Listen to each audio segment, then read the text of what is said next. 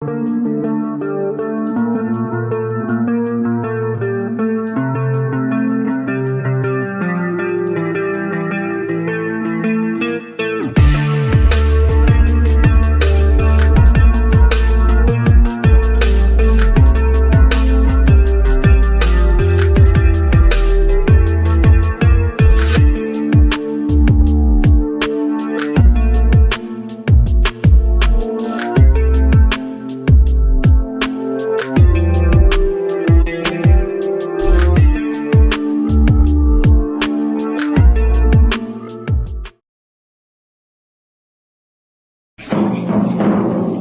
New York, where the American stage begins, NBC presents New Theater.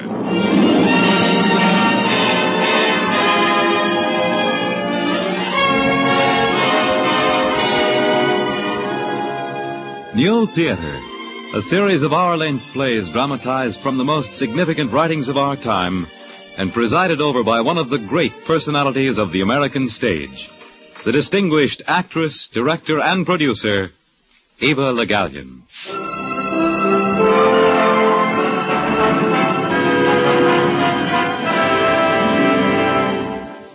Miss Le Gallienne.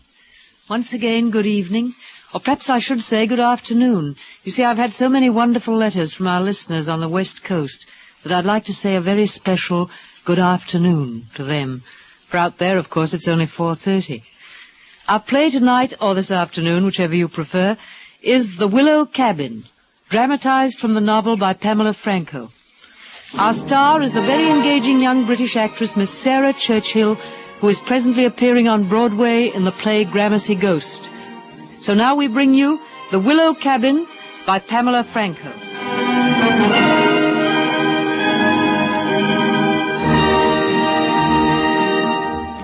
Each season brings a fresh new crop of young actors. This is true of New York, London, and every other great city where there is theater. And each season there's always one young actress who stands out from all the others. Perhaps she's more intelligent or more talented or just more beautiful. In London, in the 1936 season, her name was Caroline Seward. She was 22, and she had a part in the new J. Brookfield play. Opening night, everyone knew that here was the most promising actress of the season, intelligent, talented, and beautiful. After the final curtain, the usual throng of well-wishers descended on the new discovery.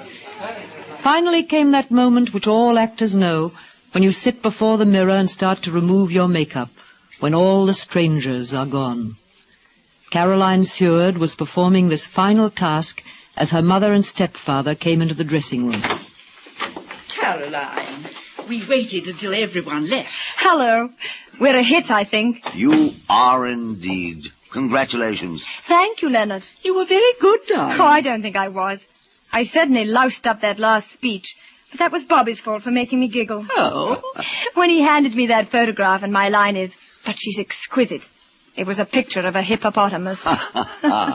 Get that stuff off your face, girl, and we'll go someplace for a spot of supper. Sorry, darling, I'm going to Jay's party. J. Brookfield, the man who wrote the play? Well, to be accurate, it's his sister's party. Will you be late? Probably. I'm probably bubbling with champagne. That's the stuff. Oh, good night then, darling, and many congratulations. Thank you, Mama. Night, Caroline. Must say you're taking all this pretty calmly. Enjoy yourself tonight. I will. I most certainly will.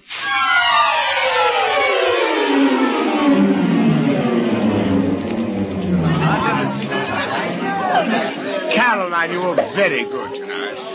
Thank you, Jay. I suppose that's a real compliment coming from the author. But I don't want you always to play problematic young women. Oh, don't you? In future, Caro, you will come to me before you decide anything at all. Is that a promise? Well... Even your choice of lovers should be submitted.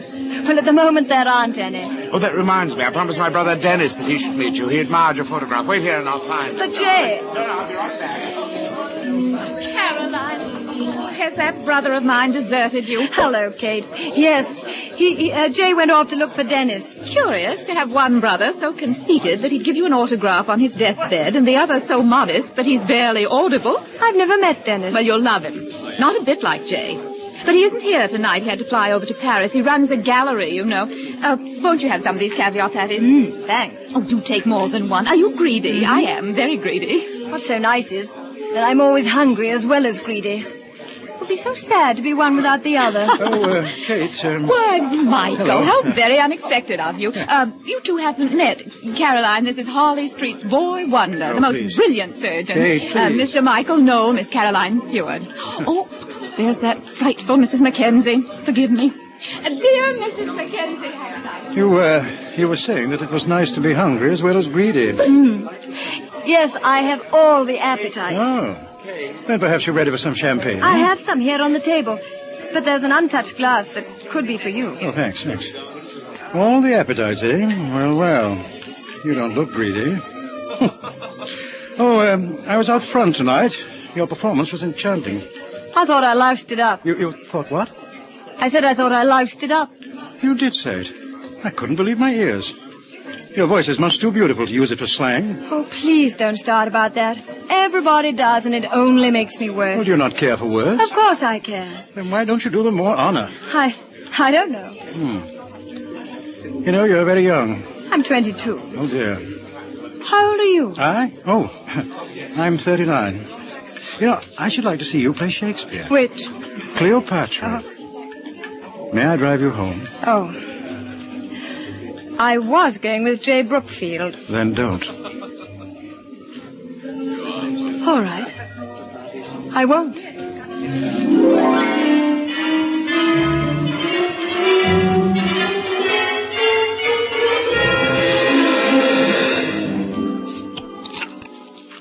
What are you doing? Opening this beer bottle. With your teeth? Good heavens. Where did you learn that low trick? From my father when I was 11. He was an actor. Surely no one who lives in this house takes the tops off beer bottles with his teeth. How right you are. This is my stepfather's house. You know, sometimes I have to walk halfway around Paddington before I can bring myself to open the front door. Your beer. Oh, thank you. This sofa is the only comfortable thing in the entire room. You see, this house belongs to the spoilers of the fun. Oh, is that what you call your mother and stepfather? Not only them, they're a whole race. This house is their headquarters. Well, why don't you leave it? Because I'm a coward. I can't face the fight. And it would be a fight, unless I left it to get married. Marriage for that reason, and marriage at the beginning of a career, can be the most fatal mistake. You see, I made it, and I know. Are you still married? Unfortunately, yes. Well, can't you get a divorce? Not as the position is at the moment. You see, my wife is a woman of whims. Oh, do you live under the same roof? No, she spends most of her time abroad. She's half American and was brought up in France. What's her name? Why do you want to know? I just do. Her name is Mercedes. Next question. Do you think I ought to run away? You'll do what you want to do. What I want to do? Yes. Yes. I suppose I will.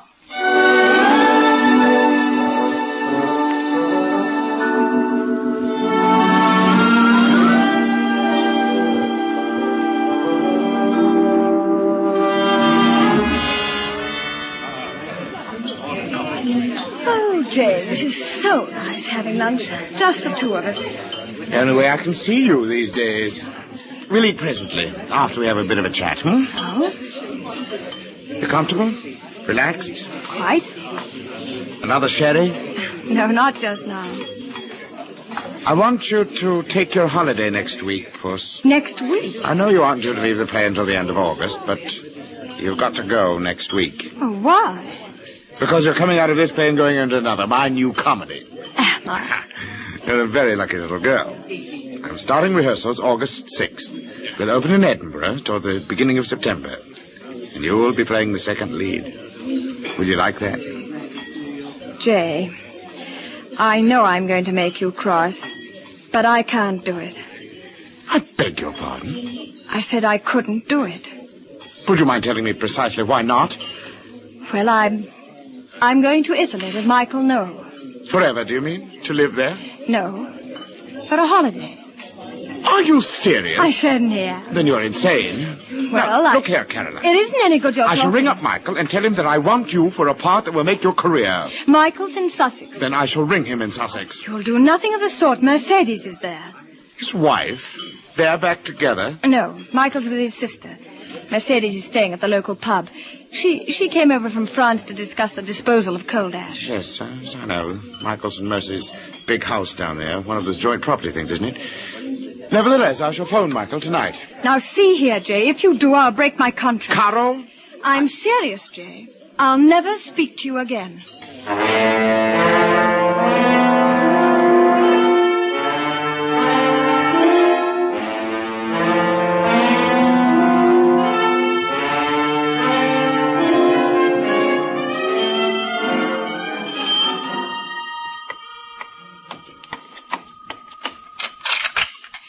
Michael.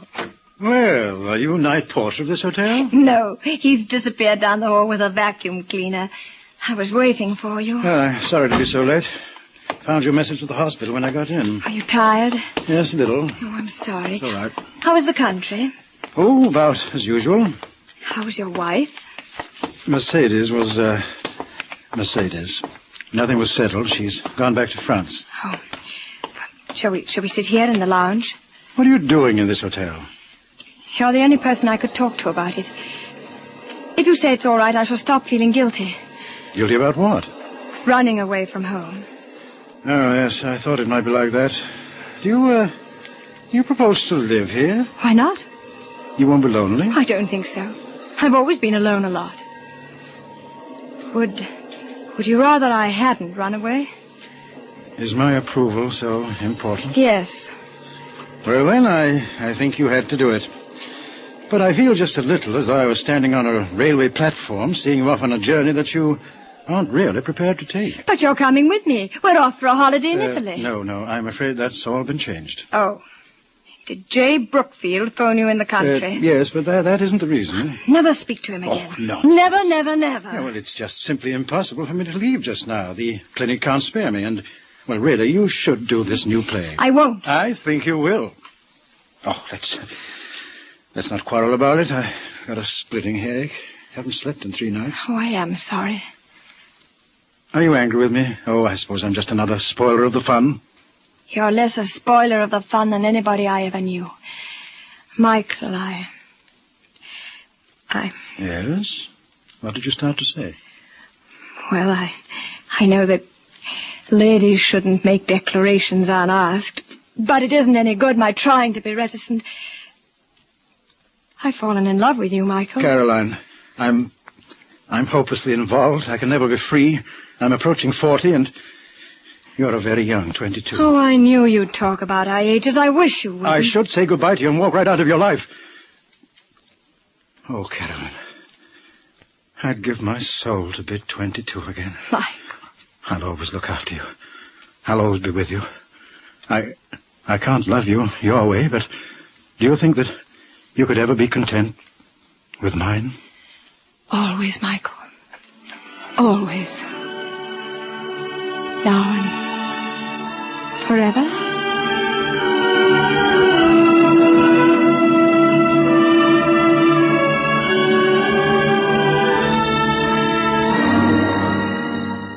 That's how it began, in London in the year 1936. The next years were happy years for Caroline Seward, in her personal life and in her public life. Her personal life was Michael No. Her public life was a series of plays, some hits and some flops. Then in 1939 there was one of those glittering all-star Shakespearean revivals which the British theatre does so well. The play was Twelfth Night, and it settled down to a limited but prosperous run. Then the actress who was playing Viola became ill and had to be replaced.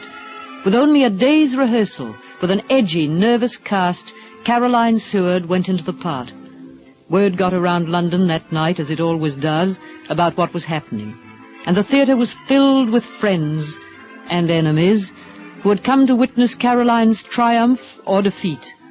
During the first interval, Caroline waited in her dressing room, waited for Michael, for his familiar knock, his familiar voice.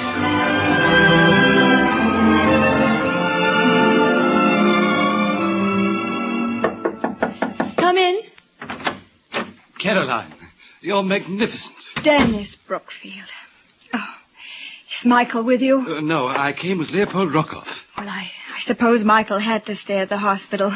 It's sad, though. He always wanted me to play Shakespeare, and now he isn't here. Can I take you out to supper? Oh, dear, I don't know, Dennis. Michael was coming, and now it's all loused up. Oh, please have supper with me. I told you I was with Rockoff. What's the point of Rockoff? He's here to look at you. He's got a play with a leading part that any actress would give her eye teeth for. They've all read for him, but he's still not satisfied. You don't realize what a break it is to have him here tonight. And what work I put in to get him. I doubt if Jay could have done it. Jay wouldn't have done it. Your dear brother hates my guts these days. Will you at any rate promise to have a supper if Rockoff does? All right, Dennis. I'll have supper with you.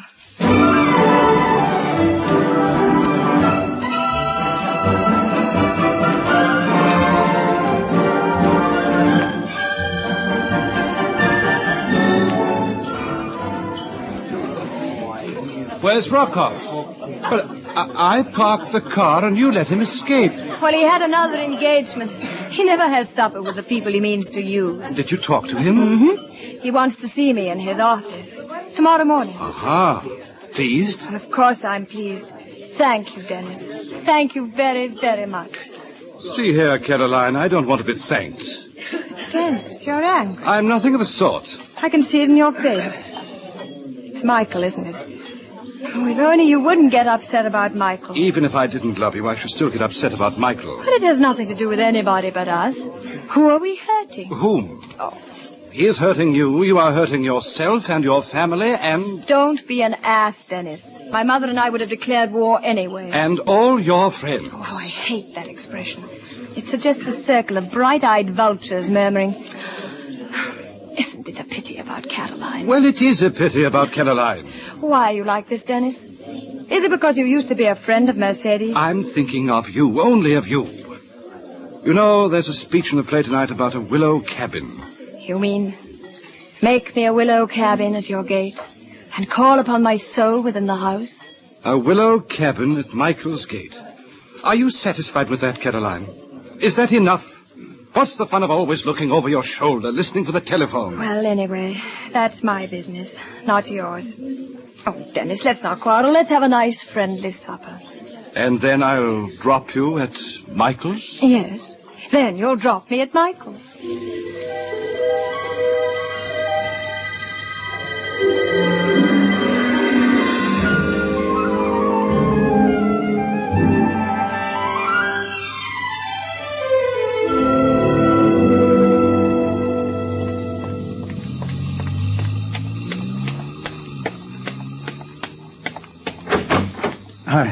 I was watching for you. Yes, I saw you at the window. Do you hate me? Whatever for? Oh, I see. For not being at the theater. Of course I don't. Oh, darling.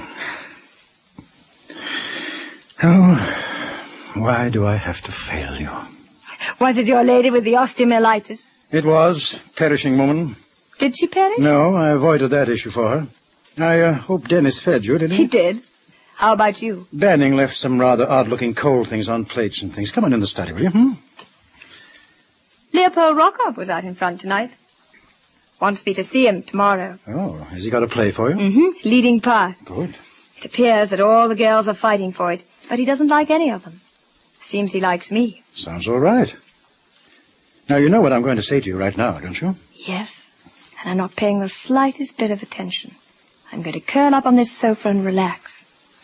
You have been warned. But look here, darling, if it's a good job and an immediate job... Oh, stinking drains. I wish I hadn't told you. Look, no job is going to stop my coming to America with you. Why is everybody fighting with me tonight? Now, really, Caroline, you must do this play with Rockoff. I'll be going to America again next year, unless there's war. Well, we may be dead next year, even if there isn't a war. If Rockoff is serious, here comes your second chance. I robbed you of the first. If it hadn't been for me, you wouldn't have quarreled with Jay Brookfield. I refuse to rob you of this. Now, if Rockoff offers you the part tomorrow, you must accept it. Now, promise. I'm coming to America with you. No. I want you to promise me that you will see Rockoff and you will take the part. Now, promise. Promise? All right. I'll promise.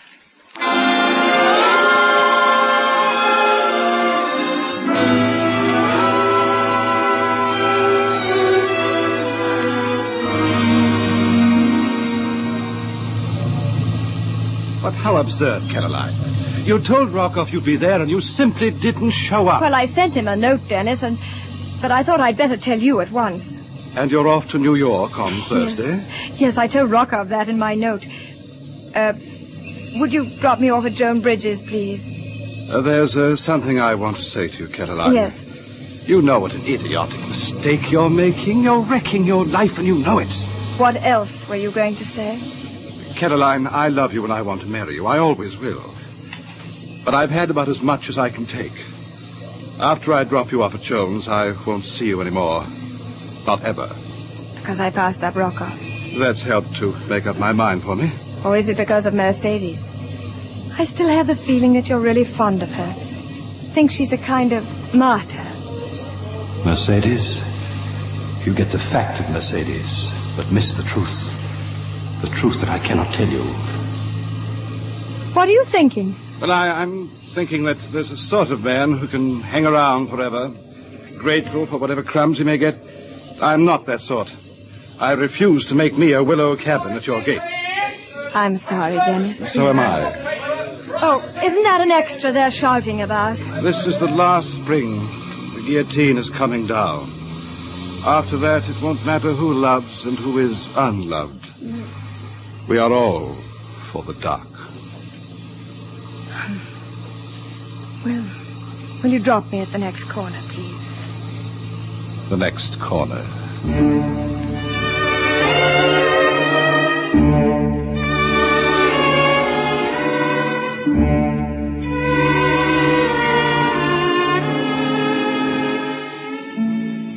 Joan, can I help? You just sit and be decorative. Nothing much to do anyway.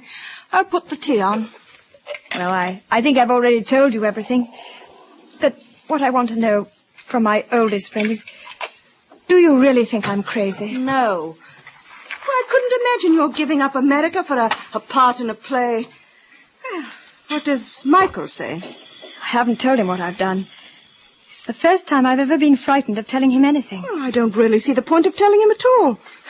Go off to America and have a lovely time. And tell him what? Oh, tell him that Rockoff canceled the appointment. Just lie. Just lie. For once. Oh, don't think I wouldn't do the same thing. Most women would. Going to America for a month with a lot of new clothes and a sense of guilt. That would make my mother happy to contemplate. Very happy.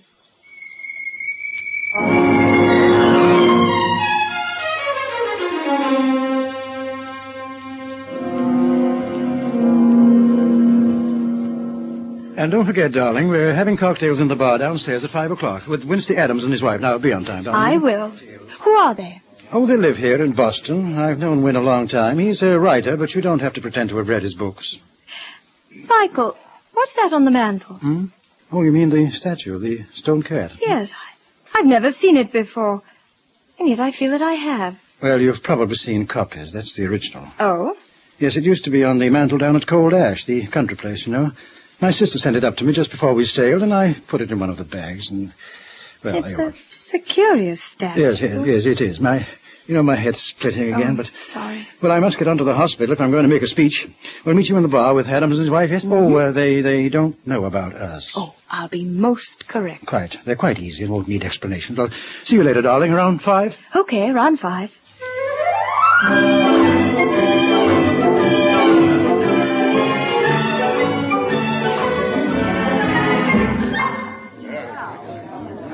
Are you having fun over here, Miss Stewart? Oh, yes, Mrs. Adams. It was so delightful running into Michael again. Such a surprise. We've had wonderful fun. Then don't stay too long here in Boston. Lee's a Californian. My wife suffers New England under the terms of her marriage vows. But only until May. I'm going out to the ranch for the whole summer. Michael, why don't you come out to California? Sorry, I've got to get back to London, sailing tomorrow. You know, there is a slight chance we may soon be in a war. Now, those Nazis want a good scare. That's all they need. However, if there is a war, I'll be over there, too. If anybody can use me. When I wish... say, Michael, did you know your wife's in Boston? Really? Yes, she's done the sets for some new play that's opening here next week. I didn't know that Mercedes was back at work. I never knew your wife was in the theater. No, she isn't really. Mercedes paints. Once in a while, someone persuades her to design stage sets. She always swears she never will again, and then she does. How interesting. By the way, darling, have you the keys to the suite, or have I?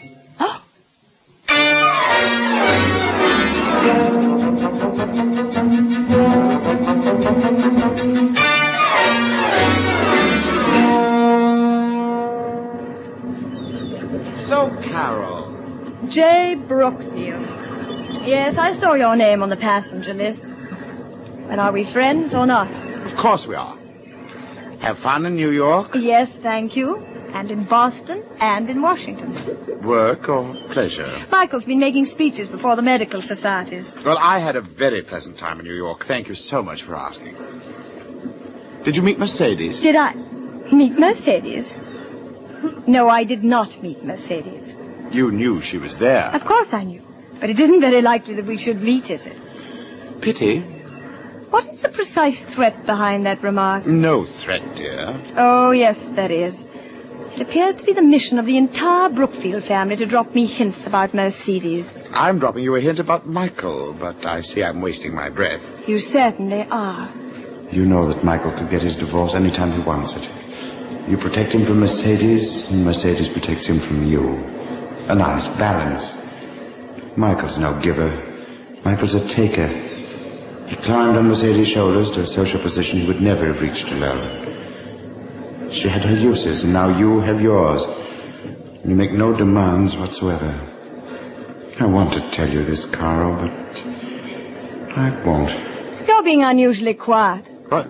Oh, I was looking at those rainbows. Yes, there are two of them. Silly-looking colored hoops projecting from a beastly-looking sea. Don't you like rainbows? I loathe all rainbows.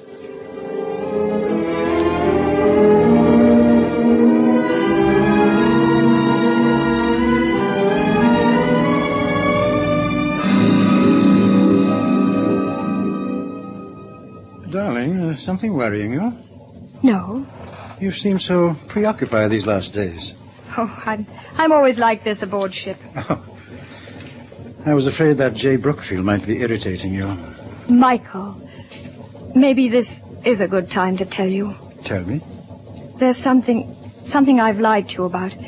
Something which Jay may have heard from Dennis. Something he may tell you, either purposely with malice aforethought or just without realizing. What terrible secret is this? And I want to tell you myself. I lied to you. None of it was true about Rockoff. Rockoff? I don't understand. I told you a lie so you'd take me to America with you. Can you forgive me?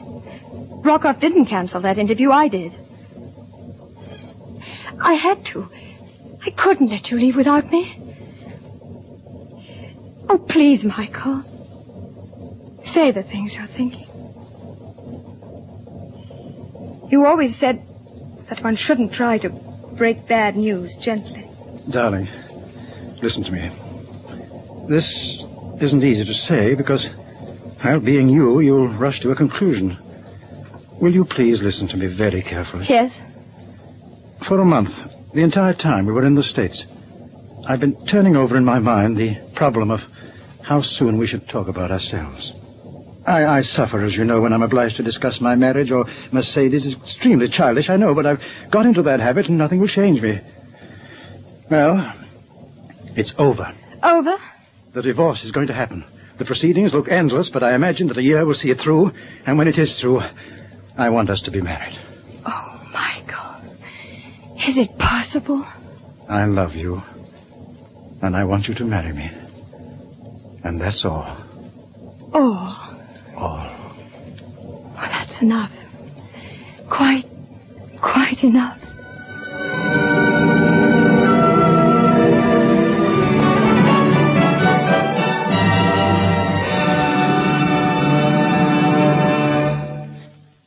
You are listening to The Willow Cabin, starring Sarah Churchill.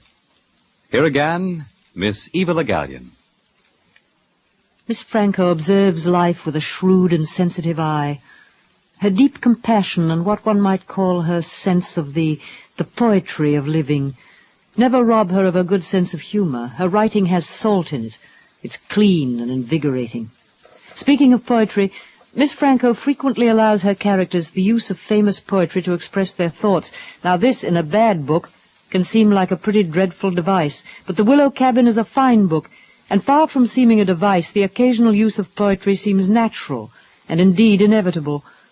The title of the book, of course, is taken from one of the loveliest lyrical passages in the English language.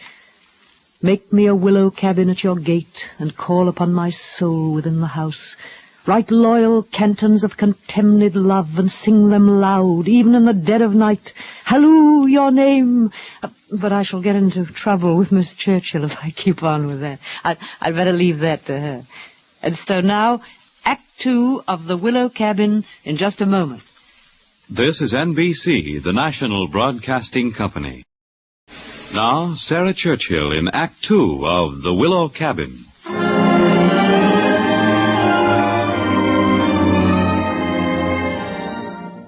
When Caroline Seward and Michael Noel returned to England, they found dark clouds of war billowing up like thunderheads from Fortress Europe. London offered few distractions. For Michael, there was his work at the hospital, but for Caroline, there was no immediate job in the theatre. She was delighted, therefore, when Michael suggested that they drive to Surrey. He wanted Caroline to see the family estate, Coldash, before it was sold, and he wanted her to meet his sister, Dorothy. I've gone into the house with Caroline. No, Dorothy. Let her see it for herself.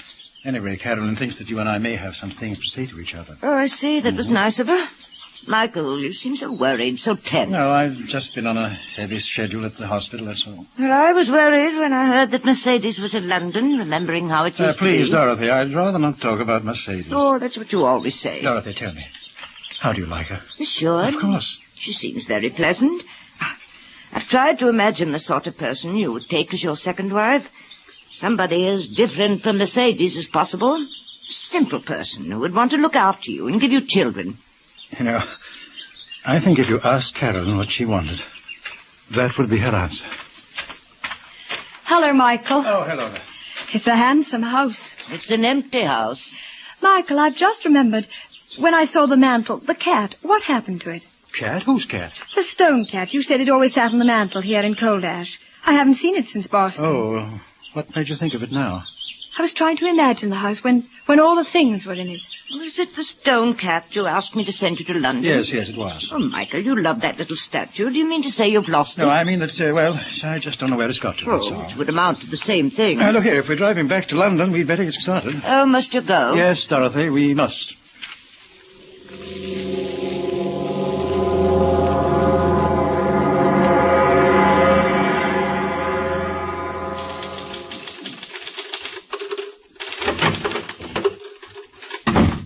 Joan, I had to see you. Caroline, why are you roaming around Paddington at this hour of night?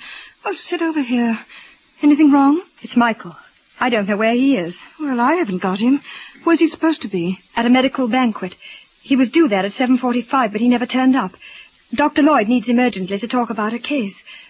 Michael's butler phoned the banquet, then called me. Are you sure Michael was going to the banquet? Certain. Well, nothing serious could have happened, could it? Joan, is it possible to lose one's memory from lack of sleep? Oh, is he sleeping worse than usual? Yes, he's had 5 bad nights in a row. I haven't slept too well myself since Mercedes arrived in England. Why? She's left you both alone, hasn't she? She's left me alone. What? You think she's been seeing Michael? I suppose she has. Doesn't he tell you? I never ask. Are you suggesting that Michael's with her tonight? I wish I knew. But only because I want to know that he's safe, that he isn't ill. No. Do you know where Mercedes stays? You could ring them up and ask if she's there. I already have. They said she'd left for the continent last Saturday. Oh, well, I'd better go. Where? Back to my hotel. In case Michael phones.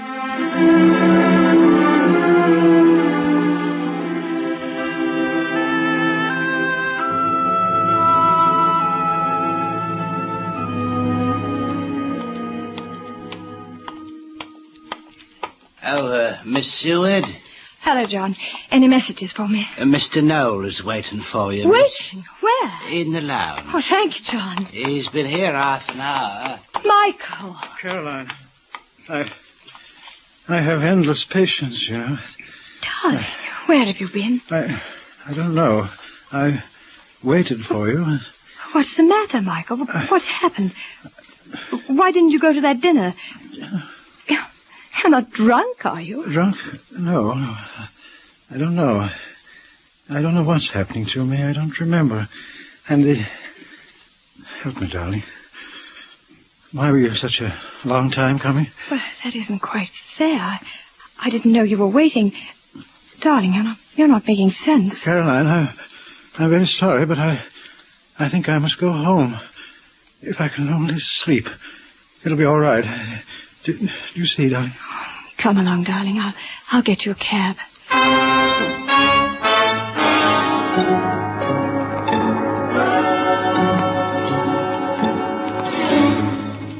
Dr. Lloyd, this is Caroline Seward. Yes, Caroline. I'm afraid Michael is quite ill. What's wrong? I don't know, but I'm terribly worried. Want me to come round and take a look? Well, I think he'd resent it. Anyway, I'm afraid you'd just say he's drunk. Well, perhaps he is, though that's unusual for Michael. He's been sleeping badly, hasn't he? Yes, he's had 5 wretched nights. What's he up to now? He's just going to bed. Well, if he's tight, he'll probably sleep. Call me again if you're worried. Could you look at him in the morning and not say I suggested it? Of course, I'll catch him early. I'm glad you called me. Caroline. Good night, Doctor. Caroline, where are you? Coming. I can't go on. I can't go on. I can't sleep. I'm just too tired. Oh, God, I'm going to cry. I can't go on. All right, darling. Just cry. Don't try to stop. I'm here. I'm holding you. Forgive me, Caroline. Forgive me. Soon you will sleep. Have you taken any of your sleeping tablets? No, not yet. Not yet. Give me 4 of them. 4? Yes. And some water. Yes, Michael. And take the rest of them with you when you leave. Take them with me? Yes, all of them. The whole bottle. Out of this room. Out of the house. Take them away where I can't ever find them.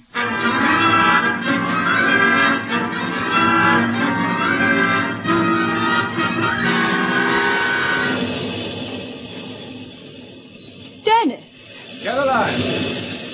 Welcome to the Riviera. I didn't know you were here. I'm staying with some friends. That villa on the hill. The one that looks like pink ice cream. It was inevitable that we would meet. I saw you at Eden Rock last night and SWAN yesterday. Would you prefer that I head Michael off? I can tell him the beach is full of seaweed. Oh, no. I'll slip away into the sea before he comes. I heard that Michael had some sort of breakdown. He's fine now. Is he going back to work? Of course. Michael isn't a person who rests easily. What about you? Is that brother of mine writing a new play for you? No. In any case, you'll soon be a nice little girl in overalls making munitions. Yes. Or, if you prefer, I imagine you could put on silver spangles and sing cheerful little songs to the troops. When do you go back to London? The end of this week. Too bad. We must go back. This has been time stolen. Time stolen? We must go back. Time stolen. And what about Mercedes? What about her time stolen? Do you know that Mercedes is only 100 miles from here? Alone. On her farm. Does she still hold him, Caroline? Has she begun to hold you? Has she?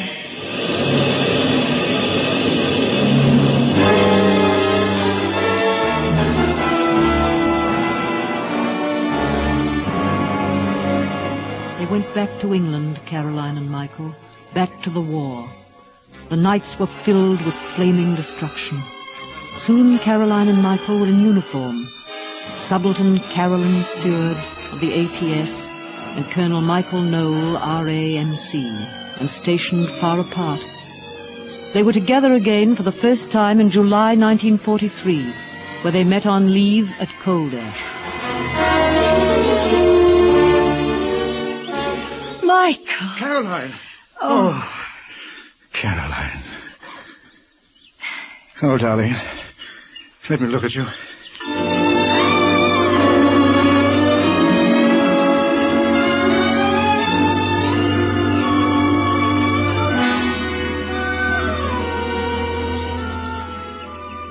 How you can look so enchanting in that uniform is a mystery to me.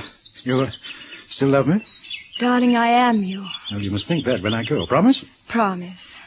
Whatever happens to either of us, I haven't the smallest doubt that somewhere we'll go on as two. Oh, we've shared so much. You think they'll send you to the continent? Well, I had a board today. Passed it with no trouble. Category A? Yes, Category A. Clever chap. Thank you very much. Oh, Michael. What now? Carolyn, in case I don't get a chance to say it later, take care of you.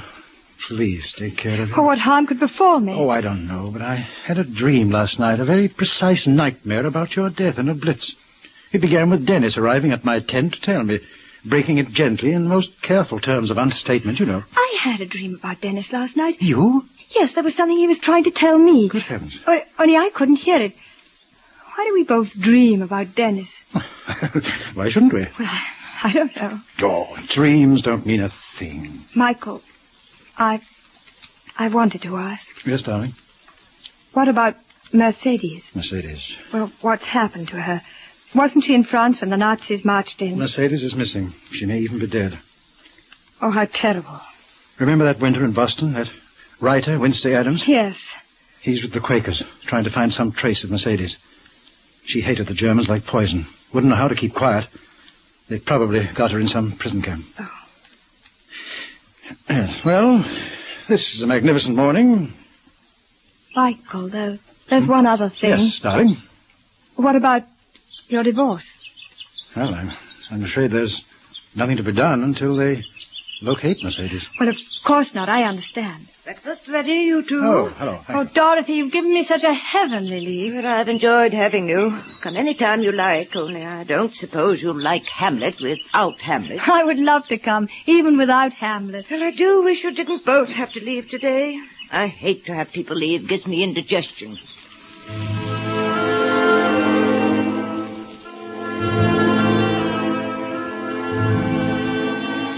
They went back to their jobs, Caroline and Michael, back to the daily grind of routine, back to nights punctuated with buzz bombs, days filled with anxiety.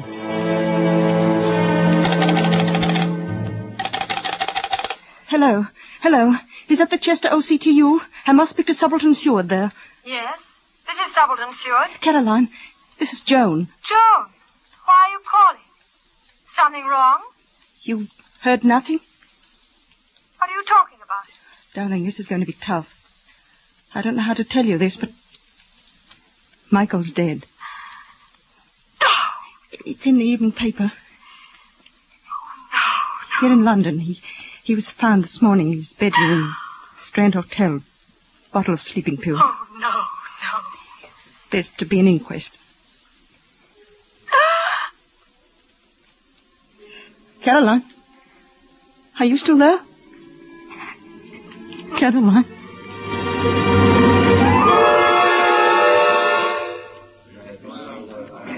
And then we came up to London together. Who's this, Caroline? Michael's assistant at the hospital. Speak up, Lieutenant Purvis, will you please? Sorry, sir. Colonel Noel and I arrived at St. Pancras at 20:15 hours. I had assisted the Colonel in the operating theatre all day Thursday. We were both rather tired. Where did you go from St. Pancras? We shared a taxi, sir. Colonel Noel said he would like to be dropped at his club, which was on my way. But when we reached the top of Shaftesbury Avenue, he said, "Oh, this'll do. Let me off here." He got out and walked away in the direction of Piccadilly Circus. He was walking slowly, as though he hadn't quite made up his mind where to go. That was the last I saw of him. Why do you suppose Michael didn't go straight home? I don't know. Do you suppose he was going to meet someone? I've no idea. He wasn't meeting you? No, he wasn't meeting me. Your name is Parent. That is correct, monsieur. Who is this? I've no idea. Mr. Parent, you own the restaurant, the French Horn, situated on the corner of Dean Street and Soho Square. That is correct, monsieur. And you knew the deceased, Colonel Noel? For many years. He was a medical student when he first came to my restaurant. Back in 1932 and 33, he was a regular customer. After that, he came less often. When did you last see the deceased? Last Thursday. He came in very late. The colonel was in good spirits, but I was shocked by his appearance. He had aged so much, his white hair. I gave him his old table and he ordered dinner. And while he was drinking his coffee, he did what I have often seen him do when he is alone. He had some notepaper with him and he began to write. Was this a letter? I did not look, monsieur. It was not my affair. Thank you, Mr. Power. That will be all. Caroline, this restaurant, did Michael ever take you there? No, I've never heard of it before. What about the letter? Did he send it you? No. But whom else would he... he wouldn't send it to Mercedes, he wouldn't. Dr. Lloyd, please. Are you sure? I was Colonel Knowles' physician for many years prior to his death. Isn't that Dr. Lloyd on the stand? Yes, he was called in when they found Michael. Is it true, Dr. Lloyd, that Colonel Knoll had been a victim of insomnia for many years? That is correct. And did you regularly prescribe barbiturate for him? I did. The same he took the night of his death? The same. In your opinion, Doctor, your professional opinion, was this death a matter of suicide? Absolutely not. There is no evidence whatever to indicate suicide. No, this was death by misadventure.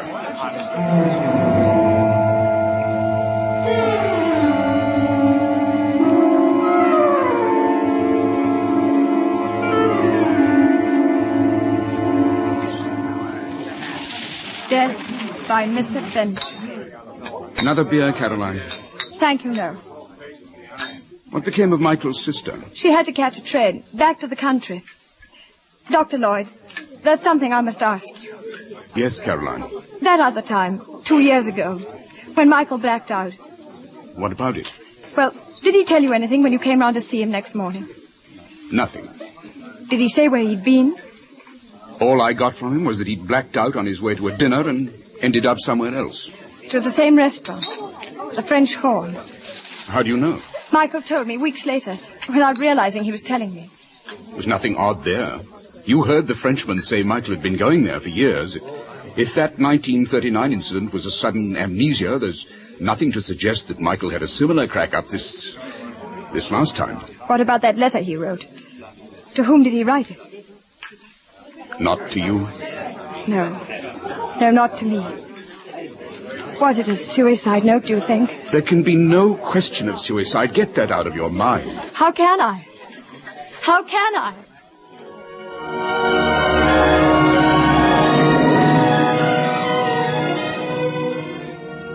The end of the war brought Caroline back to London, back to a changed city where familiar faces were missing and familiar streets were bombed beyond recognition.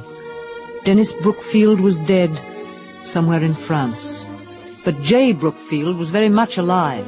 He even had a new play with a magnificent part in it for Caroline. That was one way to revive oneself, to work. The Grape and the Vine, co-starring Caroline Seward and J. Brookfield, was an immediate success. It had a year's run in London and another 6 months on Broadway. After that, it toured the United States, ending its run at the Curran Theatre in San Francisco. Closing night, J. Brookfield gave a party for the entire cast. A huge party. How sweet of you to say so. We have had enormous fun, and we've adored every second of San Francisco. Miss Seward, isn't she lovely? Yes, darling girl. Oh, he's fresh, I say, exactly like hiccups. Won't you have another glass? Miss Seward. Yes? I wonder if you remember me. I'm Lee Adams. Of course, Miss Adams. Oh, no, you don't after all. It's been so long. It was in Boston. My husband and I had cocktails with you and Michael. Your husband, he was a writer, a friend of Michael. Yes. Yes, Michael told me later that he was in the war, working with the Quakers. That's right. He was killed. Plane crash. I'm so sorry. I didn't know. Michael said that your husband was trying to find Mercedes. Michael thought she was dead. I've often wondered. Oh, no, Mercedes is here, with me. Here? Out on the ranch, Boulder Creek. Well, I'm glad she's alive. I'm driving up there tonight. I should have left immediately after the play, but I did want to see you. Well, that was very kind. I was terribly sorry about Michael. Good night, Miss Seward. Good night. Well, Caroline? Well, what? Why are you being more cryptic than usual tonight? Are you going to see Mercedes? Then you know. I know about everything, darling. Did Mrs. Adams invite you up there? No, she didn't.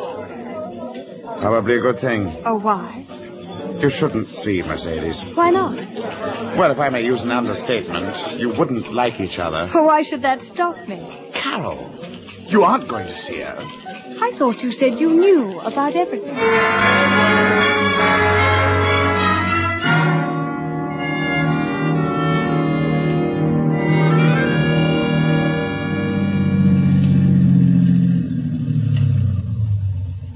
What? Hello, Miss Seward. Mrs. Adams, did you come to see Mercedes? Because if you did, I warn you, you're leading with your chin. All right. I'm leading with my chin. Where is she? Well, that's her house down near the river. Does she ever talk about me? Never. Nor of Michael. Nor of anything that's happened in the past. She has a new life, Caroline. I've got to see her. Well, don't hurt her, Caroline. That's all I ask. Don't hurt her.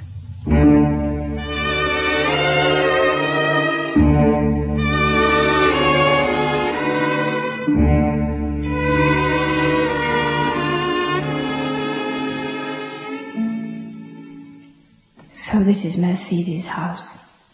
The person who I once hated so much.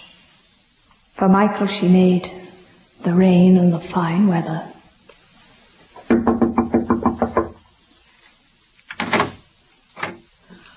Well, but you look like him. Michael? Yes, they always used to say we looked alike. Oh, I hope you don't mind my coming to see you. I'm Caroline Seward. I know who you are. Do come in. Thank you. Do you mind my coming here? No. Perhaps it's a good idea. Although I don't know what we can say to each other. You may think I'm here out of curiosity. It would be natural. I own to a certain curiosity about you. To begin with, it seemed foolish when the two of us have suffered so much and lost so much. Not to meet, not to talk. I think I've always expected that one day we would meet. But you were brave to come here, weren't you? Why do you say that? Well, I imagine that I was always something of a nightmare in your life. At one time, you certainly were. I don't want to add to that. How could you?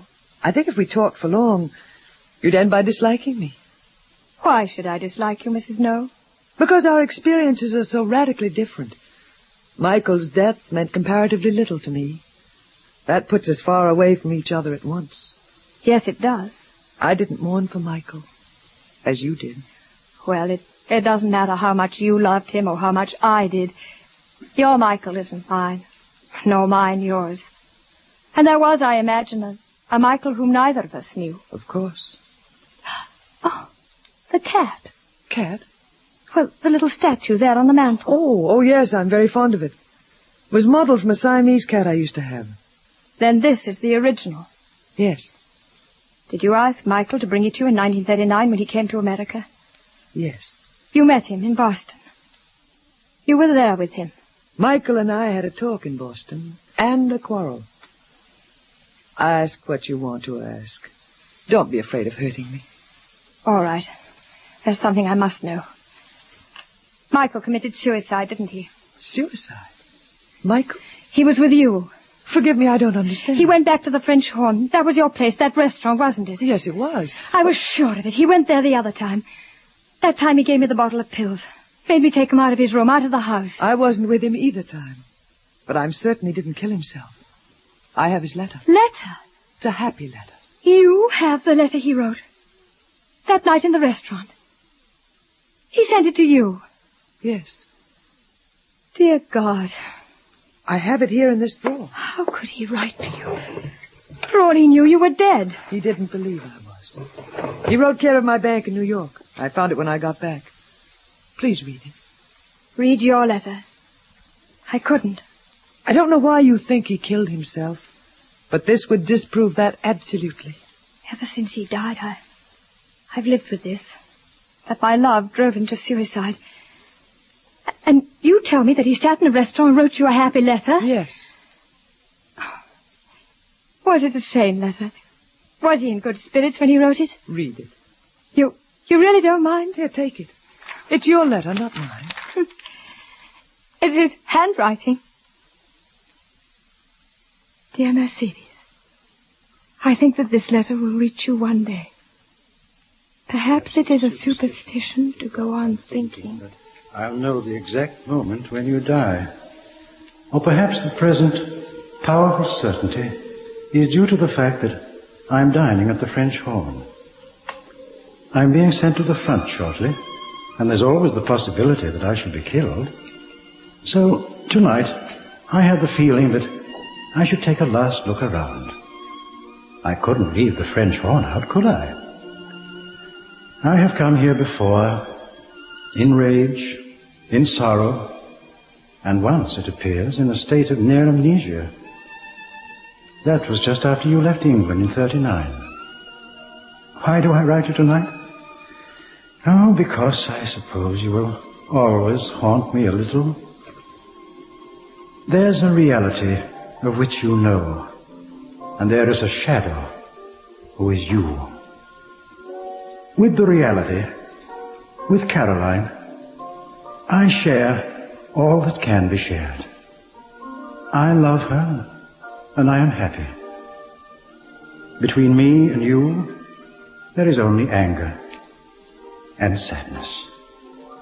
Because you were the person who ceased to love first. I am suddenly very tired. It occurs to me that I have no place to sleep. If I do find a bed, I shall have nightmares. Yes, they go on, and I am still afraid of them. Good night, Mercedes. I have ceased to love you at last. You are no longer my enemy. All the bitterness is gone. Good night.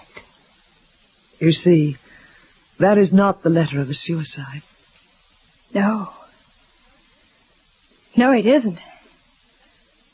It's a letter of release. Because he loved you, he wrote this to me. Yes, I see. Thank you for letting me read it. Did Michael never tell you the truth about us? No. He could never forgive me because I was the one who stopped loving first. He knew it. Everybody knew it. I never knew it. Well, now you know. He was at peace.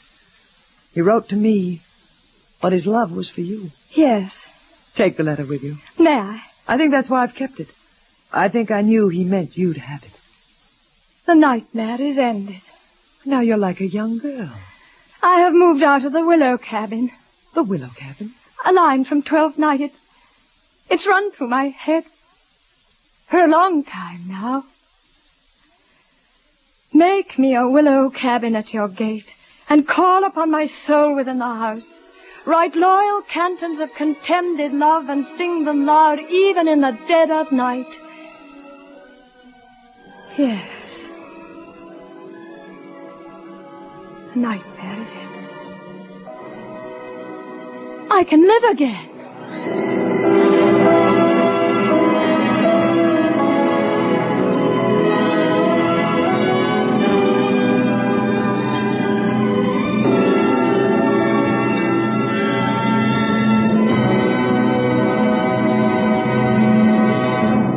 You have heard The Willow Cabin by Pamela Franco, starring Miss Sarah Churchill as Caroline Seward.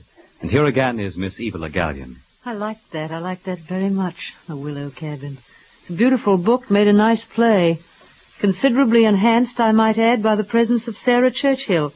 Miss Churchill, I hear you're going to leave us soon. You're going back to England. Yes, I'm sorry, but I'm leaving the cast of Gramercy Ghost and going home. Well, are you going to play a play in the West End? Well, I don't know, but I hope so. Well, God bless you and good luck. Give my love to Europe. I will, thank you. Thank you. And now, about next week on New Theatre. We'll be doing another American story on that occasion, a love story of the Kentucky Hills. It's called The Time of Man, and it's by Elizabeth Maddox Roberts. I hope you'll be with us.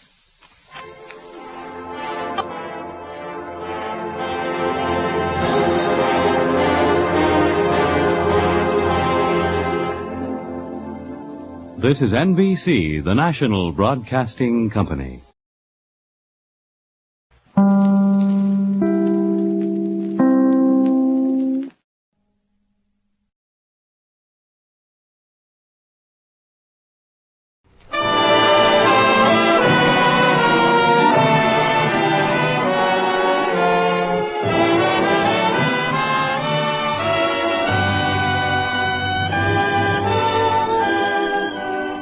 Good evening, ladies and gentlemen. Shadow of a Doubt, starring Ann Blythe and Ray Milland. Now to introduce tonight's program, here is our director, Fletcher Markle. Tonight, we introduce to you rather nervously a gentleman known as Mr. Charles Oakley. Also as Mr. Charles Spencer and Mr. Charles Otis. But mostly he's Uncle Charlie. And when he's being Uncle Charlie, the family favorite, this man is probably a lot like someone you may know yourself. Tall, attractive, with a slight blur of gray at the temples, who often wears a curious, preoccupied expression, as if he had an important secret to keep. But we hope you don't know anyone with a secret like the Uncle Charlie in Thornton Wilder and Sally Benson's story, Shadow of a Doubt. Because life with anyone like him is quite unpredictable, as you shall hear.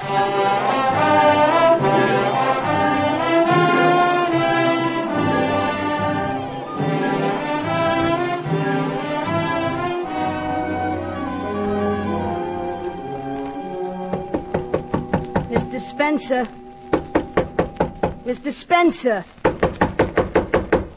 Yes? Oh. Mr. Spencer, I hate to bother you. I knew you was resting, but I thought you'd like to know there was 2 men here. 2 men asking for you, a young man and a kind of a older man. The older man was here twice before. I was sorry you wasn't in. I said you wasn't. Mrs. Teeler, don't stand there. Don't behave like a landlady. Come in and sit down. Well... And close the door. Forgive me for not getting up. It's good to lie down and rest on a hot day. Did they, say they'd be back? They didn't say exactly, but I think they will. Just now when I had to walk down the A&P, I seen them standing there at the corner. Maybe I should have let them in, only you said not to disturb you, and... Yes? And I'm sure they'll be back. Mr. Spencer, you do look awful tired to me, and that's a fact. Maybe New Jersey doesn't agree with you. Have you got a headache or something? I think maybe you need a real rest. That's what I think. Maybe I do, Mrs. Teeley. Well, I'd better go, and you better lock the door when I'm gone. Those friends of yours told me not to say they called, wanted to surprise you, but I thought you'd like to know, somehow. Thank you, Mrs. Teeley.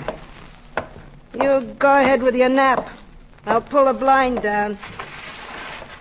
You rest now, Mr. Spencer. You rest. No. No!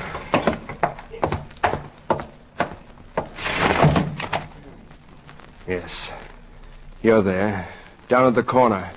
But what do you know? You're bluffing. You don't know anything. You've got nothing on me. I'll get out the back way.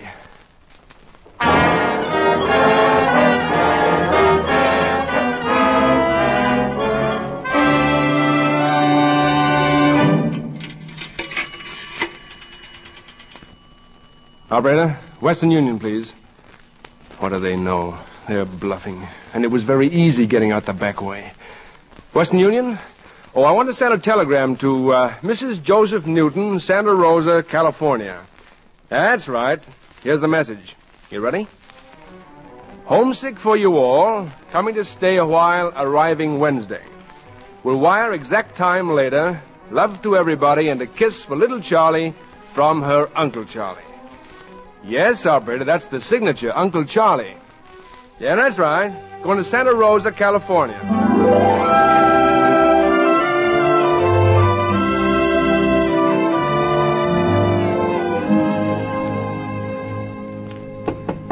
Charlie. Charlotte. Who is it? It's me. Oh, come in, Papa. Well, look at you all stretched out on the bed at 5 o'clock in the afternoon. What's the matter? Don't you feel well? Oh, I'm perfectly well. I've just been thinking for hours, and I've come to the conclusion that I give up. I simply give up. I'll sit down if you don't mind. What are you going to give up? Have you ever stopped to think that a family should be the most wonderful thing in the world, and that this family has just gone to pieces? We have? Of course we have. We just sort of go along and nothing happens, and we've gotten in a terrible rut. Oh, come now. Things aren't that bad. The bank gave me a raise last January. Money. How can you sit there and talk about money when I'm talking about souls? We eat and sleep, and that's about all. We don't even have any real conversations. We just talk. And work. Yes, poor Mother, she works like a dog. What were you thinking of doing about it? Oh, nothing, I suppose. I guess we'll just have to wait for a miracle or something. Oh, you two are up here, I'm told. Oh, here she is. In Charlie's room, Emmy. All I'm waiting for is a miracle. Now, Charlie. Well, what's all this about? Oh, what's the matter, Charlie? Joe, what's the matter? Well, it seems it's just that I've become a nagging old maid and... Oh, Mama, you went downtown in that awful hat you promised me you'd throw away. Goodness, what on earth does it matter what hat I put on?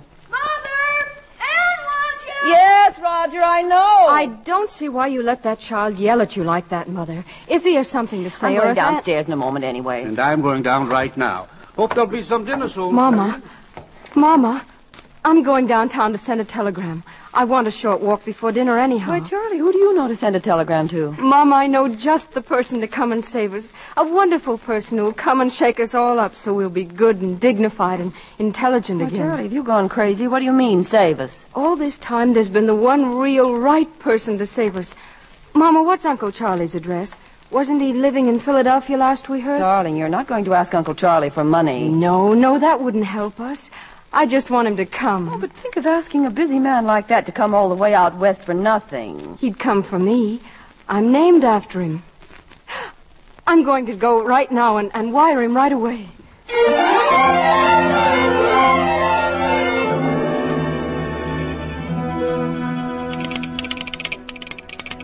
Well, hello, Charlotte.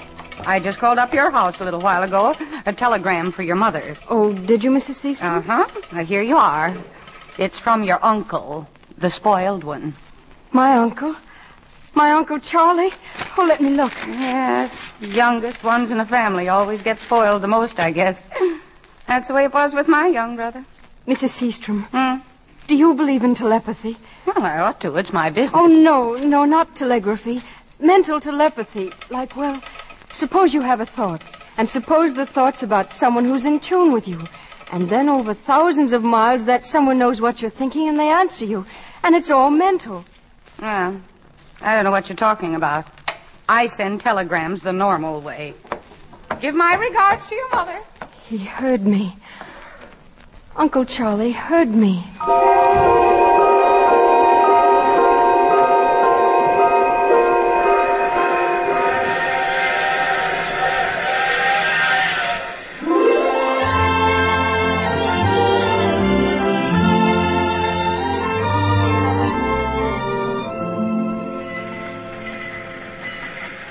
Sir, you'll like it here in Santa Rosa, Mr. Otis. Nice little town. I'm sure it is. I got all your bags here ready to unload. I'll help you down, Mr. Otis. Here, let me take your arm. Thank you. That's it. I sure hope you feel better, Mr. Otis. Too bad you had to stay in your room all the way. There you are, sir. Thank you very much. Here, you've been very kind. Oh, thank you, Mr. Otis. Thank you, sir. Look, down there. I think that's him. Oh, I think it is, too. Yes, I think so. Are you... Why, young Charlie. Oh, gosh, at first I didn't know you. You look so sick standing there. Why, you aren't sick, are you? Me sick? Papa, here he is. Why, Uncle Charlie, you aren't sick. That was the funniest thing, the way you were standing there. Come on, let's go. Mother's waiting at home.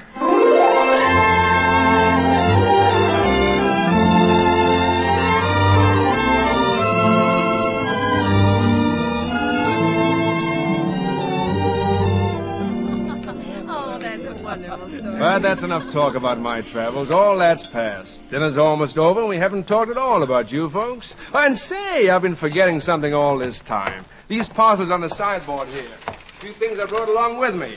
Now then, here we are. These are for you, Emmy. One you and one old. Oh, Charles, you didn't have to think of me. Presents are for children, Charles. Of course they are. Here you are. And, Roger, Oh, thank you, Uncle Charlie. What is it? It's sort of lumpy. open up and see. And this is yours, Joe. For me, Charles? Oh, Joe, look. Oh, really, Charles, a fur scarf. It's Kalinsky, Mama. 4 skins. Oh, I wanted one all my life. Oh, and it's exactly right, Mama. It's what you should have. Open the little one, Emmy. Why, look at this. Say, I've never had a wristwatch. Fellows at the bank will think I'm quite a sport. I got a big brown bear. And look what I got. Isn't it wonderful, children? Oh, thanks, Why, Uncle Charlie. Charles, the portraits of Mother and Father in a leather case. Yes, Emmy? Charles, did you have these all along? All along. All these years, safe in a deposit box, stored away safe, no matter where I was. Grandpa and Grandma? Yes. Look, everybody. Let me see, Mama. Gee, 1888 it says. That's over 60 years ago. Oh, she was pretty, and he's sweet, isn't he? Everyone was pretty and sweet then, Charlie. The whole world. A wonderful world, not like the world today. It was great to be young then. But we're happy now, Uncle Charlie, now that you're here. Why, look at us. For once, we're all happy at the same time. And now for your little present, Charlie. Oh, I don't want anything. Right now, I have enough. Before you came, I didn't think I had anything, but now, I don't want another thing. I'll go get the coffee. Excuse me. Charlotte! She's crazy. She doesn't mean it, really. If you ask me, I think she's putting on. She's not crazy. Smartest girl in her class at school. She'll like this when she sees it. You folks just sit here and I'll take it to her. Well, tell her the sugar and cream are on the kitchen table, Charles. Charlie? I meant it. Please don't give me anything. Nothing? Why? I can't explain. You came here and Mother's happy, and I'm glad that she named me after you and that she thinks we're both alike. I think we are, too. I know it. It would spoil things if you should give me anything. You're a strange girl, Charlie.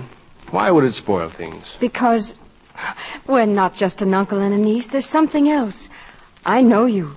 I know that you don't tell people a lot of things. I don't either. I have a feeling that inside you somewhere there's something nobody knows. Something nobody knows? Something secret and wonderful, and I'll find it out. It's not good to find out too much, Charlie. But we're kind of like twins, don't you see? We have to know. Give me your hand, Charlie. Now, you wear this ring for me. Thank you. But you haven't looked at it. I don't have to look at it. No matter what you gave me, it'd be the same. Yeah, now, let me show it to you. It's a good emerald. A really good one. And good emeralds are the most beautiful things in the world. Why, look, Uncle Charlie, you've had something engraved on it. Oh, that's different. I haven't, but I will if you'd like me to. Oh, but you have, Uncle Charlie, you have. It's very faint. It's way down under the stone. T.S. from V.M. Why, they must be somebody's initials. The jeweler cheated me. It doesn't matter. Really, it doesn't. The jeweler cheated me. It's second-hand. The whole world is crooked. The whole rotten world. Give it back to me. But I like it this way. Someone else was probably happy with Give this it back ring. to me. I'll have that taken off. No, it's perfect the way it is. Now you bring the sugar and cream, and I'll carry the tray. Charlie. Come along.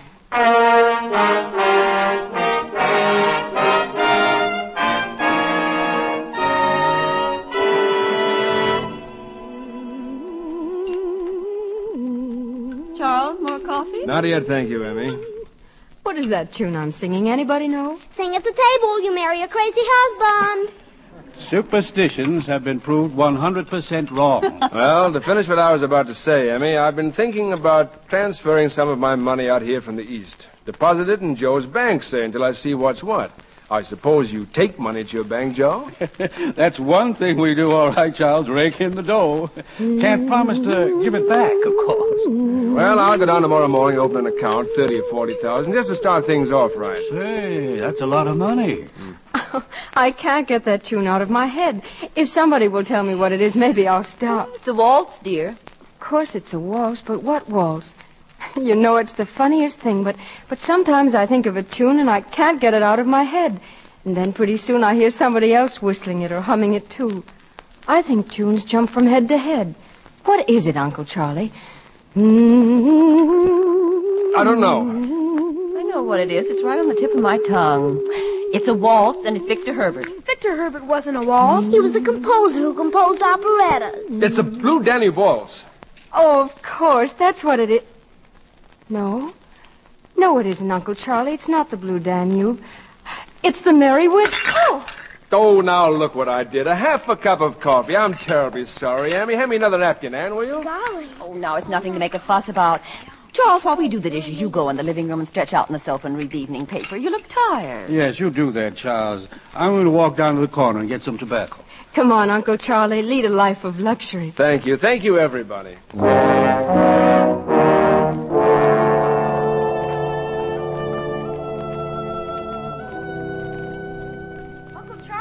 Mama wants to know if you'd like another cup of coffee or anything.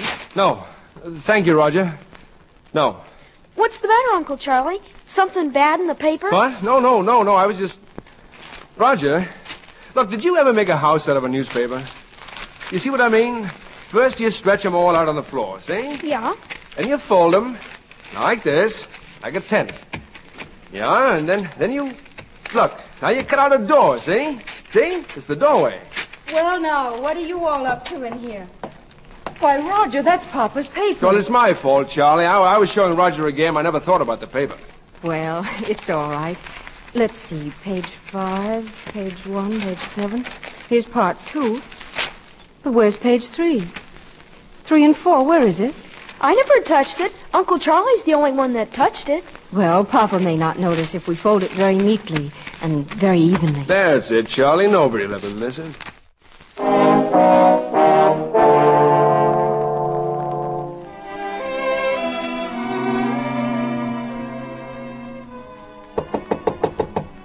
Uncle Charlie. Come in. I've brought your water, Uncle Charlie. You said you liked a pitcher of water and a glass by your bed. Oh, thank you, my dear. You're very thoughtful. Uncle Charlie, I know something. I know a secret that you don't think I know. What secret? Well, remember I said you couldn't hide anything away from me because I'd know? Well, now I know there was something in the evening paper about you. About me? In the evening paper? About you. Please show it to me. I won't tell a soul. How do you know there was something? Well, that's why you played that game with Roger. You didn't want us to know, so you tore the paper. So now that I know, you've got to tell me. Well, I guess you have me, but it wasn't about me. It was about someone I used to know. Oh, is this the page over here on the dresser? It's got a piece torn out of it. Charlie, wait. That's none of your business. Oh, Uncle Charlie, you're hurting me. Your hand. Oh, I'm sorry. Give me the paper. You hurt my wrist. Charlie, I didn't mean to. I must have grabbed you harder than I thought. I was just fooling about it. It was just some gossip, not too pretty, about someone I met up with once. Nothing for you to read. Just forget it. And don't look at me like that, Charlie. You have eyes like a child. The piece in the paper was nothing, really. Just like a child. Have I? Good night. Good night, young Charlie. Good night, Uncle Charlie. Pleasant dreams. Pleasant dreams, always.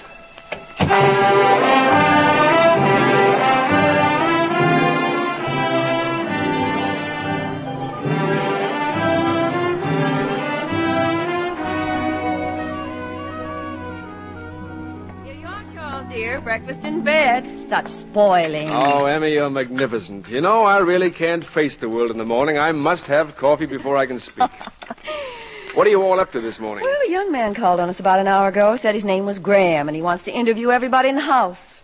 Interview everybody? Yeah, that's what he said. He's been sent around the country by a committee on an institute or something, and he's to pick out representative American families and ask them questions. It's kind of a poll.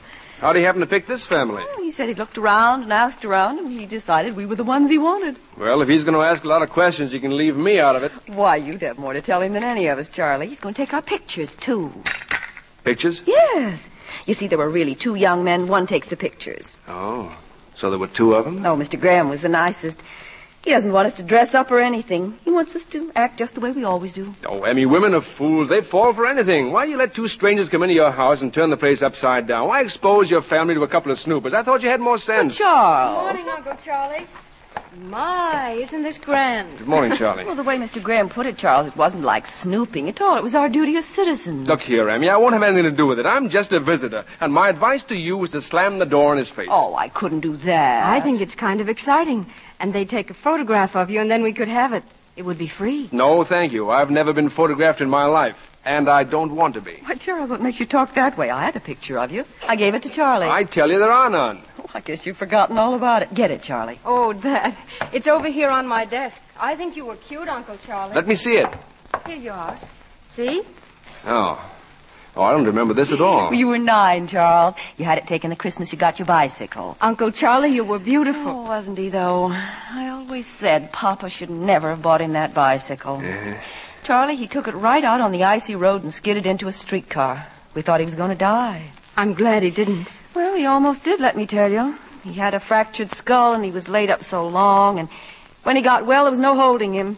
It was though all that rest was too much for him and he had to get into all sorts of mischief to blow off steam. The whole world is rotten. The whole world's changed. Oh, I can remember that Christmas day when this picture was taken.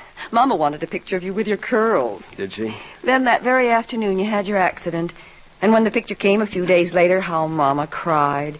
She wondered if you'd ever look the same. She wondered if you'd ever be the same. Oh, what's the use of looking backward? What's the use of looking ahead? Today's the thing. That's my philosophy. Today. Well, Charles, if today's the thing, you better get your clothes on, get down at the bank. Joe'll be waiting. He's arranged for you to meet Mr. Green. Mr. Green? He's the president of the bank. And don't be late back. The questionnaire man's coming at 4 o'clock.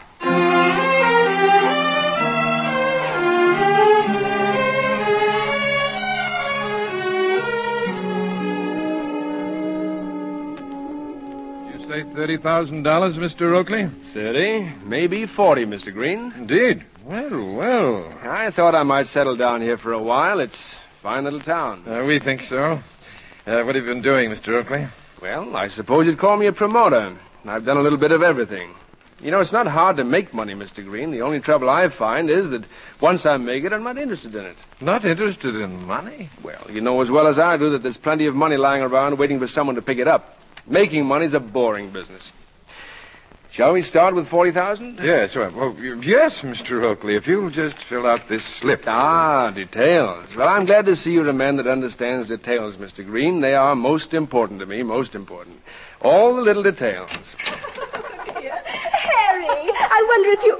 Oh, dear, I'm sorry. I didn't know you were busy. Oh, we can come back. Come in, Margaret, now that you're here. Come in. I am sorry, dear. This is Mr. Oakley, ladies, my wife, Mr. Oakley, and Mrs. Potter. Oh, you're Emma Newton's brother. We've heard so much about you. Oh, how do you do, Mrs. Green and Miss Potter? Mrs. Potter. Oh, I'm sorry. You know, there was something about you that made me think that... Yes. What did you want, Margaret? Oh, well, we were going shopping, Laura and I only have $5, and I thought... Here you are, my dear. Thank you, Harry. There is something to being a widow, isn't there, Mr. Oakley? One doesn't have to ask a man for money anyway. Well, goodbye, Mr. Oakley. I'm so glad we met. Goodbye, Mr. Oakley. Goodbye, Mrs. Green and Miss Potter. Oh, Margaret, isn't he just as charming as Emmy says? Now, Mr. Oakley, where were we? Attractive woman, that Mrs. Potter. Widow, is she? Yes, he was the Potter of Potter Chain Stores. Oh, indeed. Indeed. Yes, Mr. Green, as you say, where were we?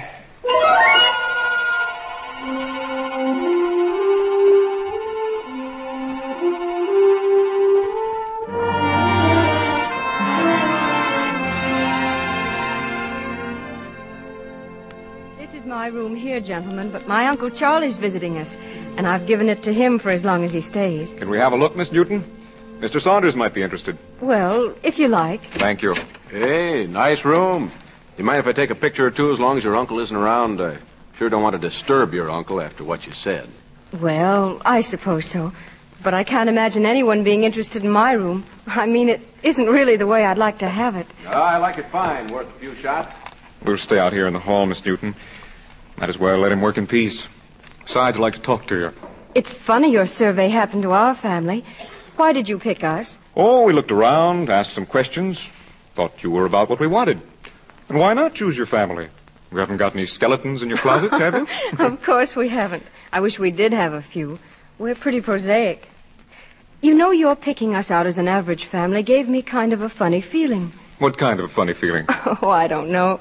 I guess I don't like to be an average girl in an average family. Oh, average families are the best. Look at me. I'm from an average family. As average as ours? Sure. Besides, I don't think you're average. Oh. Oh, why, Uncle Charlie, you scared me. I got the back stairs in the kitchen, Charlie. All through in here, now I better get one in the hall. Mr. Saunders has been taking pictures of my room. Well, my sister's just asked me to tell you she was ready for pictures in the kitchen, gentlemen, and I don't like to be photographed. I'm afraid I'll have to ask you for that roll of film. Oh, Uncle Charlie. Give it to me, please. Give it to him, Fred. Too bad. There's a picture of Mrs. Newton and the children on this roll. Thank you. I'm sorry to have troubled you, but that's the way it is. I'm sorry, too. Excuse me. I'm sorry, Mr. Graham. We want to help you in an important work, but please. You've been very helpful. And, I'd like to ask another favor, if I may. Can I borrow you tonight for a walk around the town? I'd like to pick up a little atmosphere, and you know everybody. Why, of course. Anything I can do. Thanks. I'll call around about 6:30. You can show me the best restaurant in town, and we can have dinner. All right. See you then. Come on, Saunders.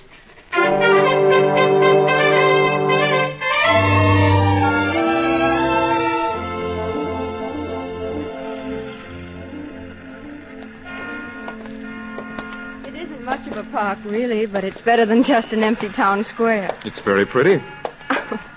I can't get over your breaking your arm when you were 10 and my breaking my arm when I was 10 in exactly the same place. Right at the elbow.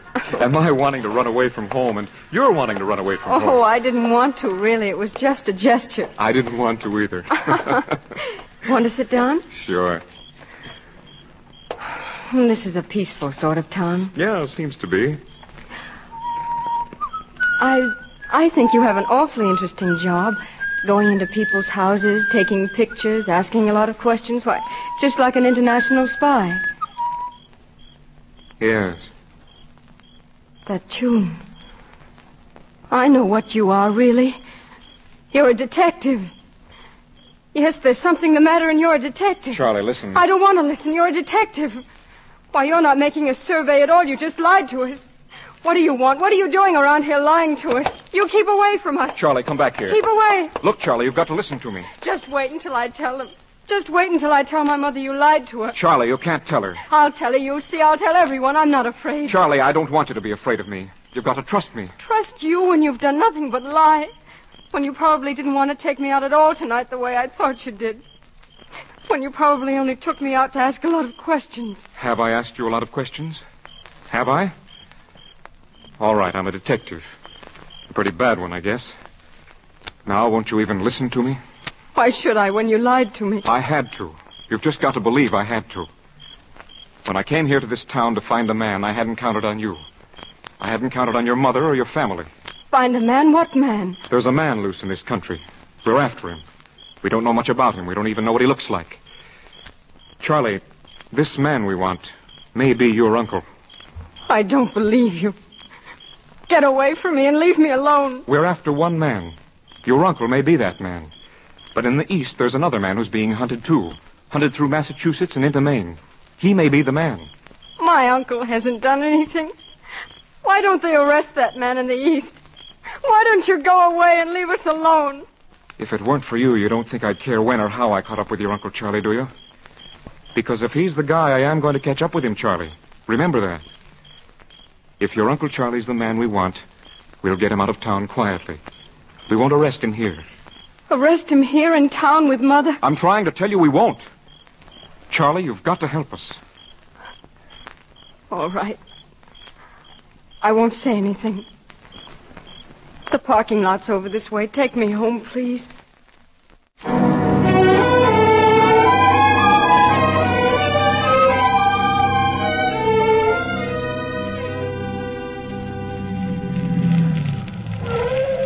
Here we are.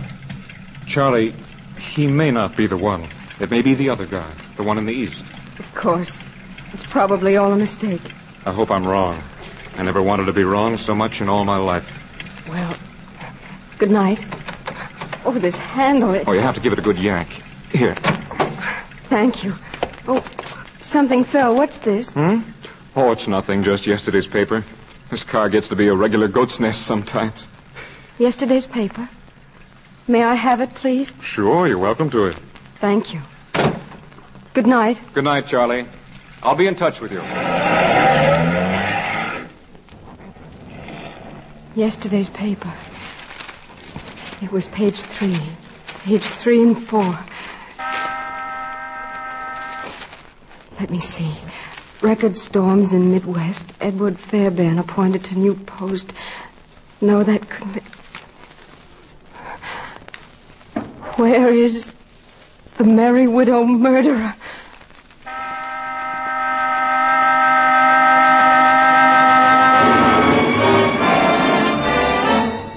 Boston, Massachusetts, February 8th. The whereabouts of the so-called Merry Widow murderer, strong-handed strangler of 3 wealthy women, is a question baffling detectives today who are conducting a coast-to-coast search for the killer. Couldn't be Uncle Charlie. The trailing detectives are after two men, one of whom they are certain is the actual murderer. One was in the east, Jack said, in the east. The fact that all the victims were wealthy widows accounts for his being known to the police as the Merry Widow Murderer. His latest victim was Mrs. Barton Madison, the former musical comedy star known to audiences at the beginning of this century as the beautiful Thelma Shenley. My ring. The ring he gave me. T.S. from B.M. T.S. from B.M. Oh, no. No. Please, no.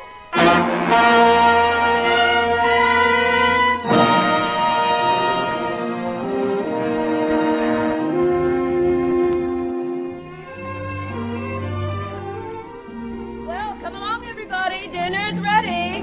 Well, where's our little Charlie? I've missed her all day. She'll be in the kitchen in a minute. She's getting some things in the kitchen. Well, she slept very late today. She was tired, I guess. She doesn't look quite herself. Here's the sauce, Mama. I nearly forgot about it. Well, here she is. Here's my girl. Gee, I wonder how many hours you slept today. Sit right down, dear. You won't be able to sleep tonight. Nobody who sleeps all I day. slept all right. And I kept dreaming perfect nightmares about you, Uncle Charlie. Nightmares about me? About you. You were on a train, and I had a feeling you were running away from something. And when I saw you on the train, I felt terribly happy. Charlie, how could you feel happy about seeing your uncle on a train?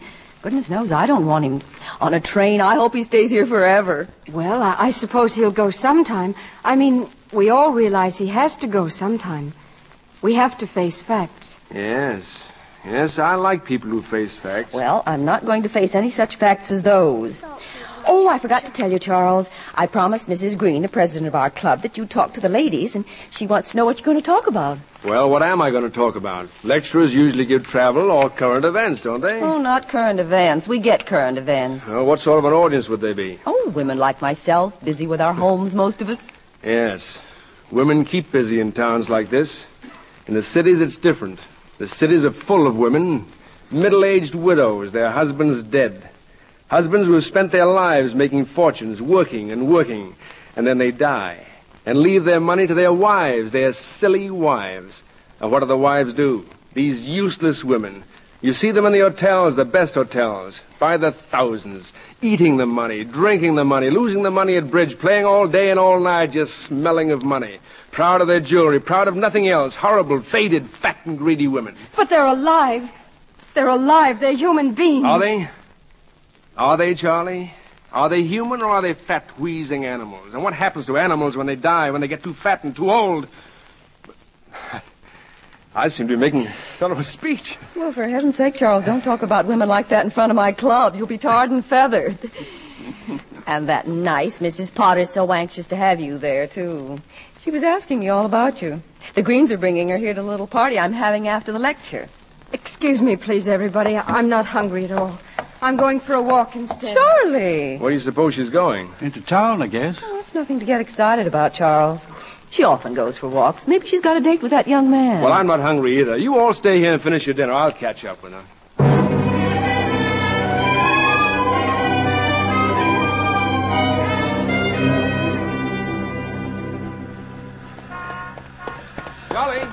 Charlie, wait. Please go away. What's the matter, Charlie? What's the matter with you? Oh, please, you're hurting my arm again. Look, I've got to talk to you. Come along. Let's go in here, this little bar. Please, my arm. Well, come in here with me. I can't. I've never been in a place like this. Come on in. Why do you make me come in here? It's an awful place. What does it matter where we are? Let's sit over here. Little table in the corner. Hello, Charlie. Hello. Oh, hello, Louise. Uncle Charlie, this is Louise Finch. Hello. Glad to meet you. This is my uncle. I was in Charlie's class in school. Gee, I sure was surprised to see you come in, Charlie. I never thought I'd see you here. I've been here 2 weeks. I lost my job at Kearns.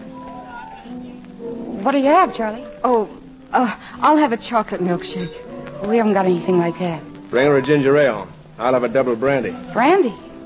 We may have some. Never heard of anybody wanting brandy. I'll see. Well, Charlie? Well? You think you know something. That young fella told you something. Jack? Why should he know anything about you? Now, look, Charlie. Something's come between us. I don't want that to happen. We're like twins, you said so yourself. Give me your hand. Don't touch me, Uncle Charlie. What did he tell you? What did that boy tell you? He's got nothing to do with it.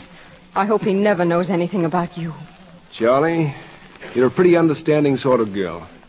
Now, if you've heard some little things about me, I guess you're a woman of the world enough to overlook them. I guess I've done some pretty foolish things. Made some pretty foolish mistakes. Nothing serious, just foolish. How could you do things like that? You're my uncle. You're my mother's brother. We thought you were the most wonderful man in the world. Charlie, what do you know? Here's your ring back, Uncle Charlie. I'm sorry I was so long. We're awful busy. Oh, whose ring? Ain't it beautiful? Oh, I could just die for a ring like that. Yes, sir, for a ring like that, I just about die. I love jewelry, real jewelry. You notice I didn't even have to ask if it was real. You can tell. I can. Bring me another double brandy. Sure. Gee, I just die for a ring like that. Someone will. Will what? Die. Someone did. Oh. Sit down. Sit down. You think you know something, don't you? Or what do you know? You're just an ordinary little girl living in an ordinary little town. You wake up every morning of your life. You know perfectly well that there's nothing in the world to trouble you. You go through your ordinary little day, and at night you sleep your untroubled, ordinary little sleep, filled with peaceful, stupid dreams. And I brought you nightmares, did I? Charlie, how do you know what the world is like? Do you know the world is a foul sty? Do you know if you ripped the fronts off houses, you'd find swine? The world's a hell.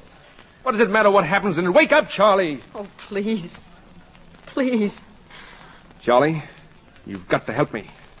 Help you? Yes. There's an end to the running a man can do. You'll never know what it's like to be so tired. I was going to... Well, then I got the idea of coming out here. It's my last chance, Charlie. Give it to me. Graham and the other fellow, they don't know. There's a man in the East. They suspect him, too. And if they get him, why, I... Oh, Charlie, give me this last chance. Take your chance and go. I'll go, Charlie. I'll go. Just give me a few days. Think of your mother. It'll kill your mother. Yes, it would kill my mother. Oh, take you a few days and then get away from here.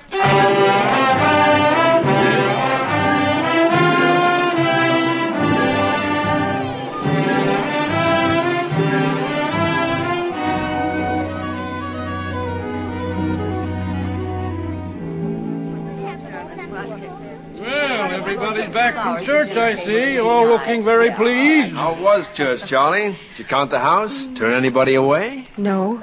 Seats enough for everyone. Well, I'm glad to hear it. Show's had such a long run, I thought maybe attendance might be falling off. Anything special on the noon broadcasts, Charles? No, I haven't been listening, Emmy. Joe has. I've been out on the back porch. Nothing special, but they said they'd caught that fellow. Did Roger go The upstairs? fellow they call the Merry Widow Murderer. Mama, did Roger... What did you say, Papa? They caught that Strangler fellow. Oh, they did? Did they? Where? Up in Maine, Portland, Maine. Didn't catch him exactly. He was running from police at the airport. They were about to nab him when he ran plunk into the propeller of an airplane. Cut him to pieces. They identified him by his clothes. Shirts were all initials C-O''H. Pretty fancy having your shirts initialed. It must have been an Irish fellow, C-O''H. Well, he deserved it. Never cared much for reading about that case. Come help with lunch, Charlie. As for me, I think I'll go upstairs and wash up. I'm hungry. Oh, Charlie, that young fellow from the survey was around asking for you. He was? Yep. Said he'd call around again after lunch. And I really don't know when I've been so hungry. See you at the lunch table, Charlie.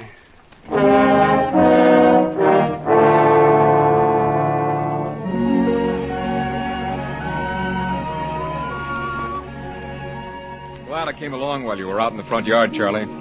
It's more private out here. Yes, I know. I came out to wait for you. Papa said you were coming back after lunch. Well, we got a wire from Maine. They called us off the job. I'm just coming up for air. Me too. Now that it's over, I don't want to talk about it anymore. I want to pretend that the whole dreadful thing never happened. You won't have to pretend much. Nothing did happen. Oh, look, here are Mother's gloves. She must have dropped them. Oh, Mother and her gloves. She's always losing things. What's the matter? I was laughing. It's been so long since I laughed. I like it when you laugh. And I like it when you don't. I guess I like you whatever you do. I guess I like you. I'm glad. I like you, too. Funny how you happen to meet someone and like them and like them. Isn't it, Charlie? Yes, it is. I'd like us to be friends. I know that we are friends. I'd like to have that to think about. Nothing more? I don't know, Jack. I just don't know yet. All right. But I'd like to come back. Oh, please do. Please come back. Well, what are you two doing standing out here in the middle of the lawn? When I was your age, we sat in the parlor. Hello, Mr. Oakley. I was saying goodbye to Charlie. You all finished here, Mr. Graham? All finished. But I'll be back. You'll be seeing me around. Oh? Not on business, though. Well, I can understand you coming back. Charlie's a fine girl. She's the thing I love most in the world. Really? Yes, I mean it. Well, have a nice trip, Mr. Graham, but don't take any more photographs without permission. Rights of man, you know. Freedom. We'll have a talk about freedom someday, Mr. Oakley. Goodbye. Goodbye, Mr. Graham. Goodbye, Charlie. For now. Goodbye. You like to go for a walk, Charlie? When are you leaving, Uncle Charlie? Oh, come now. That other business, it's all over. I'd like to forget it. We're all happy here, and I'm going to build a new house for you folks. Give it to you as a present. When are you leaving? I'm not going, you see. I'm not going. I want to settle down. Live in a place where people know me, have some money in the bank, some sort of business, be part of the family. I see. The most sensible thing for you to do is to be friends with me. I can do a lot for you, Charlie. I can do a lot for all of you. No, not you. We don't want anything from you. Oh, I wish I'd told my mother about you. I wish I had. What could you tell? Who'd believe you? A waltz running through your head? You don't like the initials in a ring, and you connect it all up with a newspaper clipping. And now you haven't even got the ring. I don't know what became of it. Why, you have it. I gave it to you in that little bar that night. And I gave it back to you. No. No, you didn't at all. Yes, I did, Charlie. I don't want you here, Uncle Charlie. You and your lies and your fears and your evil. I don't want you to touch my mother. So go away. I'm warning you. Go away or I'll kill you myself. You see, that's the way I feel about you.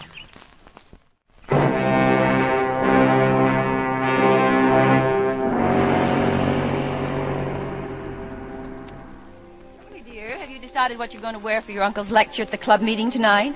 I'm not going to go, Mama. What's that, dear? Why, you're joking. No, I've heard Uncle Charlie's speech. He was rehearsing it on the porch this afternoon, and anyway, somebody has to stay and get things ready for the party. Oh, but we're all getting dressed up, dear, and everything. Your father's going to wear his tuxedo, and I have the new dress Uncle Charlie bought me. I know, but I'd rather stay home and have everything ready for the party when you all get back. Please, Mama. I'd like it better that way. All right, dear. Did you know that Uncle Charlie got some champagne for tonight? 3 bottles. Yes, I know.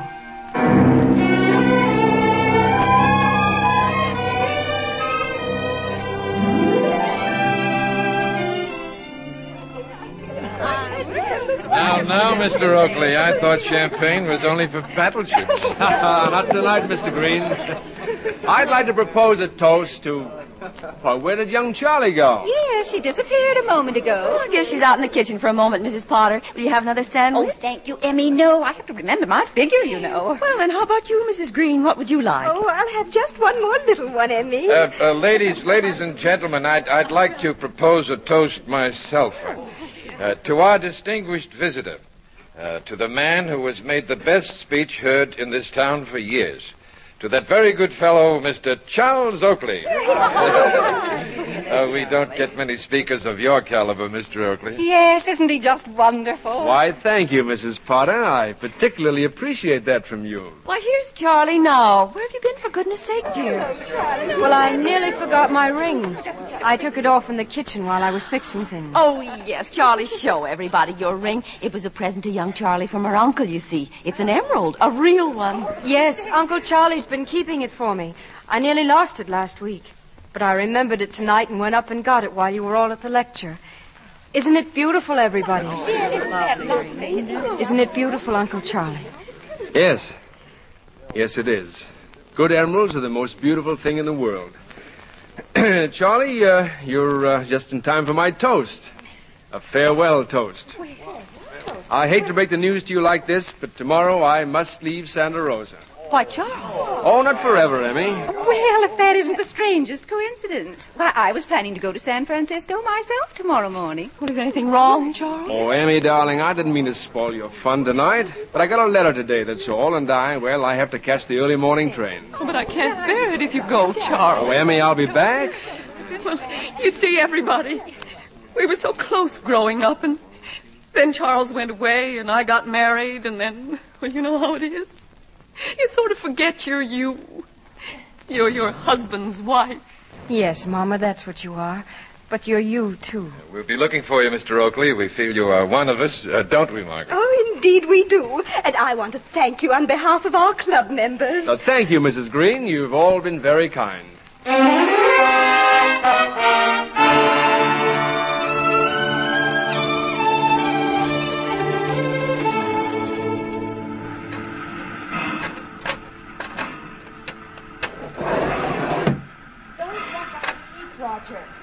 Roger, what did I tell you?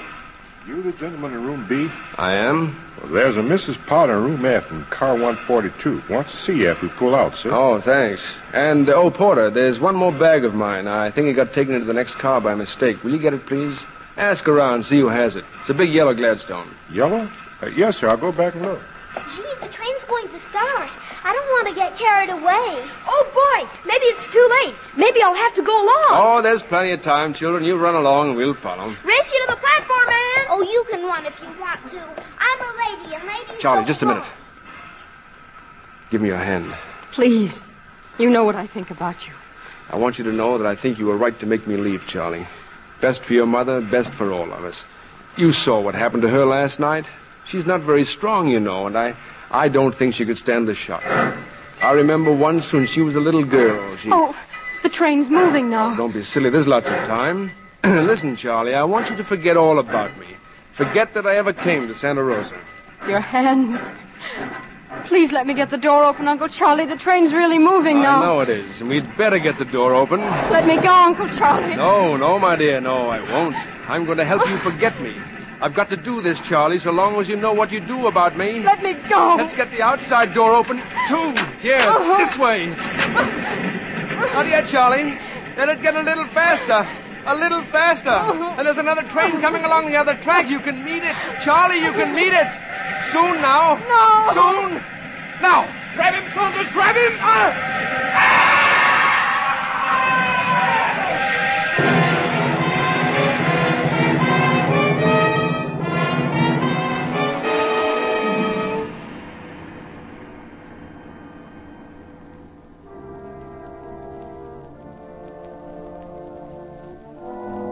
Santa Rosa has gained and lost a son that she can be proud of. Brave, generous, kindly, with all of the splendid dignity of fine... I'm glad you were able to come, Jack. And thanks for standing outside here with me. I couldn't bear it inside the church. I couldn't have faced it at all without someone who knew. I did know more. I couldn't tell you. I know. He thought the world was a horrible place. He couldn't have been very happy ever. No. He didn't trust people. He seemed to hate them. He hated the whole world. You know, he said that people like us had no idea what the world was really like. Well, it's not quite as bad as he thought, but it needs a lot of watching. Seems to go crazy every now and then. Like your Uncle Charlie. The memory of our loved ones, the beauty of their souls, the sweetness of their characters, live on with us forever.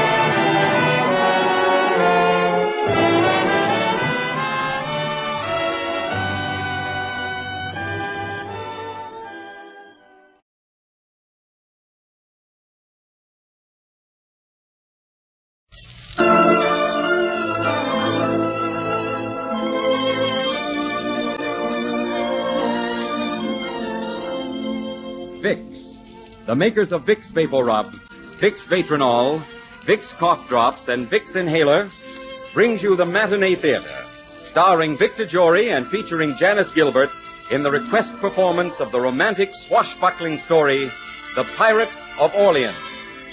We bring you The Pirate of Orleans today because of the continual requests for this fine play.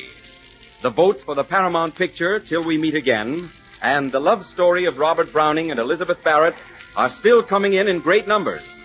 And one of these fine plays will be presented next Sunday. Now, here's a good thing to remember when you catch a cold.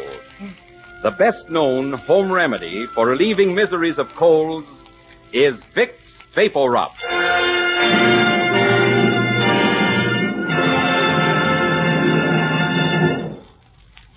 Ladies and gentlemen, today our story deals with the stirring days of the early 1800s.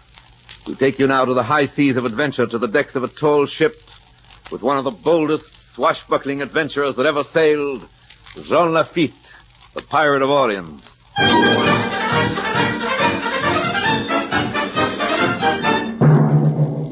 Have you met Jean Lafitte yet? No, I can't say that I have. Well, my dear, he's the most handsome thing you ever saw in your life. Oh, is he married? No one knows. But there are all sorts of stories.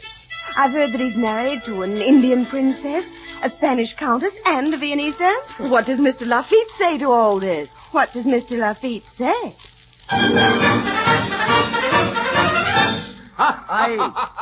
I have it on very good authority that Jean Lafitte stopped an entire revolution once. One man against thousands. On whose authority do you have it? Why, on Lafitte's, of course.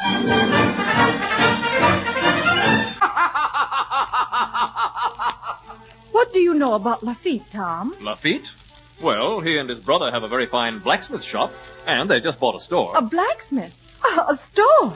Why, I've heard that he's the leader of the pirates of Barataria. Oh, nonsense. Whatever Jean Lafitte is, he's positively not a pirate.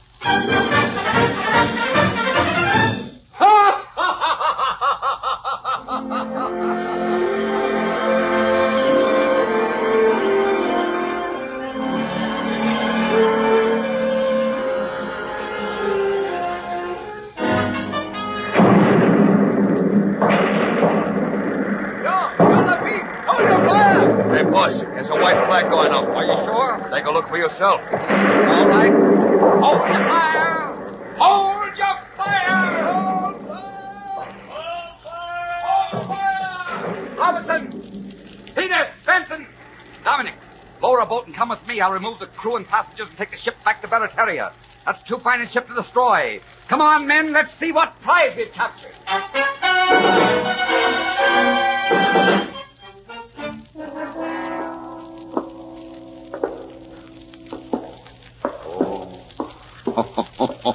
Look at this hold, Dominic. Look at those silks and those spices.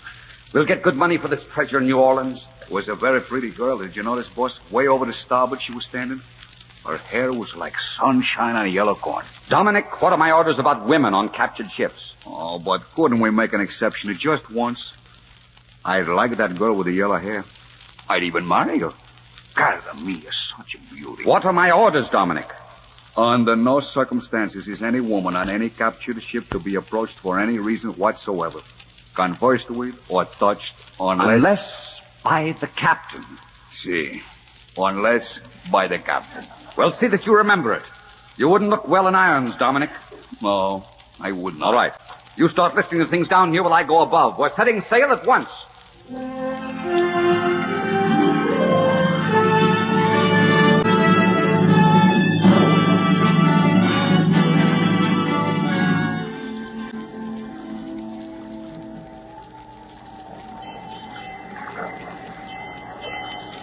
Well, Mr. Pirate, if it's not asking too much, would you mind telling me where you're taking us? If you wish to give me a title, it's privateer, not pirate. Where were you going? New Orleans. That's where you will be taken. Who are you? What's your name? Constance Winthrop. Constance Winthrop. Is your father General Winthrop? Yes, he is. Then what are you doing on a Spanish ship? I was visiting friends in Spain. If it's any of your business. Oh, you should be more careful of your tongue in the presence of pirates, Miss Winthrop. I'm not afraid of you. You'd better be. Just as like as not to make you walk the plank tired to the yardam. give you the spanking of your life. You do that to a woman. Yes, if I thought she was trying to be on equal footing in a man's world. You have a little to learn about women, pirate. I'm not interested in being taught, Miss Winthrop. Oh, you're impossible. You're a conceited, egotistical, arrogant, self-centered... Handsome, magnificent, exciting, fabulous pirate. Now I think you better get back to your cabin before I make you walk the plank. Tie you to the yardom or... What was that other thing I mentioned, Miss Winthrop? Oh, I loathe you. Oh,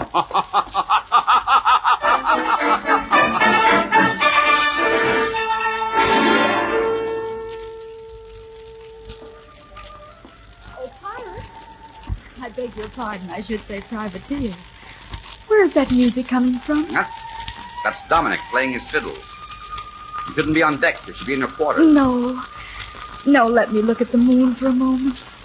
Taste the salt on my lips and feel the wind around me. I'm sorry I was so rude this afternoon. I lost my temper. Doesn't matter. Women are as changeable as the weather. I don't pay any attention to their moods. I wish you liked me better. Why should you care what I think of you? In the morning you'll be in New Orleans. You'll have left my world. Perhaps I'd like to stay. You'd like to stay on a pirate ship? I think I would. If it was your ship. That's because there's a moon tonight and the air is sweet and someone's playing a fiddle. Some other day when the decks were running with blood and the air was heavy with the smell of death, you wouldn't like a pirate ship. What is your name? I have none. You're a hard man to get to know. That's right. And after tomorrow, I'll never see you again. I hope not. You'd put a rope around my neck. Come, the air's getting cold. You'd better turn in. Have you ever kissed a woman, pirate? Oh, 1,000. Would you kiss me? Good night and goodbye. Or are you afraid? Afraid? No, but you should be. Why? Because to me you'd be just one more woman that I'd kiss. Next week I wouldn't even remember it. But if I kissed you, Miss Winthrop, you'd never have heart or lips for another man in your life. You're a modest man, aren't you? Modest? Why should I be modest? I'm a handsome, magnificent, exciting, fabulous pirate. You're a conceited, egotistical, arrogant thief. I hope I never do see you again. The temptation to put a rope around that neck might be too great. Good night. Good night, milady. Good night.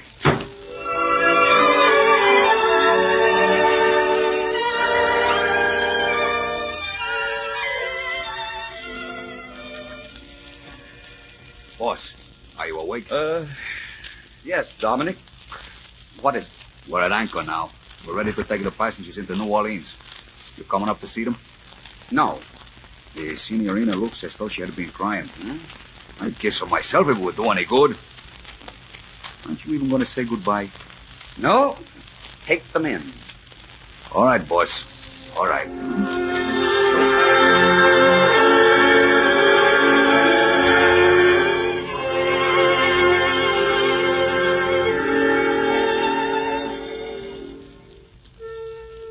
Hello, Pierre.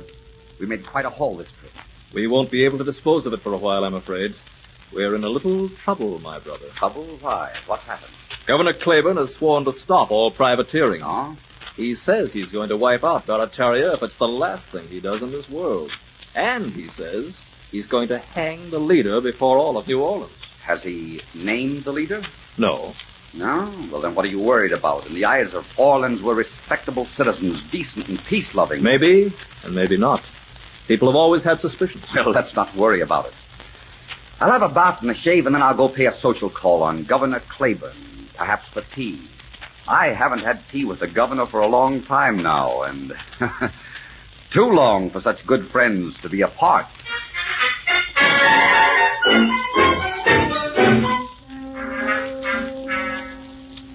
I tell you, Jean, I'm going to rid New Orleans of those pirates if it's the last thing I do. I don't blame you. It's gotten so no one's safe around here anymore. I may call on you for help. I'll be glad to help in any way I can. Uncle dear, have you seen my knitting? Hello, Constance, my dear. I'd like you to meet a very good friend of mine, Mr. Jean Lafitte. My niece, Miss Winthrop, Mr. Lafitte. How do you do? She's staying with me until her father's return. This is a pleasure, Mr. Lafitte. A very great pleasure, Miss Winthrop. But I'm afraid I must look in at my shop before it closes. Well, then, I'm very happy to meet you, Mr. Lafitte. And I trust we'll meet again soon. Thank you, Miss Winthrop. Good day. Good day, Governor. Come again soon, John. That's a very handsome man, Uncle. That's a very dangerous man. I'm convinced that he's the leader of the privateers. Oh, he doesn't look very dangerous to me. Are you positive? I'm so positive I'm going to put a price on his head and send my men after him tonight.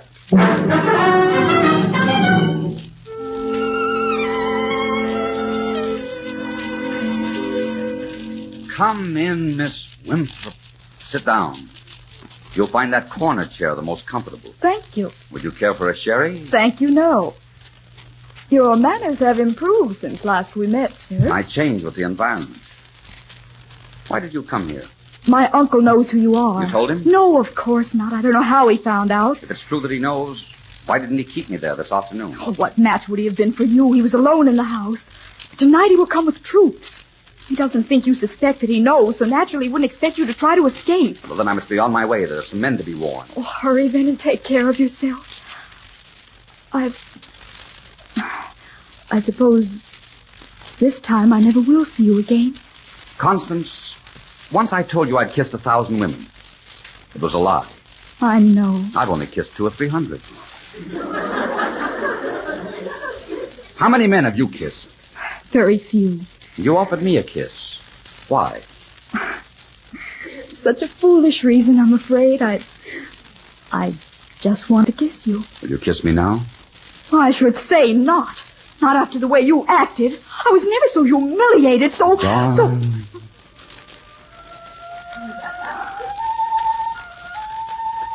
Oh, I told you not to kiss me. You might as well have said, stop breathing. Goodbye, Constance. Goodbye. And thank you. When will I see you again? When will you see me again? You'll see me when the moon rides in a certain way that you remember seeing before in a midnight sky.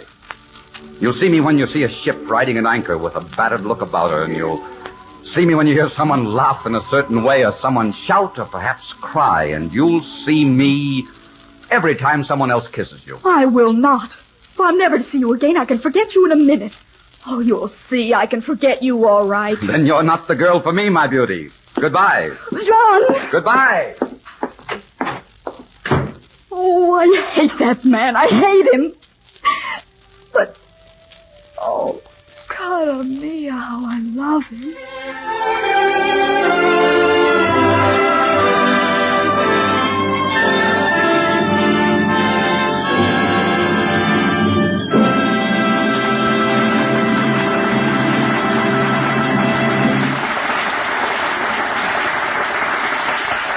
In just a moment, the second act of The Pirate of Orleans, starring Victor Jory. In just a few days now, spring will be here, so the calendar says. But that doesn't do you much good today if you have one of those pesky March colds. What you want most is relief from the miserable distress of that cold. So take the advice of millions of folks from their own personal experience and rub Vicks Vapor Rub on your throat, chest, and back. Then enjoy the comfort that comes as Vapor Rub's relief-giving action goes right to work to help relieve congestion and irritation in the upper breathing passages, to ease the coughing spasms, sore throat, and that muscular soreness or tightness.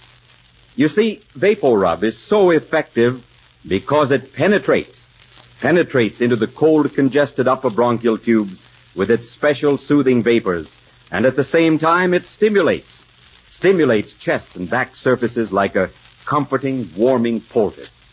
And this penetrating, stimulating action of Vapor Rub keeps on working for hours to bring such wonderful relief.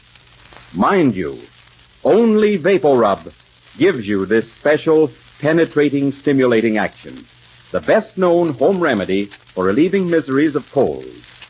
Vicks Vapor Rub. Now Act 2 of The Pirate of Orleans, starring Victor Jory and featuring Janice Gilbert.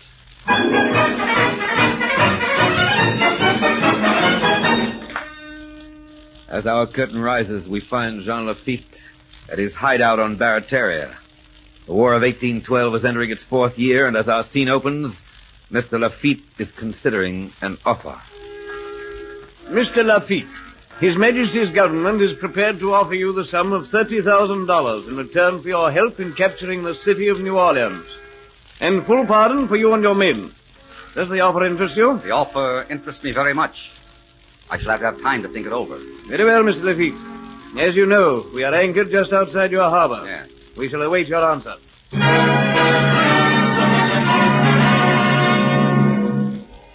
Jean! Oh, Jean, I'm so glad I found you. I have to talk to you. How did you get to Barataria? I persuaded one of your men to bring me to you.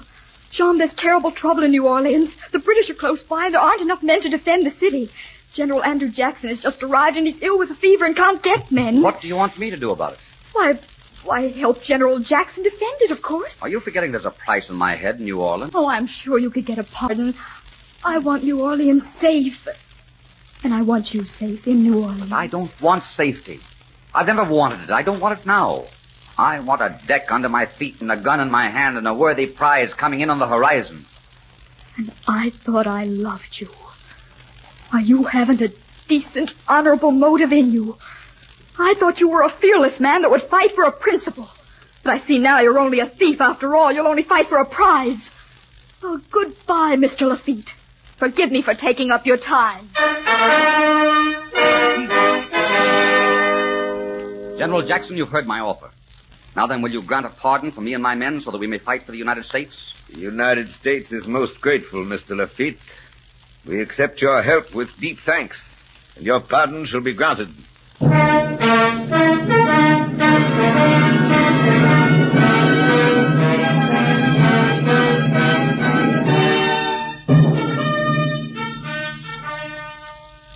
Almighty God, accept our humble thanks for the victory we have just won.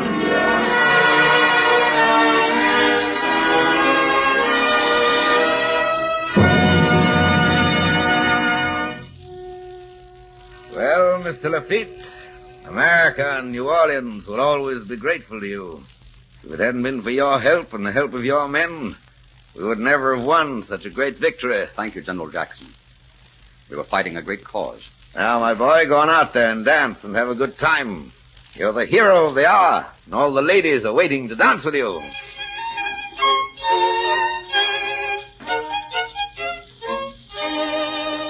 Tell you about myself? Well, now, let's see. A year or two ago, south of the Canary Islands, very south of the Canaries, I defeated an entire native army single-handed. All by yourself? Oh, Mr. Lafitte. Just imagine. It was nothing. I picked them up 2 by 2 and cracked their heads together. Oh, do tell me about yourself, Mr. Lafitte. Well, now, let's see. One time, 6 or 7 months ago, somewhere north of Haiti, very north of Haiti, as a matter of fact, I decided to hunt for treasure on the ocean bed. So I put one knife in my teeth and one in each hand, and I dove in. I came face to face immediately with 6 sharks. Oh, and what happened? They ate me. Oh.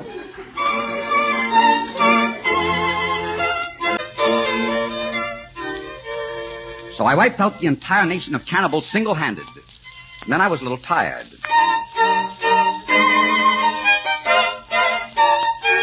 When the camel got tired of carrying me, I carried the camel. The Sultan had a harem of 60 wives. I had 1,060. And so I slept for the next 120 years. Well,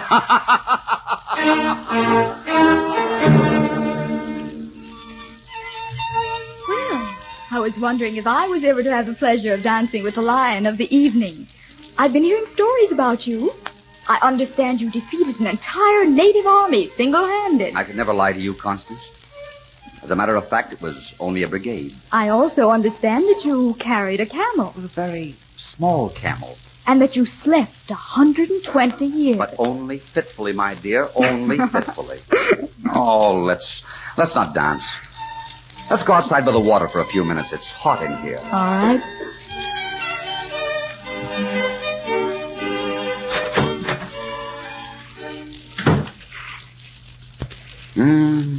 Smell that sea. Just smell it. Drink it deep inside you, savor it and taste it, and don't let it get away from you. What do you think of when you close your eyes and smell the sea? I think of a house somewhere beside it. And I see you in that house, looking as though you were a part of it. I see little boys with your eyes and your trick of shaking your head when you're angry, running in and out of the house, banging doors and filling it with laughter. What do you see? I see sails filled with wind. And sometimes a sea that is smooth and swelling and sometimes rough and challenging and ready for a brawl. I see China and the Indies and cargoes of silks and spices. I see islands, tropic trees against a yellow moon, and bananas and dates and coconuts within the reach of your hand. I see cliffs where the mountains bend down to see who's coming in the harbor, and I see harbor lights blinking a welcome. You smell the ocean and you see the ends of the earth. And I smell it and see home. And that's the difference between us. So this is where I say goodbye, Constance, my dear. Oh, no. No, stay, try it here. You might like it. Like it? I couldn't live the life of an honest man. I've had no practice. Do you want to domesticate me like a cow or a dog? Do you want to put milk into my veins instead of blood and chain me to a fireplace? I'd be so irritable inside a week that you'd hate me. Do you love me? Oh, Constance, what's the good of that? I'd like to know. You've never said. Yes. Yes, I love you. I love you, and I suspect that for the rest of my life I'm going to have a great emptiness in my heart. But still, you'll leave me? Yes. Still, I'll leave you. When are you going? Tonight. Tonight? Yes, the Pride is riding at anchor now outside the harbor. Well, if you'd rather have a ship than a wife, I'm certainly not going to argue with you. That's the spirit. Snap your fingers at me. Tell me to go and be hanged. There are plenty of other men in the world, you know, just as attractive as pirates. And much more honest. But not as attractive as I am. I'm a very special person, even for a pirate. You certainly are. You haven't got a heart. Where your heart should be, you've got a cutlass. Careful. Don't let yourself trip over that cutlass. You might get your feelings hurt. Oh, I loathe you. Good. Now we're on the same footing as when we met. And with that, I bid you an affectionate good night and goodbye. I won't kiss you this time. I don't want to make it any harder for you to forget me. Oh, don't worry. It won't be hard. Good night, my beauty. And goodbye. Jean! Oh, aggravation.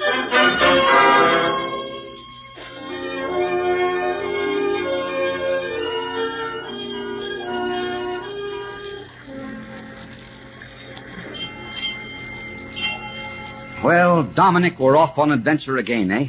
Yeah, boss. Where are we bound? I don't know. Somewhere south. We're off on a long trip this time, Dominic. Are we running away from somebody? Yes, Dominic, you might say we are. We're running away from domesticity, from cottages and ruffled lace curtains. We're going back into a man's world. Myself, I like a man's world. With women in it. That's your great weakness, Dominic. Well, it's late. I think I shall turn in for a while.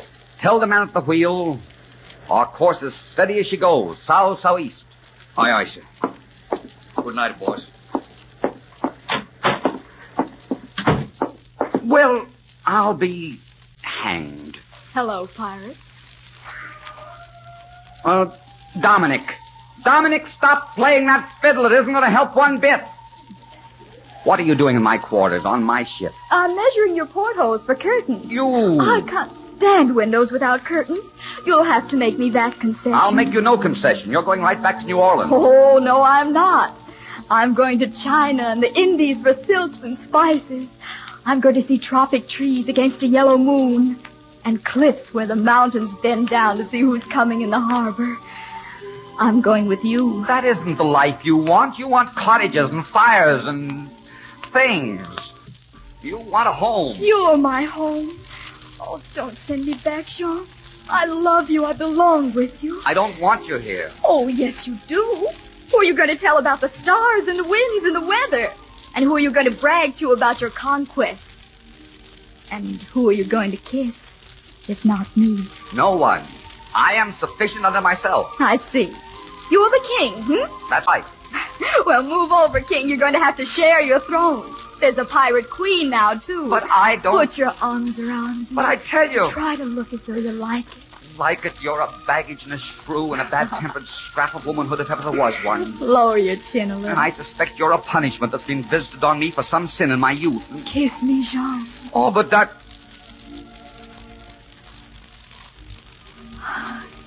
You do love me? Oh, yes. You can be very sure of that. I do love you.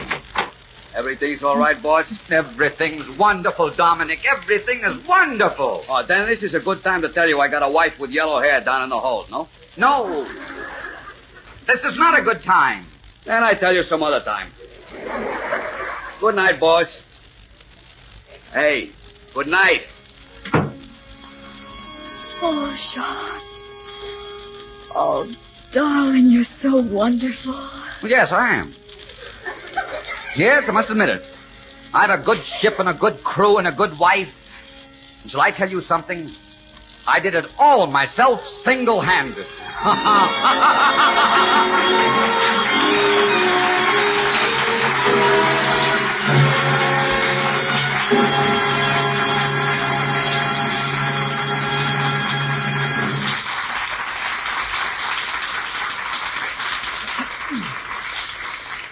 In just a moment, an important message from Victor Jory. You know, my friends, the war has caused many shortages. In many cases, it has made the use of substitutes necessary.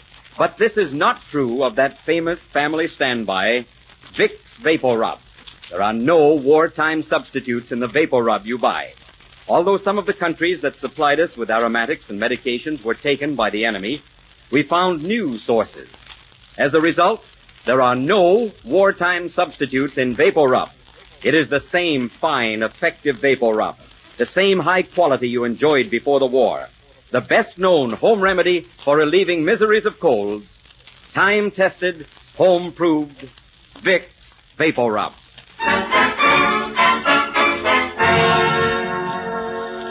This is Victor Jory. I want to take this opportunity to thank you very much for the many fine things you have said in recent letters about the matinee theater productions. The votes are still coming in great numbers for both the love story of Robert Browning and Elizabeth Barrett and Paramount's fine motion picture, Till We Meet Again. Next week, Gertrude Warner will appear with me in the one that you select. Remember, the choice is between Paramount's gripping story, Till We Meet Again, and the love story of Robert Browning and Elizabeth Barrett. Please write me care of Columbia Broadcasting, New York 22, New York.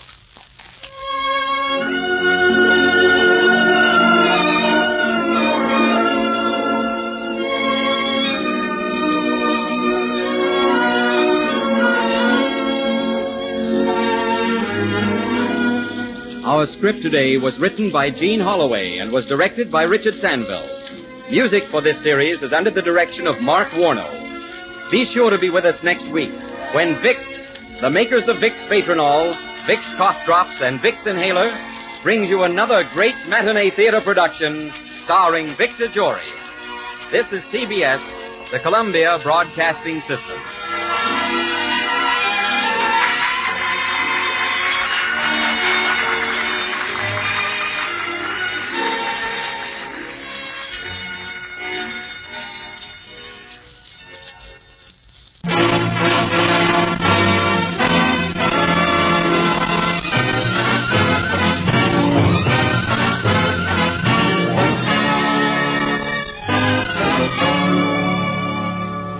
This is the NBC University Theater, presenting the fourth in a series of 5 radio plays based on great American stories. Tonight, our story is Noon Wine by Catherine Ann Porter, starring Beulah Bondi as Ellie Thompson.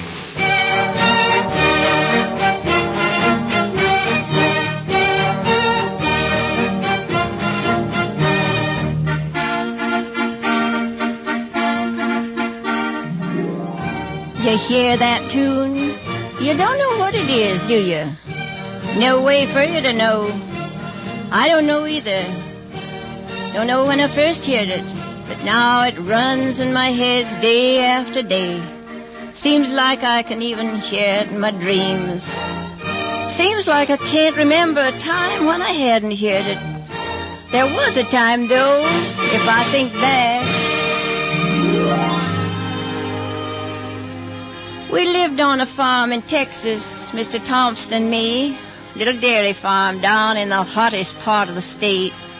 But it was a nice little place. Had a good cold spring on the property. Only farm in the neighborhood that had that. But somehow things just didn't ever seem to go too well for us. I don't want you to think Mr. Thompson was to blame. There never was a finer man for paying his taxes regular and giving toward the preacher's salary every year, even if he didn't always get to church. And doing his best about raising our boys. Maybe it's 'cause I never been strong. I don't know. Somehow nothing ever seemed to go. Hi there, Ellie. I'm back. I heard you drive in, Mr. Thompson. You're back early today. Oh, not any earlier than usual. Here, I'll get the rest of the water for you. I got about enough, I reckon. I declare that pup works harder than every day. Yeah, I've been meaning to get to that pump. Come on, let's go up to the kitchen. Too blame hot out here. Everything sell all right market today? Well, mostly everything. Milk I got this morning didn't seem to taste so good. Don't know why that keeps happening. We got the best stock. I don't know. Must be something about the feed. Folks said the butter wasn't too good last week. Didn't seem like they wanted to buy much today. Want this water over here by the sink? All right, they'll be fine. I noticed something a little funny about the butter I kept out for us to use, too. It's time the churn and the scoops were boiled out again. I'll try and do it tomorrow. Ellie, don't you go putting a hand to them things. You just sit and rest yourself. Oh, And when you're feeling better, you can... Well, it just seems like I never do feel better. Reckon I'm not much of a wife or a man. Now, look here, old gal, you can shut up with that kind of talk. Guess I ought to be man enough to turn my hand to a woman's work. What about that? Well, it does seem like those hired men could do something once in a while. Those no-count, low-down... I'm tired. Anything to eat? You're as bad as those two boys of yours. Now, don't you go spoiling your supper. Here. I'll be ready as soon as the cornbread. Oh, here they come. I never saw the beat of it. Don't see hide nor hair of them all day when there's work to be done, but quick as it comes dinner time. Hey, Ma, supper ready? Quiet down, you two.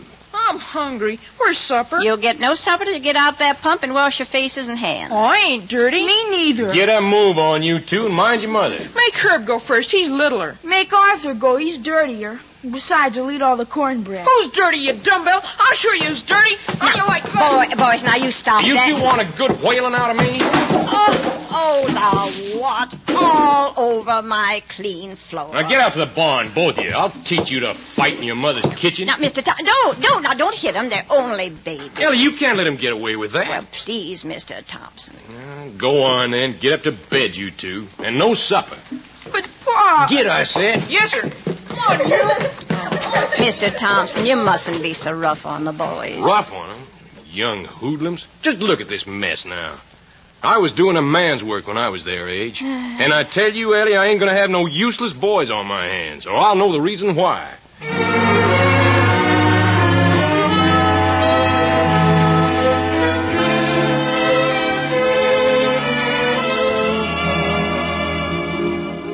Well, that was the way things was. We didn't seem to do too well with anything. It was different, though, after Mr. Helton came. Just walked in off the road one day, and somehow everything was changed. Not right away, of course. First it was just we had a new hired man. I didn't see him when he come. I was laying down.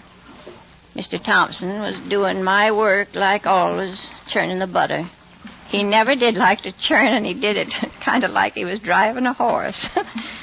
I could hear the churn a-swishing, and I heard the gate creak out in front, and after a minute, there was voices. Howdy, stranger. Can I do something for you? I need work. You need a man here? Work, huh? Well, sit down. Maybe we can make a deal. I'm a good man. Well, I can use one. I had a couple, but they got in a scrape and landed in jail. Where'd you work last? North Dakota. North Dakota? That's a right smart distance off, ain't it? They do everything on the farm. Cheap. And need work. That's all.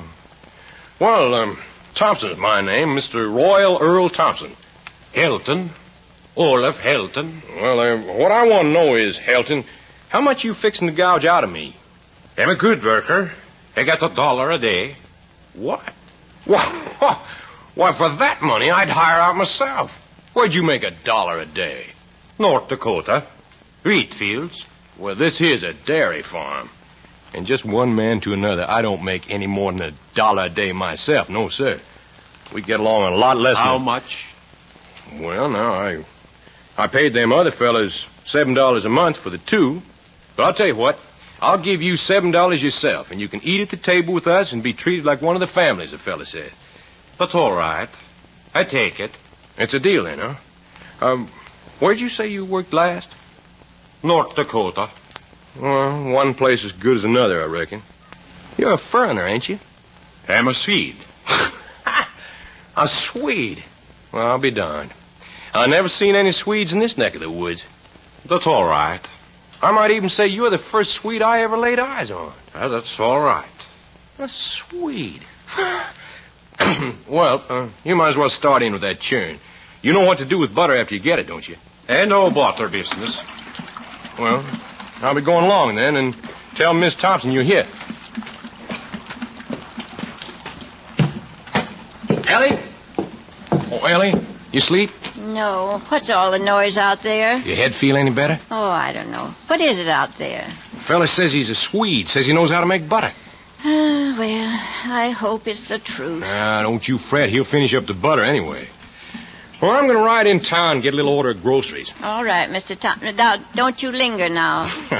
Don't know what you're talking about, Ellie. You do, too. Don't you be going to the hotel. Now, Ellie, a couple of little drinks never hurt nobody. I never took a drink in my life, and what's more, I never will. Oh, wasn't talking about women. Now, Mr. Thompson. You just lie right there and go to sleep, Ellie. I'll be back before you know it. Now, you just remember what I said, Mr. Thompson. You remember.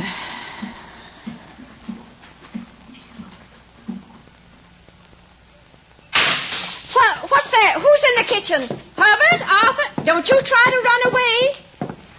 Oh. Gee, Ma, I didn't mean to wake you up. Wake me up. You know I don't want you eating between meals.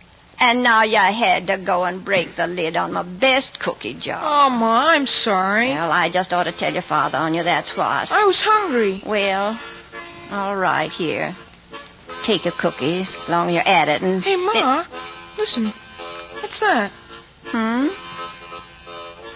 Sounds like somebody's playing a tune on a harmonica. Look, out there. I see him. Down by the shack there.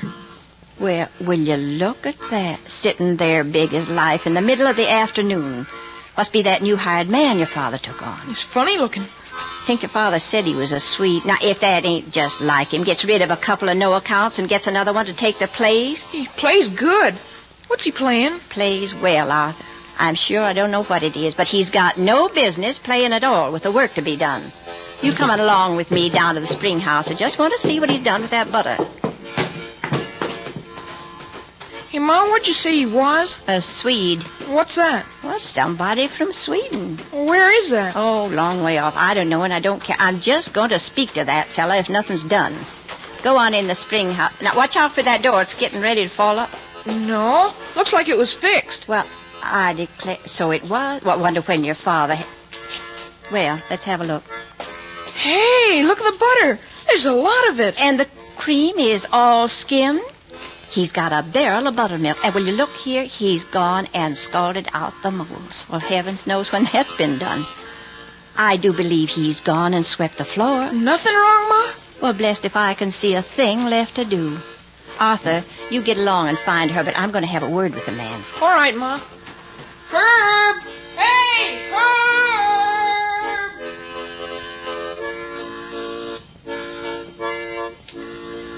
I'd been all ready to scold him, poor man, and all that good, clean work done in no time at all. I went over to the shack, kind of looking at him. Tall fella, bony kind of face and hair like straw. Skinny, too. Didn't look very strong. He never looked at me. How do, sir? I'm Miss Thompson. M. Helton. I want to tell you done real well in the milk house. That's all right. It's always been a hard place to keep, and I don't know when anybody's had it so clean. Not hard. Well, you must have worked on a dairy farm before. I hope you'll stay with us, Mr. Helton. That's a real pretty tune. Most folks don't seem to get much music out of a harmonica. I see you got 5 of them in there on the shelf. It must be mighty fond of music. Mr. Thompson used to play an old accordion we had, but the boys broke it up. What you say? Oh, you know how little boys are. You better set those harmonicas up higher. They'll be after them. Mr. Helton, look out you don't fall. There. They won't get them now. That'll do, I guess, up there under the roof. Well, it'll be time for dinner. We usually have cornbread, except on Sundays, Mr. Helton, and there's plenty of good butter and cream. That's a blessing. What do you like to eat? I eat anything. Well, I'll call you when it's ready, then. I say, I'll call you when supper's ready, Mr. Helton.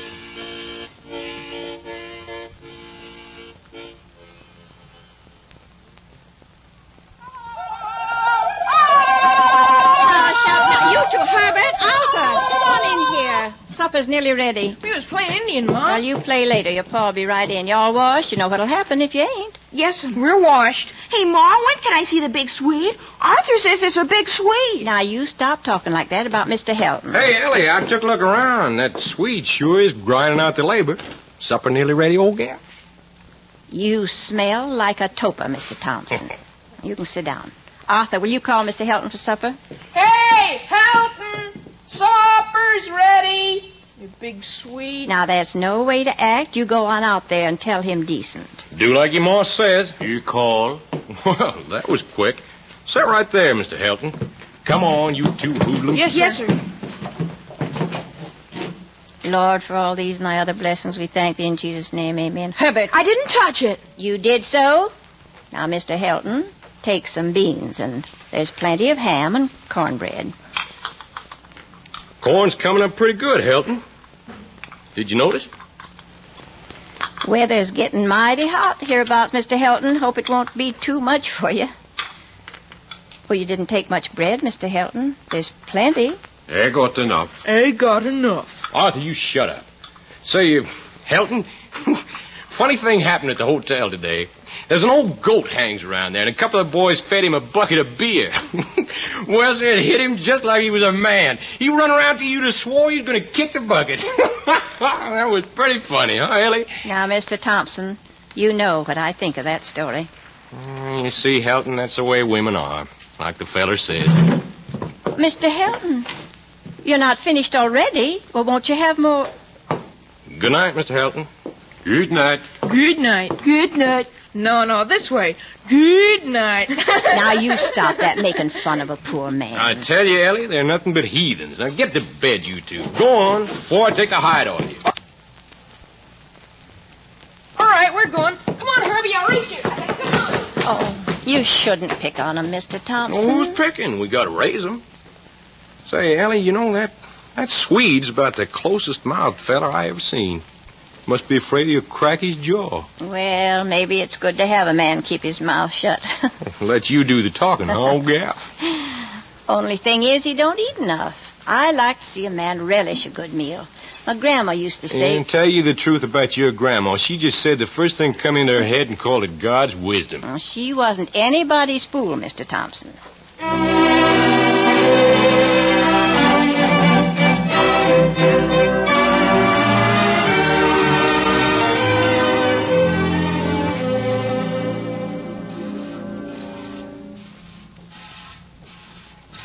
Morning, Helton. Morning. Oh, see you got the milking almost done. You know, that's a job I never liked. Cows, I don't know. They got such dumb faces. I like cows. Well, that's good. Glad to hear it. Well, come on, finish up your milking. Breakfast's about ready. I already had breakfast. When? What'd you eat? 5 o'clock. Bacon, coffee. Well, that ain't enough for a man. You mean to say you made your own breakfast? That's woman's work. Work won't wait on woman. Work is work. You know, Helton, maybe you got an idea. Yes, sir, Helton, like the fella said, maybe you got something there.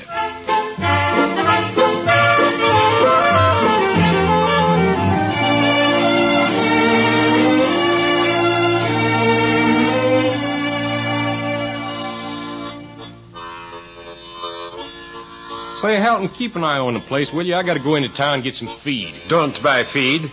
I got a bin full of old corn saved up. Be enough. Don't buy feed. What's this picture you give me, Helton? Cheese press. They sell it in the mail order house. You buy this. What for? It's a good thing. You buy this and make cheese.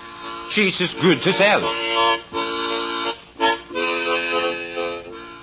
Say, Helton, what's become of that old rake I had laying around? In my shack. No good this way. I fix it. Well, Ellie, I went and asked Mr. Helton if he wanted to go to church with you on Sunday, like you said. What did he say, Mr. Thompson? What do you think? Says Sunday's like any other day. He's got work. I tell you, Ellie, that fella's a working fool.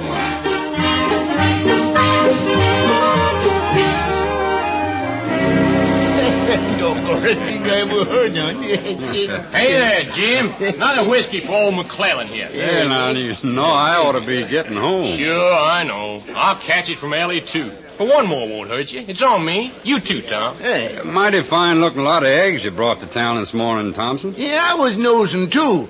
You got no more hens than we have. What's the trick? Well, you know, boys, man takes good care of his stock and his poultry.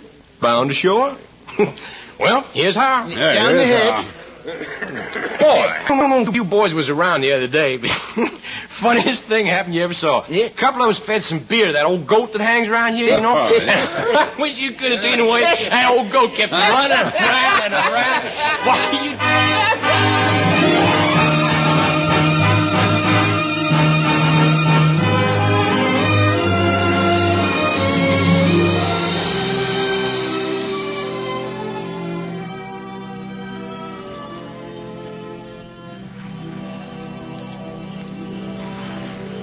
Nice out here this evening, ain't it, Mr. Thompson? Sure is, Ellie. But I never thought I'd have nothing so fancy as a swing on my front porch. Oh, now you hush. You don't mind sitting in it, I notice. It's real pretty. Well, you look real pretty yourself, old gal. Oh, Mr. Thompson, I do not. Well, I say you do. Say, Ellie, you know, I've been thinking we got a little extra in the bank now. Ain't it about time you was buying yourself a fancy new dress? Oh, I got no need for one, Mr. Thompson. Sure you do. I got the finest-looking wife in the county, and I aim for folks to know it. A dress. And one of them flimsy things. You remember that blue thing you had when you was teaching Sunday school before we was married? Oh, I declare. You always liked that dress, but I never thought you remembered it. Why, that was a long time ago. Not so long as all that. Guess Helton's got all the chores done. I give him another raise in pay today. Did he ask for it? Oh, you know he don't ask. There'd be too many words for him to talk. I just give it to him. Well, heaven knows he's worth it. He sure is.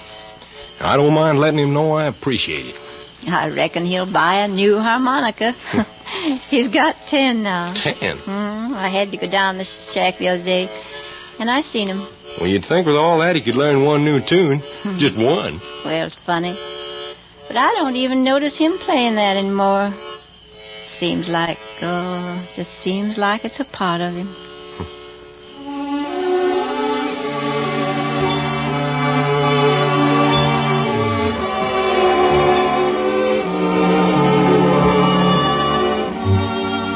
It was in the third year Mr. Helton was with us that something happened.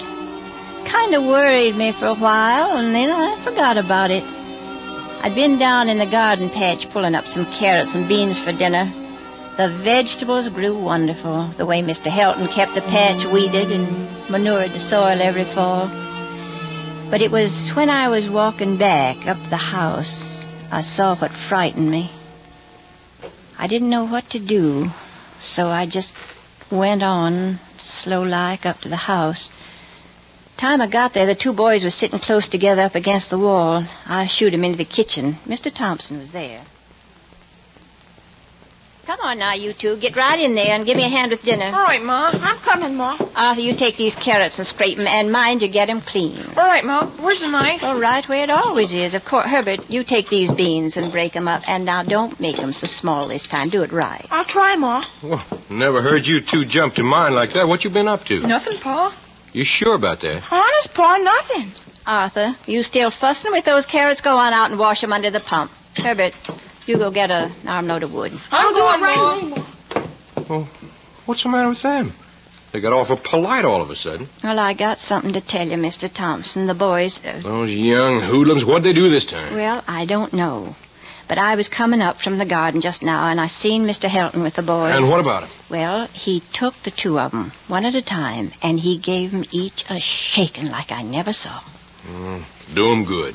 Probably bothered him while he was working. Well, I don't know, Mr. Thompson. It was his face that frightened me. He just looked like he was going to kill 'em both. Oh, now, Ellie, you're making that part up. Why didn't you ask them what they'd done? Well, I don't like to do that. They might lie to me, and then I'd have to punish 'em. I'll be if that ain't just like a woman. Well, I'll find out what they'd done fast enough. Where you going? Down to Helton's shack. Hey, you, Arthur. Herbert, you get in that kitchen. Don't you move till I get back. You hear? Yes, Pa. Oh, dear. Here's the wood, Ma. Well, don't stand there with it. Put it over in the wood box. I declare, I don't know what's the matter with you boys. I do my level best with you. But it just does seem like you get sillier all the time. Now, can you get it over to the wood box? Oh, Arthur, while Herbert's sweeping the floor, you peel me some onions. About, 5 or 6 big ones. Now, get busy. Yes, Where's those kids? Oh, you wait till I finish with you, you little brat. Mr. Thompson, what is it? Helton says they've been fooling with his harmonicas, Ellie. Blew in them and got them all dirty and full of spit, and they don't play good. Did he say all that? Doesn't seem possible. Well, that's what he meant anyway. And I'm going to tan their hides for them. Now, you better let me do it, Mr. Thompson. You haven't got a light enough hand for the children. Well, you don't half-whip them, Ellie. That's what's wrong with them. Now, what do you got to say for yourself, you two? You ought to get a good thrashing. You know that, don't you? Yes, sir. Yes, sir. And the next time I catch you hanging around Helton's shack, I'll take a strap to both of you. You hear me? Yes, sir. Yes, sir. Now, here comes Mr. Helton in for supper, and I want you both to apologize the nicest you know how. No nonsense now. Come on in, Helton. These young tadpoles got something to say to you. Go on, Arthur. Herbert. Well, they want to say, Mr. Helton, that they didn't mean to spoil your harmonicas. They're sorry they went into your shack, and they'll never do it again. They know they've been bad, and they want to apologize. Now, go on, you two, say it. I'm sorry, Mr. Helton. Me too, Mr. Helton. That's all right.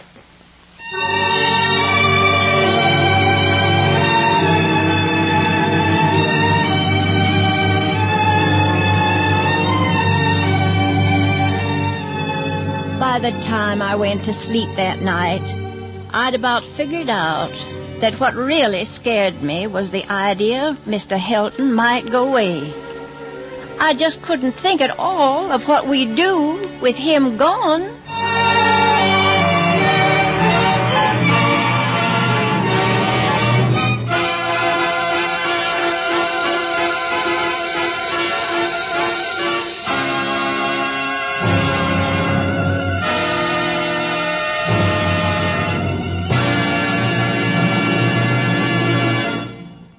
You are listening to the NBC University Theater, starring Beulah Bondi in a 1-hour dramatization of the Catherine Ann Porter story, Noon Wine.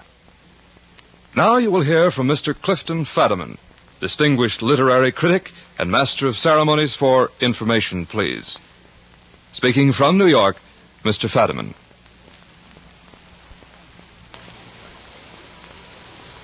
Whom do writers write for? Do you think Will Shakespeare wrote to please Will Shakespeare? Or did he write to please the people who paid their money to crowd into the Globe Theater at the opening of a new melodrama called Hamlet? Or did Shakespeare write for posterity? Or, this is another possibility, Did he write simply because he couldn't help it? The way a spider spins a web or a bee secretes honey. Now, maybe he wrote for all of these reasons, and maybe he wrote for still another reason. To please other writers, men more or less of his own kidney. I think of this last reason whenever I think of the work of Catherine Ann Porter. Miss Porter is one of our country's finest writers, and also one of the least known, although the two circumstances are not necessarily connected. Now, I don't know whether Miss Porter writes to please herself. I don't know whether she writes to please posterity. But I do know that she has aroused the admiration of other writers, of men and women who know how hard it is to write even clearly, much less to write really well. Now, it's by no means a bad thing to be a writer's writer, as it's called. A writer's colleagues, perhaps, are a kind of contemporary posterity. At any rate, among other writers, Miss Porter's reputation is as solid as the foundations of the Empire State Building. Or perhaps this being the atomic age, I might venture to say somewhat solider. It's based, nevertheless, this reputation, on very few books, 3 or 4 in all, of which 2, Flowering Judas and The Leaning Tower, are collections of short stories, a form of which she's a master. The long tale Noon Wine, which we are now hearing in a dramatized version, is one of 3 short novels brought together in a single volume. It's a story which, despite certain wry, humorous overtones, has violence and brutality as its base. And yet, after you've listened to it, I think you'll find yourself remembering not the violence and the brutality, but the characters themselves. Mr. and Mrs. Thompson and Olaf Helton are so simply yet so perfectly conceived. They're so fatally linked by a destiny imposed upon them, not, it would seem, by Miss Porter's art, but by the dumb drives and forces in their own hearts. Catherine Ann Porter has the ability to create by suggestion. She makes us sense more than she tells. The apparent content of her stories has less dimension than her real subject matter. Her very sentences and paragraphs reverberate quietly in the mind. Another quality distinguishing her short stories from the work of many of her fellows is that they've been thought out in advance. Now, that remark isn't quite as pointless as it may sound, because so much contemporary American fiction seems to bear the stamp of improvisation. Miss Porter, on the other hand, calculates her effects, which isn't to say that she gives the effect of calculation. I mean merely that she doesn't waste a word, and each word has a purpose. And I suppose that's simply saying that her stories stand up as small works of art. James Joyce, the author of Ulysses, had a simple, but to my mind quite profound way of saying of an author whose work he was unable to admire, but it's not really written. Now, in this sense, Miss Porter's stories seem to me written. You may not care for them, but you'd be hard put to it to think of any other way in which they could be composed. They're final. I hope Catherine Ann Porter will become better known to more Americans, for she's an American product of which we can be truly proud. In a moment, our story continues from Hollywood. Meanwhile, we pause briefly for station identification. And then, well, I can't rightly say just how it happened. It started on a hot day in August. The dust was everywhere, even though Mr. Helton sprayed down the front yard with the hose every evening. Mr. Thompson was dozing on the front porch when the man drove up. I seen him out the window, sort of a fat man with a mean kind of a face, not the kind you'd take to at all. I just wondered what anybody'd be hiring a rig and driving out for a day like that. But then I didn't pay no attention. It was just too hot. Hey there. Oh, how do, sir? I must have dozed off. Well, a man's got a right to do that day like this. You Mr. Thompson, Mr. Royal Earl Thompson? That's my name. Well, Hatch is my name, Mr. Homer T. Hatch, and I'd just like to have a little talk with you. It won't cost you a cent. Guess that's fair enough. Why don't you sit down right here and tell me your business? Don't want to hurry you, but we got our chores to do. Well, now, Mr. Thompson, fact is I'm looking for a man named Helton, Olaf Eric Helton from North Dakota. If you got him here, I wouldn't mind having a little talk with him if it's all the same to you. I don't know his middle name, but he's right here. 9 years now. Mighty steady man. You can tell anybody I said so. Well, I'm glad to hear it. Glad to hear he settled down and mended his ways. If you want to speak to him, I'll go round him up. Oh, no hurry, no hurry, no hurry. A few minutes don't make no difference. Well, you got any business with him, he'd like to get it over with. He don't dawdle any. That's him playing that tune now. Now's your time. Still playing that, is he? Know it like the palm of my own hand. Never heard him say what it was, though. Yeah, that's a kind of Scandinavian song. Sing it a lot up in North Dakota. He says something about feeling so good in the morning you drink up all your liquor before noon. All the liquor you was saving for lunch. It's a kind of a drinking song. Well, Mr. Helton don't drink. Plays that tune, though, eh? Yes, sir. Played it 15 years ago in North Dakota. Used to play it in the asylum when he wasn't in the straitjacket. What's that you say? Shucks, no, I didn't mean to tell you. What I say is, if a man's lived harmless for 9 years, it don't matter if he is loony. You mean they had him in an asylum? That's where they had him. That is till he busted out and disappeared, and now I come along and find him here. Well, he don't act crazy to me. Acts like a sensible man, saves his money. Well, if he's crazy, I think I'll go crazy for a change. That's a good one, that is, yes, sir. Let's all go crazy and save our money, eh? Well, that ain't what I said. And about this Mr. Helton, I got nothing against him because he went loony once or twice, and I don't aim to take no steps about it, neither. Well, if a man don't care who he associates with, I'd like to see anybody hiring a lunatic around North Dakota after what he done. What'd he do? Oh, nothing to speak of. Had a brother was courting a girl. Brother borrowed Helton's harmonica one night to give her a serenade and lost it. Helton run him through with a pitchfork and killed him, just like that. They was going to give him the works, but they found out he was crazy, so they put him in the asylum. Now, you don't want to see lunatics at large, do you? Well, as the fella says, circumstances alter cases. Now, this Helton, he's kept my record from being 100%. Fact is, I must have rounded up 20-odd escaped lunatics past 12 years. Of course, I don't do it for the reward, but it does get to be quite a tidy sum, all told. Ain't you got none of your business anywhere else but here? Well, I just undertook to help out, like you might say. Might never have caught up with him, but you know what he did? What? Well, sir, about 2 weeks ago, his old mother gets a letter from him, and what's in it but a check for $850 just like that? Well, the old lady's getting kind of childish. I tell you, that letter made her so happy it looked like she clean forgot her son had killed his brother and went loony. Letter said he was getting on all right and for her not to tell nobody, but naturally she couldn't keep it to herself. That's how I come to know. Yeah, you could have knocked me down with a feather. Yeah, that must have been quite a nice surprise for you, Mr. Hatch. Well, knowing the family and all, the old lady was for coming right out here and see her son, but I told her I'd make the trip just for my expenses and tell her all about him. Ain't that a hot one? Yeah, that's hot, all right.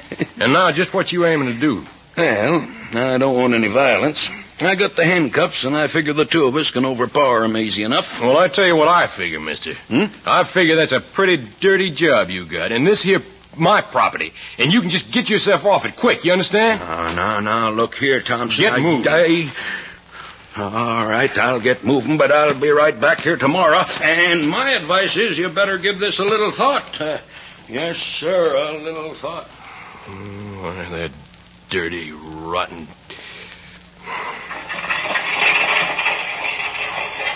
I heard you talking to someone out here, Mr. Thompson. Who was it? It wasn't nobody, Ellie. Just a fella stopped in off the road. But it sounded like you was arguing. What did he... I told you, Ellie, it wasn't nobody.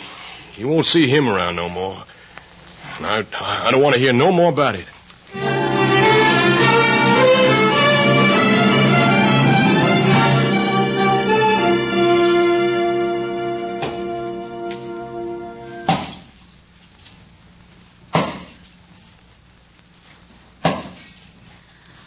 I declare, Mr. Thompson, you oughtn't to have something on your head chopping wood in this hot sun. Don't you fret, Ellie. I'm just about through. Then I'm going to have me one of them cold bottles of beer out of the icebox. Why, look. If they don't come, that same fella was here yesterday. Ellie, you get on in the house. But I thought you said... I do like I tell you, get on in the house. I see you're getting a little work done, Mr. Thompson. Hatch, I told you yesterday to get off my property and stay off. Now, look here, Thompson. I gave you time to think. Now, maybe I kind of threw you off yesterday, but a man like yourself ain't going to stand in the way of getting an escaped lunatic back where he belongs. I tell you, Helton ain't crazy, and he's staying here. Now, listen, Thompson, if you won't help me, I'll get help somewhere else. Well, get it where you want, only get out. Why, you going to let me take him or ain't you? No, I ain't. Now, you get off this place, or I'll turn you over to the law. You just try it. I'll tell him... Get off, or I'll knock you down. You keep away from me, Thompson. I've got a knife. Are you going to get out of here? I'm going to get Helton. You leave him alone. You put that knife down, they kill you. There you are. Helton, stay away from you. You crazy lunatic. Look out for that knife. No, I got you. Dirty. Oh, down.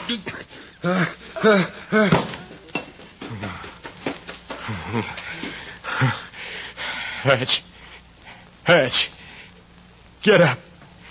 Get up. Get out of here. Mr. Thompson? Mr. Thompson! Ellie. He killed Helton. Mr. Thompson, what is it? What's happened? Who is this man? He killed Helton, Ellie. I had to knock him out with the axe. But there goes Mr. Helton. I see him. He's clear off there. He's running away. He killed Helton. I saw it. He killed him with a knife. I had to knock him out. But now he won't come to. Ellie, he won't come to.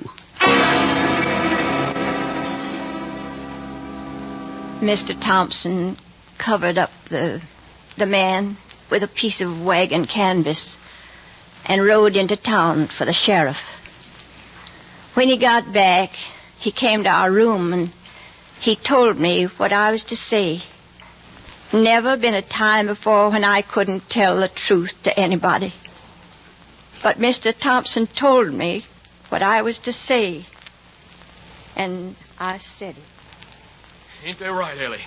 You seen the whole thing, didn't you? What? Come on, Ellie. Tell Mr. Burley. He's my lawyer. He's got to know everything. Now, you came out of the house, Mrs. Thompson, and you saw Mr. Hatch go after Mr. Helton with a knife? Yes, that's right. Mr. Thompson was just trying to save Mr. Helton's life. I saw it all. But I tell you, Mr. Burley, I wasn't going to kill him.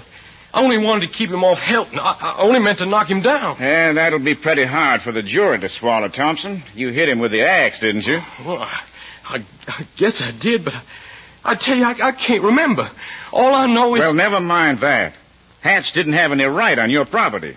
If he had any scores to settle with Helton... Well, he was coming to take him because he was a lunatic, and he wasn't no lunatic. You can't say that. You'll have to say you didn't know what Hatch was there for. Well, why? Well, it won't do your case any good for the jury to know that you knew that man was crazy. Not after the way he acted. Oh, poor Mr. Helton. He was so good, so quiet. Well, from the way the sheriff told me, there wasn't anything quiet about him, Mrs. Thompson. Ran through those woods like a maniac, picked up rocks, and tried to brain every man that came near him. But did they have to... They didn't mean to hurt him, but they had to catch him. Maybe never would have got him, but he stopped to pick up a couple of harmonicas that fell out of his pocket. Can you imagine a man thinking about harmonicas at a time like that? Him, I can. They tried to go easy on him, but, well, he was hurt too bad already. He couldn't live. Now, nobody's going to believe he was as quiet as you say for 9 years. So you just don't say one word in that trial without I tell you. But I gotta tell him. You don't gotta tell him anything. You plead not guilty and I'll do the rest. I promise you, Thompson, in a couple of weeks, you'll have forgotten all about it.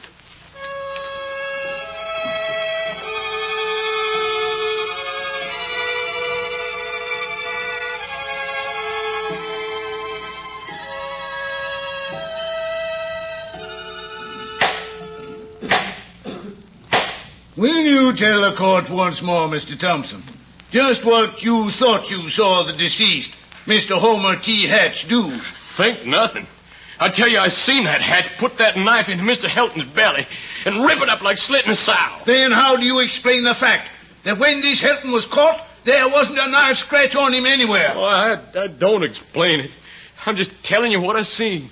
As representative of the family of the murdered Mr. Hatch, I object to the use of that term. Sustained. The deceased, Mr. Hatch. I suggest to the court that Mr. Thompson, who says he saw Helton wounded with a knife when we know there was no wound, is himself pretending lunacy, just as he pretends ignorance of the fact that this Helton, whom he allowed to endanger the Commonwealth for 9 years, was a dangerous maniac. I object. Sustained. Stick to the facts. Your witness, Mr. Burley.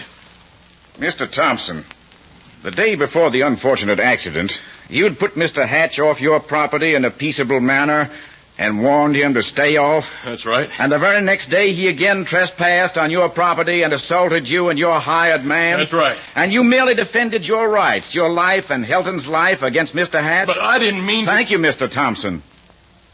I asked the court to recall Mrs. Ellie Thompson. Mrs. Ellie Thompson, take the stand.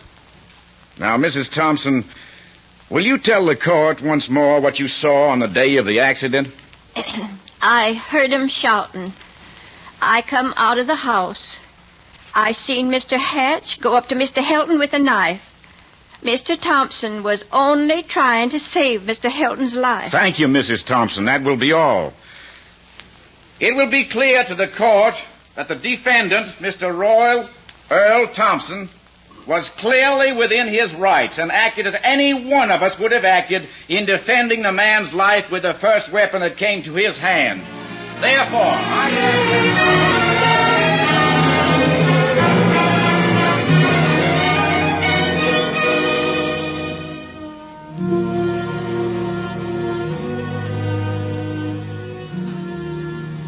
I kept saying what I was supposed to say. That I'd seen the whole thing and that everything Mr. Thompson said was true. But I keep seeing the faces of my boys sitting there in the front row. And then, after it was all over, Mr. Thompson couldn't leave it alone. If only he'd left it alone, we might have made out some way.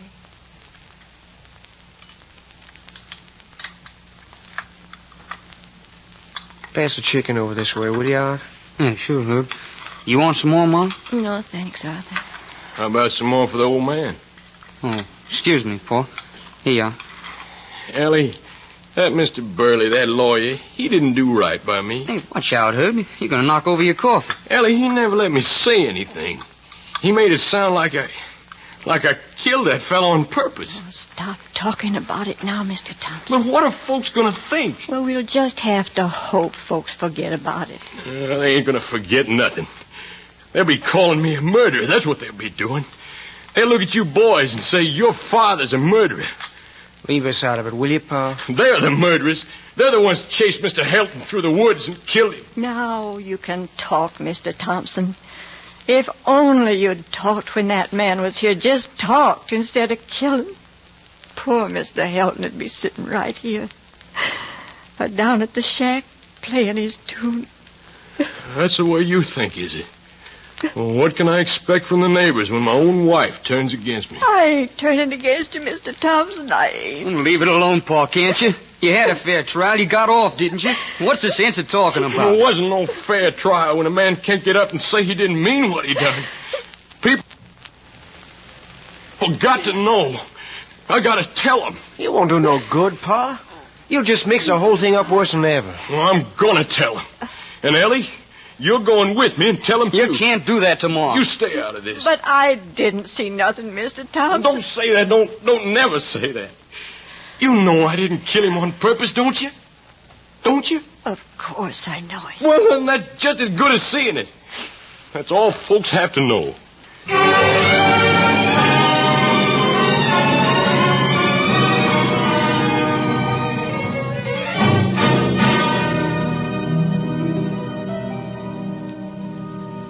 Like I say, McClellan, me and Ellie were just driving along this way, and we Thought we'd stop in like. Well, mighty thoughtful of you, Thompson. Sure you wouldn't like a glass of beer, Miss Thompson? Oh, no, thank you, Mr. McClellan. Mighty good. Now, you was at that trial, McClellan, but I just feel like I want to make something clear in folks' minds. Well, it's all clear to me, Thompson. Well, you know, I killed a man, but you folks know I wouldn't do a thing like that. Sure, Thompson, sure, I know how you feel. If you don't believe me, ask my wife here. She saw it, she'll tell you. That's right, Mr. McClellan. I seen the whole thing. Mr. Thompson told the real truth. Well, now, what makes you think I wouldn't take your word on it, Thompson? Didn't you swear on it at the trial? Yes, sir, you had a fine, fair trial.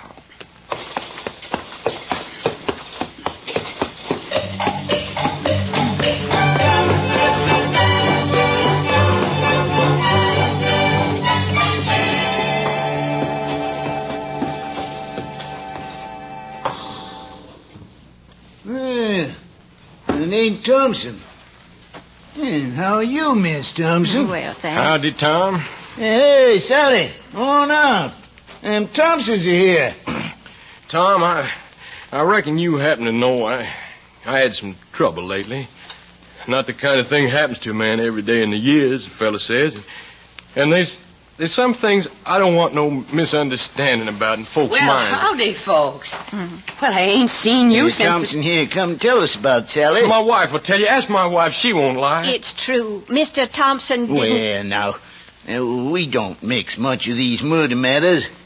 I'm right glad you come to give us a straight over, though. Everybody's surely shooting their heads off. Now, of course, we don't hold with killing. The Bible says... Shut your trap and keep it shut.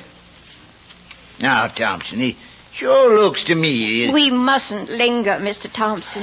Yeah, that's right. We can't stay. We be going now. We got a long way to go.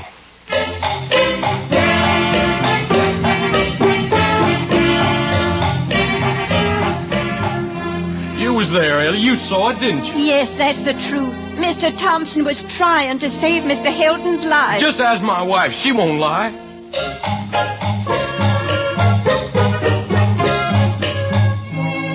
Well, I'd be glad to have you come in, folks, but you see, my wife's sister, she's here with a raft of young uns. House is pretty full, that's a fact. I've been meaning to get up to your place one of these days. Sure glad you dropped around.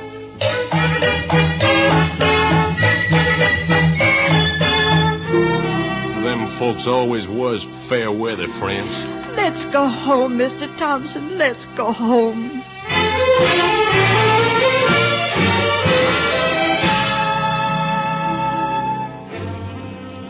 We seen 'em all, and it wasn't no good. There was a time when I thought I had neighbors and friends. There was a time when we could hold our heads up. There was a time when my husband hadn't killed a man, and I could tell the truth to anybody about anything.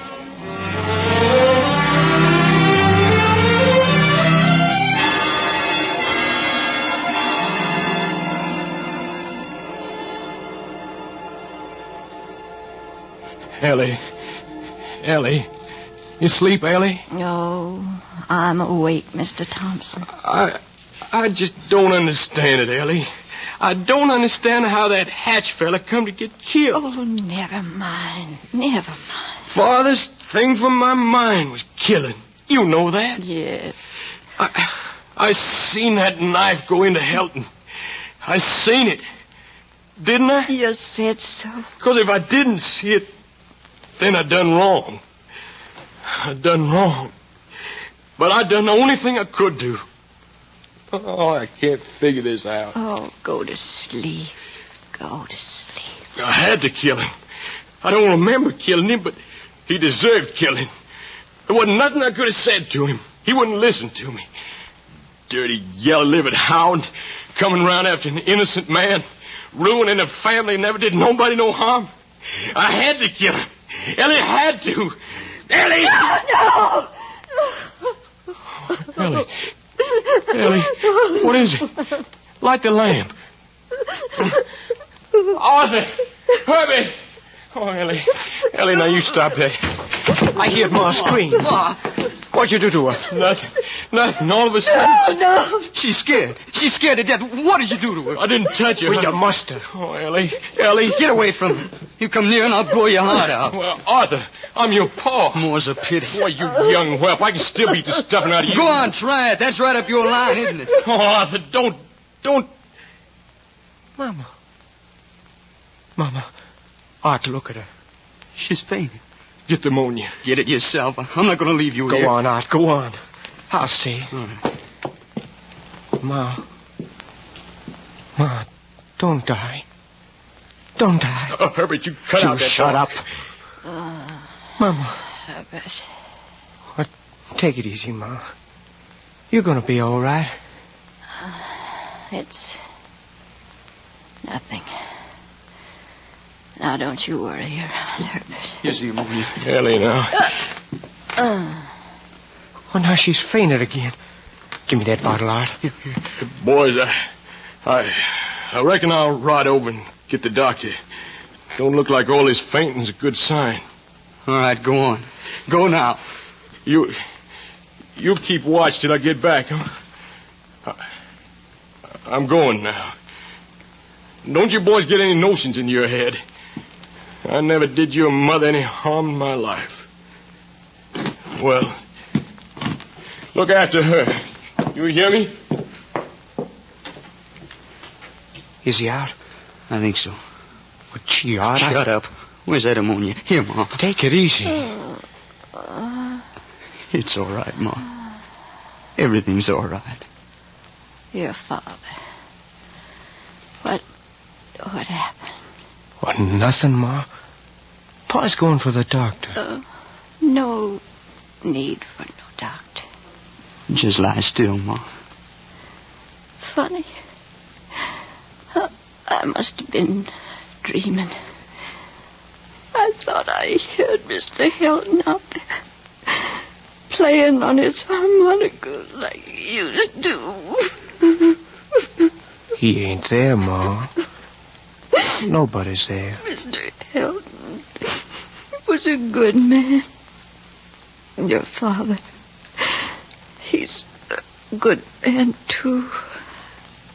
Don't want you boys thinking any different. Oh, sure, Ma. The doctor will be here pretty soon. He told the truth. He must have told the truth. He wouldn't lie. I'll go. What is it? Herbert, what was it? Just take it easy, Ma. Everything's going to be all right.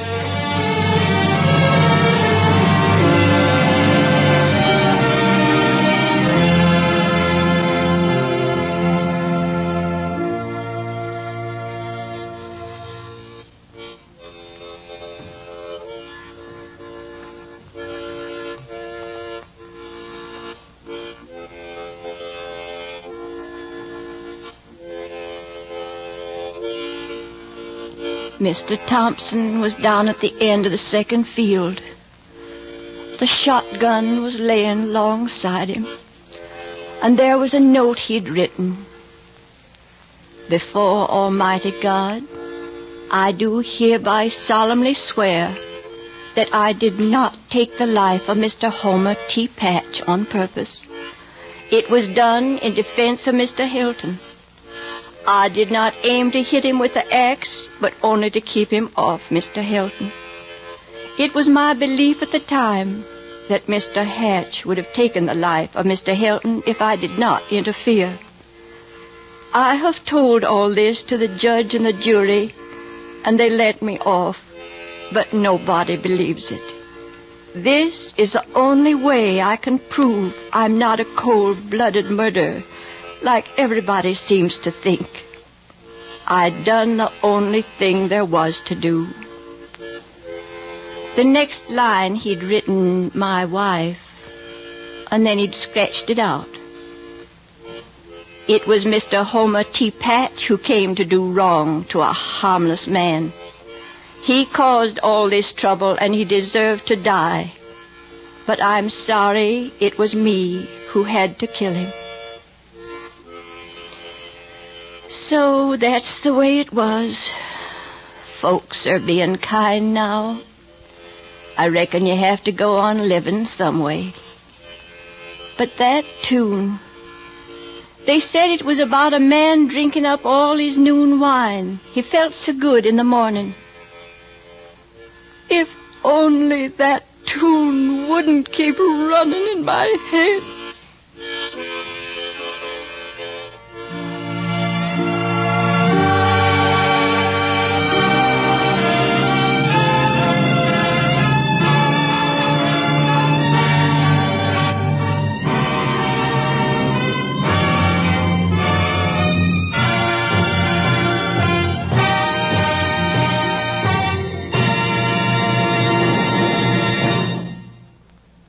The curtain falls on the fourth of 5 programs in which the NBC University Theater is bringing you radio plays based on great American stories.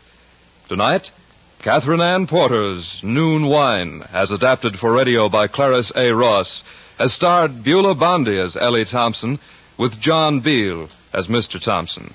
Lou Merrill was Mr. Hatch. Beulah Bondi may soon be seen in the Walt Disney feature So Dear to My Heart.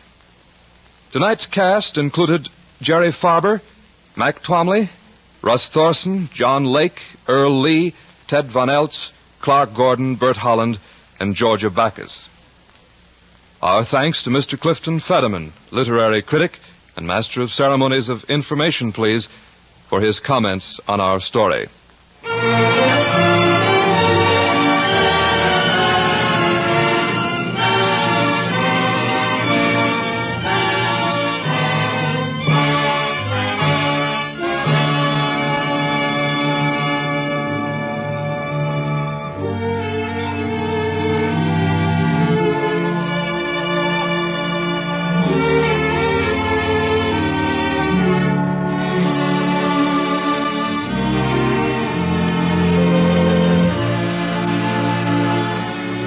The orchestra was conducted by Henry Russell, who composed original music based on the Swedish folk song Hail and Gore for our play. The production was directed by Andrew C. Love. We invite you to listen next week to the NBC University Theater when we present a play based on Ellen Glasgow's The Romantic Comedians. Productions of the NBC University Theater are currently being used in conjunction with a course in American fiction under a college by radio plan at the University of Louisville.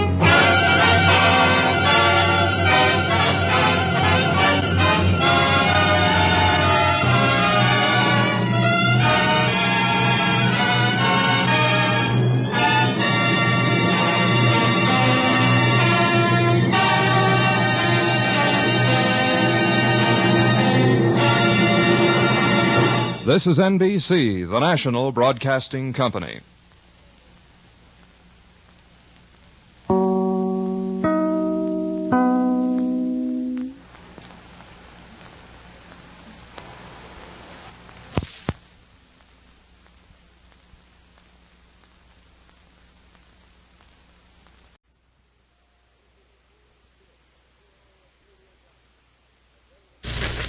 This is the Ford Theater, a full hour of radio drama. Our play this afternoon is the famous Broadway and motion picture hit, The Front Page.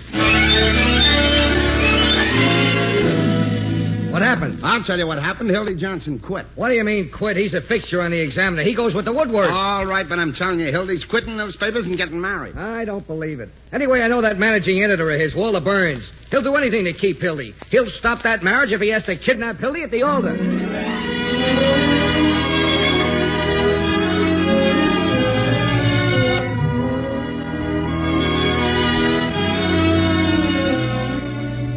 The Ford Theater, presented by the Ford Motor Company, makers of Ford, Lincoln, and Mercury cars, and Ford trucks, farm tractors, and motor coaches.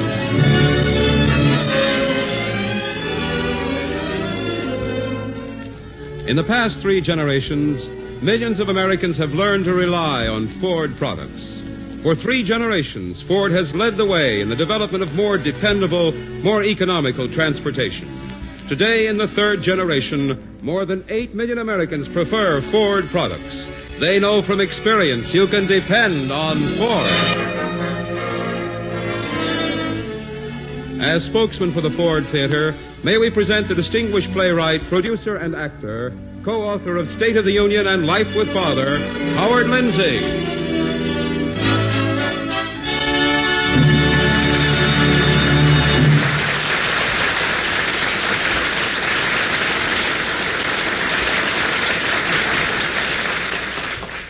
Good afternoon, ladies and gentlemen. Today we are about to hear a rip-roaring story about newspapermen. Ben Hecht and Charles MacArthur's celebrated play, The Front Page.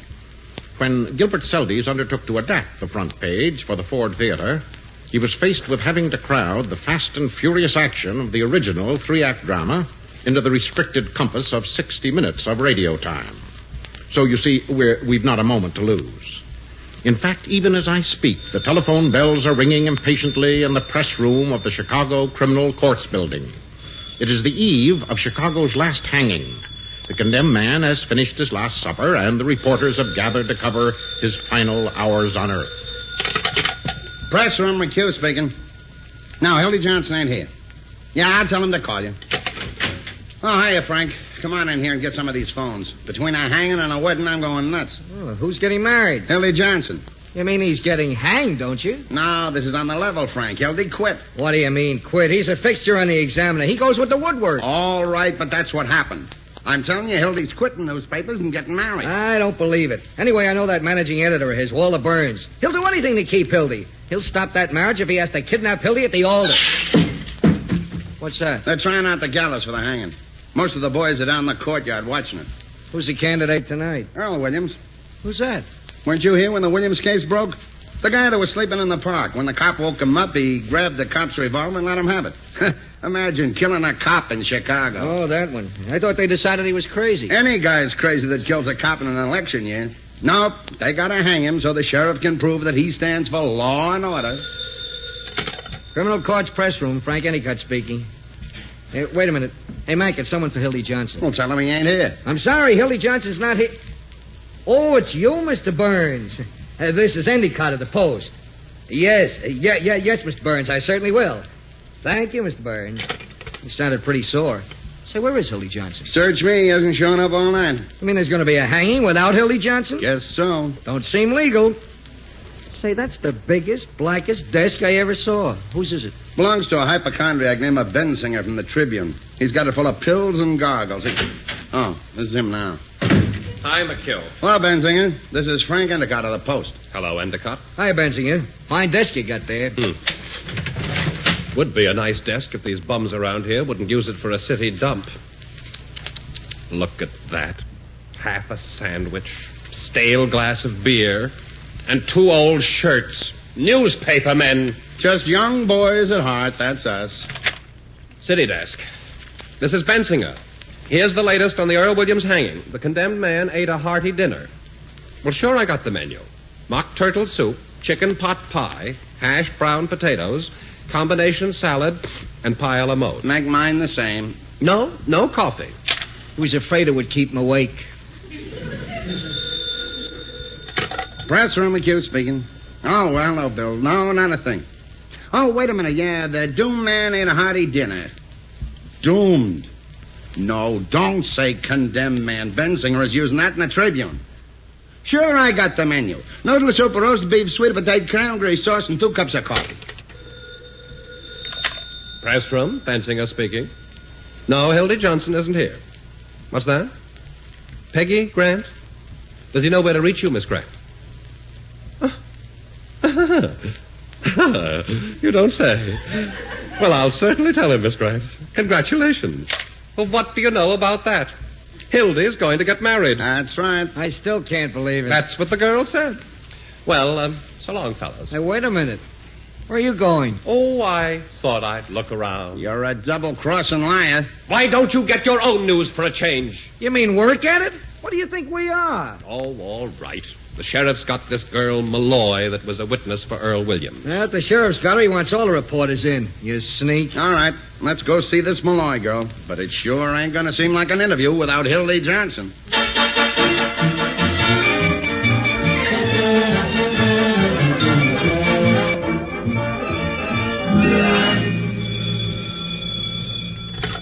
Sheriff speaking. Yes, Mr. Mayor. No, you needn't worry about that, Mr. Mayor. Not a chance. No reprieve. Yeah, on schedule, 7 o'clock. No, Mr. Mayor. Yeah, they're bringing in one more crazy doctor. Yeah, that's the word, an alienist. Well, he can't do nothing. No, the governor's gone fishing. Went this afternoon. Oh, we'll swing Earl Williams all right. Thanks, Mr. Mayor. We'll be on top next Tuesday. Goodbye, Mr. Mayor. Send the boys and the newspapers in. Well, Hello, Sheriff. Now, boys, you're always writing me. Look at this. Sheriff Hartman has just put 200 more relatives on the payroll to prevent an outbreak of violence at the execution of Earl Williams. Now, that ain't nice, boys. This is an honest administration. Hooray for Pinky Hartman. And don't call me Pinky. Look, Mr. Sheriff, my paper has always treated you square. Now, a certain party over at the paper is asking you a favor. How about hanging this guy at 5 o'clock instead of 7 so we can make the city edition? Oh, now, Benzinger, you can't hang a fella in his sleep just to please a newspaper. No, but you got the hanging postponed twice, so it comes just 3 days before election. I had nothing to do with them retrieves. That was the governor. Yeah, how do you know there won't be another reprieve tonight? How do you know this alienist won't find him insane? Insane? That guy's as sane as I am. Saner. He sits up and reads the Declaration of Independence day and night. That's just a trick to get sympathy. Now, boys, forget it. I got a good story for you. Do you remember this Malloy woman, the waitress that spoke for Williams? Well, what are you going to do, make her go back on her testimony? That's not the way this office works, Mac, and you know it. No, sir. She told me that she didn't like the newspapers. They weren't fair. She wanted to see you, so I offered to bring you down here. You'll get a good story out of her. Ah, gentlemen of the press. Good evening, you bums. What are you doing here? Walter Burns wants you. Gee, look, he's carrying a cane. Hildy Johnson, you get out of here. No one invited you to this press conference. How are you, Sheriff? Who's been getting your goat? No one gets my goat. Only you and that big mouth Walter Burns think you're running Chicago. Well, you go right back and tell Walter Burns that the Examiner don't get no more than 2 tickets for this execution. Why, you silly shrimp, if I wanted to, I'd take 6 guests to your hanging party and sit in a box. See, it just happens I don't want to go. Yeah? And why don't you want to go? I don't want to go because I am no longer a member of the working press. As of today, Mr. Sheriff, I have resigned. You're kidding. It can't be. Why didn't you tell Walter Burns you resigned? He's been calling you all night in the press room. I didn't tell Walter Burns I resigned because I didn't want him to interfere with my life. You remember what happened to Pat Kruger when he wanted to quit. Burns had him arrested for forgery. Well, Walter Burns isn't going to stop Hildy Johnson. Come on, boys. Let Hildy Johnson take his troubles out of here. We've got this important interview with Molly Malloy. What are you going to do, Hildy? Well, first, I'm taking a train to New York. And you're going to wear a top hat and work for the New York Times. Say it ain't so, Hildy. Second, I'm going to get married. To someone that knows you? That can't be. And third, I am going into the advertising business. 150 smackers a week. You mean a month? 150 a week.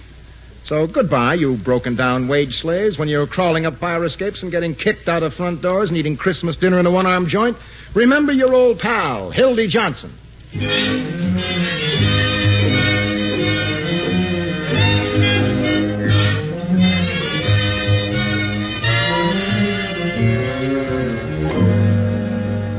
Right in here for the interview, boys. Miss Malloy, here are the reporters. Hello, Molly. Ham and eggs and coffee. Hiya, Molly. I hardly know you outside the Busy Bee lunchroom. I wanted to talk to you guys. Gonna pay a call on Williams? He's right next door. Better hurry up. He hasn't got all night. Oh, yes, he has. Say, Molly, those are pretty roses you sent Earl Williams. What do you want done with them tomorrow morning? A lot of wise guys, ain't you? Well, you know what I think of you. All of you. Oh, take it easy, Molly. If it was worth breaking my fingernails on, I'd tear your puss wide open. What are you sore about, sweetheart? Wasn't that a swell story we gave you? You cheap crumbs have been making a fool out of me long enough. No, what kind of language is that? I never said I love Earl Williams and am willing to marry him on the gallows. Well, aren't you? Everybody knows you're his sweetie. That's a lie. I met Mr. Williams just once in my life when he was wandering around in the rain without his hat and coat on like a sick dog. the day before the shooting. I asked him what's the matter, and he told me about being broke and hungry, and I brought him into the restaurant because it was warm there. Oh, yeah? Just because you want to fill your lying papers with a lot of dirty scandal, you got to crucify him and make a bum out of me. I tell you, he just sat there talking to me all night. He just sat there talking to me and behaved like a perfect gentleman.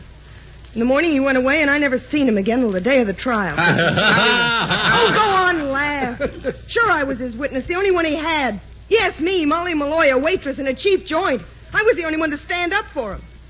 And that's why you're persecuting me. Because he treated me decent, not like an animal, and I said so. Why didn't you adopt him instead of letting him run around shooting policemen? Listen, Molly, we got to go upstairs. We're busy. Go on home. Or go and see your boyfriend. Yeah, he's got a nice room. Won't have it long. He left the call for 7 a.m. It's a wonder a bolt of lightning don't come through the ceiling and strike you all dead. What's that? Oh, the gallows. Oh, she oughtn't to be allowed in here. Oh, shame on you. Shame on you. Poor little crazy fella. Sitting there alone with the angel of death beside him. And you cracking jokes. Okay, Molly, that's enough. Beat it. Oh, you dirty punk. Go on. You heels. All right, boys. You've had your interview. You'd better get along now. And where are you going, Sheriff? Earl Williams is in the infirmary where this new crazy doctor is going to see him. We come along, Sheriff? No, sirree. This is a scientific experiment. You wouldn't understand it.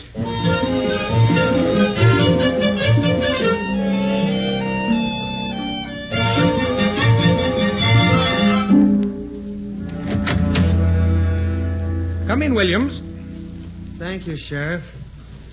You know, there's no use going through this. Now, my boy, don't make a fuss. This is Dr. Egelhofer. I feel okay. You are Earl Williams, yes?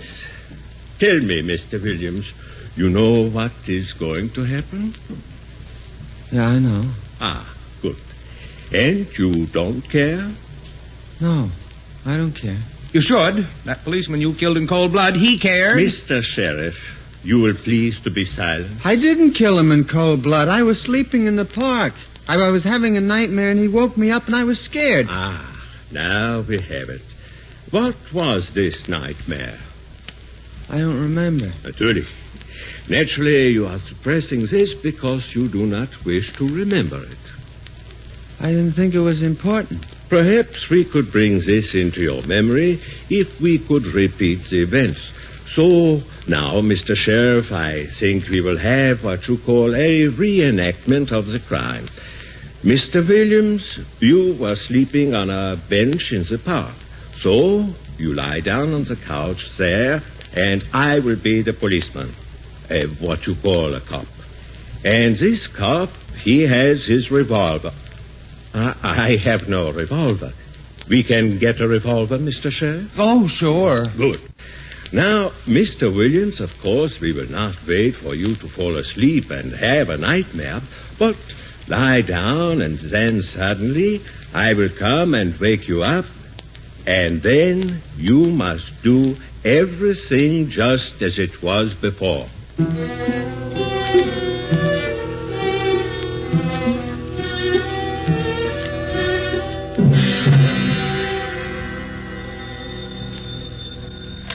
Press room, Endicott talking. Who's this? No, nothing much. They got an alienist examining Williams now to see if he's sane enough to hang. Yeah, I'll call you back in 15 minutes. Who is this alienist, anyhow? Dr. Max J. Egelhofer from Vienna. 3 to 1, he finds Williams as an Oedipus complex. Well, it won't bother him much longer. Egelhofer doesn't go in for complexes. He's a gland specialist. Why don't you guys read a book once in a while? That's unprofessional conduct, Bensinger. And you might buy your own nose drops for a change, McHugh. And stop using mine. Oh, hi, Hildy. Come back to work? Work? What's that? I left a couple of shirts and a can of tobacco here. In my desk you left them. Here. You got a key to my desk, Hildy. Give it back to me. What key? I haven't got any key. Press room. Oh, hello, Mr. Burns. Wait a minute, I'll see. Anyone here seen Hildy Johnson? What name did you say? Oh, come on, Hildy, talk to him. Wait a minute, Mr. Burns, I'll see. Goodbye forever. Oh, have a heart, Hildy. Burns will keep calling here all night long if you don't talk to him. What's the matter? Scared of him? I'll talk to that maniac with pleasure. Hello, Mr. Burns. What's that, Mr. Burns? Why, your language is shocking, Mr. Burns. Now, listen, you lousy baboon. Get a pencil and paper and take this down. I ain't going to cover the hanging. I wouldn't cover Custer's last stand for you if they held it all over again in the middle of Clark Street. I'm going to New York like I told you. And you better stay west of Gary, Indiana, because if I ever see you again, I'm going to walk right up to you and hammer on that monkey skull of yours till it rings like a Chinese gong. Wow. And that, boys, is what is known as telling the managing editor. I'll say it is. Oh, boy. And I hope that every one of you will do as much when your time comes. Walter Burns certainly sounded sore. That lousy snake. He tried to bust up my marriage. How did he do that? Tried to get me drunk this afternoon, then he got that gangster taxi driver of his and started to drive me all the way to Milwaukee. But I got a flat and I beat it. Now Burns says I can't quit without notice. What am I, a hired girl? You're just the best reporter Walter Burns ever had. Yeah, Hildy. I've heard you say so lots of times.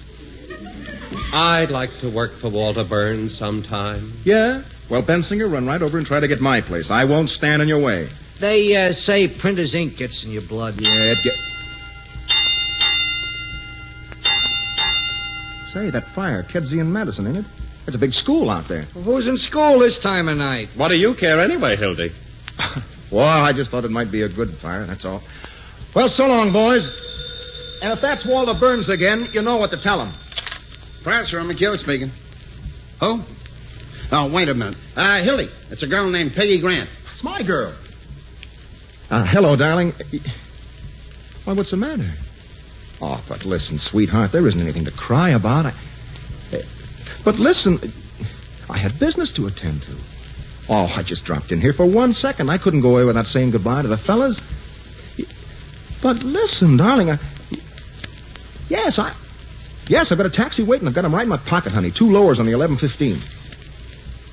Oh, now, if you talk like that, I'm going to go right out and jump in the lake. I swear I will, because I can't stand it. Listen. We're listening. Darling, I love you. What's that? Someone shot. Someone shot. Wait a minute, darling. Hold the wire. After him, boys. Oh, Williams got away. Earl Williams got away, darling. Earl Williams, the murderer. Down the courtyard, boys. Come on. But don't you understand, Peggy? It's a jailbreak. It's the first time in 15 years. Wait a minute. Examiner, give me Walter Burns, quick. Hello, Walter. Hildy Johnson. Fuck that at you, big baboon. Earl Williams has just slammed out of the county jail. Yeah. What? Oh, yeah, well, I'll take the next train. Don't worry. I'm on the job.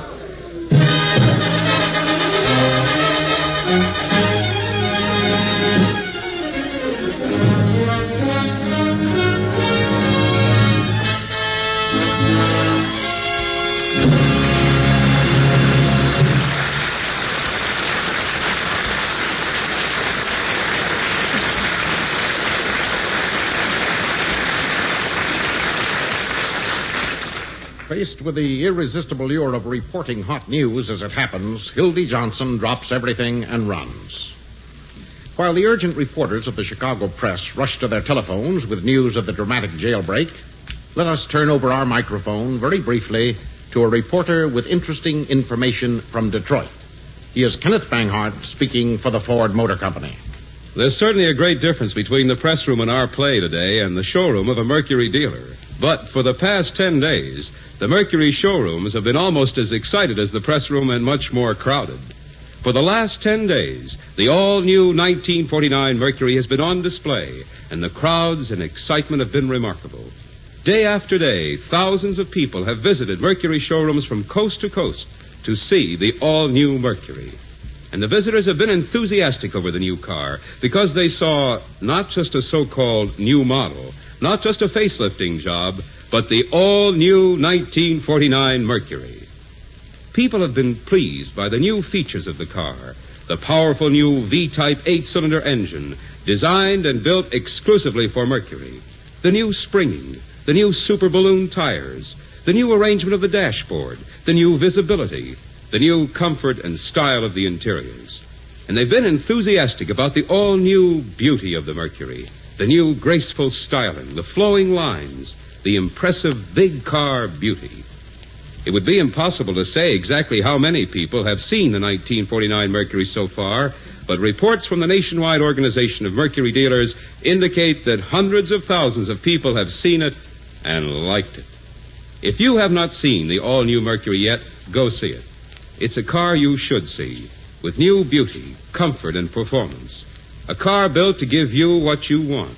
All new driving and an all-new sense of pride in owning a big and beautiful car. See, not a new model, but the all-new 1949 Mercury.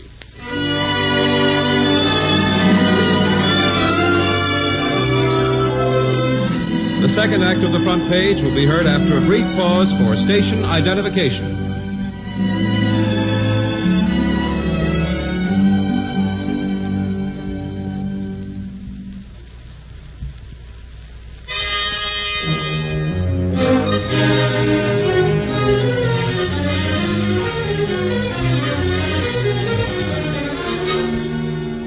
Act 2 of the Ford Theater's presentation of the front page.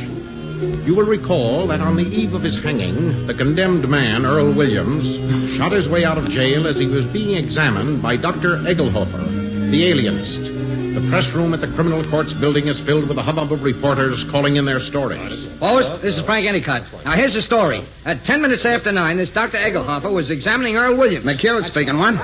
No one knows where Earl Williams got the... Tribune, Bensinger speaking. He shot Egelhofer in the shoulder and got on the roof through the skylight. Yeah, throwing and dragging it around the whole north side. $10,000 reward has been offered. The sheriff was there at the time of the shooting. Oh, here's something hot. A man corresponding to Earl Williams' description was seen playing first clarinet at the concert in Grant Park. Well, of course, I didn't see him, but Williams is known to be very fond of music. I'm going down to the sheriff, and I'll call you back. Going over to interview Egelhofer. Call you back. Okay, I'll cover it, but he won't say anything. I'll call you in 15 minutes. Hiya, fellas. Got your stories in? Hi, Hildy. You got anything? No, not a thing. I ain't working. You want to come down and talk to the sheriff? No, not me, boy. Okay. See you later. Hurry up, boys. Give me Walter Burns. Walter? I've got it. And I've got it exclusive. I had to pay the deputy sheriff $250. Sure, I'll give you the story, but listen, Walter, I gotta have that money back, and I gotta have it right away. It's for my honeymoon, you rat. Okay, so long as it gets here in half an hour. Now, here's the story. You know, they were reenacting the crime, and they had to have a gun. Now, where would they get the gun? From Peter B. Hartman, B for brains. Yeah, the sheriff. Williams made his getaway with the sheriff's gun. Hold it, someone's coming. No, it's all right, it's a girl. Hildy. Wait, it's my girl. Hello, Peggy, wait a minute. Now, get this, Walter. I got you your story, and now I'm going to take the next train out of here, and you tell that guy to run with the money. Oh, Peggy. What were you saying on the telephone? Huh? Nothing. I was just telling Walter Burns I was all through, that's all. Hello, darling. Hildy, you haven't done something foolish with that money. Oh, listen, darling, I can look after a couple of $100, all right? Hildy, if you've still got the money, I want you to give it to me. Oh, you did do something with it. No. Walter Burns is sending it right over. Oh, Hildy. Listen, darling, I wouldn't have had this happen for the world, but it's going to be all right. Now, here's what happened. This guy Williams broke out of jail. Yes, I know. Oh, now, listen, sweetheart, I got the story exclusive, the biggest scoop in years, I'll bet. Do you know how long Mother and I waited out at the house? Oh, Peggy, listen, you ain't going to be mad at me for this. I couldn't help it. Well, you'd have done the same thing yourself. I mean, the biggest story in the world, busting and nobody on the job. I might have known it would happen again. Oh, listen. Every time I've wanted you for something on my birthday, New Year's Eve, when I waited until 5 in the morning. But the big story broke. It's always a big story, the biggest story in the world. And the next day, everybody's forgotten it, even you. What do you mean forgotten? That was the Clara Hayman murder. Now, for heaven's sakes, Peggy, the boy's on his way with the money right now. And my mother's downstairs in a taxi cab. If she knew about that money... Oh, it's all we've got in the world, Hildy. Oh, gee, Peggy, you make me feel like a criminal. It's all that Walter Burns. Oh, I'll be so glad when I get you away from him. You simply can't resist him. Oh, for heaven's sakes, Peggy, I've told you what I think of him. I wouldn't raise a finger if he was dying. Now, look, darling, I'll tell you what you do. You go on over to the station and get the baggage checked. Now, here are the tickets. Change them for the 12:40. Now, Hildy, I'll be along in 15 minutes, maybe sooner. You won't be late. Peggy, I never missed a train in my life. Here, now, you run along. Oh, here's Max. My girl, Max. She's just going. Glad to meet you. How do you do? Give me the city desk. McHugh speaking. Here's the latest on the Williams escape. The mayor is going to make the sheriff resign and kick him off the ticket for next Tuesday's election. Well, sure he can do it. Yeah, I'm going down to the mayor's office right now. Call you back. Hey, Hildy, you want to come down to the mayor's office with me? What? No, thanks, Mac. I'm off the story. I got to wait here for some money. Give me Walter Burns. Walter? Nothing new. Where's my money? My $250. Why'd you tell him to take a taxi? Well, they're waiting for me. My girl and her mother, and I've got to get that train. Now listen, Walter. If I haven't got my money in 10 minutes, I'll give this story to every other paper in town.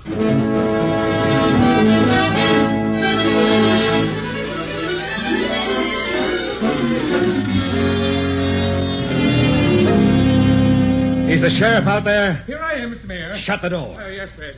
Gosh, Fred, I'm sure sorry. Pete, there's one thing I've got to know. Did you actually give Williams that gun yourself? Well, the professor asked me for it. I didn't know what he wanted it for. I thought it was something scientific. I couldn't believe it. I can't believe it. Your own gun, loaded, too. Now, listen, Fred, nobody else knows about it. Pete, I've got a mighty unpleasant task to perform. Now, listen, Fred, you're just going to get me rattled. 2 years ago, we almost lost the stockyard boat on account of that story you told at the picnic. Why harp on that now? Now you come along with another one of your moron blunders, the worst of your whole career. Listen, Fred, stop worrying, will you? Just do me a favor and stop worrying. I'm doing everything on God's green earth. I've just sworn in 400 deputies. 400? Do you want to bankrupt this administration? I'm getting them for $12 a night. $12 for those broken-down uncles of yours? If you're talking about my brother-in-law, he's worked for the city 15 years. Pete, you're through. What do you mean? Through? I mean I'm scratching your name off the ticket Tuesday and running Cherokee in your place. It's nothing personal, Pete. It's the only way out. It's a sacrifice we all ought to be happy to make. Fred, I don't know what to say. A thing like this almost destroys a man's faith in human nature. I wish you wouldn't talk like that, Pete. Who's out there? Is Sheriff Hartman in there? Oh, it's for me. I'm Sheriff Hartman. You want me? Yes, sir. I've been looking all over for you, Sheriff. You certainly are a hard fellow to find. Who are you? I'm Pinkham, from the governor, and I've got it. Got what? The reprieve for Earl Williams. For who? Earl Williams, the reprieve. I thought I'd never find you. First, I had a hard time getting a taxi. Wait a minute. Is this a joke or something? It's a mistake. Must be a mistake. The governor gave me his word of honor he wouldn't interfere, and that's 2 days ago. And you fell for it. It frightens me what I'd like to do to you, Pete Hartman. Now, wait a minute. Who else knows about this? They were all standing around when he wrote it. It was after they got back from fishing. Get the governor on the phone, Hartman. They ain't got a phone. Now they're conduct shooting. Can you beat that? Read this, Mayor. Insane, he says. Pinkham, you know Earl Williams ain't insane. Yeah, but I ain't the governor. This reprieve is pure politics, and you know it. It's an attempt to ruin us. We got to think fast before these lying reporters get hold of this. What'll we tell them? Now, Fred, don't get excited. I've got it. Now, listen, you. What's your name? Pinkham. Sure, Pinkham. Now, listen, Pinkham, old boy. You never got here with this paper that you pretend is a reprieve. You see what I mean? You never found me or the sheriff. Oh, yes, I did. How much do you make a week? Oh, $40. How would you like to have a job for $350 a month? That's almost $100 a week. You mean me? Who do you think he means? Gosh. Now, listen, there's a fine opening for a fellow like you in the city sealer's office. Oh, I couldn't work in Chicago. What? I got 2 kids going to high school in Springfield, and if I changed them from one town to another, they'd probably lose a grade.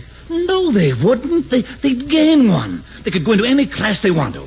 And I guarantee that they'll graduate with highest honors. Well, gee. Okay. That's fine. Now, just put this back in your pocket, and if anyone asks you, you got held up in a traffic jam and you never found it. And one thing, Pinkham, don't talk to no reporters. Mayor speaking. Oh, wait a minute. It's for you, Pete. Right. All right, now, goodbye, Pinkham. Drop around tomorrow. Okay. Sheriff speaking. What? Hold the wire. Hey, Fred, they've got Earl Williams. Where? Right in his own house. Tell him to shoot to kill. But, Fred, about that reprieve, if anyone finds out. I didn't see any reprieve. No one reprieved that policeman he killed. Hello? The order is shoot to kill. And $500 for the guy that does the job.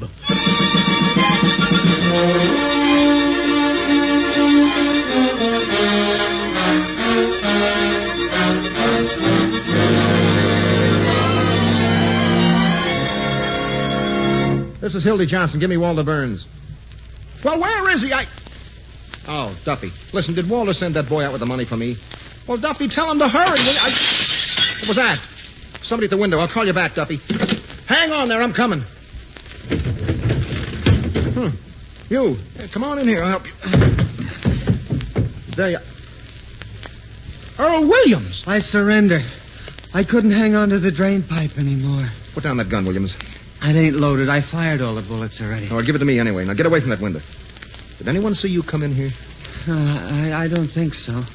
I don't care. I'm not afraid to die. See, that's what I was telling the doctor when he made me take the gun. Shut up a second. Let me think. Scaring me, trying to make out I'm a gangster with a mob, telling me I got a complex.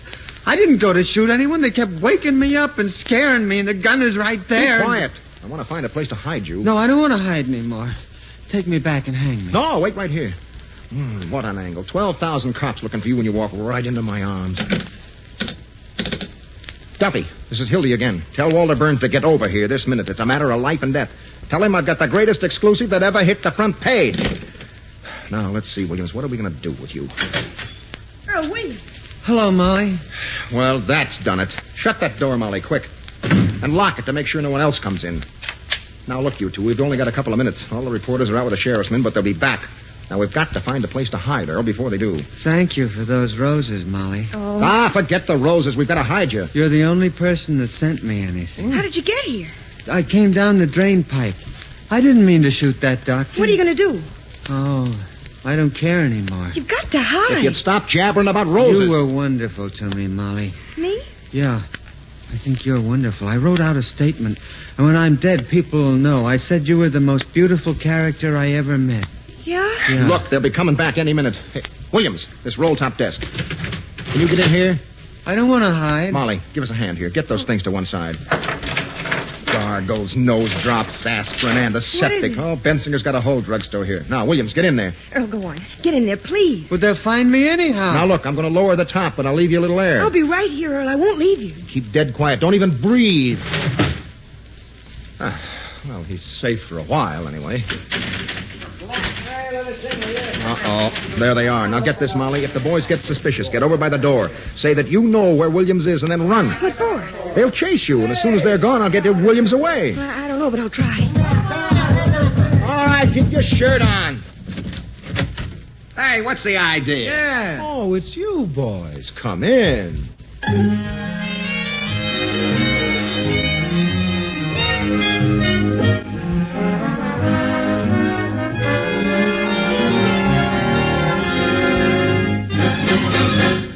Come on, Hildy, you're wasting time. Quit stalling, Hildy. We know you got something. I told you I just thought I could get another angle from Molly here. Yeah, why'd you have to lock the door?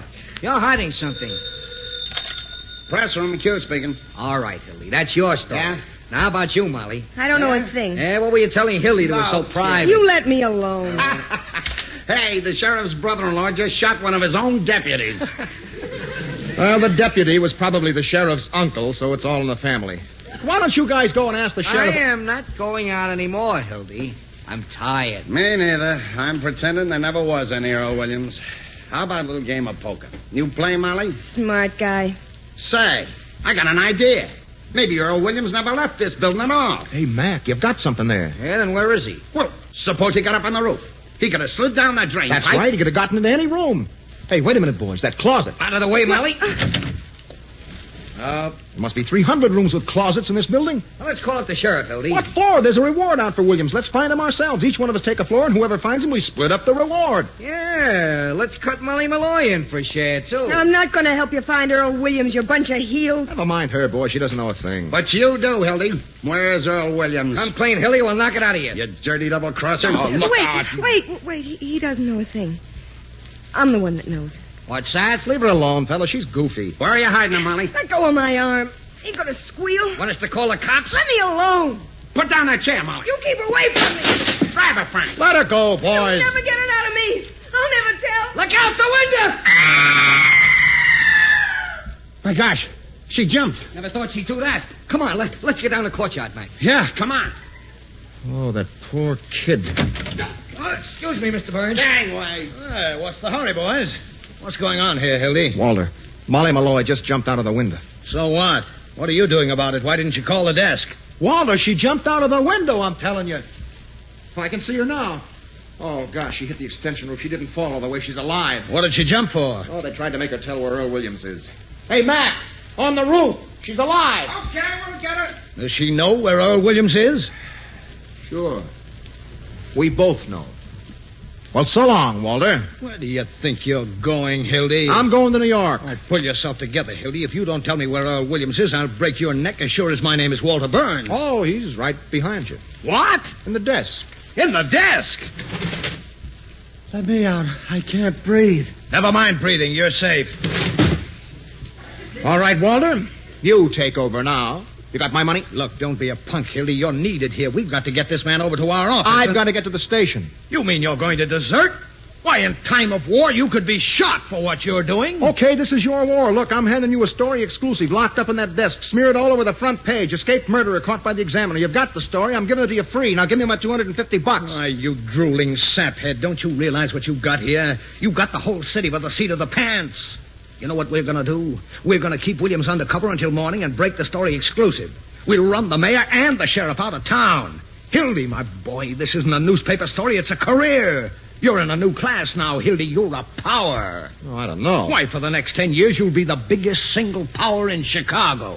As big as that, Walter? Now, look, we've got to get Williams over to my private office right away. Where's our telephone? That one there with the busted mouthpiece. Well, how are you going to get him out of here? The place is crawling with cops outside. We'll carry the whole desk over. We'll lower it out of the window with pulleys. Now, Hildy, get on that typewriter and start pounding out the lead to this story. How much do you want on it? All of page 1. Hello, Duffy. Get set now. We've got the biggest story in the world. Earl Williams caught by the Examiner, exclusive. Now listen, Duffy, throw out everything else on page 1. Yeah. Hildy. Yeah. Peggy, darling. Hildy, who is this woman? This is my girl, Walter. Peggy Grant. This is Walter Burns, dear. Get her out of here. But you don't understand. Walter Burns, you let my Hildy alone. Young woman, you let Hildy alone. Hildy, what are you doing at that typewriter? Now listen, Miss Grant. Duffy, listen, Duffy, do you hear me? No, I don't want the Chinese earthquake. Hildy, did he give you the money? Peggy, you got to do me a big favor. You're not coming. Look, Duffy, I don't care if there's 1 million dead in China. The whole page for the Earl Williams story. Now, don't get sore, darling. I'll tell you what happened. You're not coming, are you? Tell me, Hildy. Tell me the truth. Hey, just a minute, Duffy. Now, look here, Miss Grant. You're doing this to him. He was going and you stopped him. Something terrific has happened, Peggy. Wait till I tell you. You tell her nothing. She's a woman, you fool. Well, I'm not going to let you do it. Hildy, you're coming right now with me. But it's the biggest chance of my life. Now, listen, darling. Shut up, will you? You just don't want to marry me, that's all. That ain't true. Just because you won't listen, you're saying I don't love you when you know I'd cut my hands off for you. I'd do anything in the world for you, anything. You never intended to be decent and live like a human being. You were lying all the time. Peggy, don't keep saying that. What's that, Duffy? What? Lying. That's what you were. Just plain lying. All right, if that's what you think. What? Oh, shut up, you two. I'm trying to concentrate. I see what you are now. You're just a bum, like him, like all the rest of them. Sure, that's what I am. All right. No, Duffy. Leave the rooster story alone. That's human interest.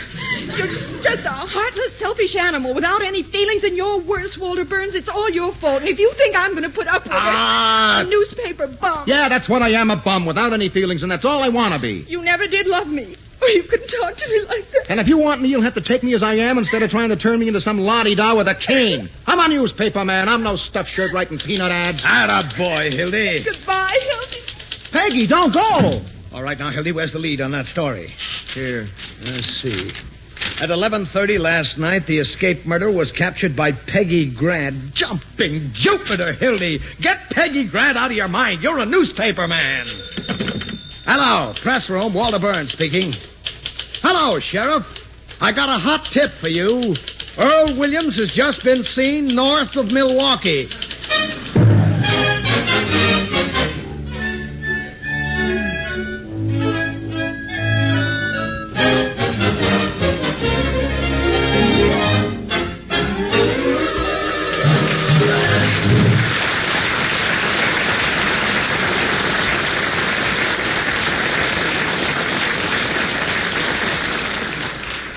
As the curtain falls on Act 2 of the front page, it leaves us, quite properly, very much up in the air.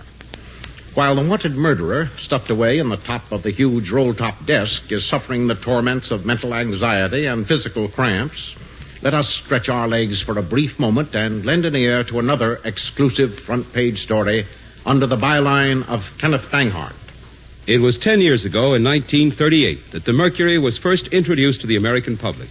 And in the decades since, Mercury has grown steadily in popularity until today hundreds of thousands of motorists drive and depend on Mercuries.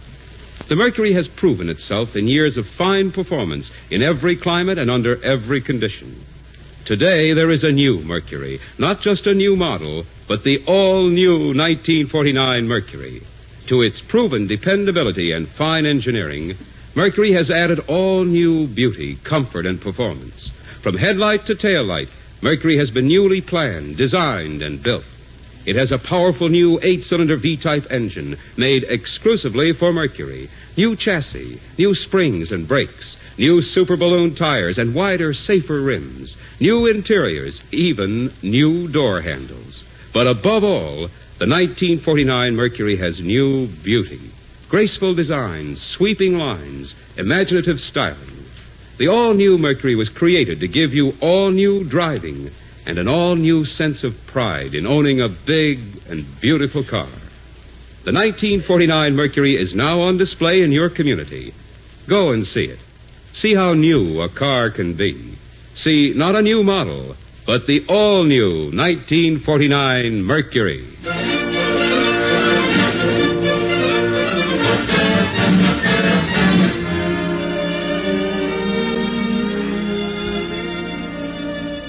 The house lights are dimming, and the great curtain of the Ford Theater rises again on Act 3 of the front page. We are still in the press room of Chicago's Criminal Courts building. Hildy Johnson is pounding away at his typewriter while Editor Burns grasps the telephone. Hello, Duffy. Duffy, this is Walter Burns again. Where are those men I told you to send here? No, not reporters. 6 husky guys. I've got to move some furniture.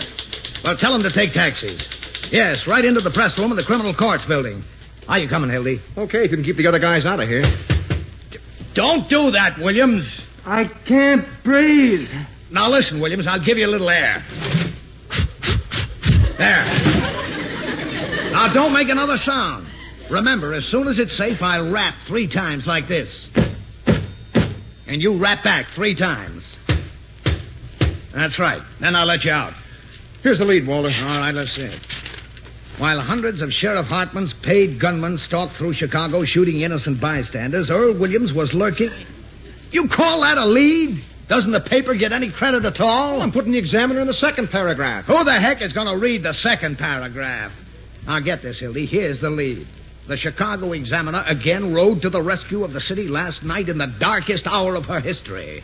Earl Williams, the murderer who leaped snarling from the gallows upon the flanks of the city, was captured single-handed. I got it. That's it. That's more like it. The door's locked again. Oh, that's Bensinger. Walter. That's his desk. What's his name again? Bensinger. Open the door. All right, just a minute. I'm coming. Well, hello, Bensinger. I thought I recognized your voice. What's the idea of locking the...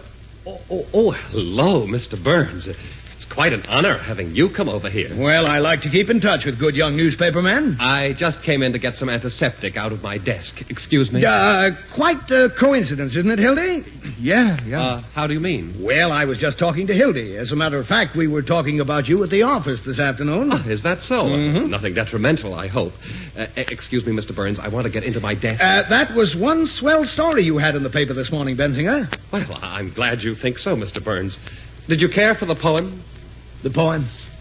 Oh, yes, the poem was great. I got a big kick out of that. Oh, did you like the ending? And all is well outside his cell, but in his heart he hears the hangman calling, and the gallows falling, and his white-haired mother's tears. It's heartbreaking. Look here, Bensinger, how would you like to work for me? What? I mean it. We need somebody like you. All we've got now is a lot of lowbrows and legmen like Johnson here. I'll tell you what you do. You go over and talk to Duffy now. I've got him on the phone right here. You'll catch him if you hurry. You mean seriously, Mr. Burns? Well, I'll show you how serious I am. Duffy, I'm sending Bensinger over to see you. Marvin, isn't it? No, Roy. Roy V. Oh, funny I should forget that. Roy V. Bensinger, the poet. Put him right on the staff. Right away, you mean? Never mind what doing. He'll tell you. No, I'll talk salary with him right here. How much you getting on the Tribune, Roy? 75. All right, I'll give you 100 in the byline. Hello, he's to get 100 in the byline, Duffy. Tell the cashier. Let him have everything he wants. Now, look here, Bensinger. I'll tell you what I want you to do. I'm assigning you to write the human interest side of the manhunt. I want it from the point of view of the escaped man. He hides, cowering, afraid of every light, of every sound. He hears footsteps, his heart going like that. And all the time they're closing in. Get the sense of an animal at bay. Sort of a Jack London style. Exactly. Now, I haven't got a moment to lose. Hop right over to the office. Well, I don't know about quitting the Tribune that way, Mr. Burns. It's not quite ethical. Why, what did they ever do for you? They've never considered your interest, from what I hear. Well, between you and me, they have given me a pretty raw deal. Now, I want a real Benzinger story tomorrow morning with a crackerjack poem on the side. Oh, I got my rhyming dictionary in the desk here. Wait a minute. It doesn't have to rhyme. Now, get going. Gee, I'm terribly grateful, Mr. Burns. Do you suppose there might be an opening sometime as foreign correspondent? I parlay a little French, you know. That'll all depend on yourself. I'll keep you in mind. Alors, au revoir, mon capitaine. Bonjour. Duffy, listen. Now get this. A lousy Tribune sneak is coming over to get a job. Yeah, Benzinger, the fellow I just told you about. Now listen. Handle him with kid gloves and tell him to get busy writing poetry. No, we don't want him. But wait till he gets through. Then tell him his poetry stinks and kick him down the stairs. Okay, Duffy. You're a nice guy, Walter, aren't you? What are you beefing about now? You know what you've just done? You've finished Benzinger as a newspaper man. The Trib will never take him back, and no other paper will have him. So what? You think that drivel he writes is worth the paper it's printed on? You just ruined his whole life. And you know what else? You've just ruined my whole life. Go ahead with your story, Hildy. She was the most wonderful girl I'll ever know. What are you babbling about a girl for? Did you get that Hartman gun business in? I'll never get another one like her. Now listen, Hildy, when those guys come here to move the desk... I would have been on the train now with her when I fell for your line. Biggest man in Chicago for the next 10 years. I'll be a drunken newspaper bum like you. That's what I'll be. Here come the moving men at last. Now, Hildy, the men are going to move the desk, and... Holy Moses, the sheriff. Walter Burns, my friend. Well, hello, Sheriff. Hello, boys. You're McHugh, aren't you? Hiya, Mr. Burns. Cooking up a story with your star reporter? Why, no, I just dropped around to say goodbye to Hildy. Hildy's quit, you know. Sheriff, Frank and I saw Hildy Johnson in here with the door locked and that Malloy girl. They both know where Earl Williams is. One side, please. Hold him, Sheriff. He's trying to get away. Just a minute there, Hildy. Now, Sheriff, unless you have a warrant for my reporter... You can't bluff me, Burns. Let me go, fellas. My girl is waiting. I'll let you go when you tell me what you know about Williams. I don't know anything about Williams. All right, then I'll just have to arrest you. Look out! Will what? Stop it. Sheriff, a gun. It fell out of Hildy's pocket. So, carrying a gun. Hey, Walter. I'll take that gun. Where did you get this? I've got a permit to carry a gun. Not this gun. Now, look here, Sheriff. That's my gun. Oh, is it, Mr. Burns? Well, this happens to be the gun that Earl Williams used tonight. What's that? Whose gun? Oh, nonsense, Sheriff. Are you trying to make me out a liar? I know my own gun, don't I? Your gun, Sheriff? You got this gun from Earl Williams. Hildy, where is he? You leave my reporter alone, and Sheriff. And if you don't tell me in 2 minutes, I'll arrest both of you. Now, Sheriff, my paper is not going to obstruct justice or aid criminals. You know that. Burns, you'd drown half the population of Chicago if you thought you could get an exclusive story. Now, where is Earl Williams? You know where he is. Hartman, you are a cockeyed liar.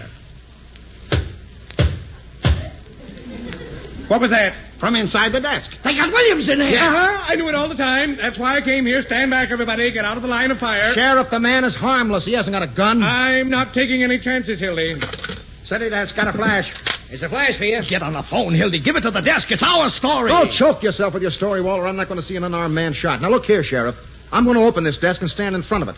If you're going to shoot Williams, you'll have to shoot me first. Go ahead. Go on. Shoot me. Gotcha, Williams. City desk. Sheriff has just caught Earl Williams hiding in the criminal courts building. Yes, give me a rewrite, man. Right here, the press. Williams tried to shoot it out with the cops, but his gun didn't work. Duffy, this is Walter Burns. The examiner, after capturing Earl Williams, has just turned him over to the sheriff. A well-dressed society woman gave the tip on Earl Williams' hiding place. No sweetheart of Williams double-crossed him and informed the police. Yeah, come on, Burns. You and Hildy down to my office. For what? For harboring a criminal and obstructing justice. Right. We've got witnesses this time, and we're going to throw the book at you and your paper once and for all. Mac, do me a favor. Get out, Hildy. I'm busy. Please, Endicott, will you? What do you want, Hildy? Call this number, will you? It's my girl. Tell her they're going to send me to jail. And tell her if she'll marry a jailbird, I want her to wait for me.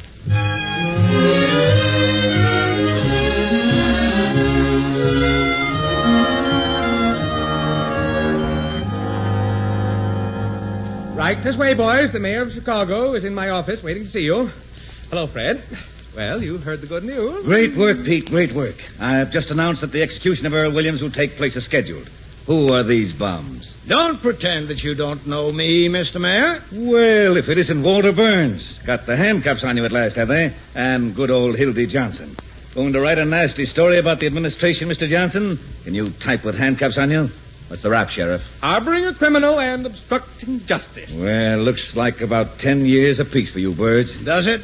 Whenever you think you've got Walter Burns licked, that's a good time to get out of town. You don't know it yet, Burns, but you're through as a power in Chicago. Yeah? The last man that told me that was your gangster friend, Alky Ike, a week before he bumped himself off. You can't go in there. You let me alone. I got something for the sheriff. Here's your reprieve. Who are you? You remember me. I'm Pinkham from the governor's office with the reprieve. Get out of here. I won't. Here's your reprieve. Reprieve? What reprieve? The reprieve from the governor for Earl Williams. They wouldn't take it from me when I was here before. Get out of here, you. Who wouldn't take it from you? They started right in bribing me, but I don't want to be city sealer. Who's they? Them. The mayor and the sheriff. Oh. Well, what do you know, Walter? Hanging an innocent man to win an election. That's a lie, Hildy. I never saw him before in my life. He's an imposter. It's murder, that's what it is. Mr. Burns, that's absurd on the face of it. He's talking like a child. It's happened again. An unseen power. Why, if this unfortunate man Williams has really been reprieved, I personally am tickled to death, aren't you, Pete? Well, sure. Go on, Mayor. You'd hang your mother to get elected. Well, that's a fine thing to say, Johnson, about anybody. Now, look here, Burns. You're an intelligent man. Just a minute. All right, Mr. Pinkham, let's have your story. Well, Mr. Burns, I've been married for 19 years. Well, just skip all that. Take those handcuffs off the boys, Pete. That wasn't at all necessary. I was just going to. I can't tell you how badly I feel about this, Burns. There was no excuse for Hartman flying off the handle. I was only doing my duty. There wasn't anything personal. Sheriff, this document is authentic. Earl Williams, thank heaven, has been reprieved. And the Commonwealth of Chicago has been spared the painful necessity of shedding blood. Save that for the Tribune. Come on, Hildy, up to the press room. We've got work to do.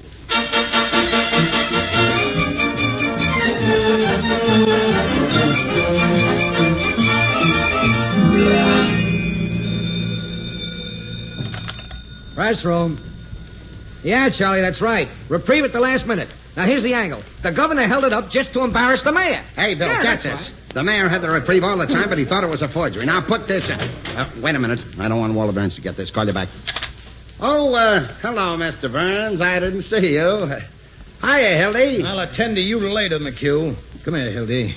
Now, look, get hold of this guy that brought the reprieve. Nothing doing, Walter. I'm through. Where's Hildy? Where's Hildy Johnson? He's in here. Peggy, I'm here. Oh, Hildy. They said you were going to jail. I was, darling. That Walter Burns, what did he make you do? Oh, now, sweetheart, look, here's Mr. Burns. It wasn't his fault. Indeed, it wasn't, ma'am. Hildy was just doing his duty as a newspaper man. Oh, Hildy, he's got you again. Listen, Peggy, if I'm not telling you the absolute truth, may I drop dead right now. I'm going to New York with you tonight. If you'll give me this one last chance, I'll cut out drinking and everything connected with the newspaper business. I won't even read a newspaper. It's time I'm through, and I mean it. I know I don't deserve you, Peggy. I've done everything in the world to prove that, I guess. Oh, darling, don't talk that way. I want you, just the way you are, anyway. How do you like that, Mr. Burns? Why, Hildy, I didn't notice anything like this. Why didn't you say so? I'd be the last person in the world to want to come between you and your happiness. What? Why, you ought to know that. I love you, you crazy Swede. You're getting a great guy, Peggy. Never mind the Valentines. Goodbye, rattlesnake. You're a great newspaper man, Hildy. I'm sorry to see you go. I mean it. Well, if I ever come back to the business, Hildy. which I won't. Well, I guess you win, Miss Grant. Hildy, you're a darling. I just mean, well, you're the only man I'd ever worked for, Walter. You know that. I'd kill you if you ever worked for anybody else. Hear that, Peggy? That's my diploma. Well, Walter, I don't know what to say. 12 years we've been knocking around together. Hey, Walter, you remember that time we hid the missing heiress in the sauerkraut factory? Hey, Peggy, get Hildy to tell you about the Haggerty case.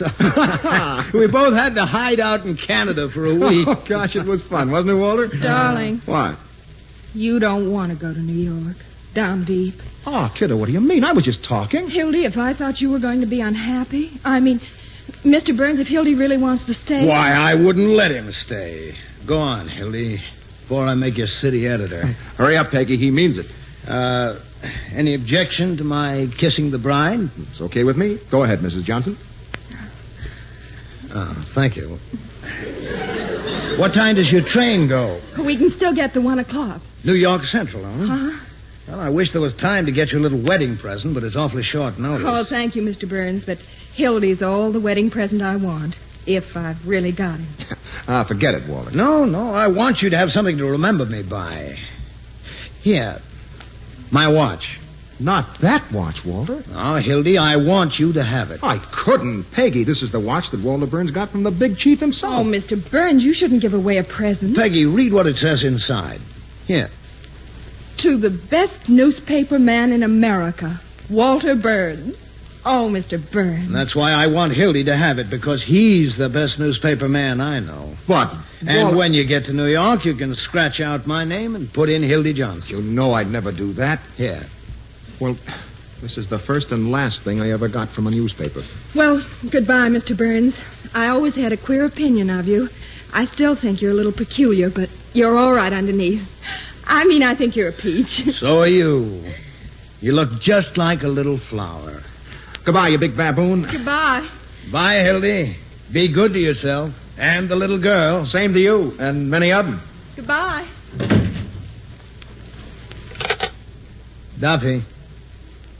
Duffy, I want you to send a wire to the chief of police at LaPorte, Indiana. That's right.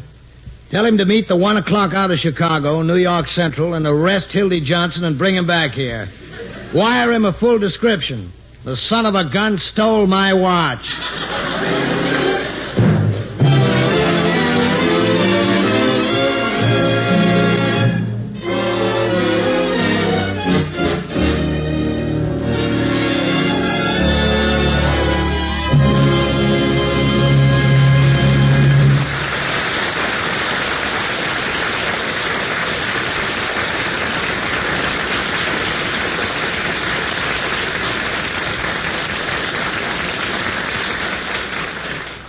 And that, ladies and gentlemen, is one of the most famous last act curtains in the modern American theater.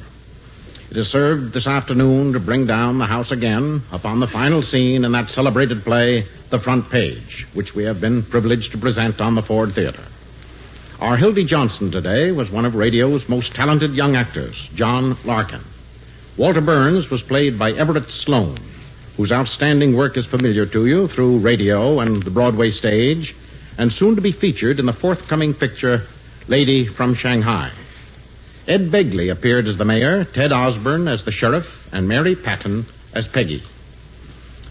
Next Sunday afternoon, we will bring you another famous play, Counselor at Law, by Elmer Rice, the engrossing story of George Simon, a great criminal lawyer.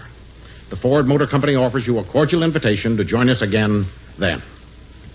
The Front Page was written by Ben Hecht and Charles MacArthur, adapted for radio by Gilbert Seldes, and edited by Howard Teichman. The musical score was composed and conducted by Lynn Murray, and the entire production was under the direction of George Zachary. Other players heard today were Ted DeCorsia as McHugh, Carl Eastman as Endicott, Alan Hewitt as Bensinger, Mitzi Gould as Molly Malloy, Carl Swenson as Earl Williams, and Daniel Ocko as Pinkham. Sound by Jerry McGee and Frank Loughran. Studio engineer, Ed Whittaker.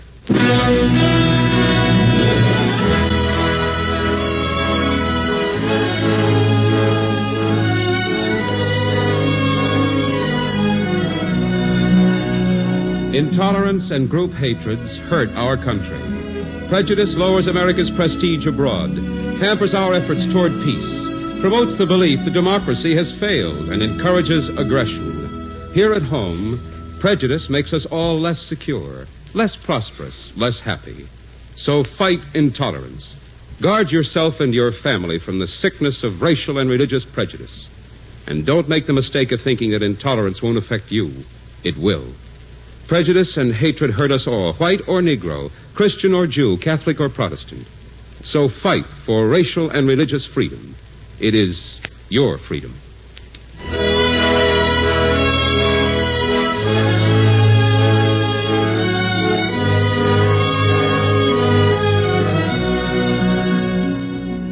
Next week, Counselor at Law.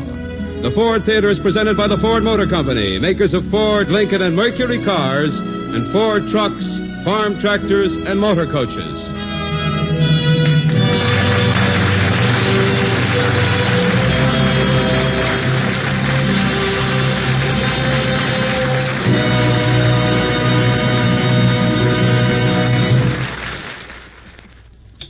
This is NBC, the national broadcasting company.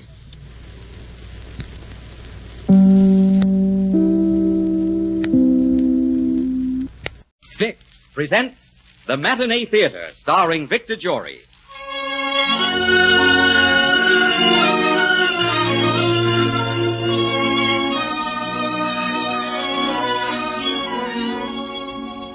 Vicks, the makers of Vicks Vapor Rub, Vicks Vatronol, Vicks Cough Drops, and Vicks Inhaler, brings you The Matinee Theater, starring Victor Jory and featuring Gertrude Warner in a request performance of Paramount's gripping motion picture, Till We Meet Again, which stars Ray Milland and Barbara Britton and will soon be shown at your favorite theater.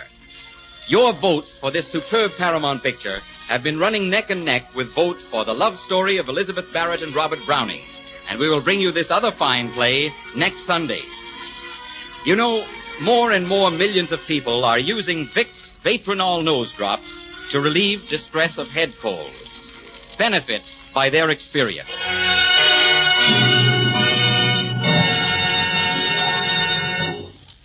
And now, Act One of Till We Meet Again.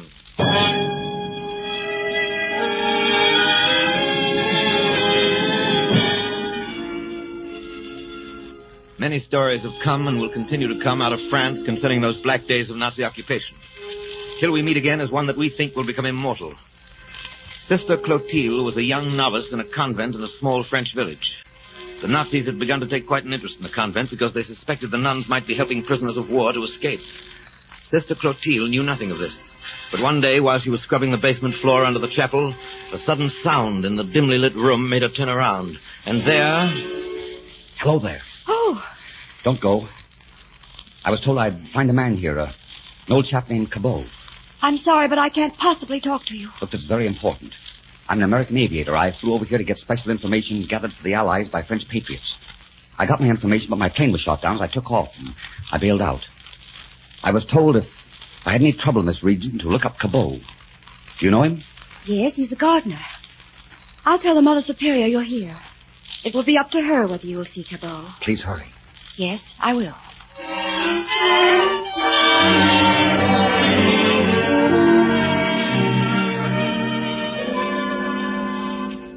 I'll go at once, Sister Clotilde. You're going to see him, Mother Superior? Yes, of course. He's not the first we've helped. I don't understand. This is a convent. We're supposed to dedicate our lives to God and His work. I don't want to have anything to do with the world. I want peace. I know what you want, Sister Clotilde. You want to be comfortable. Religion is not meant to deaden you to life, but to awaken you. Well, I will see the aviator. In the meanwhile, will you please go out in the yard and stay with the children? I have been told we are to have a visit this afternoon from Major Krupp of the Third Reich.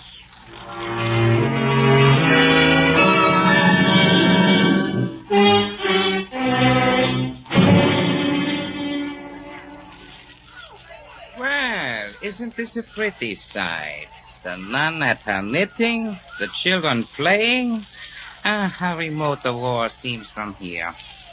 Sister? If you will permit me, Major Krupp, these young sisters are not accustomed to contact with the world, especially with men. It's against the rules. We Germans make our own rules, Mère Vitré. You'll make a better collaborationist when you recognize that. Some of these children seem quite grown.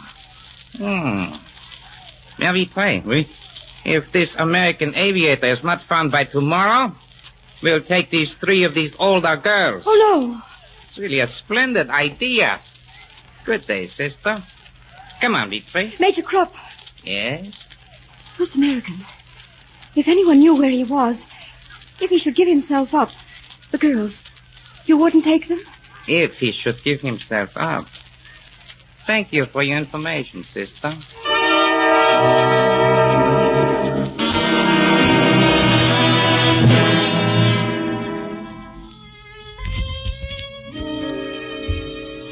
I only said, if he should give himself up.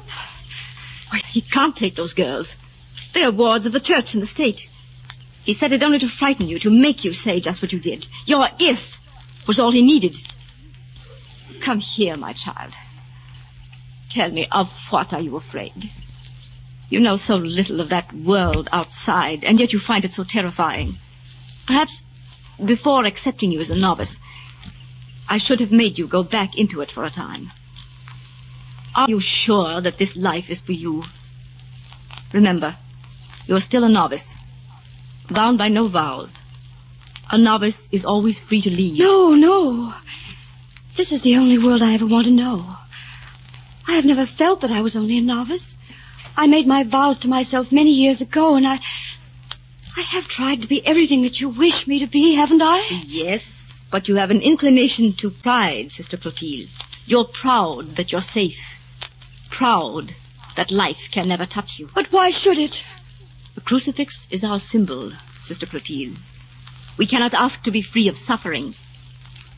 What you did today was wrong. You have done us great harm. The American is waiting at the windmill for Madame Bouchard. She was to pose as his wife and help him across France. But I have just received word that she has been arrested. I'm so sorry. What will you do? We must find another girl to go. Oh, it's the Germans. They've come to search the convent. They shan't set foot inside this door. Come.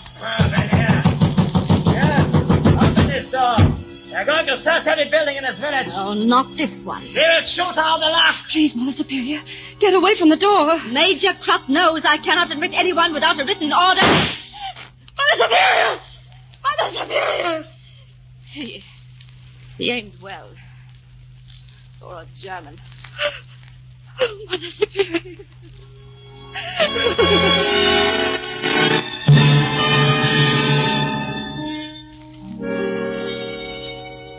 You're late.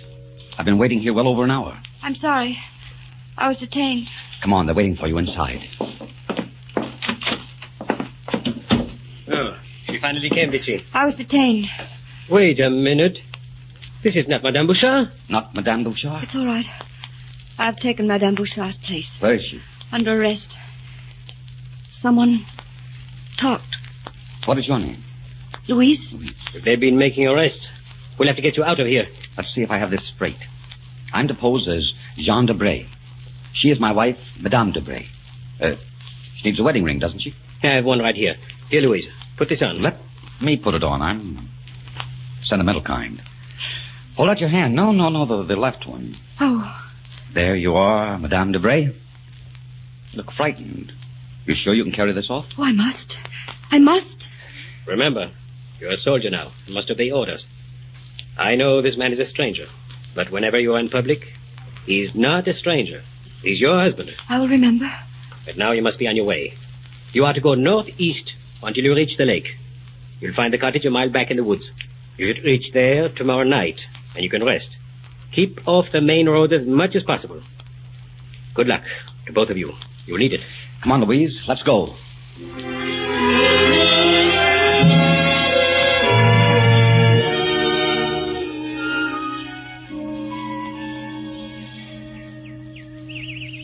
You look very tired. Let's sit here by the lake a few moments and rest. We've walked all night and most of the day. Thank you. I am tired. Huh? Look at that water.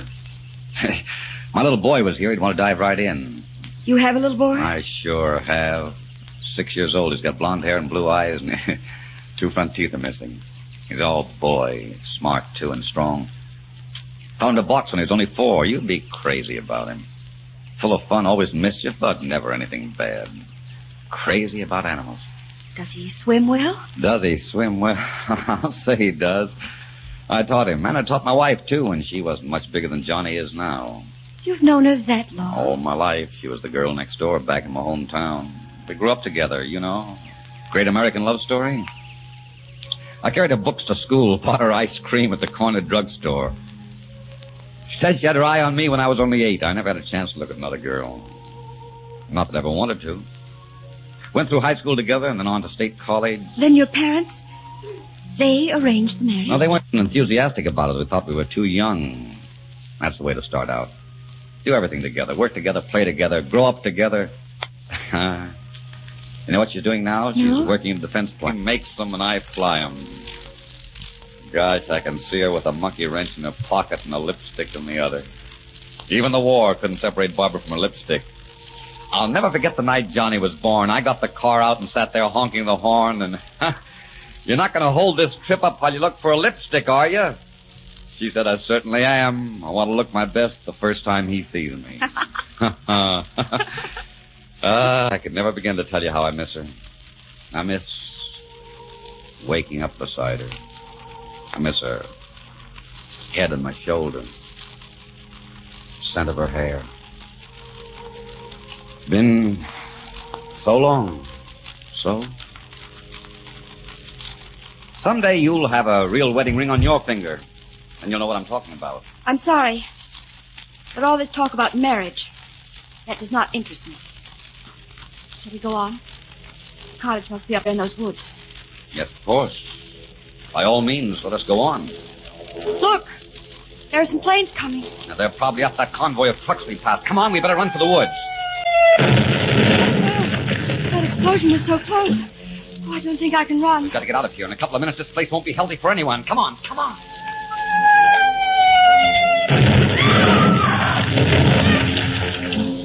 John! John! Here.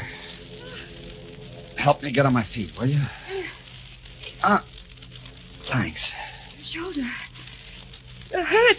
Must have been a bomb splinter. If we can make it to the cottage, I'll be all right. It isn't serious. Here.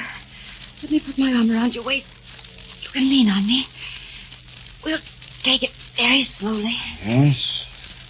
I'm afraid we'll have to.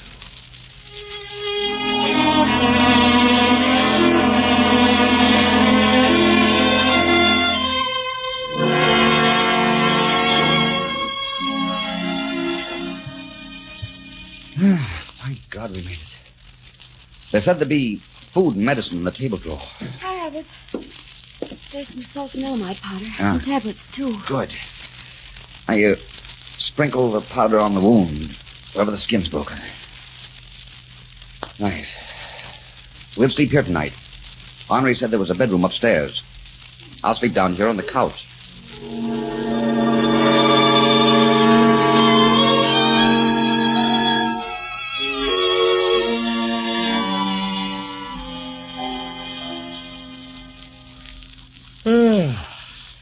Well, my head aches. Good morning. Morning. What are you doing down there on your knees, scrubbing that floor at this hour? I like things clean. Wait a minute.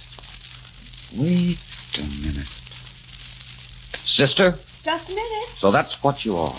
That's who you are.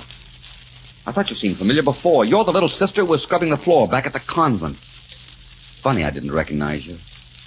But you'd look so different in your robes and veil. Why did you leave the convent? I broke a trust. It was the only way I knew to make up for it. Mm-hmm. Convent meant a lot to you, didn't it? Yes. It was like tearing my life out by its roots to leave. I had to do it. Will they take you back? I don't know. I feel lost. I don't know what I would do. The outside world has always seemed very frightening to me. You mustn't feel that way. It's quite a wonderful world when you get to know it. I know. I felt that when I was listening to you talk about your wife and your son. Mm. When I stopped you, it wasn't because I was bored. It was because it somehow hurt me to listen. I don't know why. Well, I don't often talk about Barbara, but that's probably because she's so much a part of me. I can't talk about it. You know, marriage can be the most beautiful thing in the world. It's like finding your other self. Lots of little things you remember and think about in marriage, things that make you laugh or make you cry. Like Barbara trying to be dignified with cold cream on her nose. My finding the morning newspaper with jam on it. Like her slippers. You know, they're always in the wrong place beside the bed and I always trip over them. Marriage is having someone to laugh at one moment and run to for comfort the next, to make you feel masculine and superior and protecting while you know all the time that without her you're not so much. Someone to believe in, even when you've ceased to believe in yourself. Someone to bring your achievements and your failures back to. Someone who makes an empty house a home. And a home a haven. You say all that like a litany. What's that? A kind of prayer. You're right. It is a prayer. It's a prayer and a creed. It's the heart of what most of us are fighting for. You understand? Oh, yes, I do understand. Thank you for helping me understand. Well, do you think you can fix us some breakfast? We'll rest here today, but by night we must be away from here. I shall be sorry to leave here. Yes. Yes, so will I.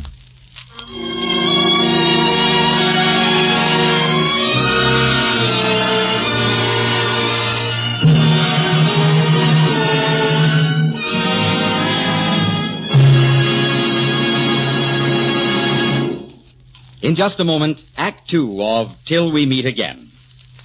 To suffer with sniffles, sneezes, and nasal stuffings from a cold in the head is a mean experience anytime. But right now, with so many lovely spring days to enjoy, a head cold can make you feel especially and unnecessarily miserable. I say unnecessarily miserable because there is an easy way to relieve discomforts of head colds. That's with Vetronol, Vicks Vetronol. All you do is put a few drops in each nostril, and instantly it starts to work right where trouble is, to soothe the sniffly, sneezy irritation, help reduce congestion, shrink swollen membranes, and open up the nasal passages to make breathing easier. Yes, Vetronol is wonderfully effective, a specialized nasal medication developed by Vicks for the express purpose of relieving distress of head colds. And moreover, if used in time, at the first sniffle or sneeze, Vetronol actually helps prevent many colds from developing. Now just try Vetronol, friends. You'll like the way it quickly relieves distress, and it may save you untold hours of unnecessary head cold misery. Follow directions in the package. Vicks Vetronol Nose Drops. And now Act 2 of Till We Meet Again, starring Victor Jory and featuring Gertrude Warner.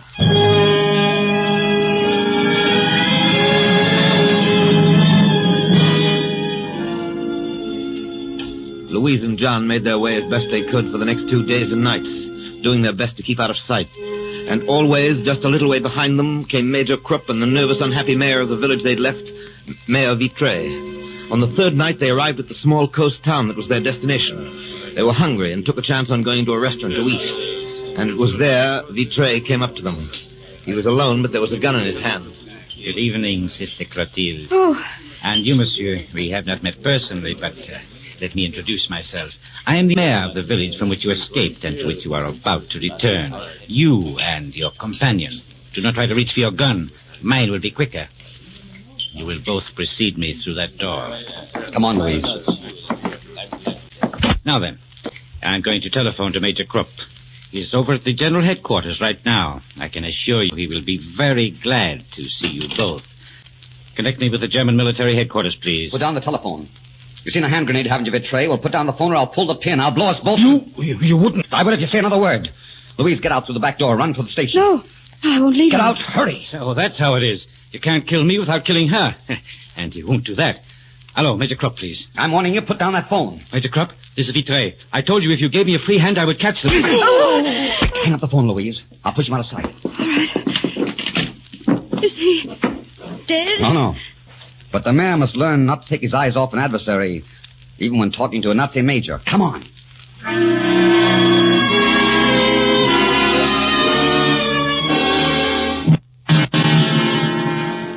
We have been expecting you for 2 days, Lieutenant. The Gestapo is hunting for a couple, a soldier and his wife. So you are no longer a couple. You, Lieutenant, will be Francois Marat, a worker on the fortifications against invasion. There is a big boarding house down at the harbor for the men working on the fortifications. You will both go there. And you, Mademoiselle Louise, have you ever worked in a kitchen or helped to wait on tables? Oh, yes. I used to help. Good. You will be Marie-Arlienne, a waitress. At 11:15, Lieutenant, you will leave the dining room. You will go to room 212. There is a trap door in that room. It is directly over the water. At 11, there will be a motorboat directly under that door. It will take you to safety. And Louise? I will take care of her. At the moment, our one concern is to get you away. Oh, no, she's going with me. I can't leave her. It's not safe for her in France. Well, you will have to decide that later yourselves. You must both change your clothes, and then we will be on our way. As soon as we get there, Louise, you will start waiting on the tables.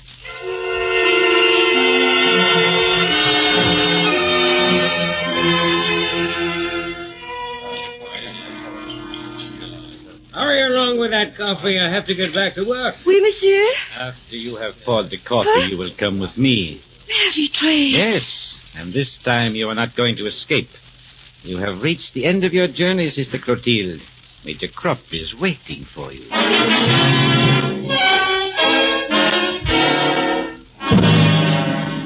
Here is Sister Clotilde, Major Krupp. Ah, Sister Clotilde.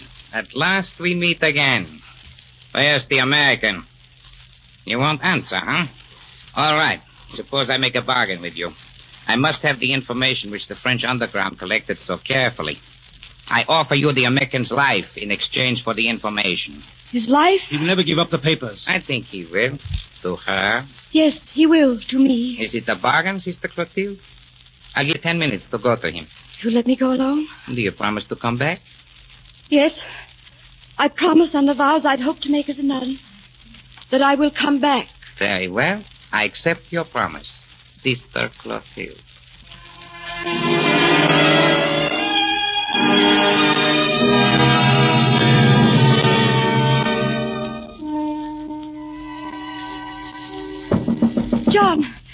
John, let me in. Hello, Louise. What's the matter? Nothing. I hurried so. Anything wrong? I remembered it. It's almost time for you to go. I don't want to go without you. You must. It's time for us to say goodbye. Goodbye. What else can we say to each other? There are many things I'd like to say. Can't just come down to thank you and goodbye. But it has. I'll never forget you. I don't want you to. I want you to remember me always, as I shall remember you. What will happen to you? I can't leave out knowing. Where will you go?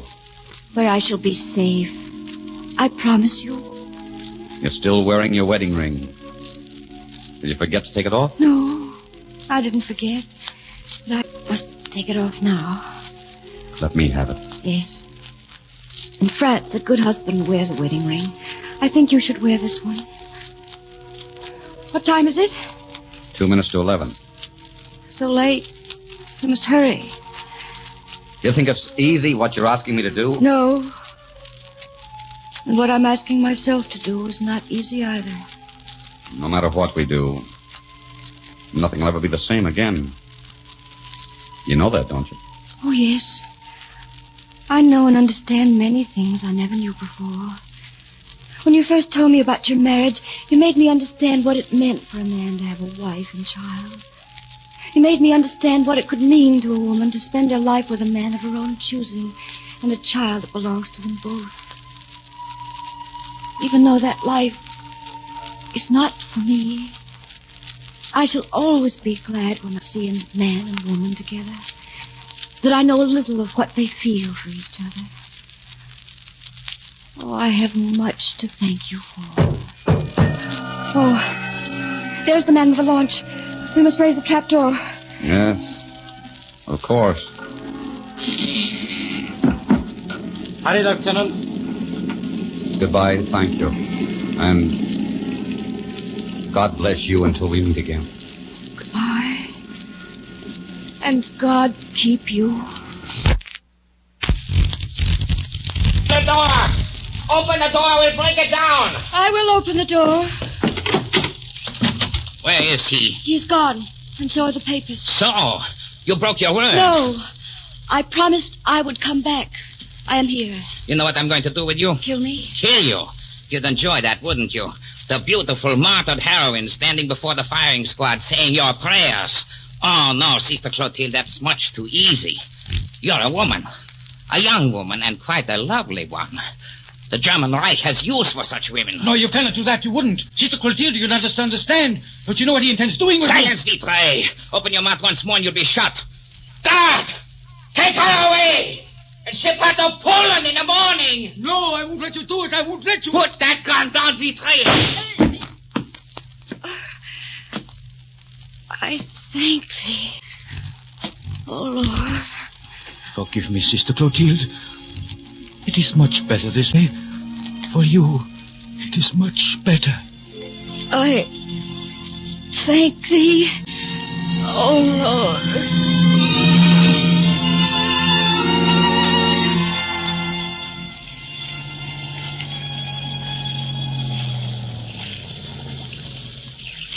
Well, here's your ship, Lieutenant.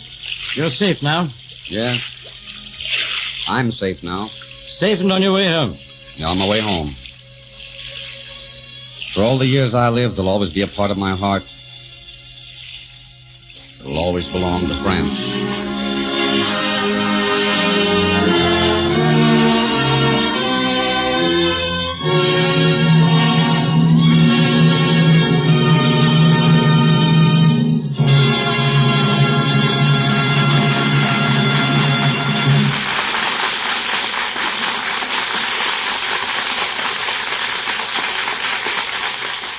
In just a moment, a very important message from Victor Jory. For many, many people, spring is the head cold season. And if you're one of those who catch head colds that make you feel miserable with sniffles and sneezes or a stuffy head, you should know how quickly Vicks Vatronol can help you. Just a few drops of Vatronol in each nostril go to work right where trouble is. And in a matter of seconds, this specialized medication spreads through the affected nasal passages and starts bringing welcome relief from distress in 3 important ways. 1, it soothes the irritation. 2, it reduces swollen membranes. 3, it helps relieve congestion and bring such grand comfort in a hurry. Now, get a bottle of Vatronol, friends, and try it. Always keep it handy, ready to use when you catch a sneezy, stuffy cold in the head. Follow directions in the package.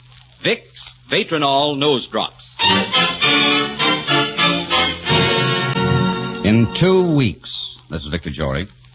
In 2 weeks, on April 8th to be exact, the Matinee Theater will give its closing performance for the season.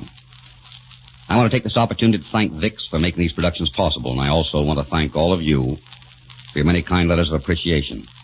We've always tried to bring you the plays you liked best, and we naturally were glad to hear that you enjoyed them. I personally have enjoyed playing in these productions, and I would very much like to bring them to you again in the fall, even through the summer months. Now, just how do you feel about it?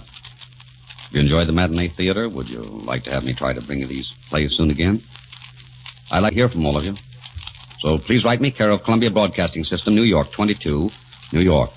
Next week, we bring you your request play, The Love Story of Elizabeth Barrett and Robert Browning. And on April 8th, our closing performance, we hope to bring you a play that so many of you have asked for. Thank you.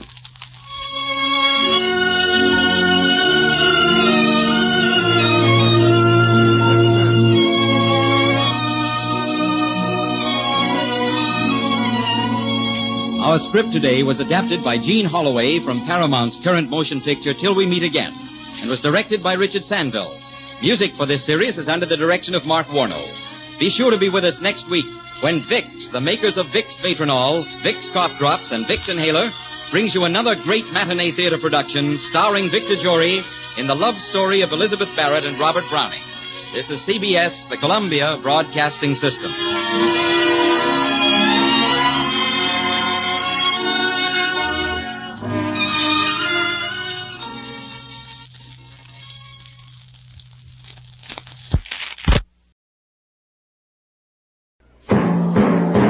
From New York, where the American stage begins, NBC presents New Theater.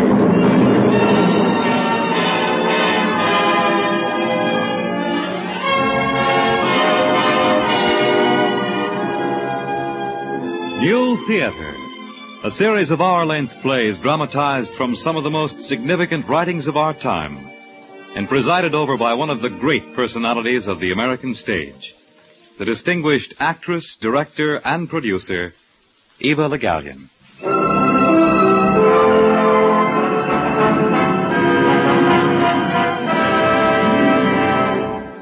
Miss Le Gallienne.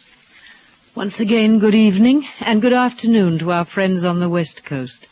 This time we bring you a dramatic version of one of the great folk novels of American literature, The Time of Man, by Elizabeth Maddox Roberts. It's a story about the hill farmers of Kentucky, and it's a story about love, young love, reticent and tremulous, filled with the lyric simplicity and artless strength of the hill folk themselves. Folk stories and folk songs seem to belong together, so some of our story will be told in song. We bring you now The Time of Man with the fine young stage and motion picture actress Joan Loring in the role of Ellen Chesser.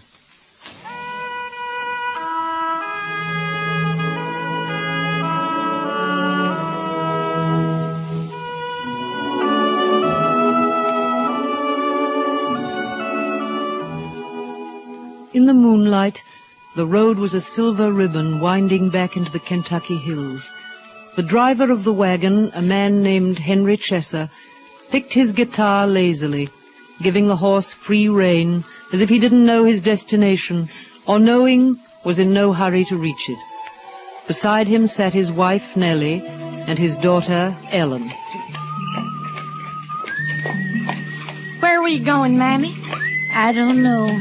Somewhere. Where, Pappy? Oh, some better country. Our own place, maybe. Our trees in the orchard. Our own land sometimes. Our place to keep. We ought to be settling down. I'd like to see me in a house of our own. When the rain's beating down on that slate roof. My, what a pretty sound it'd make. I look for rain before this night's finished. We ought to be settling down and have a house our own. I want a house to live in all my enduring life. A place that folks will point to and say, that's Ellen Chesser's house. I'll have a parlor room to sit back in. Cool and fine. My house. Hold on. Whoa there. What dog take it? Pat.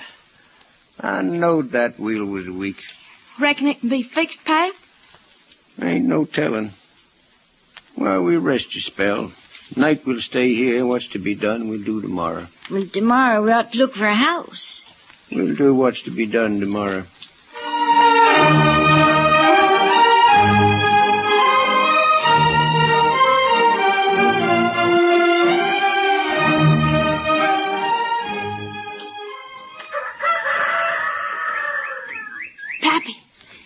Pappy! Wake up. Somebody's a-coming. What? You woke me just to tell me that? Pappy, look at there. A man on a brown horse. Morning to you. Howdy. I reckon you all to be strangers. We on our way traveling. Looking for a place to settle down if I find a place to pleasure me and my old woman. Oh, I look for rain today, so tomorrow'll be a season for tobacco planting. I've been wanting to hire a man. $3 a day you can have. Take it or leave it. We've been wanting to settle. If that there gal's any good at working, she can have 25 cents an hour. And the woman, too. Oh, I don't allow to work my old woman, but that there Ellen, she can do a sight of work in a day. There's a house on the place nobody's using. Good tight house. You can have that there. Leaks a little. Hardly to speak of. I think on it. Yeah, $3 a day for you. 25 cents an hour for the gal. Yeah, I think on it. It's at the next road turning. Get up. Well, that sounds like right good money to let pass by. We'll at least go look. Looking can't hurt nothing.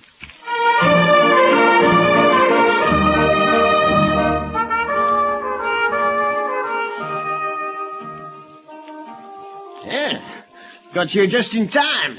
Rain's already commencing to fall. Why, it ain't what I thought it would be. Yeah, it's got a roof on it and 4 walls. But it don't need much more. It's a poor trash house. Well, it ain't a house at all, just a room. I ain't gonna stay here. Body's got a right to something better for living in. I could fix the roof when the rain holds up. I want a room of my own. We can't stay here. You think you're the boss of this here place? The boss of your mammy and pappy? I'll skin you alive if I hear ever a word more out of you, Ellen. You come help me tote the stuff from the wagon. We've only got today for moving in. Tomorrow, back a plan to start.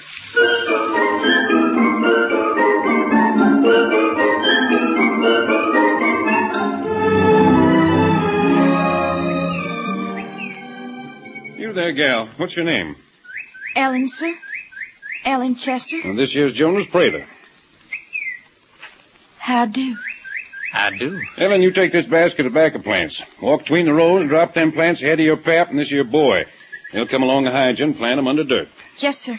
I done it before. Now, keep it a-going, then. All right, Chester, come over here. I'll show you how I want my plants covered.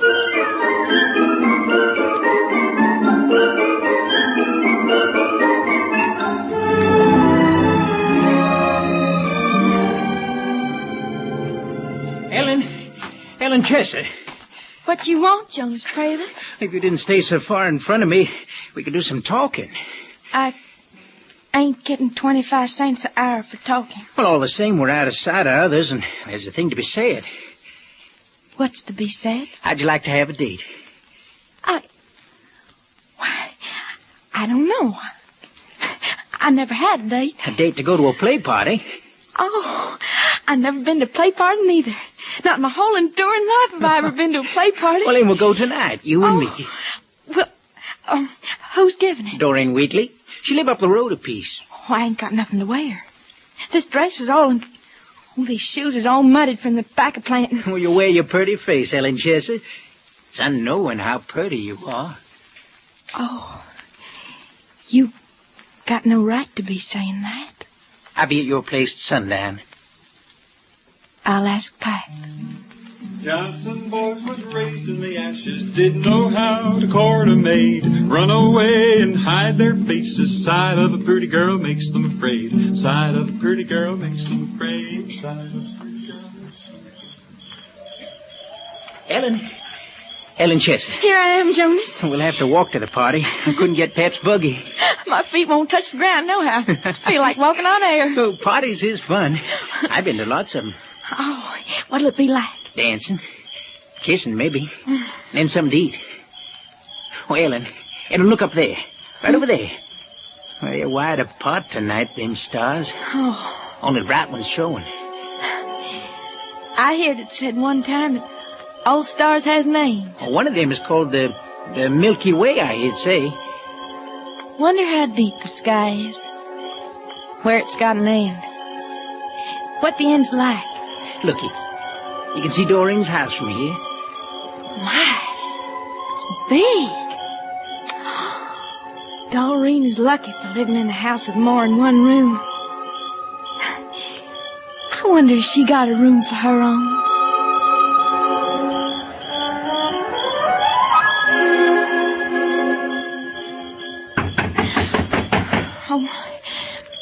Oh, Jonas, all of a sudden I'm afeard. Ain't nothing to fright you. My dress is old. And my shoes, just look at my shoes. Gee, gosh, don't you worry. But they'll be a-looking at your face, not at your shoes and dress. Well, my goodness sakes, y'all come right on in here. Doreen, this here's Ellen Chester that just moved into Hippo Dean's place. Thank you for letting me come. I'm just glad to have you. Come on back here to the parlor. All right, thank you. Hush up, everybody. Hush, now listen to me. Listen here now. I want everybody to know Ellen Chester that's just moved in the country. How do? Pleased to know you. Y'all come right on in the game. We were playing Lady Fair. Who's in the middle? You are, Doreen. Oh, well, 'cause Ellen Chester's new, she can be Lady Fair. Oh, I don't know how to play. Well, goodness sakes, there's no time like now to learn. You just get in the middle of this circle. Well, all right, if you say so. All right, everybody. In the strings, a lady fair, dark brown eyes, curly hair, rosy red cheeks and dimpled chin. Take someone and choose him in. Now, Ellen, that means you choose the boy that pleases you the most. Well, what for? My goodness sakes, choose, honey. Well, I'd choose the Jonas Prather. Fine, come on, get in the middle now. All right, come on. Now you married him for life. Goodness me, what a pretty little wife. Pretty little wife and husband too. Kiss him twice, and once won't do. Well, I didn't know it was for kissing. Oh, but come on, honey. I won't do it. Well, all right, then you'll have to pay the consequence. Well, how's that? Well, what can you do? Can you dance or sing a song? Well, I reckon I'll try singing a song. All right. Hush now, everybody, hush. Ellen Chester's going to sing a song. Come up here, one of you boys, and help her along. Red Rosy Bush? Wish I was a red rosy bush on the banks of the sea. Every time my true lover passed, he'd pick a rose off me. wish I had a golden box to put my true love in. I'd take him out and I'd kiss him twice. Then I'd put him back again.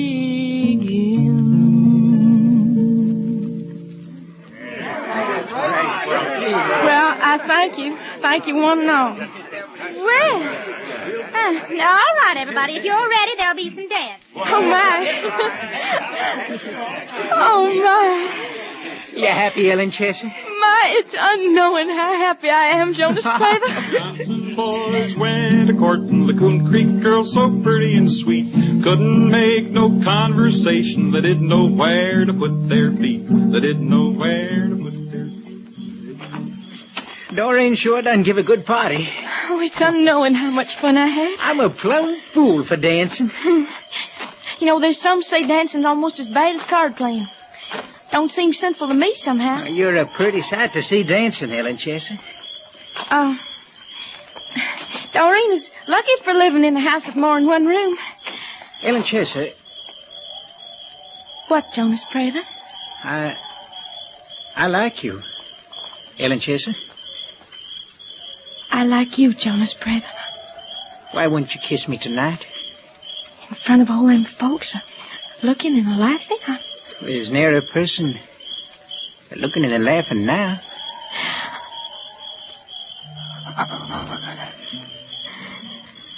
Ellen, I've been a-wanting to do that since I first laid eyes on you.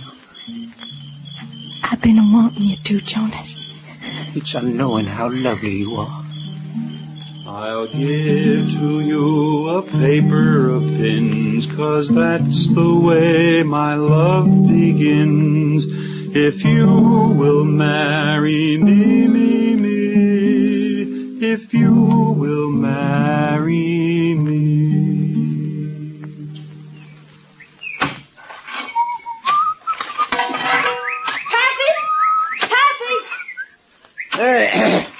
I was thinking maybe you wasn't going to work with me today. Oh, but don't fret you, I'm late.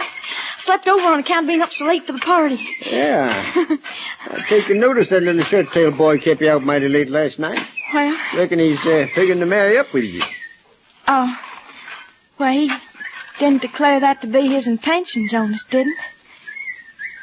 Heard you whistling a coming up. New plowed piece of land's a fine place for whistling. Look right rocky for garden. No plow iron ever cut this here hill afore. Not in the whole time of man. What's the meaning of that? Time of man? Oh, never studied on it. Thing I heard my pap say. Time of man. Must mean all the time spent on this earth. By the living and by them that's dead, huh? Puts the words of feeling I get sometimes in graveyards. When somebody's a-birthing a young'un. Yeah. Well, you study about it all you like, but let's get to hoeing, huh? Uh-huh.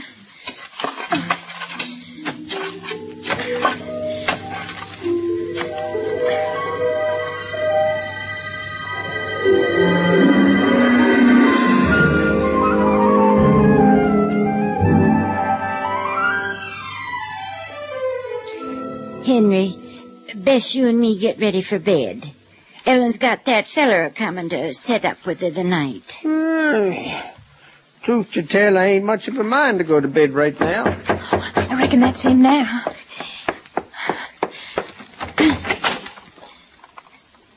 Come on in the house. Well, I'd just as lief sit outside here. Come on inside. Are you Mr. Chester? Tolerable, son. Jonas, I'd like to make you acquainted with my mammy. I do. Pleased to make your acquaintance. Won't you set for a spell? Well, thank you, ma'am. Well, I reckon I'll say good night. I'm just a-going to bed over there in the corner. My husband and me. Gee, gosh, Ellen, your pap's got a hold of that guitar, hasn't? You'll never get him to bed no ways at all now. I recall your name is Prather? That's right, sir. Prather. Jonas Prather. Henry, Ellen is a-courting that there boy. They don't want to hear your blabber. I ever tell you about my crazy Uncle Billy Rudd? No, sir, you ain't never. But don't let him get started on that. You'll never get shed at him. Well, Uncle Billy Rudd, he up and he went insane one day. Yep. And he started carrying all the pots and the pans out of the house while his old woman was a-cooking dinner. Now, in another time, he carried the cook stove out in the yard. The fire still in it, and the whole enduring time. Poor old Aunt Ples had a sight of trouble out in her husband. Oh, the day them was wedded, the preacher was half through the marrying when the floor fell through. The whole wedding party with it. Well, that must start the wedding, I reckon. Yeah.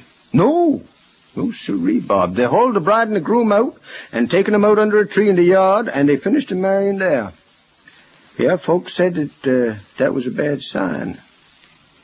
I reckon it was, seeing as how Uncle Billy went insane in the mind. Old man, why don't you go off to bed? How's Ellen ever going to court that there boy with you a-blabbering? Well, I enjoyed hearing you talk, Jonas Prather. Now, I say good night. Good night to you, sir. Night. Ellen, don't you all sit up too late and burn up all the firewood. All right, Pappy. Just put one more stick on.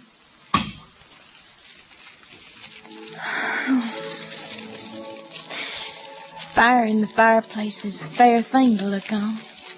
In the firelight, it's unknown how lovely you are. Ellen, I want to stay close by you if it ain't no trouble to you. You could stay, if you're a mind to. It was on my mind all through back of planting to want to ask you to marry me. I'd have to study it over, Jonas. Whatever you'd say, I'd do, no matter what it is. I can't see everything to do now. Maybe when I study it over a spell. But could I be beside you for a little spell tomorrow and then the day after? At sundown, you could come again to stay. You're a fair thing to look at, Ellen Chesser. I ain't fitting to sit at your feet. Stick has burned itself out, Jonas. Something like I feel a chill. You want I should go, maybe, Ellen? For now, yes, Jonas. I'll come again tomorrow night to sit. At sundown, I'll come again.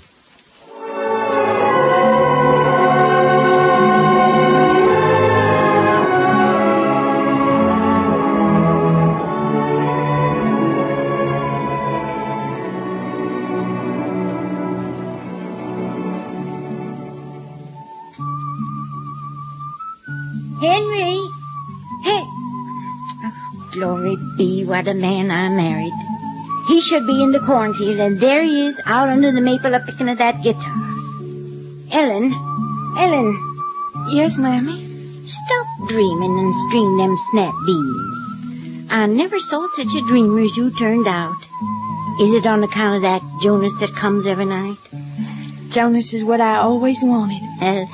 They'll talk a lot when they're sweethearting, men will. Take Henry here. Henry was a real master hand of sweethearting. A regular Banty rooster. Sweetheartingest man I ever see. Man is hard people to know. Well, a man that's got it in the head to own property is the kind to get. But Jonas is different from all the others. I've been a-studying on that there Jonas. He don't look like the kind to wear for a long time. Don't you place too much trust in that one. I know Jonas well enough.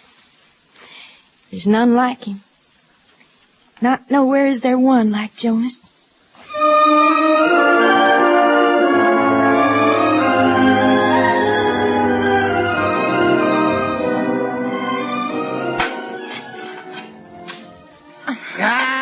Bum! I never see so many rocks as there be in this land.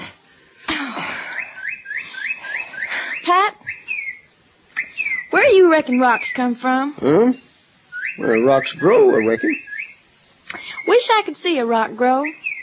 Can't put my mind on it somehow. You could watch a rock for a whole year and you'd never see it a-growing. Well, maybe they don't grow if you watch. Like fish don't bite if you make a noise.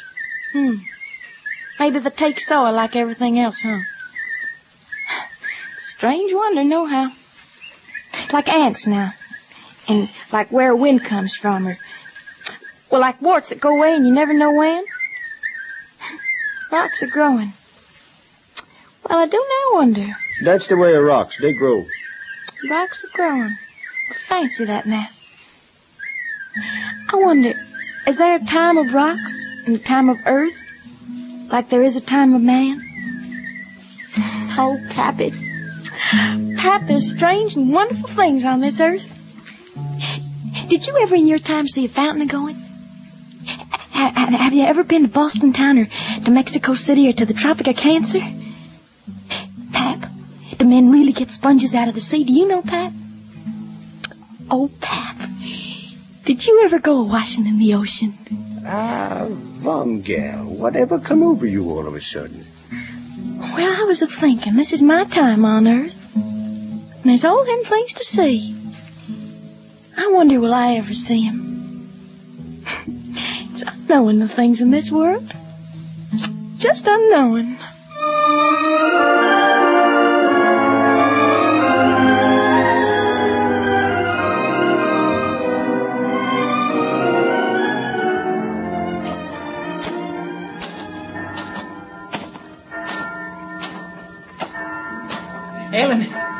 Ellen, is that you? Jonas? Oh, evening, Ellen Chester. We better be going in. Prayer meeting's a start. No, don't let's go in. I want to tell you what happened in town today. Well, can't it wait till after prayer meeting? I'm fair to busting with news, Ellen. A man from Cornishville wants me to put in his crops. It's on a farm way over Yandro Hill, now about 20 mile or more. Jonas. He come up to me on the street, it did, and says, "You want a good job? Good pay," says. You're going to take it, Jonas? Well, I... Listen to that night bird. Crying its heart out. Wonder if its mates are flying to a far country. Ellen, I'd as soon give up life itself as you, even for a little while, but there's a chance for me there to make a name, to be somebody. Jonas, take me. I'm afeard for you to go so far a piece. Hang me for a fool if ever I forget the face or feel of you, Ellen Chester. I'll come back one of these days. Will you, Jonas? That I will, Ellen. And don't you forget it now. I'll come back. I will come back, Ellen Chester. Will you, Jonas? He's gone away for to stay a little while, but he's coming back if he goes 10,000 miles. Oh, who will tie her shoe, and who will glove her hand, and who will kiss her ruby lips when he is gone? Look away over Yandro.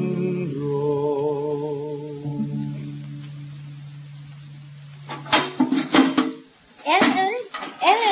Out here, Mammy, by the well. Ellen, what would you say if I was to tell you I got here a letter mailed from Cornishville? Oh, Mammy! Here. And it's time he was writing you after all these weeks.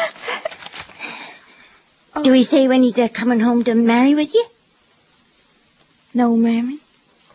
Well, what do he say? Dear friend Ellen, I come up here and am working for old Mr. B. Cornish. He got his arm ripped open in a sawmill. Last week I plowed for corn, and this week I am planting. Mr. Cornish is a fine man, and the pay is good. Goodbye, Ellen. Signed, Jonas T. Prather. And not a word about it coming back? Jonas will come back. He will. I know he will.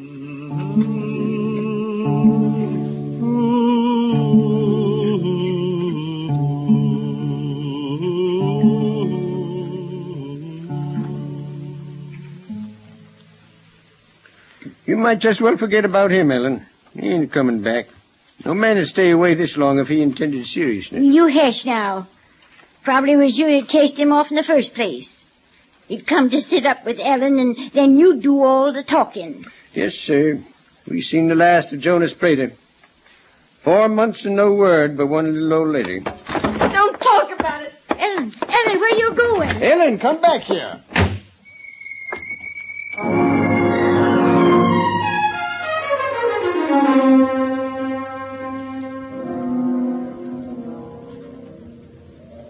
Good evening, young miss.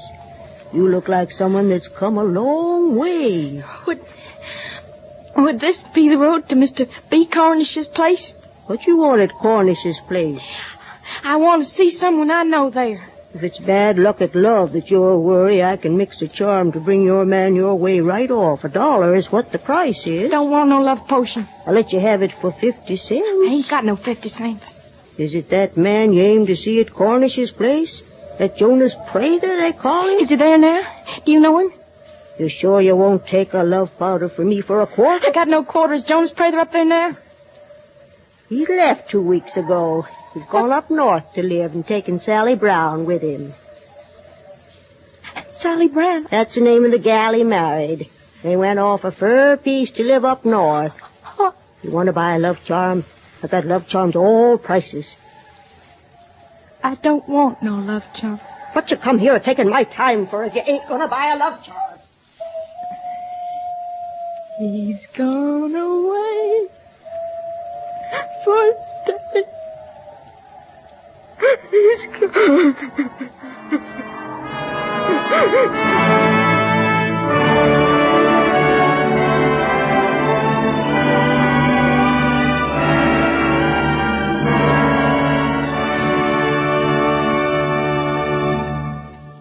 You are listening to The Time of Man by Elizabeth Maddox Roberts. Now here again, Miss Eva Le Gallion. I had a letter from one of our listeners telling me how happy she was that we were presenting The Time of Man on our program.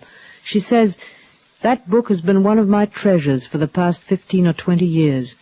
To me it is a great book, and I keep it along with 5 others, my 6 precious books." I hope she's enjoying our performance of it today. It does seem to me to represent the best in American folk literature, and while it reflects accurately the romanticism of a specific region, it is still universal in its appeal. When it was first published, it met with a fine critical reception in England as well as in America, and has since been translated into 6 European languages. You'll hear Act 2 of The Time of Man in just a moment. This is NBC, the national broadcasting company.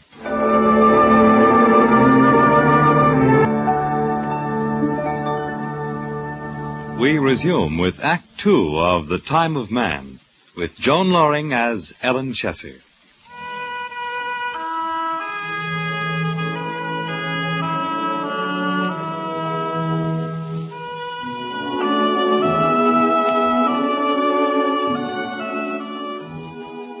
A year later, the Chessers moved to a new county, and in the new house, Ellen had a room of her own.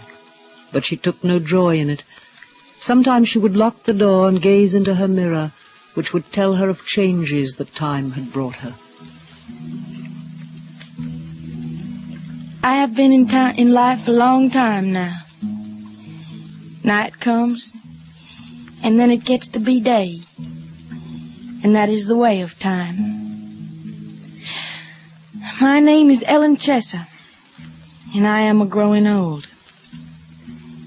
Never have I seen a fountain a-going, or learned the name of a star, or go a-washing in the ocean. Never have I had a person to know all my enduring life. I am Ellen Chesser. I am a growing old. Ellen? Ellen! Yes, Pappy? Come here, child. Need you to help me. I'm coming. This here crosscut saw's a feisty thing to pull by myself. Want to throw in and help me? Sure, Pap. All right. Just grab a hold there. Pap, that's a mighty big log for such a mite of a sawhorse, ain't it? Fair-sized log, but it'll hold. All right, let's get to.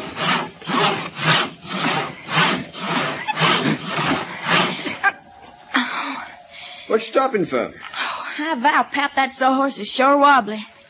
I don't think it goes to hold that big log. I'll hold. Get to.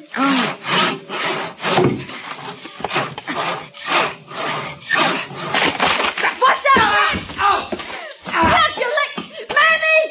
Mammy! Help me, Ellen, help me! What's the matter? What is it, Ellen? What is Help it? me lift this log, Mammy. It's falling on Pap's leg. Just a little more. Now, bring this end up round. That's it. Now, drop it over here.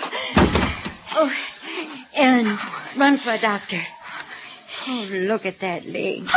The bone sticking up through the flesh. Living bone breaking through living flesh. Oh, run, Ellen.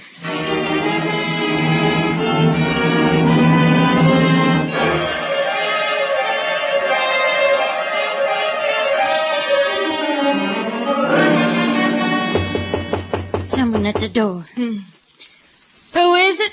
My name is Odie. Odie, that's what they call me. Pleased to come in. Store, they said there was sickness. I come see. It was right neighborly of you.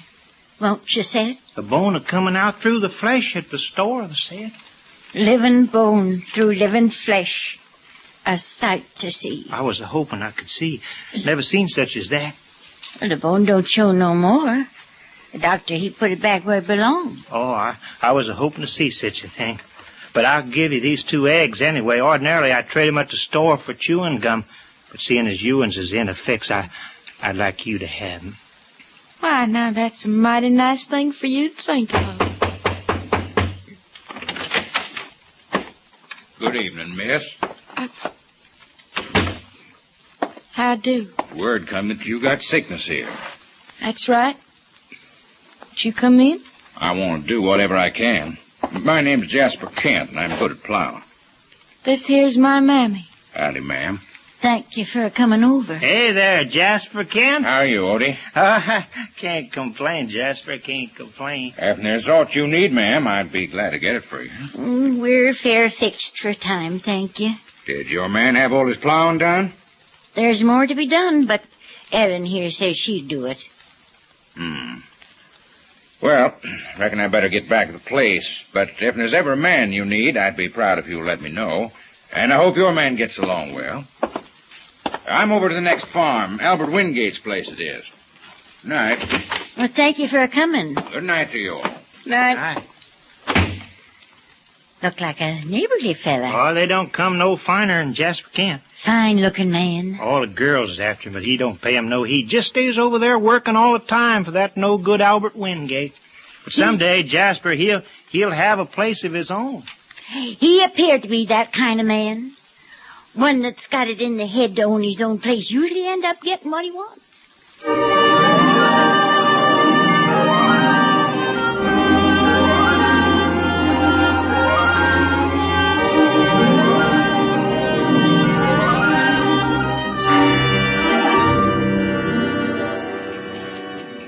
Sakes to goodness, Ellen, look out down in the cornfield. A man a-plowing. Looks like that one that was here last night.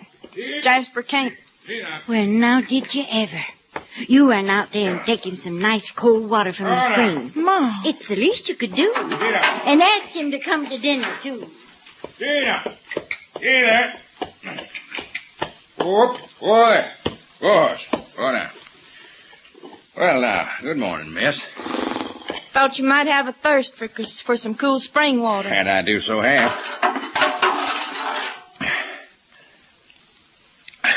I always favored spring water. Won't want you to know you ain't obliged to do our plowing. Oh, I'll do it in between my own. Never miss the time. No need for you to leave your own place. Well, now, it ain't exactly my own place. I farm Albert Wingate's place across the hill there on half and half shares. It's a pretty farm. I'd like to show it to you sometime. Farms is all the same to me. Gotta go now.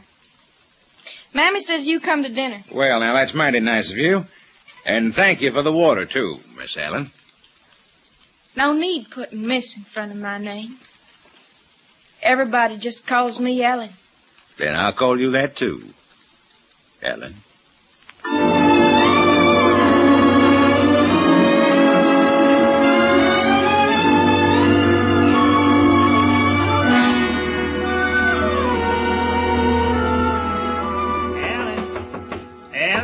That sound like Odie. Go see what you want, Ellen. Hello, Odie. Come in and sit a while. I stopped by to ask if you'd like to go the way with me to the store. I'm going after my chewing gum. The old red hen laid early. I reckon I'd like to. Haven't been down to the store in a long spell. Mammy, I'm going with Odie to trade his eggs. Well, bring me back a pound of sugar from the store. All right. I'm glad you come along with me like this. When I get my gum, I'll give you a stick if you like it. Now, gum is not a very nourishing food. You should eat the eggs. I'm a plumb fool for gum. When I'm hungry, I'll drink when I'm dry. Odie. If hard times don't kill me, I'll live till I die. Odie, that man. Look. Albert Wingate. That's Albert Wingate, the one Jasper worked for. Let's just walk past him quick. Don't speak to him to look now. Howdy.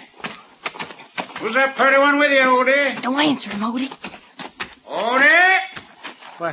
What do you want with me, Albert Wingate? What's the name of that gal with you? Odie. I ain't going to tell you.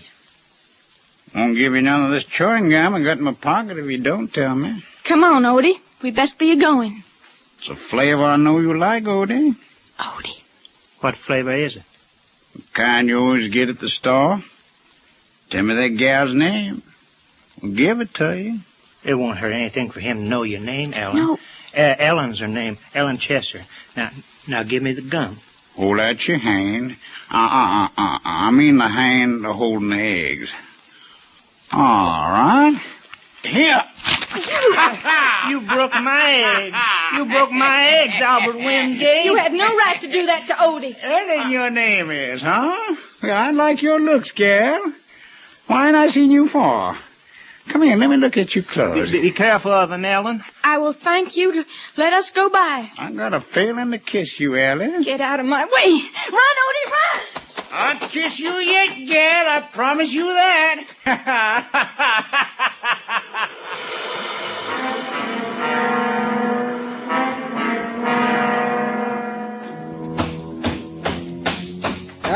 Vum. Look at that Jasper Kent now, building a new hen house for us like it was for his own. I vow, Ellen, if I was a girl your age, I'd just set my hat for that there man. Men is false critters. I got no patience with the whole load of them.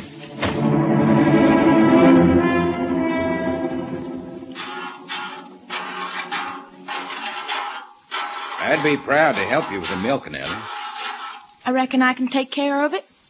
It's a pretty sight to see, Ellen. You a milking with your little hands so white and fine.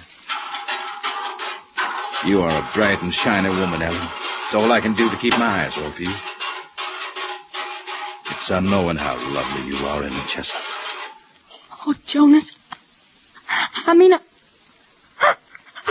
Ellen, come back. Come back here. Well, now, women is a queer race, huh? Them.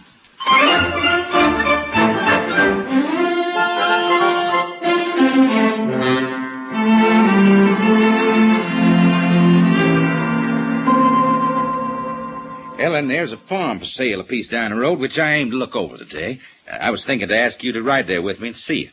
I'm needed at home. This is Sunday. There's no work to be done on a Sunday. Well, after I get back, I will come and sit with you for a while this evening. Oh, I was thinking about going to bed early. Corn need hoeing tomorrow. Should get rest for it. I will come for only a short time. If you say you will come, then I cannot stop you. But I will not see you. Love, oh, careless love. Love, oh, careless love. Love, oh, careless love. See what careless love has done. Can I come inside for a little while? Reckon Pap would like somebody to talk to. I didn't come to see your Pap. Pap wouldn't mind company. Ellen, why are you always running away from me? I do not run away from you. Yes, you do. You're afraid to be alone with just me. You always want somebody else around. I'm not a fear to you. Show me you don't fear me. No man can hurt me.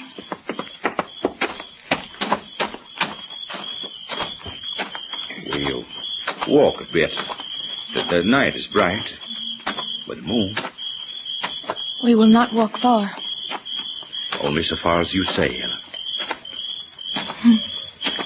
I've not been walking at night since a long time. Are you cold, Ellen? You're trembling. I'll put my coat about your shoulders. No. Here, I will wrap my coat around your shoulders like so. Take your arms from around me, Jasper. Ellen, I want to say it. No, Jasper, don't. I will say it, and you will listen. Oh. Today, I saw a farm I want. And all the time I looked it over, I said, it'd be an empty place without Ellen on it. Oh, you are a bright and shining woman. I am old and ugly. You are bright and shiny as a dogwood tree in spring, and if I could kiss you once, I'd chance all the rest of life. You're worth all the women in the world, and there's a very honey of life in your heart. Oh. I want no other woman in all this world save you. I will not be hurt by another man. Let me go home. If any man ever tried hurting you, I'd show him the way to my fist. I want you for all of my enduring life to come in. I gotta go home, Jasper. Don't be afeard, Ellen. My arms are around you to keep you safe, not to hurt. I will kiss your lips. No, Jasper, no. Oh, Jasper. Oh, Jasper. Your mouth is sweet to taste, and your hand against my skin is sweet. I can hear your heart beat inside your shoulder, and I can feel it beat in your throat. Hold me close, Jasper. The moon makes your eyes big and deep. Your arms are strong about me, Jasper. I want never to leave them. Your skin is soft under my coat and warm. Never leave me, Jasper. In all enduring time, never leave me.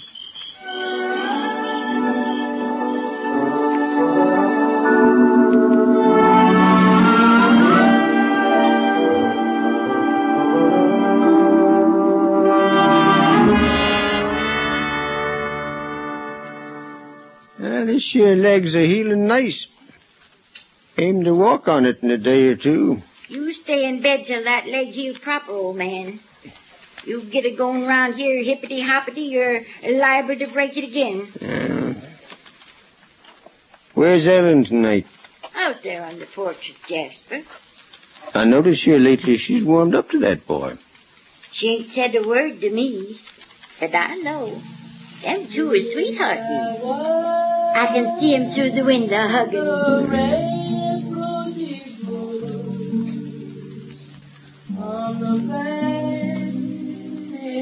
It's the first time I hear her sing that song since Jonas run off and left her.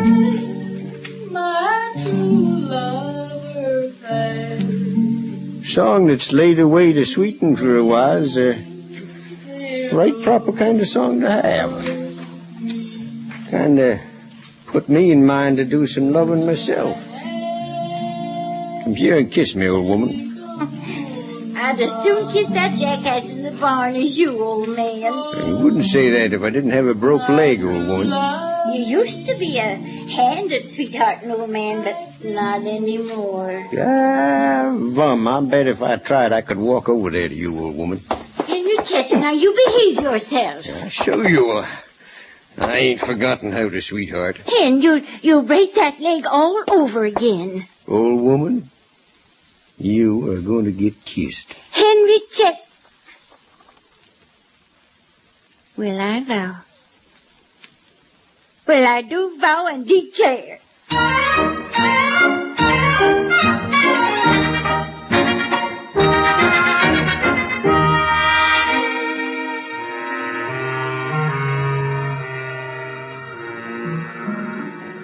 Look at there, Jasper. Day are breaking there across the hills. And night is short. Listen to that dove call. Make a lonesome sound, like the end of the world. You feared of the end of the world, Jasper? I feel like I could pick up a hill, or I could break open a mountain with my fist. And what right have I got to be afraid of a lonesome sound at night? Lonesome doves are calling in trees to each other. Dove has got one drop of human blood in its body, they say. By another spring, I'll find us a pretty farm where the fields lay out fair and smooth. Smooth pasture's a pretty sight, with hills rolling up and down, and cows dotted here and yon over it. The house will be the way you want it. I'll have a parlor room to sit back in when the busy season's over. All these things I will do for you, Ellen, because I love you. When I stand in the door of the house, I will see the fields roll off, some of them plowed and some of them tipped with blue mist, birds in the trees, and me a-waiting in the door for you to come home. I'm glad to be waiting, for I love you, Jasper.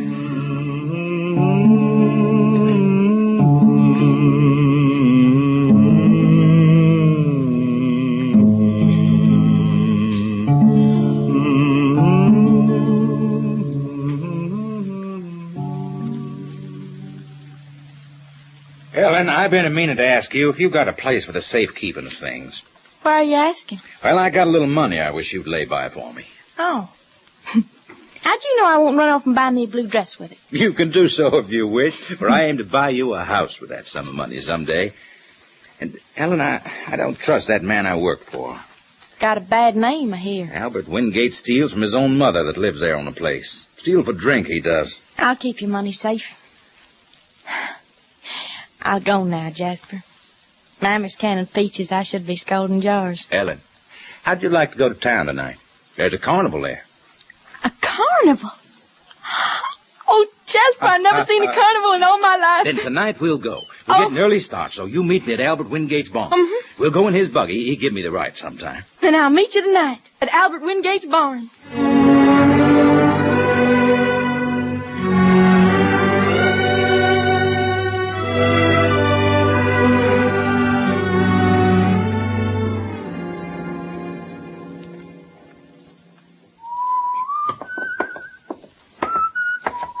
Jasper? Ellen, are you ready for the carnival? I can hardly wait, Jasper. I'll run in the barn and get the buggy hitched. I'll wait right here.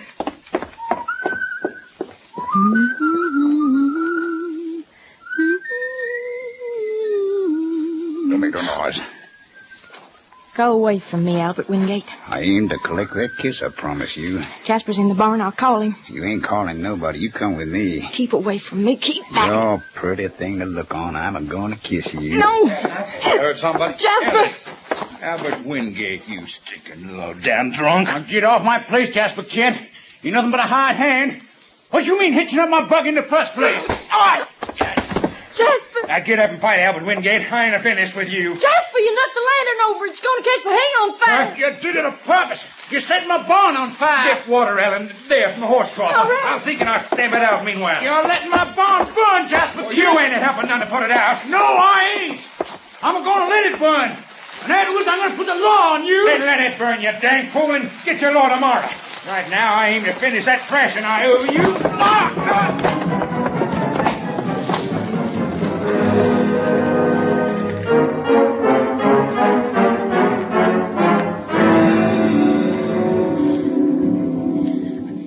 You shouldn't have beat him up so bad, Jasper. Just let any man offer you insult.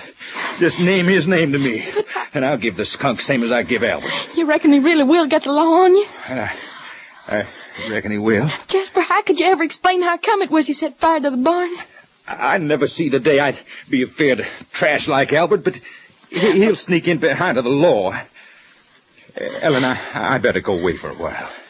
I couldn't see you go. Law's a fine thing if you get on the good side of it, but once you get on the contrary side, why, I better go away. You want me to come with you, Jasper? No, I better go alone. I'll find some place and I'll come back. You know I'll come back, Ellen. I know. After it's blowed over, I'll come back. I will wait, Jasper. I will wait.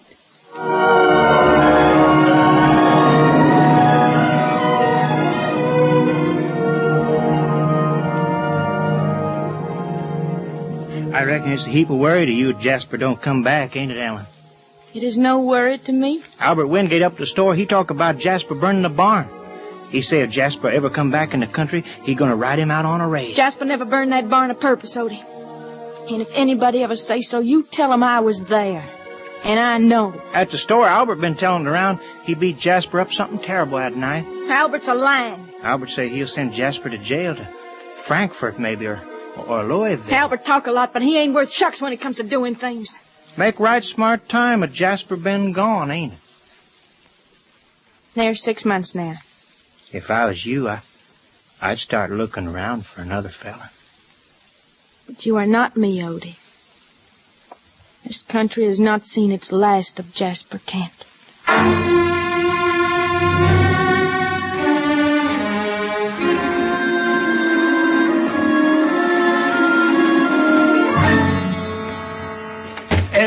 Ellen, they done got him. Odie! They caught him. They caught Jasper Kent. They asked him what he was doing back in the country. He said he'd come back to see you. Come to see... Odie, where is he? Where is Jasper? Albert Wingate and half a dozen men have got him. They're taking him over to where he burned the barn. They're going to teach him a lesson, they said. I'll go. Come with me, Odie. Help me hitch the horses.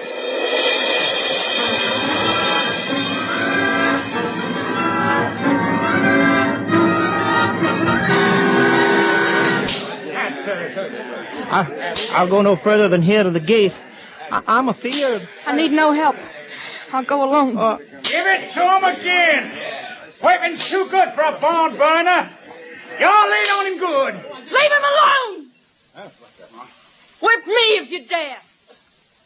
Take your whips off him, you dirty, low-down skunks. Now go away, gal. Justice is being done. You dirty trash, all of you. Thinking you can hide your faces with them rags tied over them. Ellen. It's me, Jasper. I'll untie your hands. And they won't stop me. Now, you go away from me, gal. You've got no right to stop justice. Justice? Lay your whip on me if you dare, Albert Wingate. I can call your names, everyone. I know you underneath them hoods. All right, everybody. All right, that's enough. I reckon that'll do Jasper Kent for now. He won't burn no more barns around here. Ever. That's right. Run away. Run away home. Cowards you ought to do together what you wouldn't dare do alone. Ellen. It's all right. They're going now. I could not hold myself away from you no longer. Hush. I couldn't. Hush, Jasper. Here. I'll untie your hands.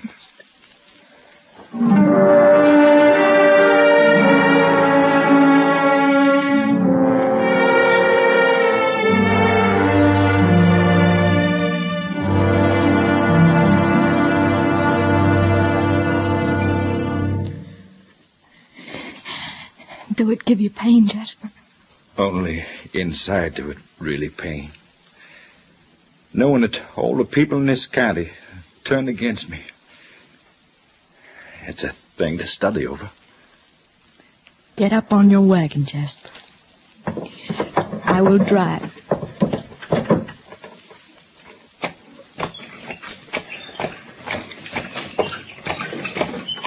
At moonrise, I'll go. I'll go for a piece from this place. But I'll come back someday, and when I come, I'll come to fight with the law on my side. Maybe a weapon. That is not the way, Jasper. We will go together and never come to this place again. You come with me tonight at the rise of the moon. Whatever this country feel to you, Jasper, why it feel the same to me. And if you need to go before sunup, why then I need to go before sunup too. We'll go alone, needing no other. Ellen. I used to think when I was a little girl that maybe I'd see somewhere a fountain a-going, or sometime learn the name of a star. I thought they would bring me my time on earth. But now I know better.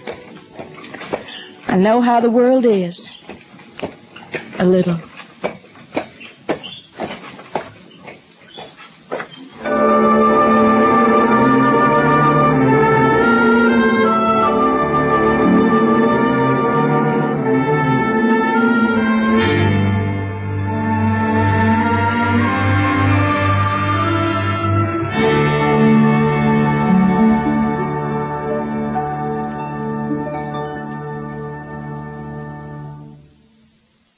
You have heard The Time of Man by Elizabeth Maddox Roberts.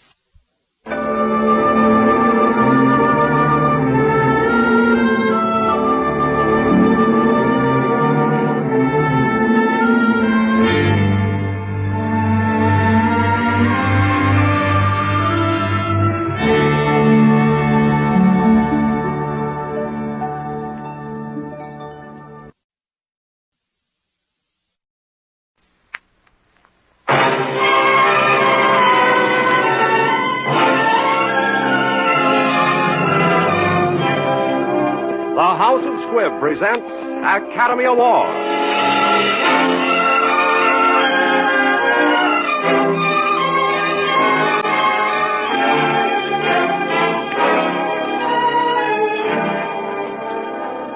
Every week, Squibb brings you Hollywood's finest.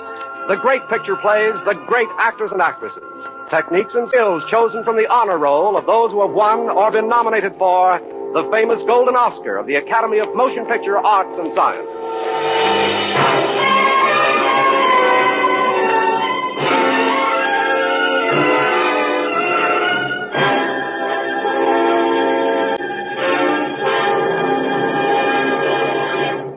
And now, E.R. Squibb & Sons, manufacturing chemist to the medical profession since 1858, bring you the distinguished actor, Mr. Paul Lucas, who won the 1943 Academy Award as Best Actor of the Year. Tonight, Mr. Lucas will star in the thrilling drama Watch on the Rhine, the picture which was nominated as Best Screenplay and Best Production of 1943, and in which Mr. Lucas won his Academy Award.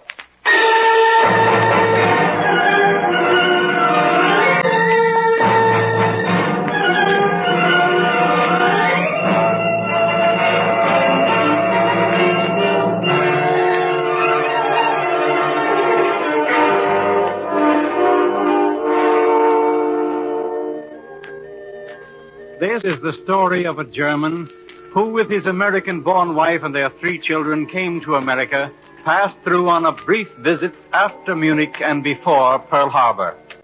This man was admitted as a refugee under the name of Kurt Miller. In the gentle hills outside Washington, D.C., this hunted and weary family stood almost in tears in the heart of this sanctuary, the proud old home of the Farrellys. I have always known, Sarah, you must have grown up in a lovely house like this. Thank you, Kurt. Children, sit down and be comfortable. My mother will be here directly to welcome us. To sit on the couch?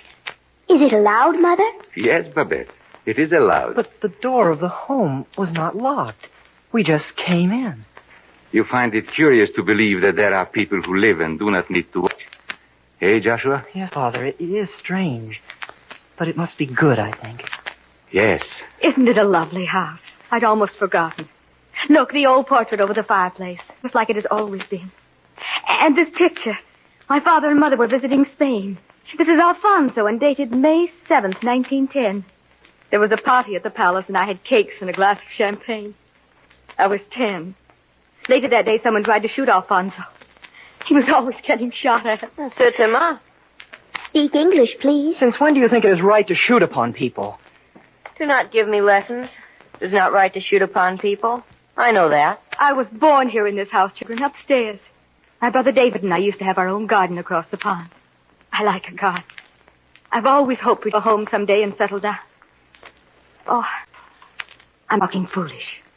Sentimental. At my age. Sarah, stop this nonsense. This is a fine room, fine place to be. Everything is so pleasant and full of comfort. There will be a good piano on which to play again. And it is all so clean. I like that. You must enjoy your house, Sarah. And you shall not be afraid that you will hurt me because I have not given you a house like this. Yes? Yes, of course. It's strange, that's all. We've never been together in a place like that. But that does not mean and should not mean that we do not remember how to enjoy what comes our way. We are on a holiday. Sarah, daughter. Mama. Sarah. Sarah, darling. You're here. You're really here. Welcome. Welcome to your house, Sarah. You are not young, Sarah. No, Mama. I'm 38. Yeah, 38, of course. You look more like your father now. That's good. The years have helped you. Welcome to this house, sir. Thank you, madam. You are a good-looking man for a German. I like a good-looking man. I always have. And like a good-looking woman, I always have. Is that Großmama? Yes, I am your grandmother. Also, I speak German, so do not talk about me. Oh, it is good to have you home again. I'm chattering away. Mama hasn't changed. I have fine plans. I'm making the wing over for you, walls taken out. Oh, that's kind of you, Mama, but we won't make any plans for a while. A good long vacation for Kurt. Vacation? Well, your brother David is seeing about schools for the children, and Cyrus Penfield is finding an engineering post for Kurt. But I have not worked as an engineer for many years, madam. You gave it up? Well, one could say it that way. What do you do? Oh, it is so difficult to explain. You wish to know whether not being an engineer buys lunches for my family. It does not. I have no wish to make a mystery of what I have been doing, but it sounds so big, and it is so small. I am an anti-fascist. And to answer your question, that does not pay well. But we're all anti-fascists. Yes, Mama, but Kurt works at it. What kind of work? Any kind. Anywhere. I will stop asking questions. That would be sensible. Sarah! David! I heard. Don't be angry. We've been worried about you, naturally. We knew so little except that you were having a hard time. This is David, my brother. My husband. Welcome, sir. Thank you. We'll drop this inquisition if you prefer. It is not an inquisition. I will tell you. Wait. David, you and Mama must know. I didn't have a hard time the way you mean. Not ever. For almost 12 years, we lived modestly and happily. As happily as people could live in a starved Germany that was going to pieces. Sarah, please. You are angry. I do not like it that way. Let me try to find a way to tell it with quickness. Yes. I was born in a town called Fürth, and there is a holiday in my town. We call it Kirchweih. It was a gay holiday with games and music and a hot white sausage to eat with the wine. Now I grow up, I move away to school, to work, get married, but always I come back for Kirchweih. It is for me the great day in the year. But after the war, the First World War, that day begins to change. The sausage begins to be made of bad stuff. The country people come in without shoes. The children are too sick. It is bad for my people those years.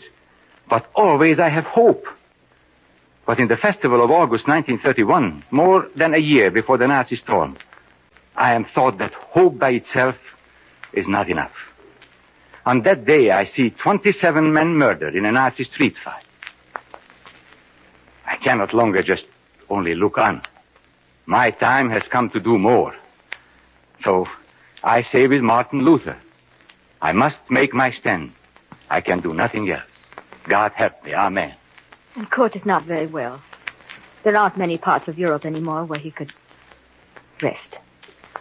You've always said you wanted us. Kurt brought us home. If you don't want us, we will understand. Of course we want you, darling. We want you very much. Forever or however long you want. I am old and made of dry cork and bad-mannered. Forgive me. Be still, Mama. We're all being foolish. And I want to be foolishly happy. Oh, family reunion. Sorry to intrude. This is the Count de Brankovic. He and his wife are staying with us for a while. This is my son-in-law, Kurt Muller. How do you do? How do you do? Would it be impertinent for one European to make welcome another? I do not think so. Thank you, sir. Have we met before, Mr. Muller? Did you live in Paris? I was in the legation there, and I think No, we have not met before. If it is possible to believe, I am the exile who is not famous. Oh, Strange. Yeah, I have a feeling it's most interesting. I always have a good ear for the accents of your country, but yours is most difficult to place. Is it, Asuth German? No, it is difficult to place my accent, Count Brankovich, because I speak other languages. Oh, come. Lunch will be ready before you children have had a nap. Count, my grandchildren are very charming. You will see them later. Your grandchildren would have to be charming. Of course. I am expecting my wife, Martha, to join me. We'll wait down here until you call for lunch.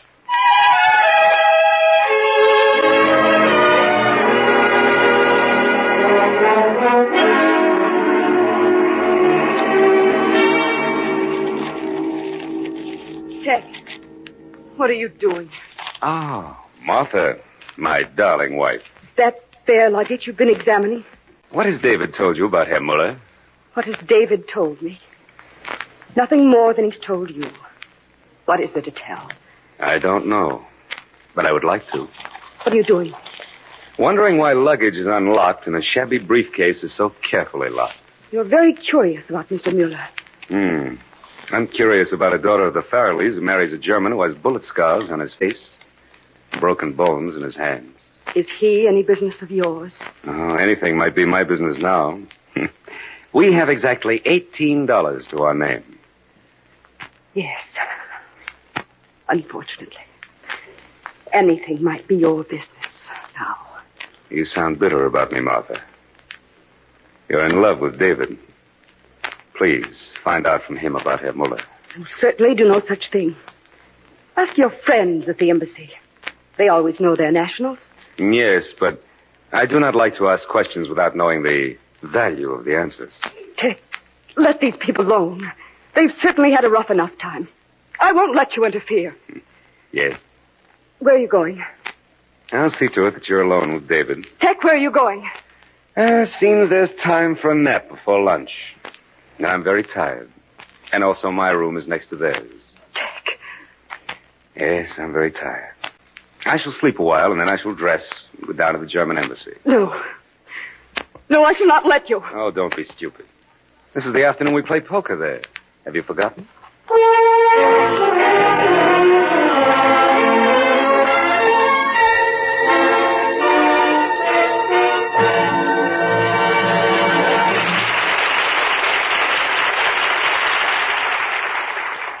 Once again, it's intermission time on Academy Award. Only nature knows how to change scenes without an intermission. Soon you'll gradually become aware of one of those changes. You'll notice a difference in the air. Mornings will be frosty, clear as a drop of spring water. Afternoons in the country will be fragrant with the pleasant, spicy smell of ripening fruit. It's fall, and it's refreshing. Pleasing to the senses like the minty tang and brisk, exhilarating action of Squibb Dental Cream. For Squibb Dental Cream is refreshment in a tube. Cool, creamy, smooth, its brisk action leaves your whole mouth pleasantly wide awake. And the natural sparkle of your own smile will tell you better than a scientific formula how safe, how soft, how effective is the special polishing agent in this fine dental cream. So, for a mouth refreshed, for a brighter smile, brush your teeth regularly with Squibb Dental Cream, a member of the great family of Squibb products. Taste, feel, and see the refreshing difference. Before continuing with part 2 of Watch on the Rhine, for making this story available, we want to thank Warner Brothers, who are also producers of Night and Day. Moreover, we want to congratulate Warner Brothers, who yesterday observed an historic anniversary commemorating 20 years of sound pictures.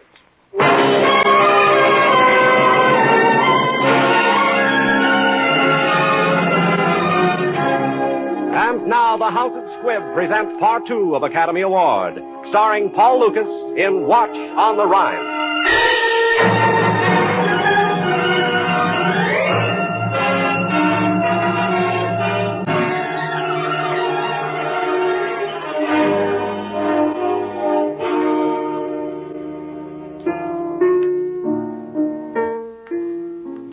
He plays very well. I like my son-in-law better each hour I know him. So do I, Mama. He's very accomplished. Where? Oh, Kurt. Sarah, sit down here with me. Have I lost my touch? Never. You play as always, with distinction. What is it? What is wrong? The briefcase has been opened. Oh. There's no money missing, but the case has been examined. The gun was put back in a different place. The Count? Yes, I'm sure of it. As I was saying, Nellie Sewell told me, Count, that you were playing a large gambling game today at the German embassy with young Phil von Rame and with Sam Chandler. Nazis and Sam Chandler must make an unpleasant game. I do not gamble to be amused. No? Well, then we'll certainly stop. I owe you $8.50. The young Baron von Rame, Herr Muller, was your government military attaché in Spain, huh? My government attaché? He was the German government attaché. He was not attached to the side on which I fought. Oh, I thought you might have known him. We do not know Nazis, Count Brankovic. I still have a feeling that I've seen you or heard about you, Herr Muller. You know, that feeling has been so insistent that I make guesses. But bad guesses. I thought you might be Max Freidank. Freidank is a hero to my people. You do me too much honor. Yes, I found that out. Here in this paper. Zurich, Switzerland. The Zurich papers reprinted today a dispatch from the Berliner Tageblatt on the capture of Colonel Max Freidank. Freidank is said to be the chief of the anti-Nazi underground movement. He was a distinguished physicist before the advent of Hitler. Oh, that's bad news for you, Mrs. Muller. I'm most sorry. He was a friend of yours? He was a friend to all decent Germans. A friend to all decent people, Count Brankovic. Well, that's what often happens to heroes, unfortunately. Well, Martha must be ready by now. We'll be back early. I don't like long dinner parties. Your hands are shaking, Herr Muller. My hands were broken. They are bad when I have fear. Fear for Freidank, you mean? I am a man who has many kinds of fears. I do not think you would understand that. No. I don't think I've ever been very frightened. That is bad. It is sometimes the road to trouble. I dare say. Good night. What's this all about, Sarah? I don't know all of it yet. I do know that the Count broke open Kurt's briefcase. And he saw what we carry with us, and he knows about Freidank. Which probably means that he's guessing about Kurt. What do you mean, what you carry with you and guessing about Kurt? Kurt works in an illegal organization. He has for 7 years. We're carrying with $23,000. It's been collected here and in Mexico from the pennies and nickels of poor people who don't like fascism and believe in the work we do. It was to be picked up and taken back by the first man going... Wasn't it careless to have $23,000 lying around to be seen? No, Mommy, it wasn't careless. We've carried money that way for years. There didn't seem any safer place than my house. It was careless of you and David to have a man like that in this house. Yes, it was very careless. But how could we know? The world has changed, Mama, and some of the people in it are dangerous. It is time you knew about that. I have been phoning. It is true about Freidank. But he's not dead. Hans and Ernst were taken with him. Max is not an easy man to kill. But most of his face and one arm... It is not nice when it comes. Well, Sarah? Oh, no. It must be, yes. Max knows you are not well enough. He sent you but here. But now I am more well than he is. When? I think tonight, Sarah, darling. But I do not know. It will depend on the Count de Brankovic. What will depend on him? Did he steal the money? No, of course not. He's not a man who steals. It will come another way. But why are you afraid of him? You're in this country now. There's nothing he can do. We will see. We will wait and we will see.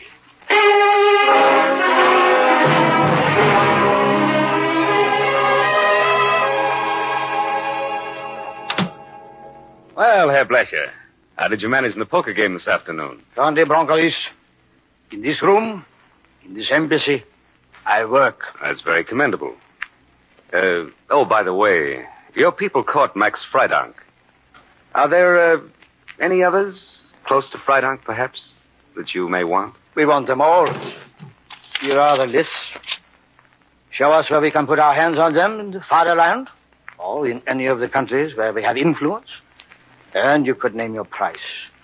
We might also manage a visa for you.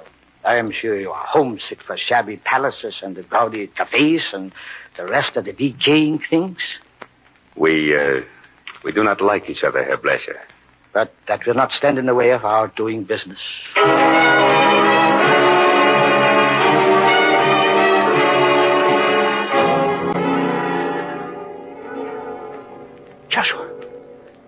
Joshua, are you awake? Yes, Father.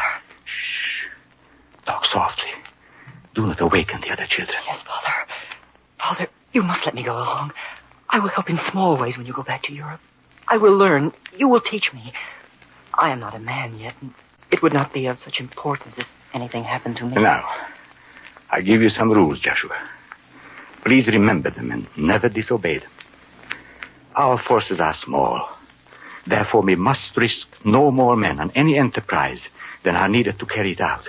Always in our work, men will wish to go with you. Now, that is wrong. We are not here to show that we are brave. Soon you will be a man. Never have I doubted that for you. Also, this will be what a man should most do. Am I right? Of course, Father. You are young. You are smart. You are strong. You are a fine investment for our work. When the time comes. In the meantime, I give you orders. You think. You train yourself in mind and body. Your day is not so distant. If it should come and I have not yet returned, well, it is not wise perhaps to speak so far in the future, but the world goes bad, and who knows how long that will last. Therefore, with delicacy and care, I wish you would also prepare Bodo when his time too shall come. God help us. Go to sleep now. Yes, Father.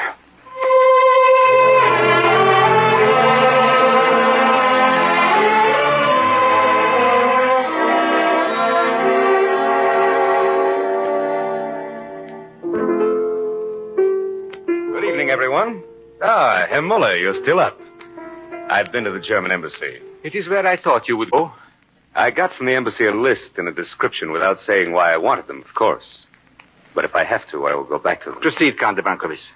Well, some of these papers have to do with a man we shall call Gutter, because that is the name he is most frequently used. Age 40 to 45, 170 pounds. Married to a foreign woman, either English or American. 3 children. Thought to have left Germany in 1933 and to have joined the notorious Max Freidank. Known by the names of Gutter, Thomas Bodmer, Carl Francis. So I think you are Gutter, Carl Francis. Do not describe me to myself, please. And I think that because Freidank has been taken, you will soon be traveling home. I am going home. I am starting tonight. So? You tell me free of charge, eh? Well, I'll tell you free of charge. I do not believe they've forced any information from Freidank and the others. Thank you. But I am sure they could not. I know all 3 most well. They will be able to stand up under whatever will be given them. Yes, there's a deep sickness in the German character. A love of death, a love of pain. Oh, spare us your moral judgments. Yes, they are sickening coming from you. Get on with your dirty business. Madam Fanny, this is very ugly. I do not do it without some shame. Therefore, I must sink my shame in large money. You have $23,000 upstairs, $23,000. Yes, you are an expert with Lux. For $10,000, you can go back to wherever you go. Nobody will know that you go, and I will give you my good wishes. No, that money is going home with me. It was not given to me to save my life, and I shall not so use it. It is to save the lives and further the work of more than I. Then I don't think you will get back. Oh, you're a brave one, Herr Muller, but you will not get back. I will send you a postal card and tell you all about my bravery. Is it true that if the swine talks, you and the others Will be caught and killed. If they're lucky enough to get killed quickly. David, I have 15 or 1,600 in the bedroom safe. That will do very well, madam. And the rest you can give me in a check. All right. We'll get this over with any more fancy talk. I can't take much more of him at any cost. Come on, David. We'll get the money and give it to him with a pair of fire tongs. The new world has left the room. I feel less discomfort with you. We are Europeans, born to trouble, understanding it. You mean my husband and I do not have angry words for you? It goes deeper than that with us. We know how many there are of you. They don't, yet. My mother and brother feel shocked that you were in their house. But we have seen you in so many houses. Your husband, Mrs. Miller? Doesn't he understand me? Yes, I understand you. Do you think I would allow this fantasy with this money? Unlike you, I do not take chances. I'm not a gambler. Get up, please. You wouldn't. Put down that gun. Sarah, mark the tür out. I wish nobody to come. Go ahead, Count de Brankovic. We shall go outside.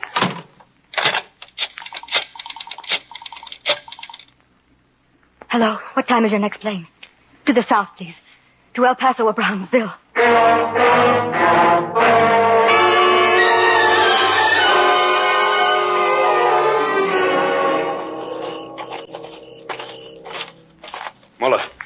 Willow, wait. I know when I'm a loser. I give you my word. You are a fool. You play with men's lives in order to have money to live in worthlessness. You and all your shabby kind. When you kill in a war, it's not so lonely. Tonight, before you come home, I pray for you. I pray that I will not have to touch you. I do not like to kill this way. But I have done it before, and I will do it again. Whenever it must be done. Listen to me. I have seen many men die. I give you advice. It is easier without words. They will not do you any good now. You will be better without them. Wait. I got the bargain. I've got...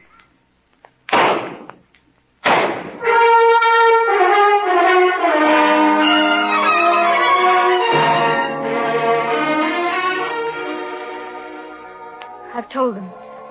I've made you a reservation on a midnight plane to Brownsville. Liebe Sarah. It is hard for you, eh, madam? Hard? I don't know. I don't... Before I come in, I stand and think. I say I will try to make Fanny and David understand. But in the end, what is there to say? I've stopped a man's life. Shall I now pretend it is not I who acts thus? No. I have done it before, and I will do it again. And I will always keep my hope that we may make a world in which all men can die in bed.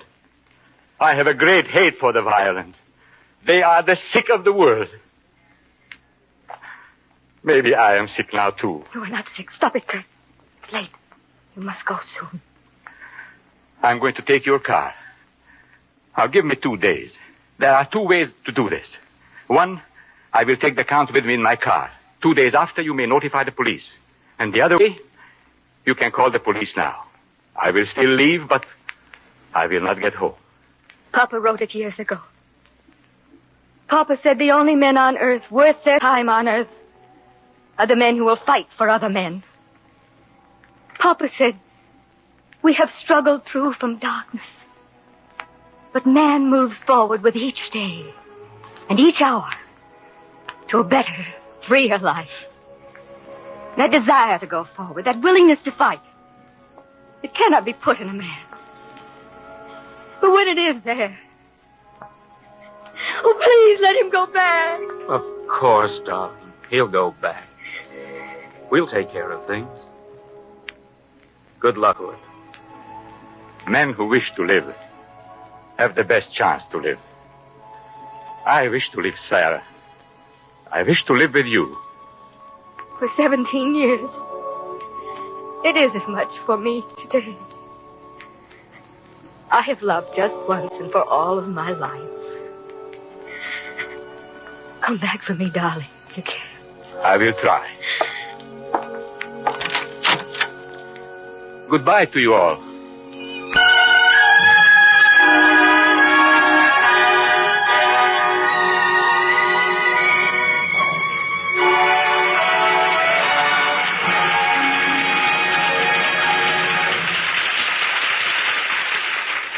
In one man's wholehearted devotion to a great cause is often found the inspiration which causes others to continue his work. Today's insistence on perfection at the House of Squibb had its origin in the founder's own crusade against half-hearted service in the cause of human health. One time a new employee pointed out to Dr. Squibb that a slight change in a certain formula would save money and speed production. Young man, Dr. Squibb replied, I am always willing to change a formula when I can improve it. But please remember that the master formula of every worthy business is honor, integrity, and trustworthiness. That is one formula I cannot change. And that is the formula which has won for Squibb the trust of generation after generation of doctors. It is the master formula which also guarantees the uniformity, purity, and efficacy of the everyday health essentials Squibb produces for your home use. The way to get Squibb quality is to ask for it. So when you're buying for your medicine cabinet, always ask for Squibb, a name you can trust. Next week, another great picture. The House of Squibb will present Academy Award starring Lana Turner in Vivacious Lady. Paul Lucas can soon be seen in the International Pictures production Temptation. This is Hugh Brundage bidding you good night until next Wednesday at the same time when you're invited to listen again to Academy Award presented by the House of Squibb, a name you can trust. This is CBS, the Columbia Broadcasting System.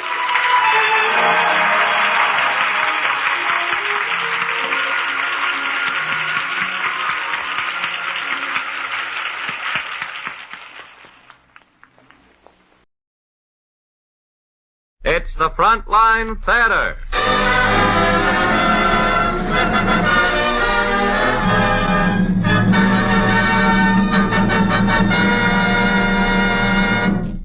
Frontline Theater presents an amusing musical, The Gay Divorcee, starring Frank Sinatra, Gloria DeHaven, Edward Everett Horton, and Spring Byington.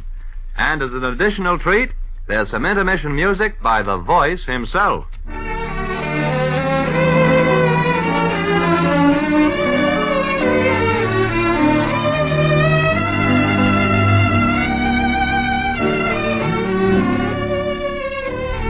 A hearty welcome to Frontline Theater, men.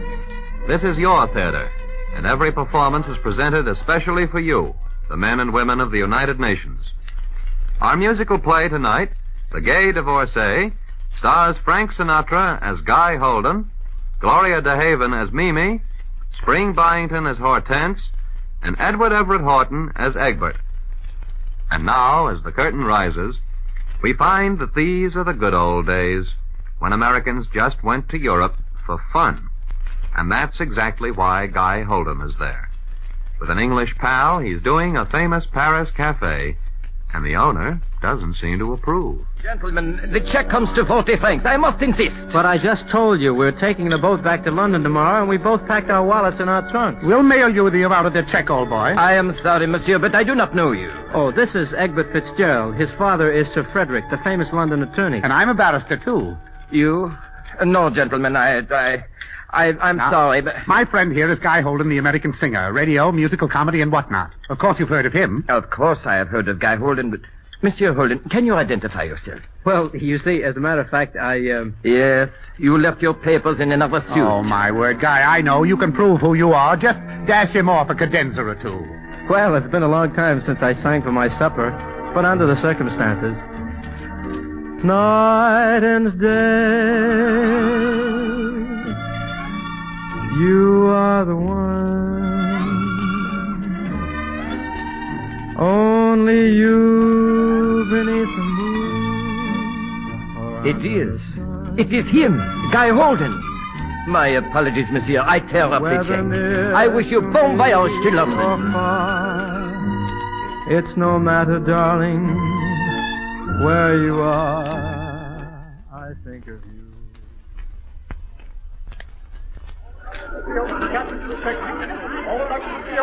Oh, really, Inspector, now isn't this carrying things a little too far, going through all my trunks, messing up everything, all my pretty things? I'm sorry, madam. It's for customs inspection. Oh, well, if it's an old English custom. How much did you pay for this dress, madam? That one, now let me see. Now, where did you buy it? Well, I bought it in now, oh dear, now, what was the name of that town? Oh, you know. Paris? No. Lyon. No, but you're getting close. Nice? Nice? Oh, yes. That's who I'm waiting for, my niece, Mimi. The poor thing has her life all mixed up. I came up to London to straighten her out. Madam, I'm afraid you'll have to straighten this out first. I think we'd better go. Auntie, Aunt Hortense. Mimi. Darling, you look wonderful. Did you have a good trip? Oh, simply marvelous. Darling, there was a man in Paris. Excuse me, madam. You better come to the office. We can settle the duty there. Oh, but my trunk is all...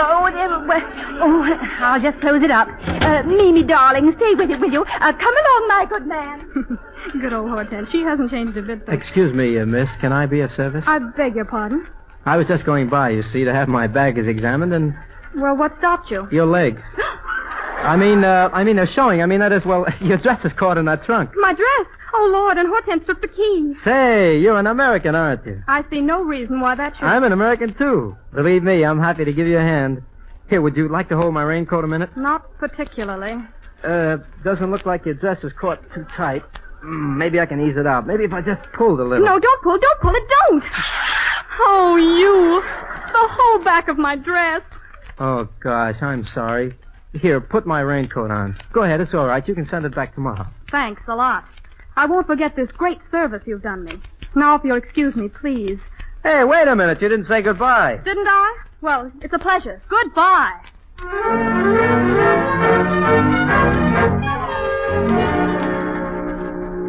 I tell you, Egbert, it's love. It's love for the first time in my life. Anyone I know, old boy? That's just it. I don't even know her name, where she lives, or anything about her. That makes it a little abstract, doesn't it? I can just see how it will all happen. She'll send me a note. I'll call her up, Ask her to dinner? You're positive that she'll send you this little billy-do? No, but she'll have to send my raincoat back, and I'm sure she'll send a note with it. Of course she has the right address. Oh, sure, Hey, no, she didn't even ask me my name. Oh, the thoughtless type, no doubt, huh? Gee, maybe she was angry, because I tore her dress off. Oh, impulsive. Impulsive, aren't you? Why'd you do that? She couldn't move. Well, that sounds very unsporting. But, Egbert, you don't understand. It was purely an accident. Yes, it usually is. Well, I'm off to the office. The pater's away, you know, and left me in charge. What are you going to do? Start looking for her. I'll find her if it takes the rest of my life. Cheerio. Good luck, old boy. Why shouldn't I? What's so tough about that? There are only 3 million girls in London. I'll follow my secret heart my whole life through. I'll keep all my dreams apart till one comes true. No matter what price is paid, what stars may fade above, I'll follow my secret heart till I find love.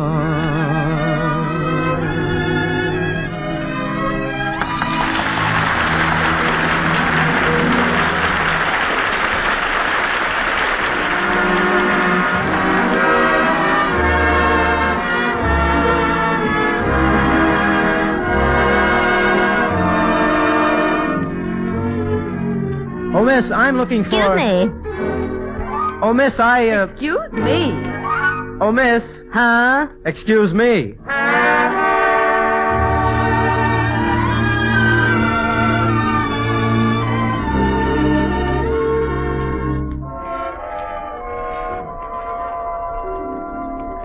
Gerald, there's a Mrs. Ditherwell here to see you with her niece. Ditherwell? I don't seem to know it. Oh, my word, not Hortense Ditherwell. Oh, Egbert, darling. Oh. Oh, Egbert, my land. You darling boy. Hortense. Oh, now don't be sharp, Mimi. Egbert was almost my third husband. Or was it the fourth? Oh, now, Hortense, please. Oh, Egbert, this is my niece, Mrs. Glossop. I brought her here to see you professionally. Oh, really? Have you a problem, Mrs. Glossop? Yes, I hardly know where to begin. Now, darling, I'll tell him. You see, she's very young. She's only been married a year and has scarcely seen her husband at all. He's a geometrist. No, dear, a geologist. Oh, well, what's the difference? He's no gentleman. But you know the type. Rocks and things. Oh, really? He throws them? Oh, no. Digs them. Oh. I've asked him for a divorce, and he just refuses. Well, ladies, in that case, I suggest that we revert to a thingamajig. A flagrante delicto? Like my second divorce? Oh, exactly, yes. The details are very simple. Darling, all you need is a hotel and a correspondent. Not that you write a line, my dear. I'll supply the correspondent, of course, and I believe I know just the right place at the seaside, the Hotel Bella Vista. Oh, excellent, the Yes. Bella Vista. And so easy to remember, too. I had a cook named Bella. Oh, no, it was a Mercedes. No, a housemaid. On second thought, I think... We'll go down at once, Mr. Fitzgerald. I feel very safe in your hands. Oh, thank you, Mrs. Glossop, thank you. I'll work my brain to the bone for you. Yes, indeed. Now, Hortense, now everything is clear. Oh, yes, indeed. The Hotel Rosemont. Oh, no, that isn't it. But it was a girl's name now. Don't tell me. It's on the tip of my tongue. The Maggie. No, the Nellie. Here. Yeah, I've written it down for you. Oh, the Bella Vista, of course. Well, that's what I said in the first place. Come along, Mimi. Hello? Miss Higginbotham. Yes, Mr. Fitzgerald. Would you get hold of that Tonetti fellow for me? You know, the chap that we always use as a correspondent, and tell him to take the afternoon train and go to the Hotel Mary, the Nellie. Oh, that woman. No. The Bella Vista. Don't tell me. I'm putting him to work on another case.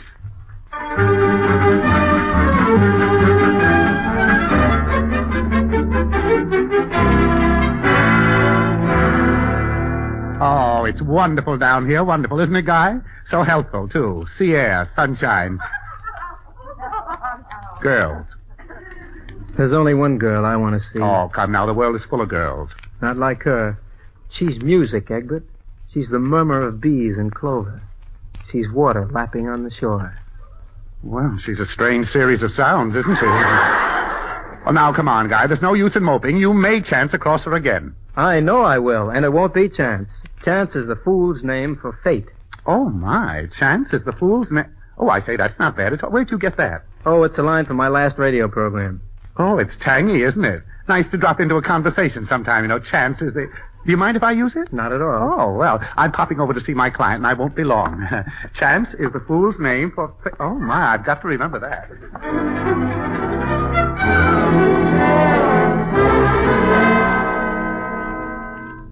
Oh. Mrs. Glossop, your correspondent is on his way here now. You understand, I presume? Yes, Mr. Fitzgerald, I understand. Of course, it wouldn't be technically correct for me to introduce you, so he'll present himself. Oh, why, then we'll need a password. Well, how thrilling. Yes, I suppose we ought to have one. Wait, well, I know the very thing. Mrs. Glossop, he will say to you, chance is the fool's name for fate. Chance is the fool's name for fate. Right. And now we'll need a name. You should have a name. Your name will be Mrs. Green. Oh, I just love Green. So soothing, so restful. Mimi, do you think he'll approach us during dinner? Hortense, you can't remain with her. This is supposed to be a rendezvous. 2 is company. 3 is, 3 just isn't a rendezvous. After all, we've got to have a flagrante delicto. Egbert, not in the dining room. Come along, Mimi. I'm simply famished.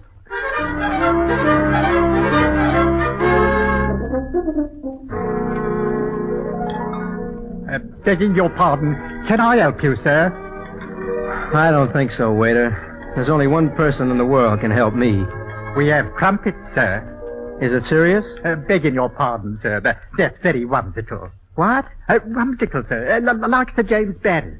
Don't you mean whimsical? In a manner of speaking, sir, but begging your pardon, whimsical is much more whimsical than Oh, I say, sir, is anything wrong? That girl over there across the room, see the one I mean? Yes, sir. And I do believe she's seen you. Begging your pardon, sir, she's starting to run.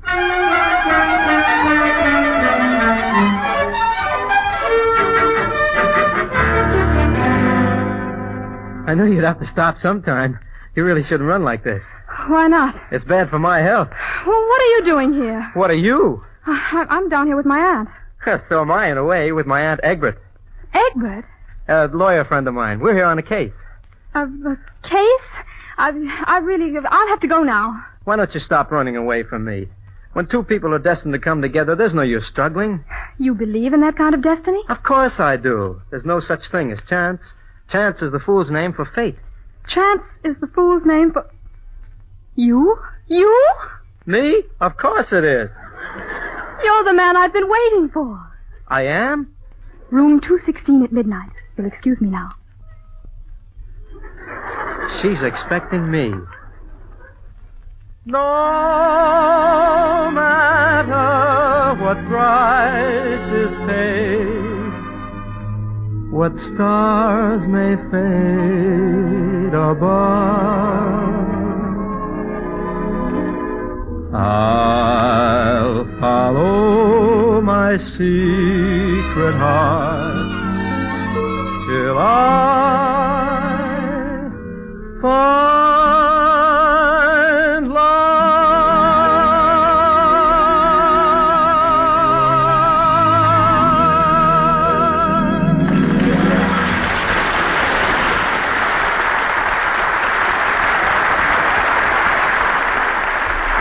And so ends Act 1 of The Gay Divorcee, starring Frank Sinatra, Gloria DeHaven, Spring Byington, and Edward Everett Horton.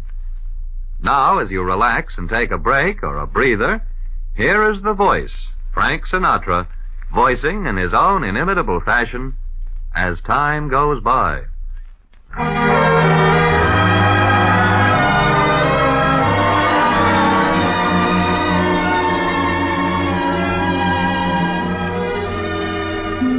You must remember this. A kiss is still a kiss. A sigh is just a sigh. The fundamental things apply as time goes by.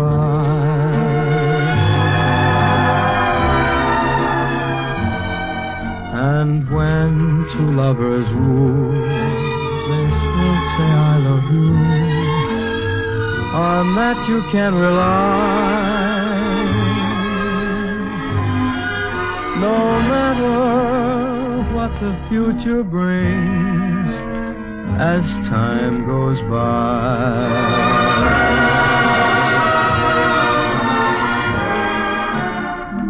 Moonlight and love songs are never out of date. Hearts full of passion, jealousy, and hate. But woman needs man, and man must have his mate that no one can deny. It's still the same old story, a fight for love and glory, a case of do or die. And the world will always welcome lovers as time goes by.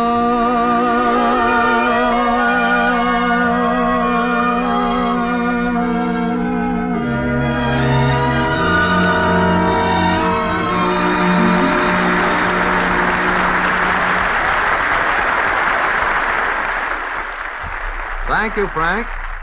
But now let's get back to Frontline Theater and Act Two of The Gay Divorcee, starring Frank Sinatra, ably assisted by Gloria DeHaven and that other Hollywood duo, Spring Byington and Edward Everett Horton. As the house lights slowly dim and the curtain rises, you will remember that due to a misunderstanding, Mimi thinks Guy Holden is a professional correspondent who is going to help her get a divorce. Well, it's midnight now.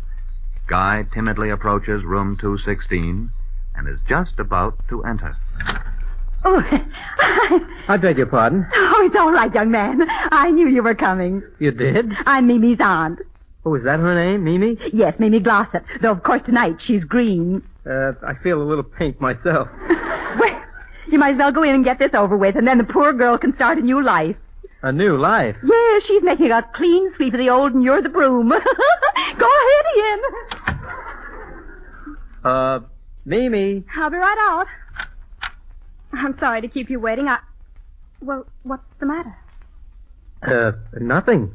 That negligee is charming. You ought to know. You've seen enough of them. Well, a few, of course. Of course. But never one like that. Mimi, darling. Stay where you are. Huh? You keep your distance and I'll keep mine. We're going through this in a dignified silence. No conversation? No conversation. No, Absolutely not. Oh. Time on my hands, you in my arms. Do you have to sing? Well, it's helped a little in the past. Time on my hands, you in my arms. Nothing but love in view. And if you fall once and for all, I'll see my dreams come true. Moments to spare with someone you care for, one love affair for two. Time on my hand and you in my arms and love in my heart, all for you.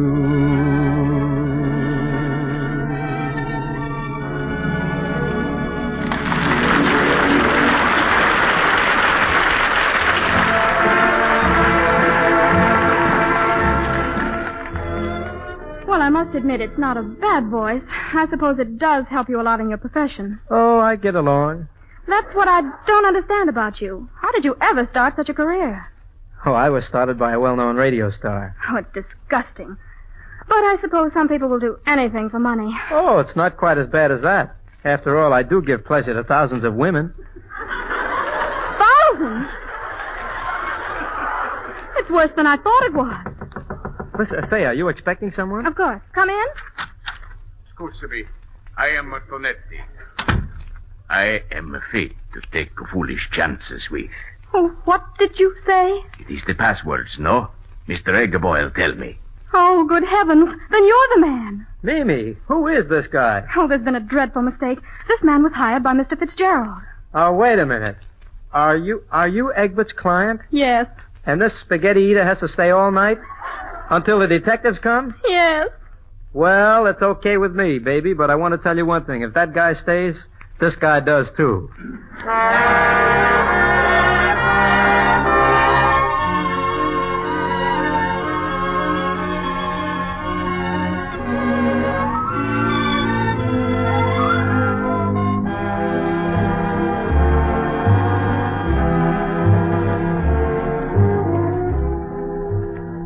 Sort of nice out here on the balcony, isn't it? Yes, it is. Very nice. What's Spaghetti doing in there? Playing solitaire. He says he always does when he's on a job. You can hear the music from the casino, can't you? What's that they're playing? It's the Continental. It's very popular. How does it go? Well, we should be dancing, but if you'll move over here a little closer. Beautiful music. Dangerous rhythm. It's something daring, the Continental, a way of dancing that's really ultra new. It's very subtle, the Continental, because it does what you want it to do. You kiss while you're dancing, the Continental, it's Continental. You sing while you're dancing, the voice is gentle and sentimental. You know before the dance is through that you're in love with her and she's in love with you. You'll find while you're dancing that there's a rhythm in your heart and soul, a certain rhythm that you can't control, and you will do the Continental all the time. Beautiful music, dangerous rhythm.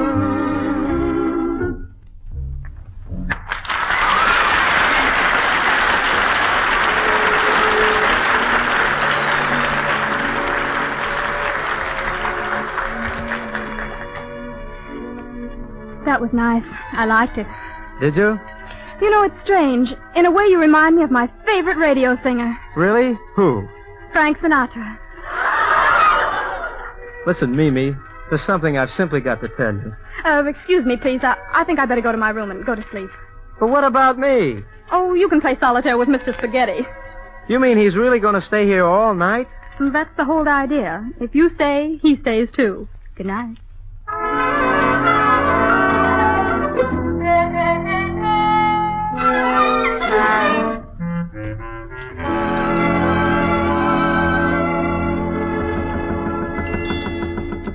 Hey, Spaghetti, wake up, Spaghetti. Please, the name is Tonetti. Who's there? It's the waiter, sir. What do you want? Let us start. What should we do? Give him his breakfast. Clown. That's our breakfast. I just phoned for it. All right, waiter.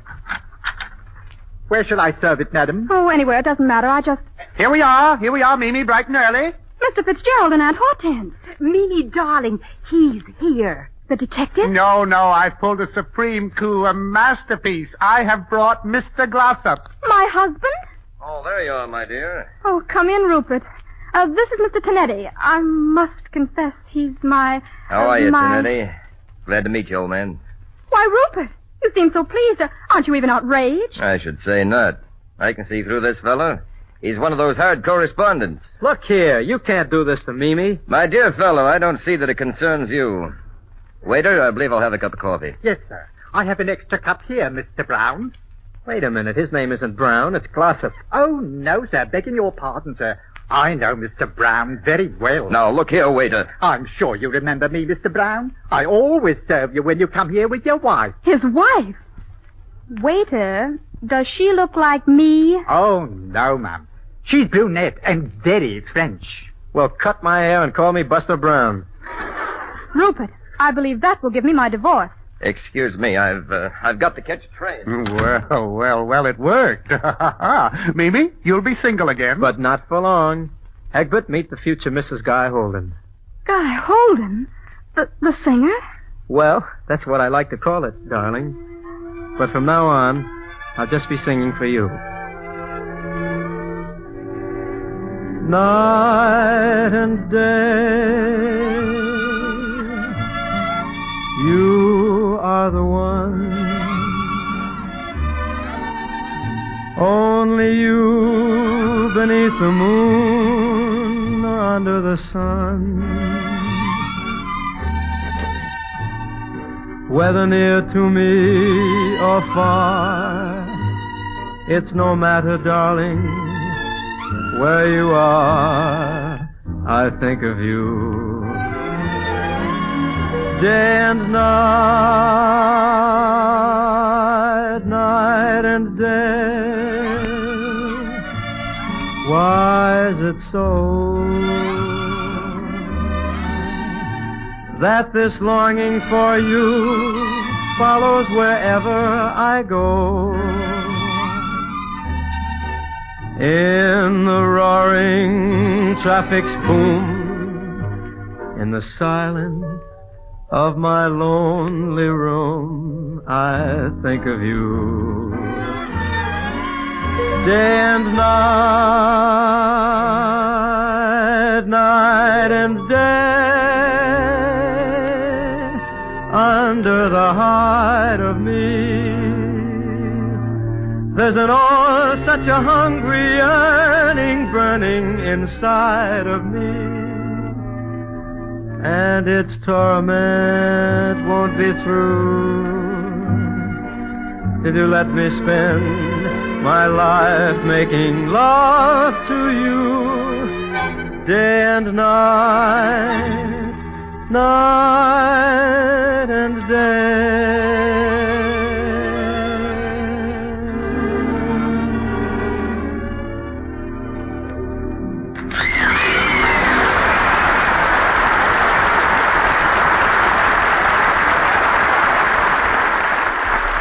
And so down rings the final curtain on tonight's Frontline Theater presentation of The Gay Divorcee, starring The Voice, Frank Sinatra, Gloria DeHaven, Spring Byington, and Edward Everett Horton. Next week, Frontline Theater will present another play, and each week thereafter, you will hear your favorite acting stars in leading and popular comedies, mysteries, musicals, and romances. If you have a favorite play you want enacted, just drop a line to Frontline Theater, Armed Forces Radio, Los Angeles, USA.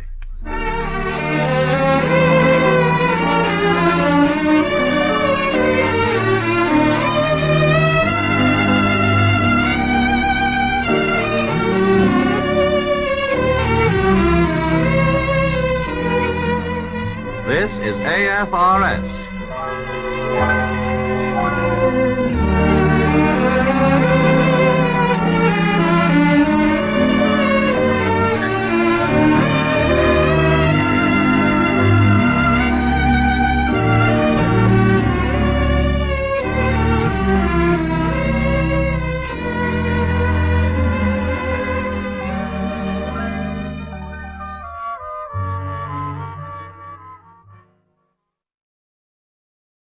Ellen Hayes. And here is Miss Hayes. Thank you. Tonight's play is Angel Street by Patrick Hamilton. Angel Street was tremendously successful on the stage, both in London and New York, and also in the movies, where it was known as Gaslight. As our guests, we're happy to welcome Sir Cedric Hardwicke to play Sergeant Ruff and Mr. Boris Karloff to play Mr. Manningham. Textron performs every step in creating radiant, finished fashions for you and your home. Textron products are made to a music that begins with the whirl of spindles. Magic man-made fibers are spun on whirling spools till the Textron yarn is feather-light and giant strong. Woven to the music of harp-like looms, the Textron patterns rise like melodies, and the Textron dyes are chords of color. Warp of shadow, weft of sun, glimmering, shimmering miles of loveliness. Click go the cutters, hum go the stitchers, with parachute precision in a flowing undertone, till the Textron products gleam in finished perfection. Draperies, bedspread, shower curtains, hostess coats, lingerie, menswear, myriads of fashions. And wherever it appears, the Textron label is a symbol of strength and beauty blended like music, every step of the way from the raw fiber to the finished Textron masterpiece.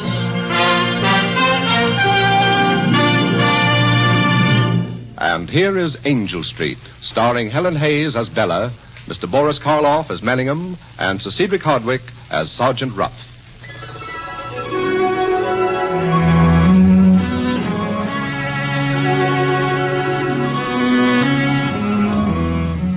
The year is 1880. The city is London, a city where at night it is gloomy and damp and chill, where on the street the gas lamps cast feeble yellow glows curtained in fog, and the houses bulk formless and forbidding and mysterious. This is the story of what happened on one of those nights in one of those houses, a house on Angel Street. But there were many long and dreary nights that led to it. There was, to start with, the night when the housekeeper Elizabeth steeled herself to speak to her mistress about a matter which troubled them both. Mrs. Manningham, you shouldn't sit here alone night after night. I know, Elizabeth, but my husband has to work at night. Well, I question it, ma'am. Just what does Mr. Manningham do at night? I don't know, Elizabeth. I don't know. And there was the night when Mrs. Manningham screamed. Elizabeth! Elizabeth! Mrs. Manningham, what's the matter? Oh, Elizabeth! I was sitting here reading. I've been reading since 8 o'clock. That's not very long, is it, Elizabeth? No. And yet my eyes began to hurt. And then suddenly, Elizabeth, I couldn't make out what was on the printed page. And there was the night after that, when Mrs. Manningham told her husband what had happened. And you screamed for the servant? Yes, Jack. Bella, in future, will you kindly remember that you're my wife, and as such, you're not to humiliate us before a servant? You know, of course, what really happened last night. What do you mean? I mean nothing. Nothing happened. You imagined everything. I've noticed that you have an imagination, Bella. An abnormal imagination, a sick, diseased imagination, Bella. And there were all the terrible nights that followed, when Mrs. Manningham imagined other things. Bella, why did you take down this picture? The picture? I didn't take it down, Jack. It's down, isn't it? And Elizabeth didn't take it down because I asked her. Bella, confess. Confess the truth. You took down that picture. No, Jack. No. Bella, where is the grocer's bill? I gave it to you, didn't I? Yes, Jack, it's on the secretary. It's not here. It is. It must be. It's not. Bella, what new trick are you playing on me? It was there this afternoon. I put it there. This is a plot. This is a filthy plot. You're working against me. It's a plot. Jack, I don't know. I don't know why I do these things. I do, Bella. Surely you haven't forgotten that... Ah, no, I shouldn't remind you of it. Remind me of what, Jack? You started to tell me you've got to finish. Well, Bella, it's just that in view of your actions, I find it strangely significant. that your mother died insane.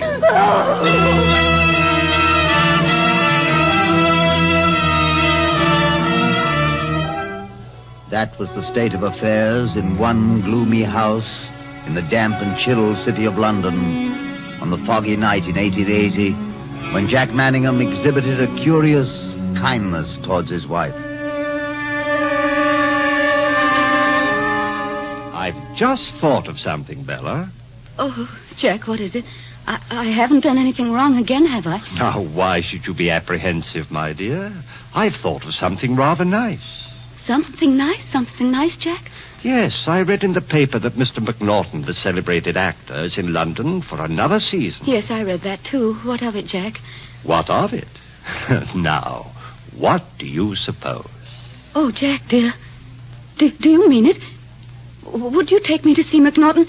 You wouldn't take me to see McNaughton, would you? I not only would take you to see McNaughton, my dear, I'm going to take you to see McNaughton. That is, if you want to go. Oh, Jack, what heaven. What heaven. Well, my dear, you've been very good lately, and I thought it'd be well to take you out of yourself. Yes. Oh, yes, Jack, dear, yes. That's what I need, you know, some little change, some attention from you. Oh, Jack, I'd be better. All those ghastly dreads and terrible, terrible fears would vanish, and I could go to bed feeling a normal, happy, healthy human being again. If only you'd be kind to me. Haven't I just said that I'm taking you to the theater? Yes, dear, yes, you have. Oh, you've made me so happy, dear. I'm going to the play. Do you understand that, my husband? I'm going to the play. You seem wonderfully pleased with yourself, Bella. I must take you to the theater more often, if this is the result. Oh, Jack, I wish you could. Well, I really don't know why we shouldn't. I used to like nothing so much when I was a boy. In fact, you may hardly believe it, but I even had... Bella. What is it?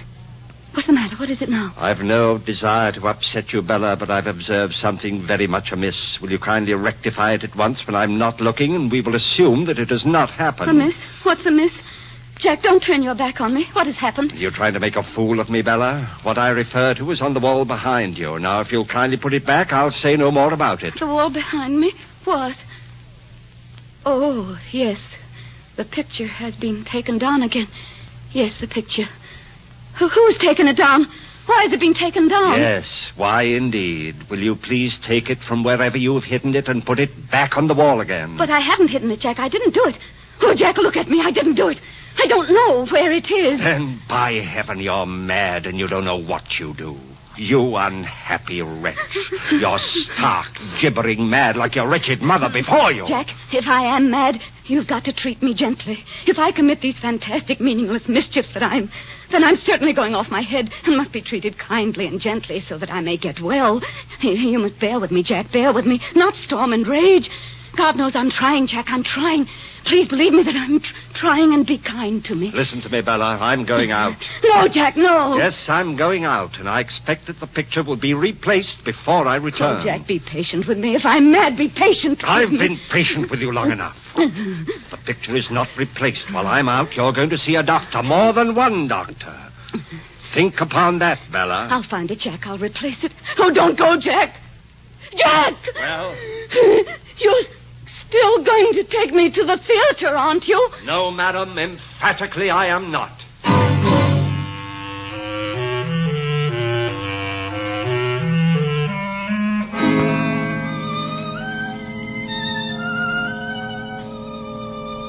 Mrs. Manningham. Yes, Elizabeth. There's a gentleman to see you, Mrs. Manningham. To see me? Yes. There must be some mistake. He must want to see Mr. Manningham. There's no mistake, ma'am. But at this hour, I don't think I should. I think you'd better see him, ma'am. I know you'd better see me, Mrs. Manningham. Oh, Mr. Ruff. I'll leave you, ma'am. Oh, no, Elizabeth. No, I think you'd better leave, Elizabeth. Yes, sir. I'll be in the kitchen, Mrs. Manningham. Who are you? Why have you come here at such an hour? Well, to answer your second question first, madam, I've chosen this precise moment to call because I knew that your husband was out. Who are you? Are you a doctor? Nothing so learned, madam. Just a plain police detective. Police detective? What do you want of me? I want you to trust me, madam. I have some questions to ask you, and I want you to take a good look at me and see if you're not looking at someone to whom you can give your trust. Won't you sit down? Thank you. How long have you lived here, Mrs. Manningham? We bought this house about 6 months ago. You bought it? Yes, I had a bit of money. My husband always wanted this house. You had a bit of money, eh? Oh, that's very good. And does your husband always leave you alone like this in the evenings? Yes. And does he give you a free run of the whole house while he's out? Yes. Well, no, not the top floor. Why do you ask? Not the top floor. No, no one goes up there. Rather funny, Funny? I don't know. I think it is. Now, Mrs. Manningham, to ask a personal question. When did you first get the notion into your head that your reason was playing you tricks? How did you know? Well, never mind how I knew. When did it begin?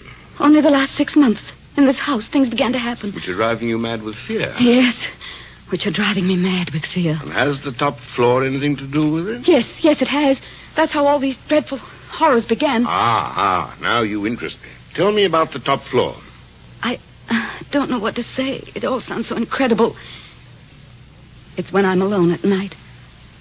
I get the idea that somebody's walking about up there. Up there at night when my husband's out. It never struck you, did it, that it might be your own husband walking about up there? Yes, that is what I thought. But I thought I must be mad. It was the light. The gas light. At first, when I couldn't see the print upon the page, I thought I was going blind. But then I realized that it was the gas light. Someone had lit a light somewhere in this house, and then this light sank down. Yes, that's just a question of instinct. I did hear that somehow my husband had come back and was in the attic. Mr. Ruff, always when the light goes up again, 10 minutes later, I hear my husband's key in the lock. I see. Mrs. Manningham, did you ever hear of Alice Barlow? Alice Barlow, no. Alice Barlow was an old lady who died many years ago. An old lady years ago? What has she to do with me? A great deal, I fancy, if you'll follow me patiently. Alice Barlow was an old lady of great wealth. It was not my privilege to know her, but it was my duty on just one occasion to see her. That was when her throat was cut open and she lay dead on the floor of her own house. Oh, how horrible. Do you mean she was murdered? And the murderer was never discovered. But the motive was obvious enough. Her husband had left her the Barlow rubies, and it was well known that she kept them in her bedroom on an upper floor. In the attic, Mrs. Manningham. But I don't see... The murderer seemed to have got in about 10 at night and stayed till dawn. Apart, presumably, from the famous rubies, there were only a few trinkets taken. But the whole house had been turned upside down. The police decided that it must have been a revengeful maniac. I had other theories, but I was a nobody then and not in charge of the case. What were your theories? What if the killer didn't find the rubies? What if the only person who could tell him where they were hidden was lying dead on the floor? Can't you picture him, Mrs. Manningham? Searching through the night, ransacking the place hour after hour, growing more and more desperate until at last the dawn comes and he has to slink out into the pale street, the blood and wreckage of the night behind? Oh, how horrible indeed. And was the man never found? No, Mrs. Manningham, the man was never found. But do you conceive it possible that he might never have given up hope of one day getting at the treasure which lay there? And how would he do that? Don't you think... Well, what's the matter, Mrs. Manningham? Quiet. He's come back. Look at the light. It's going down. Wait. There. He's come back, you see? He's upstairs now. Dear me, now, how very odd that is. How very odd indeed. He's in the house, I tell you. You must go. He'll know you're here. You must go. Quiet, Mrs. Manningham, quiet. You've got to keep your head. Don't you see my meaning yet? Don't you understand that this was the house? House? What house? The old woman's house, Mrs. Manningham. This house, here, these rooms, these walls. 15 years ago, Alice Barlow lay dead on the floor in this room. 15 years ago, the man who murdered her ransacked this house below and above, but could not find what he sought. What if he's still there searching, Mrs. Manningham? What if he is up there still searching? But my husband is up there. Precisely that, Mrs. Manningham, your husband. You see, I'm afraid you're married to a tolerably dangerous gentleman.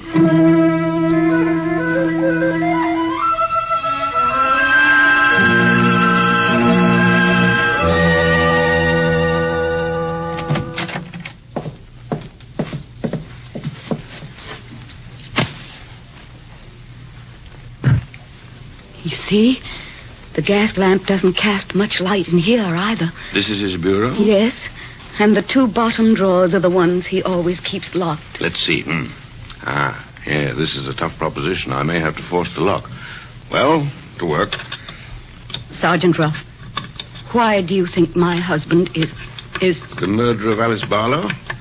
Well, madam, one of the acquaintances and relatives that I interviewed after the murder was a young man named Sidney Power. Power? Yes, Sidney Power. Conveys nothing to you? No. Well, Sidney Power was never a suspect, but somehow I remembered his face. I saw that face again just a few weeks ago. Made inquiries and found that the owner of that face now calls himself Manningham. There we are. First door opened. Now, let's see. Not much here. This brooch. My brooch! And, oh, my watch. His drawer? This watch I lost a week ago. My brooch has been missing 3 months. And he said he would give me no more presents because I lost them. He said that in my wickedness I hid them away. Inspector, is there anything else? Is there a bill there? Is there a grocery bill? No. Oh. No, we'll have to open this second drawer. Sergeant Ruff, look. Look. What is it? The gas light. It's coming up. He'll be back in 10 minutes. Oh, you must get out of here. Madam, listen to me for a second. That watch and that brooch, did your husband give those to you? Yes. Let me take them. Here, take them, but go quickly. Yes, and you go quickly, too, to your room. Lock your door and keep it locked. Don't let your husband in no matter what. Remember, Mrs. Manningham, he's a killer.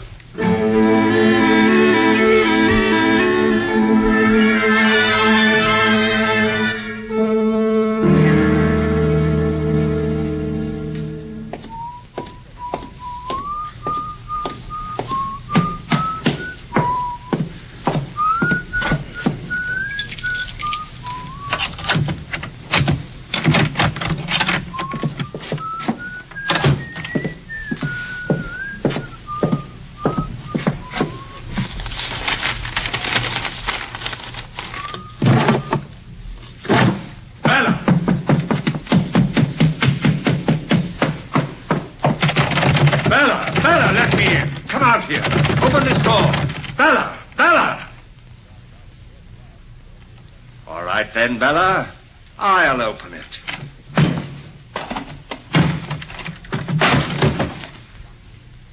Now then, Bella, may I ask why you had this door locked? Why, I came up to bed and locked the door. You came up to bed? Yes, Jack. Then may I ask why you are still completely dressed? I don't know. You don't know? Do you know anything about anything you do? Yes, Jack. Yes, Jack. Yes, Jack. Bella, did you replace the picture that I told you to replace? No. Bella, did you even look for the picture? No. Yes. Where did you look for it? Did you look for it in my bureau? No, Jack, no. Then why has the lock on the drawer been forced? I don't know, Jack. Now listen to me. Your dark, confused, rambling mind has led you into playing some pretty tricks tonight, has it not? My mind is tired. I want to go to bed. Your mind indeed is tired. Your mind is so tired that it can no longer work at all. You do not think, you dream. Dream all day long. Dream everything. Dream maliciously, incessantly. Don't you know that by now? Dream? Are you saying I've dreamed? Dreamed all that happened tonight? Oh, God, have I dreamed? What was this dream of yours, Bella? I dreamed of a man. I dreamed of a man. You dreamed of a man, Bella? What man did you dream of, A man. A man that came to see me. Oh, let me rest. You gibbering wretch. I want to know more about this man. Do you hear? Do you hear me? I dreamed. Any part of this curious dream of yours, Mrs. Manningham? Oh. May I ask who the devil you are? Me? Oh, apparently I am a mere figment of Mrs. Manningham's imagination. Don't you think you'd better explain your business, sir? Well, as a mere ghost existing only in your wife's mind, I can hardly be said to have any business. But perhaps if we went downstairs and let your wife get some rest, perhaps I could think of one or two curious things to tell you, sir.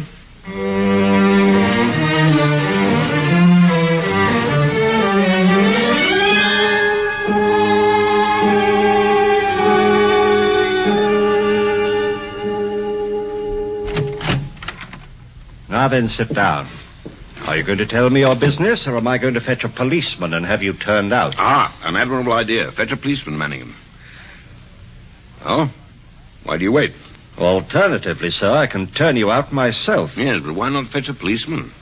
You give me the impression, sir, that you've got something up your sleeve. Excuse me, Manningham, but do you notice the same thing I do? Notice what? That the light is going down in this room? The light? Yes, surely, there. Eerie, isn't it? Well, now I can talk freely. Are you off your head, sir? No, sir, just an old man seeing a ghost. What ghost do you see, pray? Why, it's the ghost of a woman, sir. An old woman who once lived in this house. Yes, in this very house. What things I imagine. What are you saying? Remarkably clear, I see it, sir. An old woman getting ready to go upstairs to bed at the end of the day. Why, there she is, look. She sits there, just there.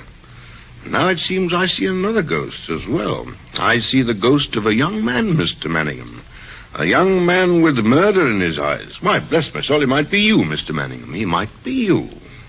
What's your game, sir? Then I see the same man years later ransacking the house, ripping everything up, madly seeking the thing he cannot find. Oh, by the way, Manningham, have you ever seen this brooch? You know I have. I gave that to my wife. I know something else about this brooch, Manningham.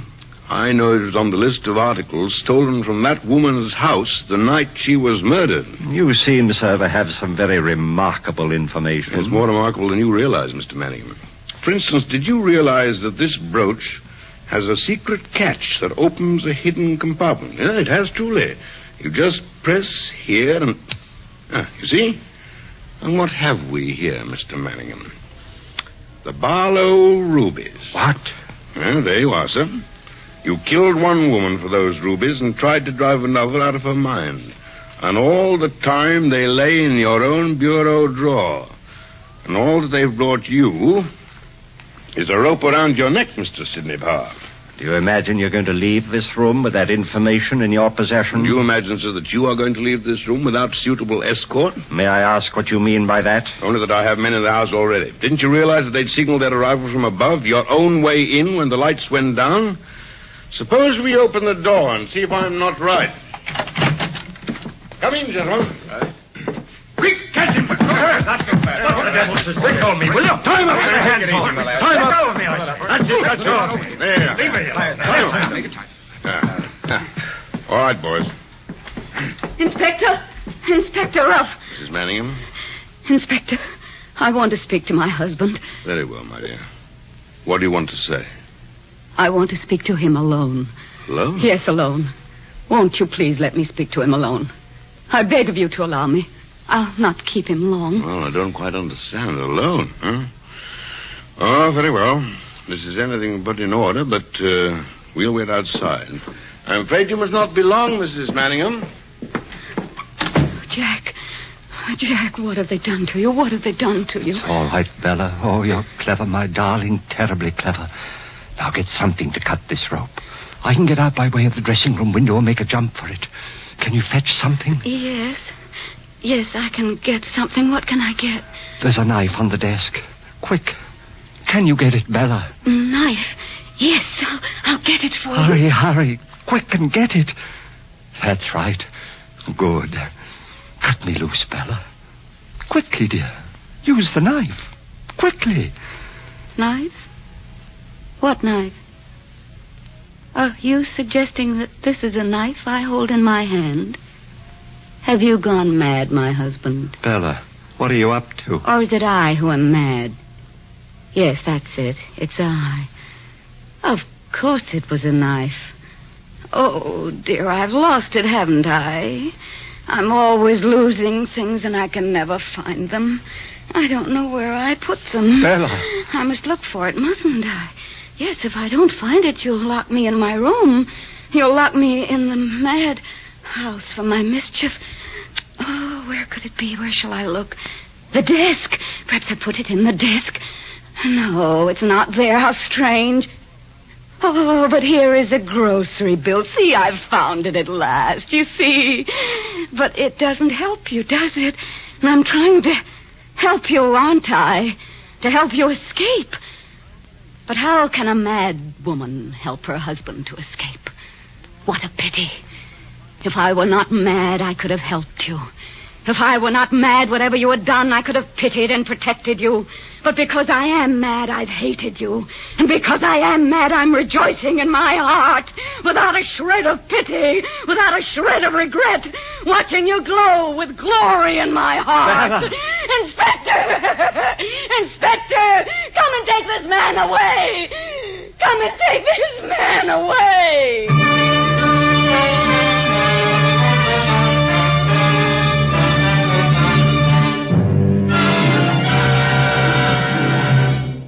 You have just heard Helen Hayes, Sir Cedric Hardwicke, and Boris Karloff in Angel Street. Miss Hayes will be back in a moment to tell us about next week's Textron Theater play.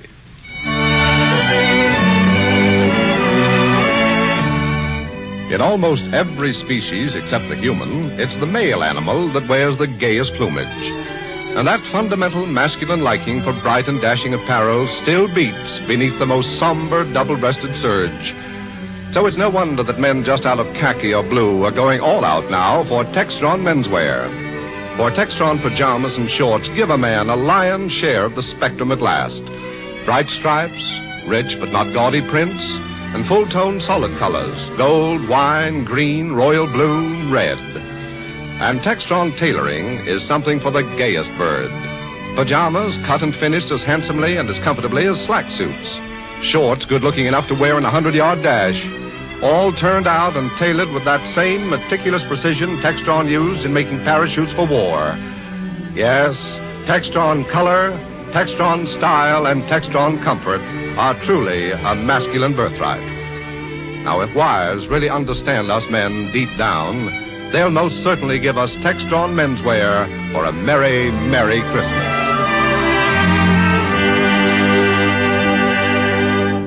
And here is Helen Hayes. Thank you. Some weeks ago, the Textron Theater presented Chopsticks, the first radio drama written by the young playwright Luther Davis. It was received so enthusiastically that we have asked Mr. Davis to write his second radio drama for us. The result is next week's play, Miss Rutabaker Takes Off. Miss Rutabaker is a very inconspicuous young lady until she takes off. Our guest will be the young stage and movie star, Michael O'Shea. Until next week, then, this is Helen Hayes.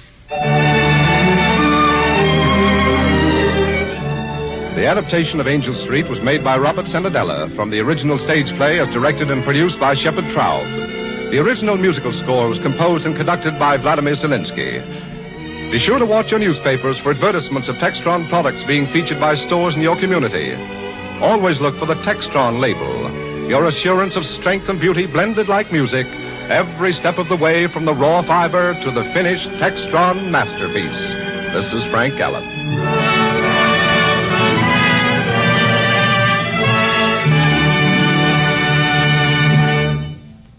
Saturday night on CBS is the biggest show in town.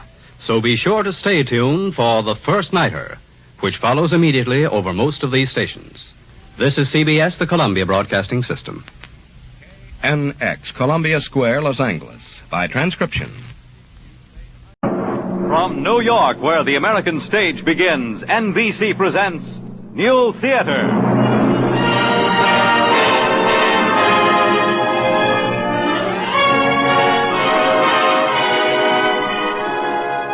New Theater, a series of hour-length plays dramatized from the best American writings of our time and presided over by one of the great personalities of the American stage, the distinguished actress, director, and producer, Eva Le Gallienne.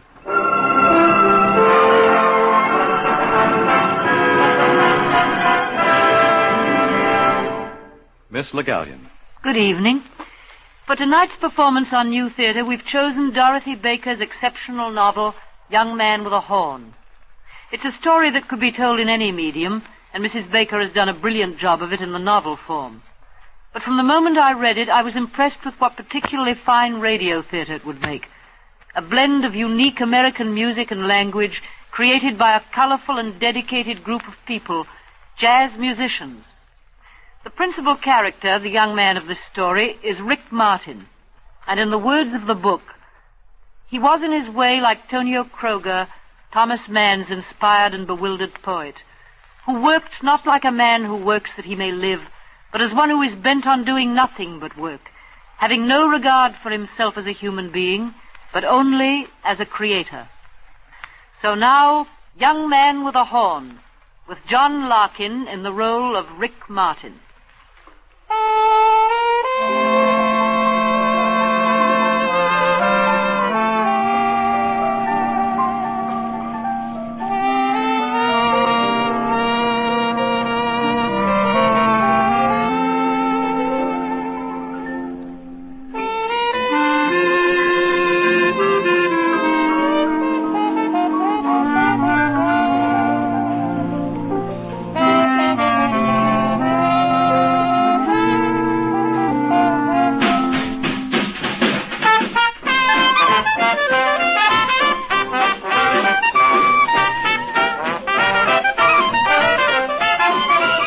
Our young man of this piece is a young man with a horn, a trumpet, in case there's anybody in the house who doesn't know what kind of a horn is. Rick Martin starts off from nothing. He learns to play a horn that's out of this world. You won't like the word, but he's an artist, burdened with that difficult baggage, the soul of an artist. Let's begin with a certain summer when Rick was really still a kid.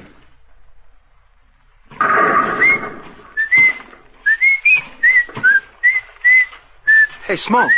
Smoke Jordan. Yeah, what is it, Rick? The way you sweep it. Better not let Gandy see you doing it that way. Mr. Gandy can't do nothing but fire me, and that won't be nothing new to either of us. Yeah. Why can't you sweep right, Smoke? Well, hey, I guess I just can't keep my mind on it. Yeah, but look, you were sweeping one lick one way and the next one the other way. When you get to the end of the bowling alley, you won't have anything. All the dust and trash, you just kick it around. Yeah, that's it. Just kicking the dust around. You got a good rhythm, but it don't do nothing but raise dust. I get to singing or maybe whistling. Then I get to thinking I'm playing traps, see? So I keep time. Well, that makes me sweep every which way. Traps? What's traps? Traps. I played them a little with Jeff Williams' band. Traps means drums, man. Great day. Have you got a drum? I mean traps? No, not now I haven't. I used to have a bass. But I'm going to get me another one as soon as I get the money. Hey, Smoke. Yeah? You know why I'm working here? Because you want to, I reckon. No. It's because I want a piano. You want to? Well, why don't you make your folks buy you a piano? Oh, well, you see, I haven't got any. The folks, I mean. How come? Everybody's got folks. Oh, well, in a way, I guess I got folks. I was born in Georgia, see, and my mother died. My father, well, he just left. So my aunt and uncle took me in and brought me out here to Los Angeles. Who taught you how to play piano? I taught myself. Of course, I learned the notes in high school. Then one day I walked in the All Souls Mission. Wasn't nobody there, so I started playing the piano. I haven't been back to school since then. Some days I play all day long. Piano's mighty pretty when it's played right. Groovy, slow, and real wild fast. Now, you take my friend, Jeff Williams. The one that's got the band? Oh, Lordy, what a band. Well, you take Jeff. He got his piano for 50 cents. Go on. Yeah, they gave him the 50 cents to haul it away from a fire sale. Had to build a new front on it and all, but it's still good. Oh, he had it since he was a kid. He still got it? Sure. His old lady painted it 16 different colors, but Jeff don't care. He says no skin off him what color she paints it. He can play it as good one color as another. Smoke. What? Can I go out with you to the Barrel House sometime? To hear Jeff Williams' band? That's a roadhouse, man. You kind of underage. Oh, but we wouldn't have to go in, Smoke. We could listen outside. Couldn't we listen in back? Man, you sure love music, don't you? I never really heard a good band, Smoke. I knew you had it. As soon as I heard you whistle along with me while I was sweeping, I reckon you just got music in your bones. Well, I feel like I know how it ought to sound. Jeff Williams, he must be good, ain't he? Good? That ain't the word for it. You see, all Jeff's boys like to sit around after the dance is over and play, just for the fun of it. But they rather hear Jeff play. And when you get a bunch of cats, all good, who want to put up their horns and listen to another cat play piano, oh, man. Smoke, you just gotta let me go out there with you. Well, maybe some night after the alley closes. Tonight, Smoke, will you? Hey, look! You and Ken. There's a guy ready to roll in my alley, Smoke. I'll see you tonight after work.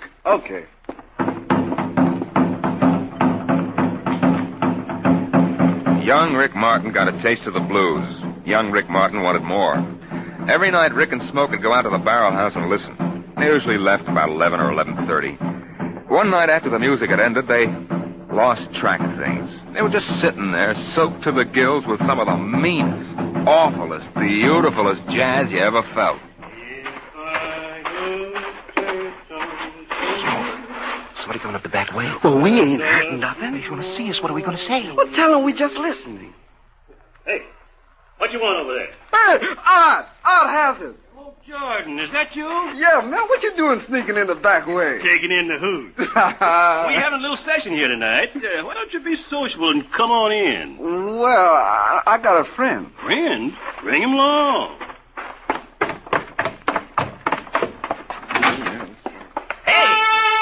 Hey, Jeff, I'm back. Look who I got with me. Never mind who you got. Bring on that gin and let's make some music. Hey, Jeff, look who he's got with him. Smoke Jordan. Well, I'll be doggone. Smoke boy. Where you been keeping yourself? I just been around, busy and everything. Mm-hmm. I guess Smoke's been spending his time with me. We've been listening. Jeff, this is a friend of mine. He works down at the bowling alley where I do. We just happened to be walking by and we ran into Art. My name is Jeff Williams. Smoke's an old friend of ours. This is Mr. Rick Martin, Jeff. Mm-hmm. I'm pleased to meet you. I've been looking forward to it. Jeff, Mr. Martin plays the piano. Well, then, if you like to, you can sit up here by me. Great day in the morning. Did you hear that, Smoke? What did I tell you? Hey, pass up that bottle of gin, Art. Coming Give up, Mr. Jeff. Martin here first drink. Oh, well, Sure, I'll have one. Well, that's Davis, clarinet. Hello. Art Hazard, the guy who brought you in. He's Hey. trumpet. Hi. Snowden's trombone, and that's Ward over there at the drum. Hi, fellas. Oh, thanks. Go on, drink. Oh, that's good gin, huh? It sure is. Here, let me have a slug of it. Oh, that's awful stuff. Wish I had a barrel of it. Well, Mr. Martin, what do you want to hear? Well, would you like to play Royal Garden Blues? You want it Memphis style? Huh? Well, that's the way we say it when everybody takes a crack at the chorus. Yes, that's it. Play it Memphis. Royal Garden.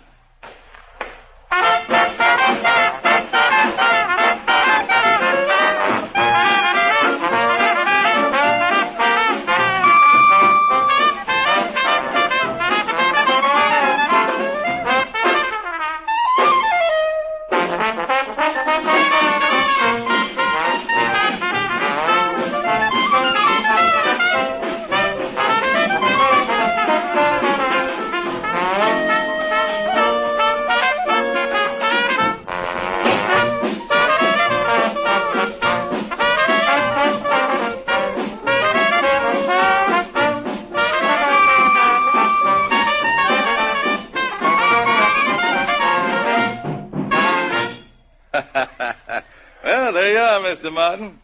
How you like the way we play? Oh, man, oh, man. Of course, we're not really warmed up yet. Hey, pass that bottle, Smoke. Hey, that's right. You play piano, Mr. Martin. Maybe. Oh, no, I'm not really a pianist. Smoke just said that. I played a little, but not this kind of music. Classical? I can't see classical for dust. I hear them playing it every once in a while, but I just can't see it.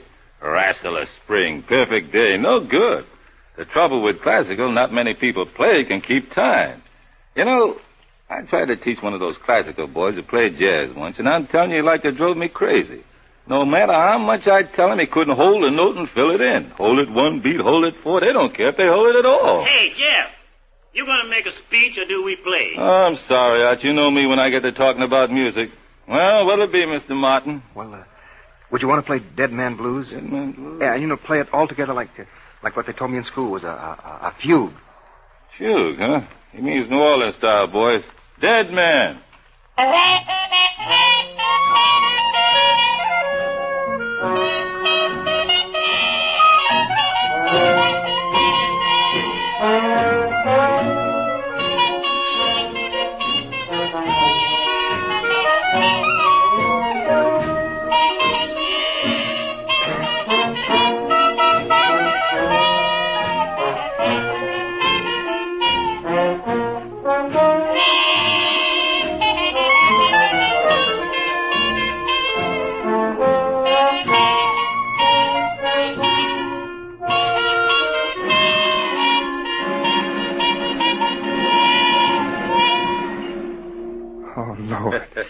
Lord, I could see that dead man get up and walk.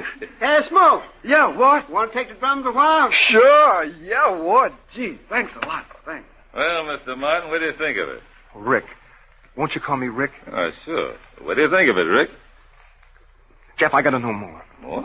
I gotta learn all there is to know about this. Would you teach me to play the piano? I couldn't teach you. Oh, I hope you didn't mind me asking. No, I couldn't teach you. But I can tell you how to work it out if you got it inside you. And it looks to me like you have, just like Smoke did. All right. If you really want me to show you, come around Sunday afternoon. Okay? Jeff gave Rick a duplicate key to the barrel house. Every day after that, he went there to practice. On Sunday afternoons, Jeff gave him pointers, taught him to play from sheet music, fill in the gaps with proper chord sequences, and elaborate the right hand with more or less conventional breaks, just to give him the feeling. Rick worked hard, worked with an intensity you don't find in every 17-year-old boy, that you don't find, in fact, in anybody, but the off-center ones, the ones who have to work whether they like it or not, and not for economic reasons. Oh, hi, Art. Early, aren't you? I just came by to limber up before the others get here. Hey, Art, I've been wanting to ask you, would you teach me to play trumpet? Well, isn't Jeff keeping you busy enough learning piano? Yeah, but I've been playing around with that horn of yours a little bit, too, and I've kind of gotten to like it. Oh, what do you want to be, a one-man band all by yourself? You're already getting good enough at that piano to get you a job somewhere playing. Well, that's it. See, I sort of want to get so I can play the trumpet better before I try to get a job. I'd rather play a trumpet than a piano.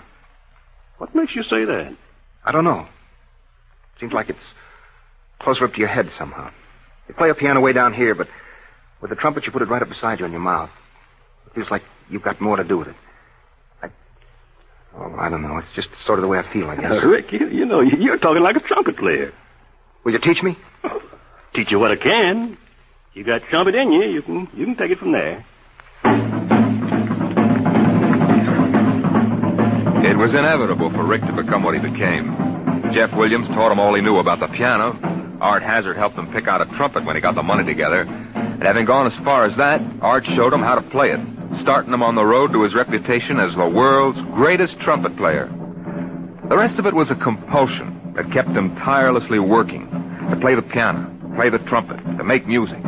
Music was with him the way liquor is with some guys. A dope. He couldn't leave it alone. Went east, became a big name band. Rick had played several jobs. When the summer he was 20, he became first trumpet with Jack Stewart's Collegians at Balboa near Los Angeles. All right, boys. Now let's get ready for our first rehearsal. Martin, come over here a minute, will you? Yeah, sure, Jack. What is it? There's something wrong with Jones' second trumpet. Can't put my finger on it exactly. Did you notice it? Oh, well, he'll be all right. He's a little anxious or something. I think he's letting his mouthpiece drop too low on his lower lip. You know, I was doing that myself one time, and Art happened to see it. Art? Art who? Why, Hazard. Do you know Art Hazard? Do I know him? He taught me to play trumpet. The same Art Hazard who's made all the records? Sure, that's him. But look, I thought you learned all you know from Jeff Williams, from Williams and the other fellas in his band. Yeah, that's right. See, Art was trumpet with Jeff. He still is. Jeff's got a contract that won't let him make but 2 records a month, so he makes them under Art's name sometimes. Well, from what I've heard, Martin, I know you're good. But there's just one little thing I want you to remember. Sure, Jack, anything. This is Jack Stewart's band. Get it? Oh, sure. All right, boys. Now, first of all, I want you to remember that we're a dance orchestra, and our first job is to play a tempo they can dance to. And it's got to be sweet and smooth. They aren't going to have anything low class on the floor at all. No low class people and none of your snaky one-steps. It'll be mainly the college crowd, frat men and sorority girls. So we want to keep it high class. Anybody got anything to say? Well, just one thing I want to clear up, Jack. All right, Rick, what is it? Well, our solos, are we supposed to play these all the way through as written? The same way every time? What's wrong with those arrangements? They're the best money can buy. Well, it's number 6. It's all right, but it's sort of what you'd expect. All right, you're such a ball of fire. Improve on it if you're so good. But get this straight, Martin. This isn't any jam band like this Jeff Williams you're always yapping about, and I don't want to sound like one. We're playing for a refined crowd.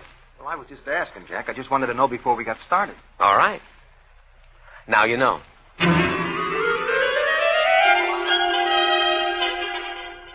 Rick Martin played his solos as written, and he played them so perfectly and with such authority that Jack Stewart came to depend on him as the mainstay of the band. Rick stifled a deep desire to take his 16 bars of solo and soar into the heights of pure lyric invention. And then one night after the season got underway, Jack Stewart asked a favor. Oh, Rick, look, do me a favor, will you? Sure, Jack. What is it? Well, Barbara's down on the floor, and I want to dance with her. Yeah? Take over for me, will you? You can play the piano. You can have Tommy play violin in front of the reeds, and give him something like, one of the waltzes. You know, anything. Yeah, sure, Jack. Thanks, Rick. Give him anything, eh? Well, maybe it's the last thing I'll ever give him, but it won't be a tired waltz. All right, Tommy. Yeah, what is... Put up the violin, get your clarinet. You reeds can take this one off. Tracy. Yeah. Move your drums in close around me. What's going to happen here? Well, I'll tell you now. All right, now look, you three. I'll play trumpet. Give me Louisiana. Not 3/4. It's a nice, easy 4-beat.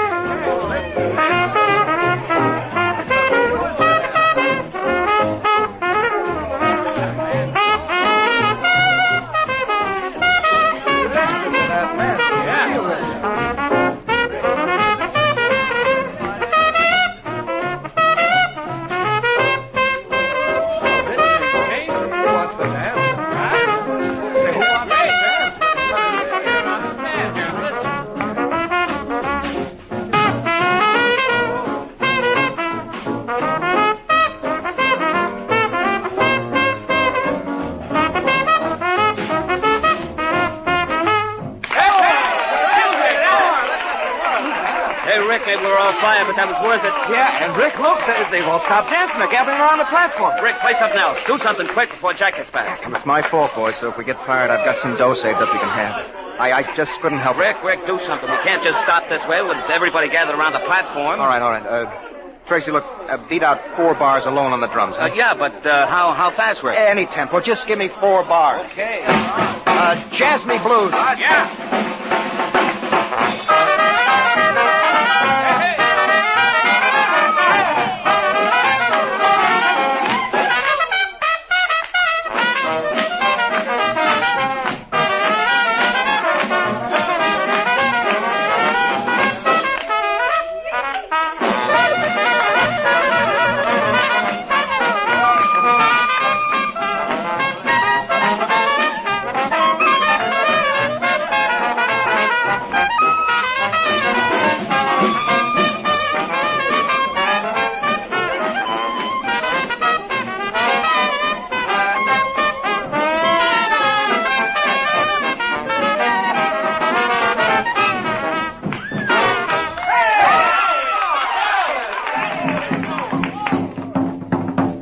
Within 2 weeks, there wasn't a college campus in 200 miles that hadn't heard of the trumpet player in Jack Stewart's orchestra at Balboa. And even Jack himself began to play piano in combination with trumpet, guitar, and drums. Rick Martin wasn't billed by name, but the word got around. Even the Hollywood stars began to come up to listen and dance. And then, one morning, Jack Stewart called Rick in for a talk.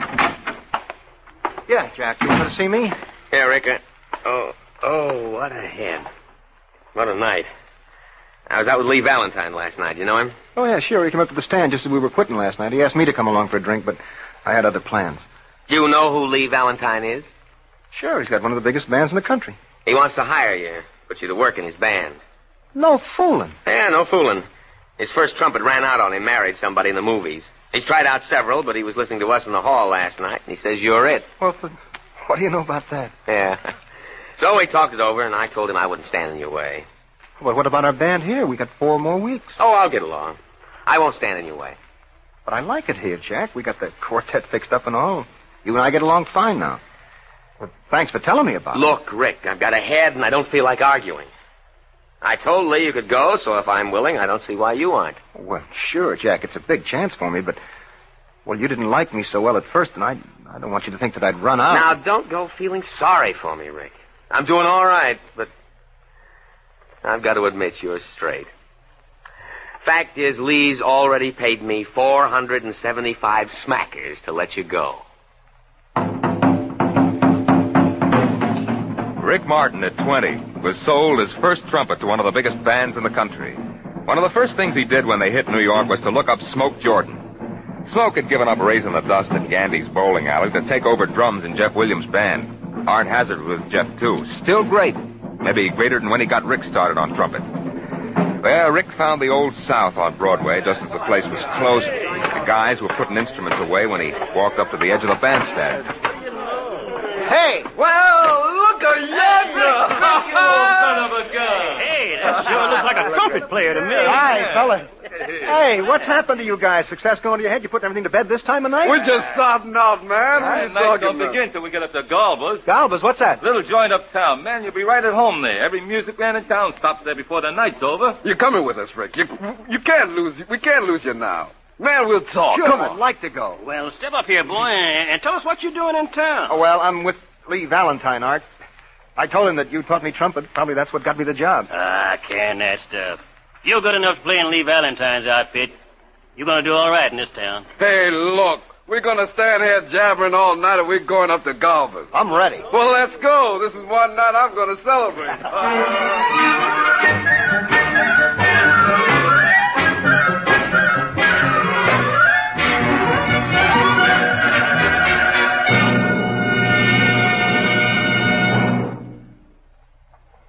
This is Eva Le Gallion again. You're listening to the new theater production of Young Man with a Horn by Dorothy Baker. This story, by the way, is considered almost definitive by the connoisseurs or aficionados of jazz, which is a high tribute to the literary integrity of the authoress. From the beginning of her career, Mrs. Baker wrote about this milieu, carried the idea of a novel around in her head for several years before finding the right framework. One day she read an article in the New Republic on the life of the greatest of trumpet players, the late Bix Beiderbecke. In that article, she found exactly what she needed, a simple, moving pattern for a novel about jazz. She used Beiderbecke's Rise and Fall as the spiritual, if not the factual, inspiration for her book, and when Young Man with a Horn was published, it met with immediate popular success and was the recipient of a Houghton Mifflin Literary Award. We will resume with Act Two of Young Man with a Horn in just a moment. This is NBC, the national broadcasting company. You're listening to Same Time, Same Station, the best of old-time radio. And I'm your host, Jerry Hendigas.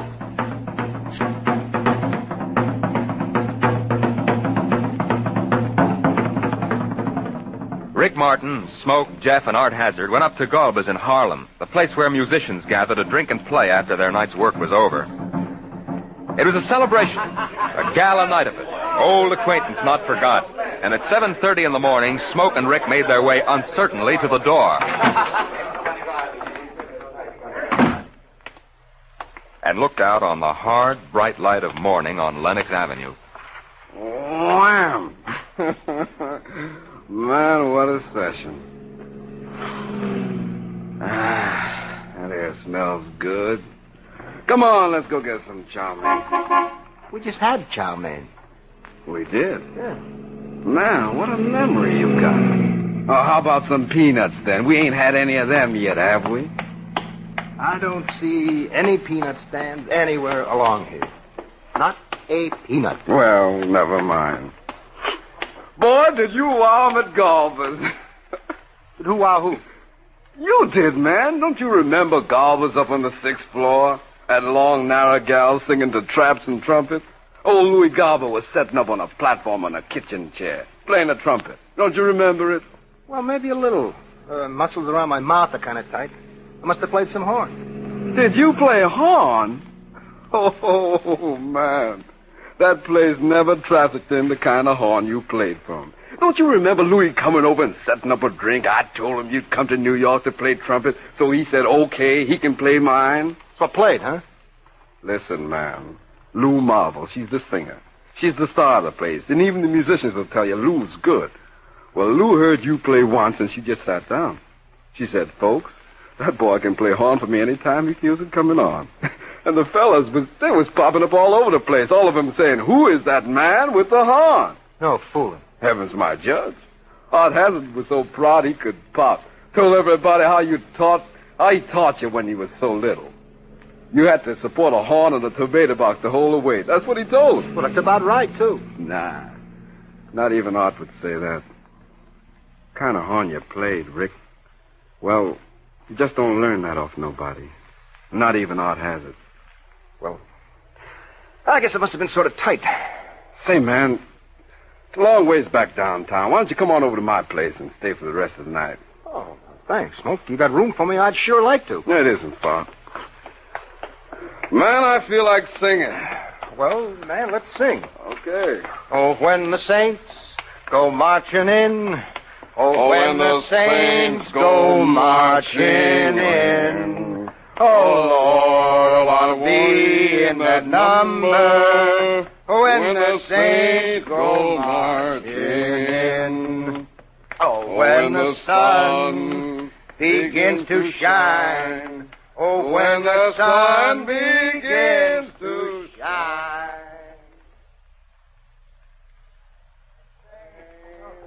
Go marching home. Oh, when the saints go marching home. Oh, Lord, I want Here we are. Here we are, Rick, boy. This is home.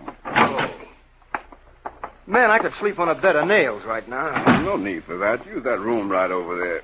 My sister's Josephine, but she's out of town right now. You remember Josephine? Sure, I remember Josephine. I was in high school with her back in L.A. That is, I was when the truant officer could catch me and take me away from the music. Oh, good night, Rick. I'm going to turn on in. Good night, Smoke. Hey, I'm glad you're here, boy. This town is just your size. You're going places here, man. You're telling me. To bed. Night, Smoke. Night.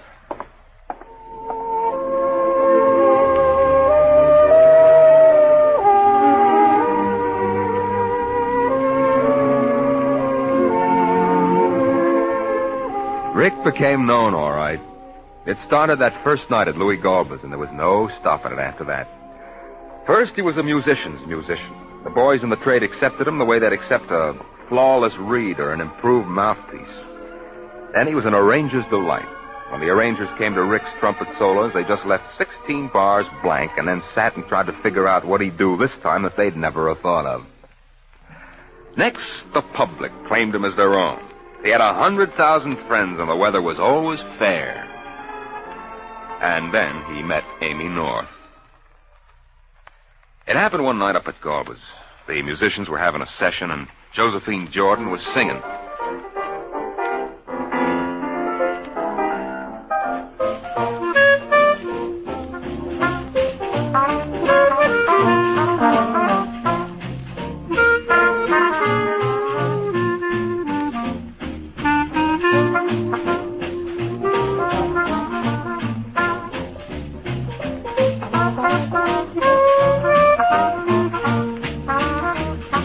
Yes, it's love, oh, careless love. Night and day I weep alone. You brought the wrong man in my life. For my sins till judgment I'll atone.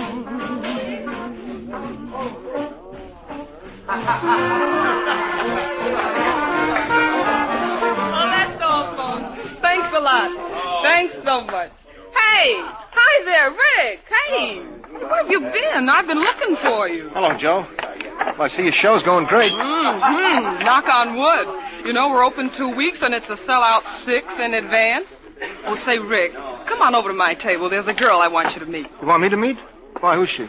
Oh, she's a rich society girl from the Middle West, studying in New York. She came backstage to meet me the other night. Why should I meet her?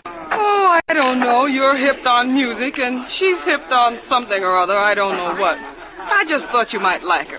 Come on, will you? Oh, well, all right. Okay, right over this way. Here's my table. Here we are. Oh, Dr. North. Dr. Amy North. Meet Professor Martin. Professor Rick Martin. And now, if somebody would be man enough around here to get me a drink. Oh, waiter. Over here, please. How do you do, Miss North? And you, Professor Martin, the man with the horn. You look a little glum tonight. Yeah. A friend of mine got killed in an auto crash today. A guy named Ferry used to play piano for Lee Valentine. Oh, that's too bad. Yeah.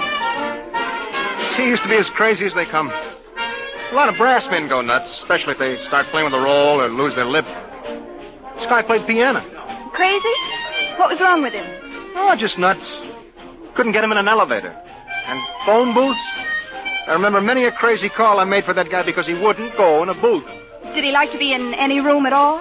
No, he didn't. He used to sit in the park. That's claustrophobia. What'd you say it was? Oh, it's rather a common thing. I don't like phone booths myself.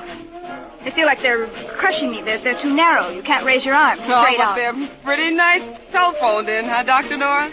Yeah. Are you really a doctor? No, not yet. Well, anyway, Rick, she's going to hypnotize people, and she's going to make them tell what balled them up when they were kids. Yeah, that's what she's going to do. And I've got a matinee tomorrow, so I'm going home. Well, so long, kid. Oh, Rick, take care of her. Yeah, sure. So long, Joe. You know, I knew a fellow once could hypnotize. We were on the road. He was the act just ahead of us.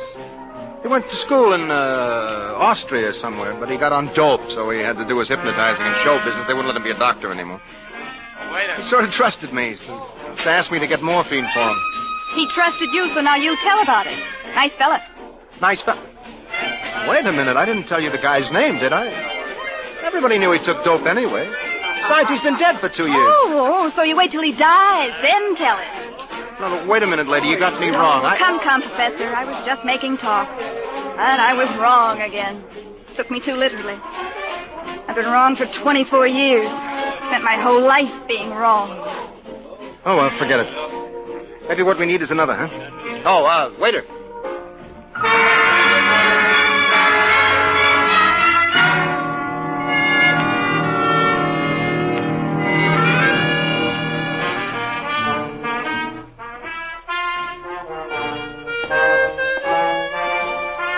And so at college you didn't click, huh? Go on, Amy. I like to hear you talk. Oh, waiter. Then I wanted to be a writer. I wrote verses about life. I went Baudelaire 1 or 2 better. Of course, I didn't know anything about life, and it did me good when the dial sent me a blanket rejection slip for 59 of my verses. Then I decided...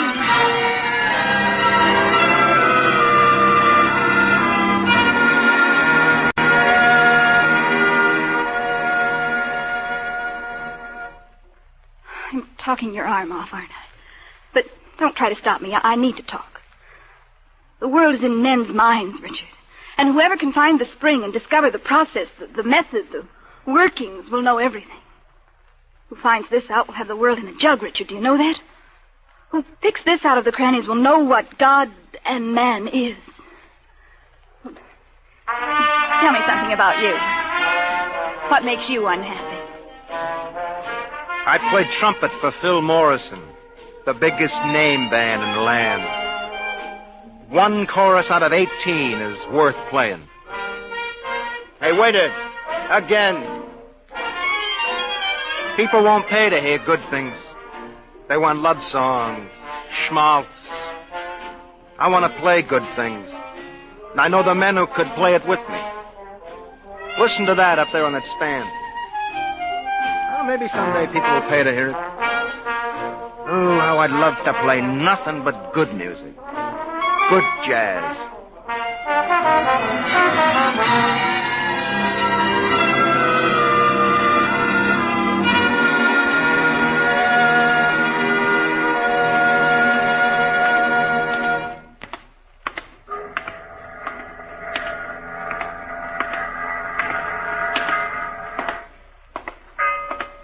Talk some more, Amy. I'd love to hear your voice.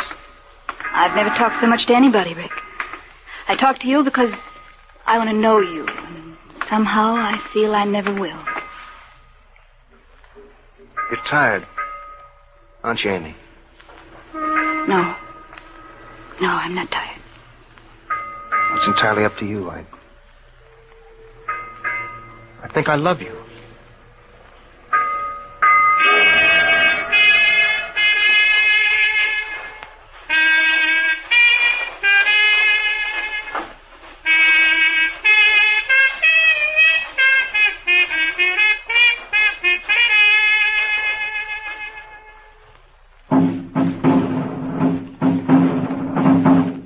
would have been much simpler all around if they hadn't gotten married. The thing would have died down as these things do and no harm done. But it didn't go that way. It went the hard way. Ordeal by marriage. With Amy gone to school days and Rick working nights, they used the house in shifts and saw each other only briefly. When they did, it all too often went off badly. One night, Rick had showed her how easy it was to play a piano along with a record, as easy as you could whistle with one. Hey, see, it's no trouble. You can get a piano to trust you. All you have to do is think what you want it to do for you, and it will. Pianos just don't like me. They loathe me. They stiffen up when I come near. Oh, it's all in your mind. I'll tell you something. I can play the piano. I know how to play one piece, only one. Makes me feel strange to talk about it, because once I was so in love with that piece that it tore me all up. How come you just learned one piece? I was in love with it, and it was really driving me crazy. So I hired a piano teacher, and she taught me to play it. It took us 3 weeks, day and night, and I paid that piano teacher tutor's rates and kept her right there in my room. Still remember it? Yes. Play it for me. Never played it for anybody before except myself. But I'll play it for you, Rick.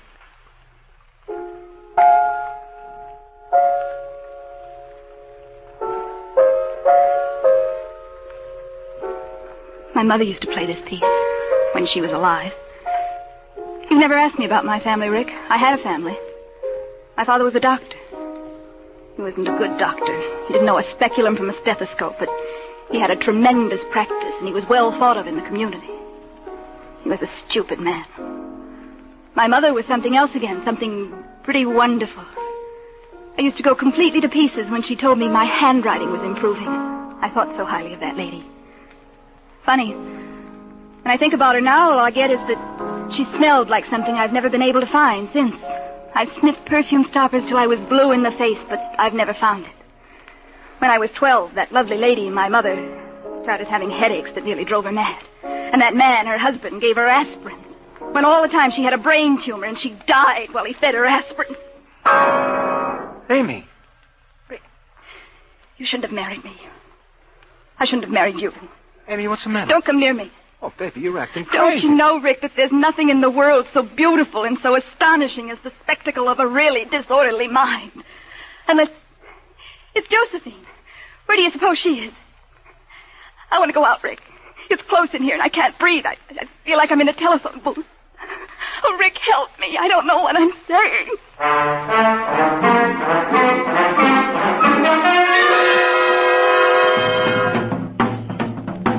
Amy changed overnight. There was almost no chance for Rick to see her. She was busy and impersonal. Somehow she got reinstated in her psychology course at Columbia and was gone all day. She always had dinner in town, and she was always asleep when Rick came in. Pretty soon he started staying away, too. For Rick Martin, that was the beginning of the end. Late one afternoon, he sat in the apartment just thinking about it.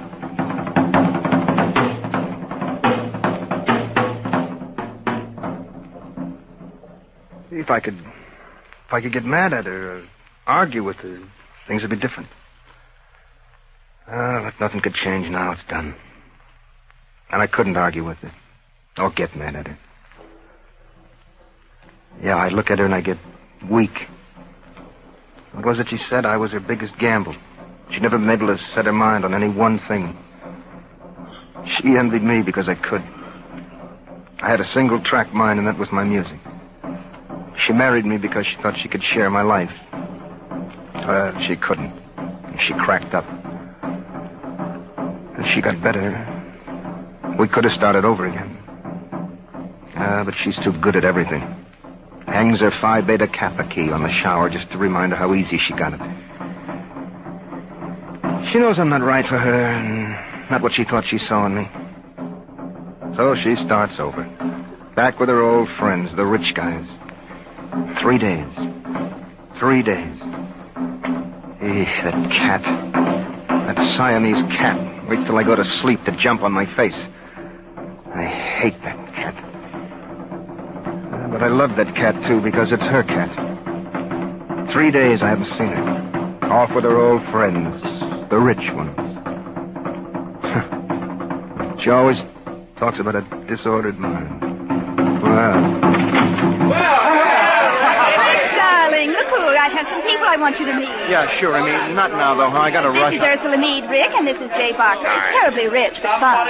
Amy, you've been drinking. Yes, haven't you? Yes. No. Well, look, Amy, I've got to rush. I'm playing in 10 minutes. Rick, dear, round up some of the boys after you're off tonight and let's have some music. I feel like I'm about to be taken with a party. I've got to rush, Amy. Shame you have to rush off, Martin. I wish you could stay and give us a tune. Goodbye.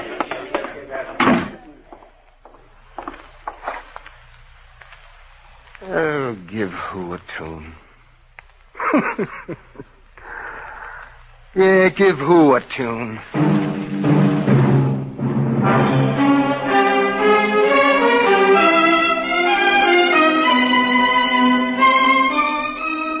For the first time since his marriage, Rick quit playing that night, went out with some other musicians to drink and play some more. They went to Olga's. There was Smoke, Jeff, Art Hazard, Rick, and a few others. To Olga's over in Jersey. Olga, fill up the jug. And none of that pink lemonade. Fill it up with some of that French cognac out of the bottle with the stars on it. Well, look at the jazz man. I thought you'd give us the go-by. Say, where you boys been keeping yourselves? Say, Rick, they tell me you married a real society girl. She pretty? No, she looks like a coal miner. Yeah, well, what's her name? North. Amy North. Sort of an odd name for a girl, isn't it? Well, she's an odd kind of girl. I'll bring her over sometime. Let her psychoanalyze you. You leave her at home, thank you. Say, Art, why don't you ever come over anymore? Did I do something to annoy you boys? No, Rick got married, and none of us ever seen anything of him. Anyhow, it's been too cold to get out of town. Oh, hey, Smoke. When I think of it, will you remember for me that I got to make some records in the morning? I got to play for Phil at 10, and for Josephine at 11. Sure. We're playing with you for Josephine. Oh. Like I was saying, Rick, it's how are things played that counts most. Oh, yeah, Jeff, I know. Tonight, for instance, I guess I was upset. I was a little off.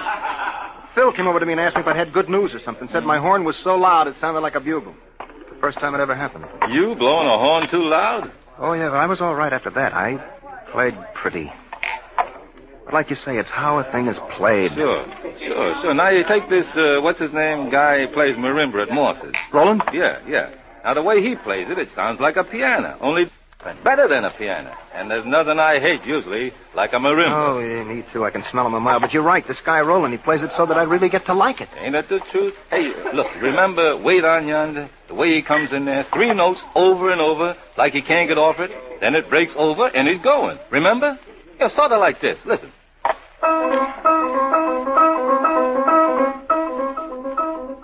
Yeah, that's it. Oh, wait, let me get out this. All right, Jeff. Hit that again. Okay.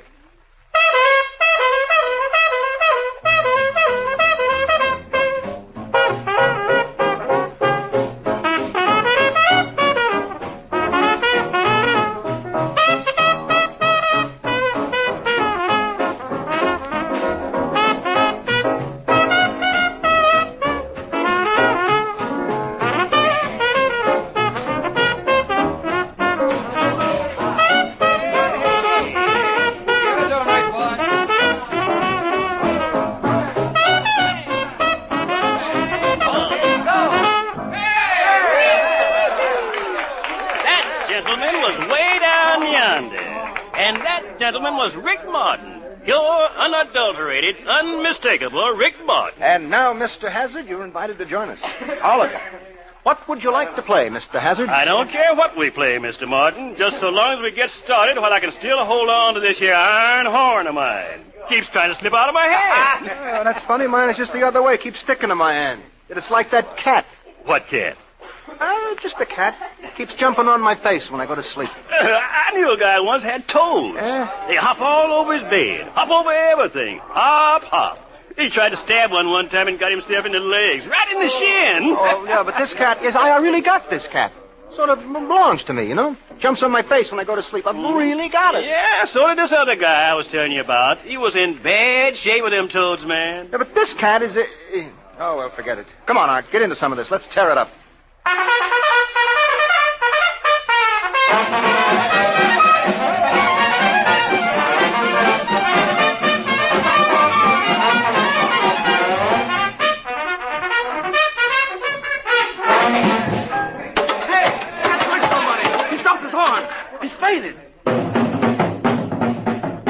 Yes, for Rick Martin, that was the beginning of the end.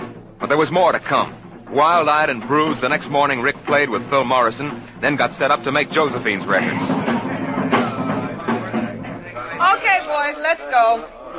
You know, Rick, I never saw one human look as bad as you do. What happened to that eye? Oh, he fell on the floor last night while we were playing over in Jersey. Look, Rick, are you sure you feel like playing this morning? Go on and sing your song, Joe. I just heard him play for Phil Morrison on a record.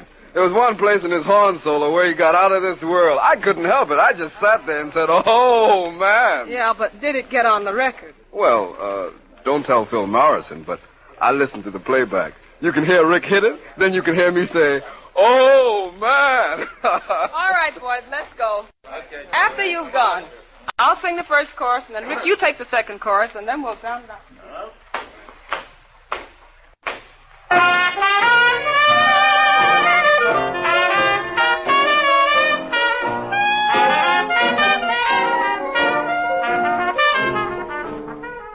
After you've gone and left me crying, after you've gone, there's no denying you feel bad, you feel sad, you miss the best friend you ever had. There'll come a time when you'll regret it, yes, there'll come a time. Now don't forget it. Someday, when you grow so lonely, your heart will ache, and you'll miss me only. After you've gone away.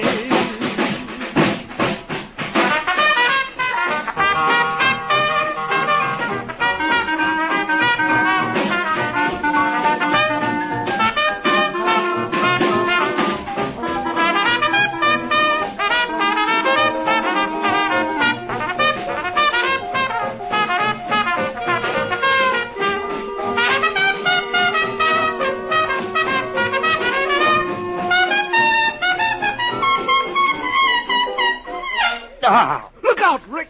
Don't throw that horn away. Stop, Rick. Oh, no. No, I won't. I won't throw it away. Now, look, Rick, boy, look. Don't take it so hard. Don't do it, boy. No, I won't. You reach for it and, well, son, there just ain't no note like that on a horn.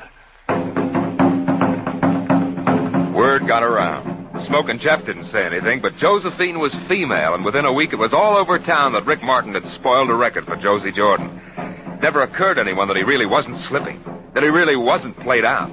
He was only getting so good that he couldn't contain it. And that was the reason, and only Jeff Williams knew it, why Rick had muffed the record. Well, Rick stayed drunk for 3 weeks. Then one day he showed up at home. Amy was just coming in as he was leaving. Going somewhere? I just came by to get some things. Be back, Rick? I guess not. Didn't work out, did it? What? The thing with us was a flop, wasn't it? Yeah. Something was wrong. Something always seems to be. Get your records before you tell me goodbye. Yeah, keep them. I don't need them. Kiss me before you go. Goodbye, Rick. Goodbye, Amy.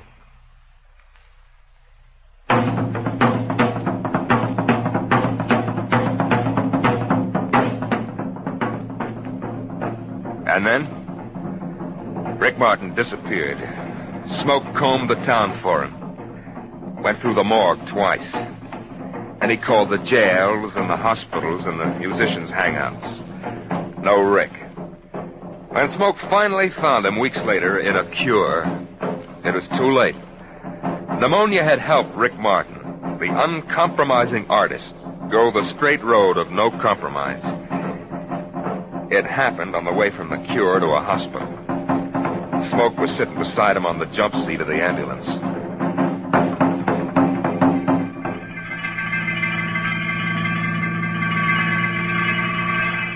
Don't you worry, boy. Old Smoke's got you. No more cures for us. I'm taking you to a good hospital. The best New York's got. Smoke? Sure, boy. This is Smoke. And you're all right. we could get 10 good men. The best smokers. Sure. Call it the Memphis 10.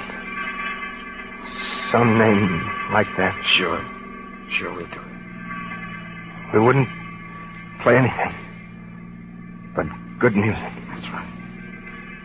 Nothing cheap. Just good jazz music. Sure, boy. And we'll do it, too. On my name... Rick. Bye, boy. You look peaceful now.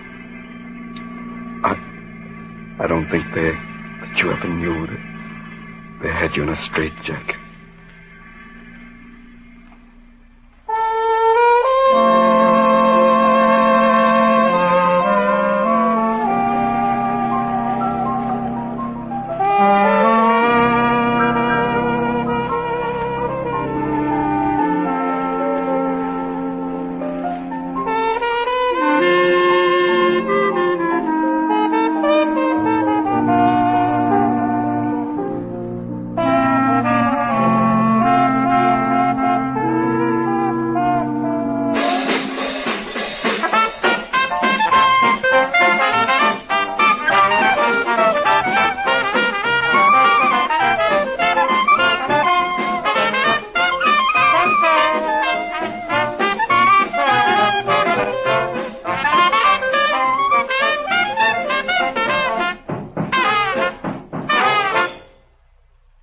You have heard Young Man with a Horn by Dorothy Baker. Here again is Miss Eva Le Gallion. Oh, that's a great story. Poignant, touching. Bit frightening, though. I thought you played Rick Martin beautifully, John Larkin. Real understanding. Well, thank you, Miss Le Gallion. I've always been kind of excited about Rick Martin's world. I hope some of that got through. Did to me. Mr. Larkin, I know you're kept very busy in radio, and you're so good at it, I'm sure you must enjoy it. But tell me, do you ever long for the theater? The real theater? I certainly do. Who doesn't? You doing anything about it?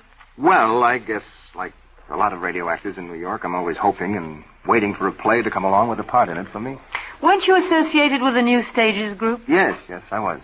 We had a lot of fun with that, too. You did some good things. That's always fun. What was the play that was so successful that you brought uptown? Oh, The Respectful Prostitute. Yes, that's right, the Sartre play. We had a very good run with that at the Court Theater. I remember seeing it. We were all hoping New Stages would do a lot of other interesting things. What happened? Well, we had the usual money trouble. Huh? You know how it is. Experimental theater is pretty impossible nowadays. Oh, yes, indeed. Oh, nowadays it seems to be bandwagon or bust. That's right. And then it's very hard to find good plays because if the playwright turns out a good play, he wants it done in a commercial theater where the big money is. The off-Broadway producer is pretty much out of the running until a play has been, turned down by all the major producers. Well, I suppose that's true, but even they get fooled sometimes. You know, most of the plays that have endured were originally produced by experimental, non-commercial groups, like the Provincetown Players, Neighborhood Playhouse, the Civic Repertory, groups with vision and faith in both playwright and public. Seems to me the really great plays are written because the writer has something important to say, something he has to say.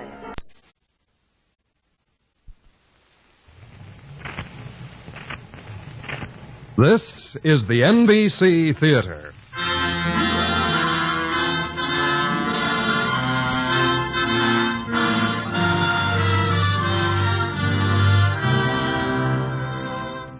From the NBC Theater in Hollywood, we bring you an hour-length drama based on the novel Dodsworth by Sinclair Lewis.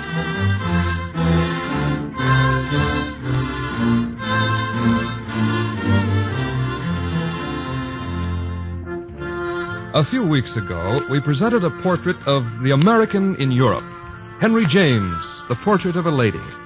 Today, we bring you another literary picture of the American abroad, expressed in a different idiom. Sinclair Lewis's Dodsworth, in a version prepared for NBC by Agnes Eckhart. And at intermission, we will bring you a transcribed commentary on the writings of Sinclair Lewis by Dr. Irwin Edmond, chairman of the Department of Philosophy at Columbia University and author of Philosopher's Quest. Herewith, Dodsworth by Sinclair Lewis.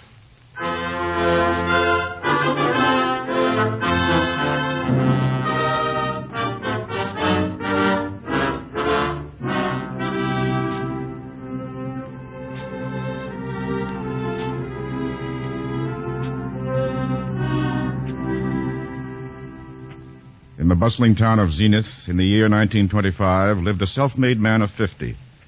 He had $1 million, 2 grown children, and a beautiful wife. All the requirements for a happy life. This, then, is the story of that man, of Sam Dodsworth and Fran. Oh, it's a wonderful party, Sam. And Fran looks lovely, as always. Yes, she does, doesn't she? Oh, Sambo, you got a lot to celebrate tonight, you old hunk of cheese. Yeah, what, with Emily getting married and then you closing that deal with United Automotive? I guess you're right, Tub. But when you've worked and grown with something for 25 years, well, makes you feel sort of like a horse out of harness without it. Yeah, I know, Sambo. Oh, you'll have some other big deal lined up in a couple of weeks. What's this I hear? Oh, Fran, dear. Hello, sweet. Did you say Sam would be in another business soon, Tub? Why, sure. Sam could never just sit around Oh, he's not going to just sit around. We're going to Europe. No. Europe? Yes, we decided it this morning. Well, Europe, eh? Well, listen, I got a nephew in England, and I know several other people over there. I'll give you their names, Fran, so you can look them up. Yes, now, my nephew yes, Tub, that would be delightful. But I must say about the punch right away. Excuse me.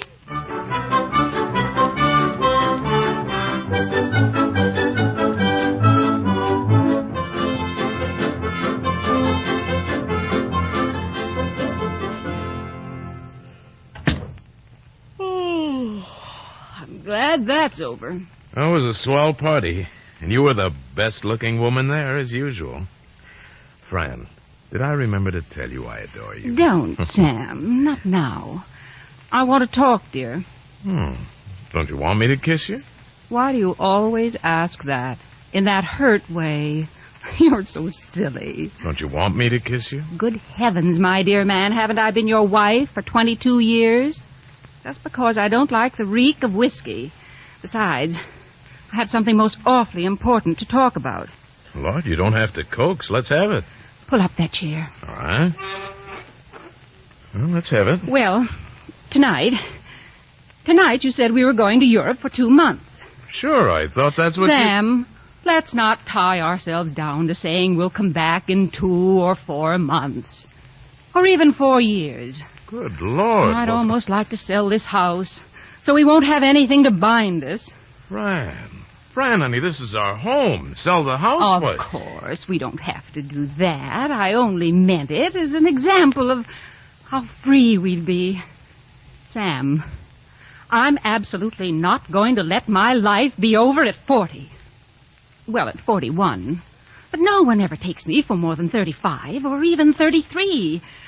Why, in Europe, a woman of 40 is just getting to the age where important men take a serious interest in her.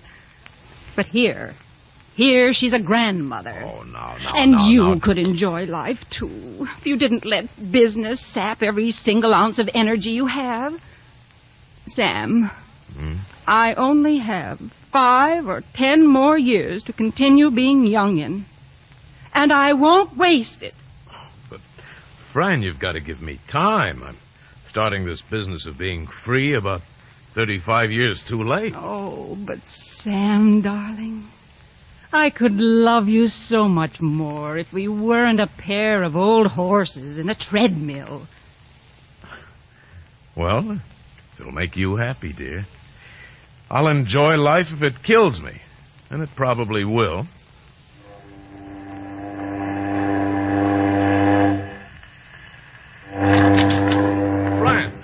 Fran, come up on deck with me. Unpacking, it's terrible. I'll get things put away just about in time for landing.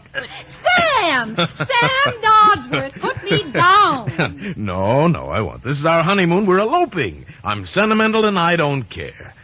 Darling, did I remember to tell you I adore you?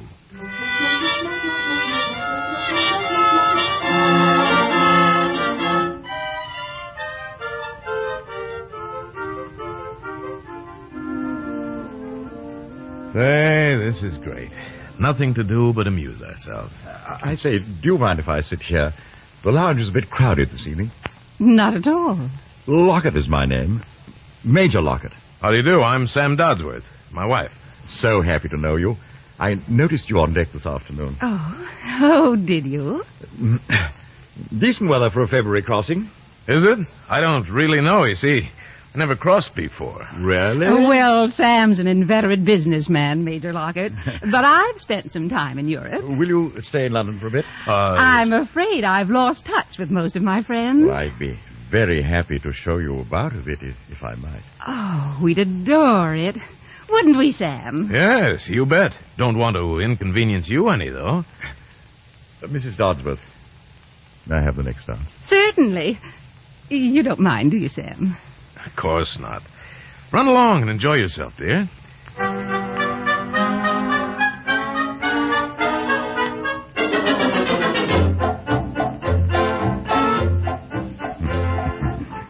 You, the boy in college. Incredible. Well, I did marry frightfully young. Nothing but a girl still. Well, I must say I feel like one right now. Sam is such an adorable love, but, well, being quite a bit older than I, he's rather settled. Of course. Understand perfectly.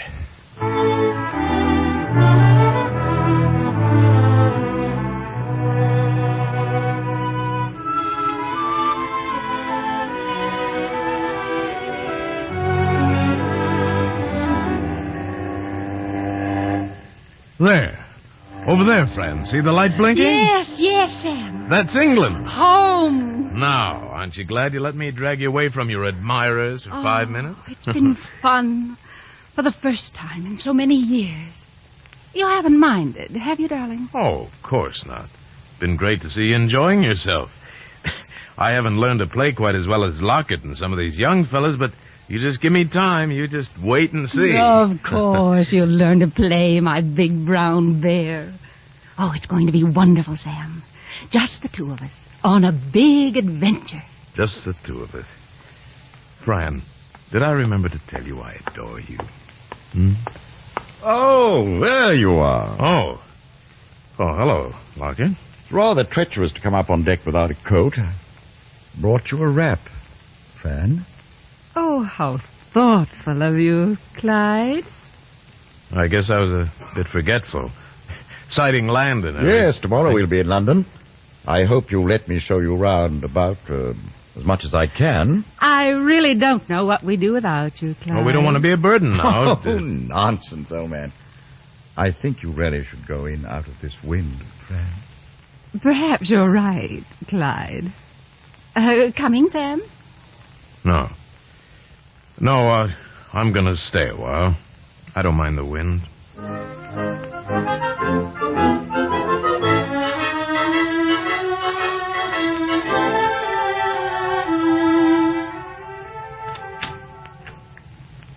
Hello, dear. Wide awake? Not quite. Oh, more flowers? Mm-hmm. They came while you were at breakfast. From Lockett again? Mm-hmm. Hand me my mirror and brush like a dear, would you? Fine morning, Fran. Is it? Oh, dear, I should have my hair done. Fran, we've been in England a month now. That long? Remember when we planned this trip? We said we'd walk around a lot together and see things. But, well, our time's been so taken up by Lockett showing us England, we haven't gotten to see much of it. Why, that's not kind, Sam. We'd be lost without Clyde. You should be grateful to him. Well, I am. Yes? Sure, but, well, I mean, just this morning, couldn't you and I sort of do the town, historic spots and so on? Oh, good heavens, Sam. We're not trippers. I hate those postcard places. Fran, I must say I don't get you. What's the idea of coming to a famous city and then not seeing the places that made it famous? You don't have to send postcards if you don't want to. You'll never understand, my dear man, because you and I look at things in totally different lights. But if you want to see the sights, go run along. Be back in time for tea, though. Clyde is coming.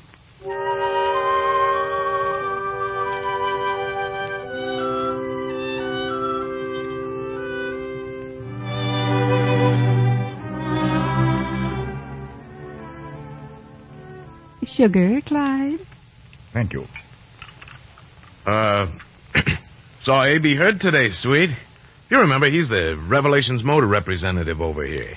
wants to give a bachelor dinner next Saturday evening for me to meet some of the American businessmen here. And I think I ought to do it. He's trying so hard to be nice. And you'd like it? Be back in all the Rotarian joys of Zenith? You bet your life I'd like it. We having a date for that evening, if I remember. Could you get up a hen party or go to the movies or something? I say, Fran, would you care to dine with me that evening and go to the opera? Well, Fine, it's a go. Thank you so much, Clyde, for coming to my rescue. Not at all.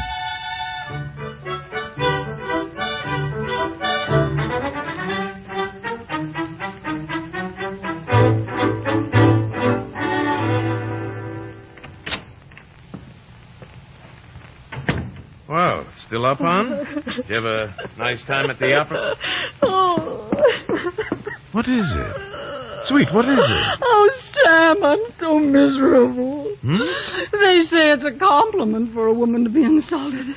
But, Sam, I never gave him the slightest excuse. Fran, who are you talking about? Why, Major Lockhart, of course. After the opera, he suggested we come up here for a drink. Well, he started telling me how unhappy his childhood had been.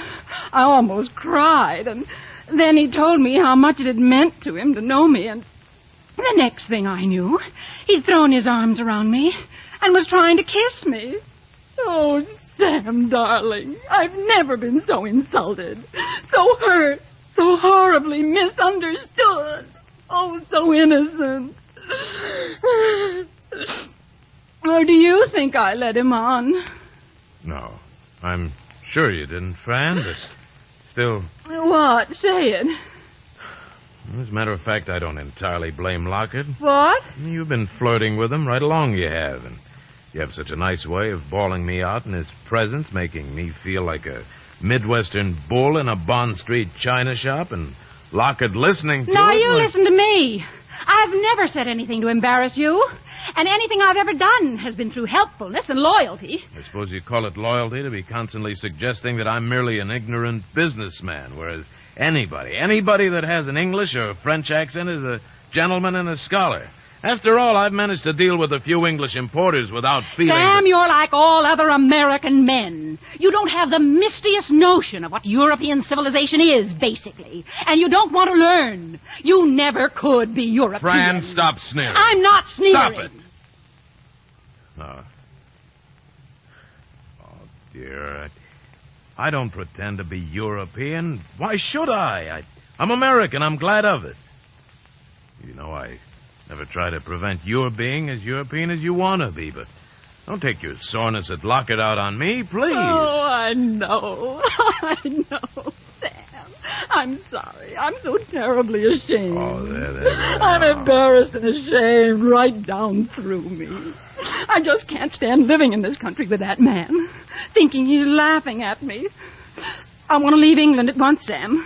I want to go to France, now. Oh, but golly, Fran, I'm just getting to know London. France will be so foreign. Precisely. I want it to be. I want to start all over again. Oh, Sam, darling, there'll be just the two of us. Well, let's go. Oh.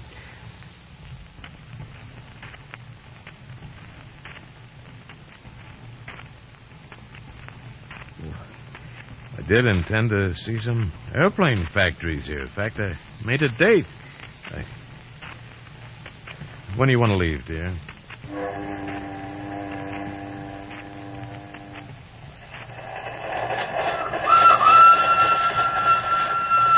Oh, France doesn't look as foreign as I was afraid it would.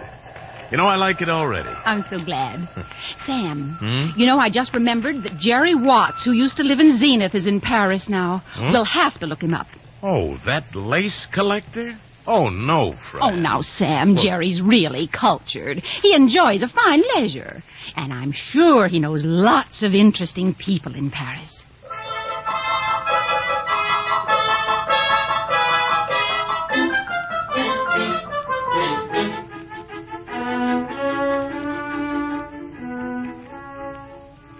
Well, you darlings. I rushed right over here as soon as I got your note. It's so nice to see you, Jerry. Hello, Watts. I always told you this was the city for you, didn't I now? But what have you done? Whom have you met? Oh, we've seen Notre Dame, been on top of the Eiffel Tower. Of course, you must let me take you about and introduce you to people. I mean, really, people. Oh, we just love it. There's to be a tea on Sunday at Endicott Everett 8 Atkins. He'd love me to bring you, I know. Really? Endicott Everett Atkins? Who's that? Sounds like a business college yell. Sam. He's dean of the American Literary Colony here. Oh. And Princess Maravigliasi will be there, and of course, Madame de Penable. And if she takes a fancy to you, why, you'll be in, my dear, simply in. Madame de Penable? Renee de Penable knows everyone, and unless you know her, you aren't anyone. I mean... Well, we might have... Oh, we'd adore going with you, Jerry.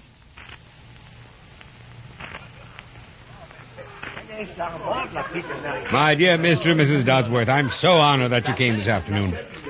But do you know everyone? Have you met Renee de Penable yet? She was asking to meet you. Really? No, I haven't. Well, you must come along, then. Sam? You go along, dear. I'll join you as soon as I'd like a little tea. Yes. Well, please make yourself at home, Mr. Dodsworth. Come along. Thank you.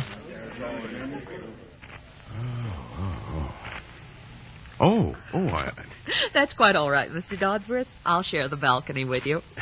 Well, I remember we were introduced, but... Yes, there are a lot of people, aren't there? My name is Edith Courtright.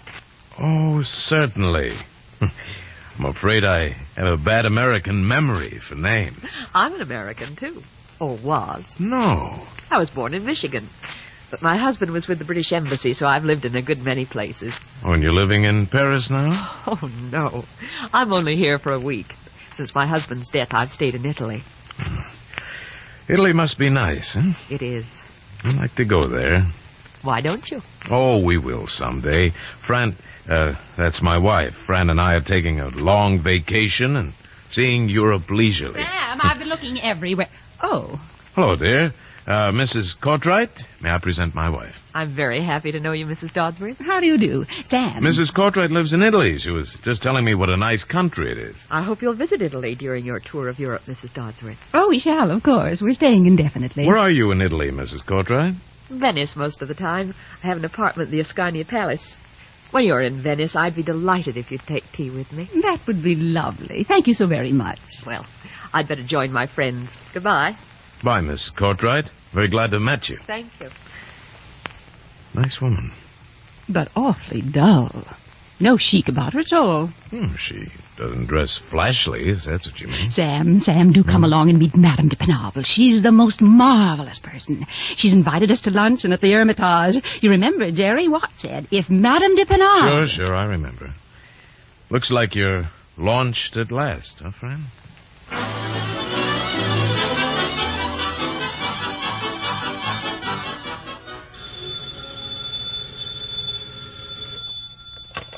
Hello? Oh, Madame de Penable, I was just going to ring you. I did have such a marvelous time last evening. Captain Josero? Yes, so charming. Oh, did he say that? Well, I was particularly impressed by him, too. Cocktails today, that would be delightful. Yes, at 5. Sam? Oh, of course, he'd adore to come.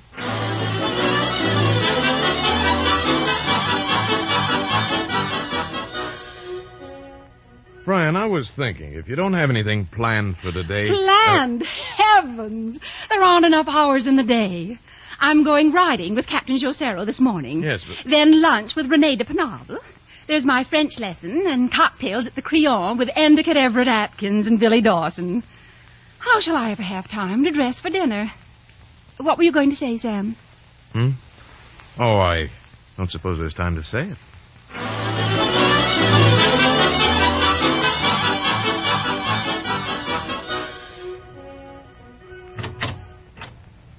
Hello, sweet. You're late. Well, I met an American journalist. Oh, you smell of whiskey atrociously. Oh, we only... Now, please hurry and dress. Captain Josero and you and I are going to the theater. Now, please hurry. French play we're going to see? Well, certainly. I won't know which is the husband and which is the other man for at least the first 2 acts.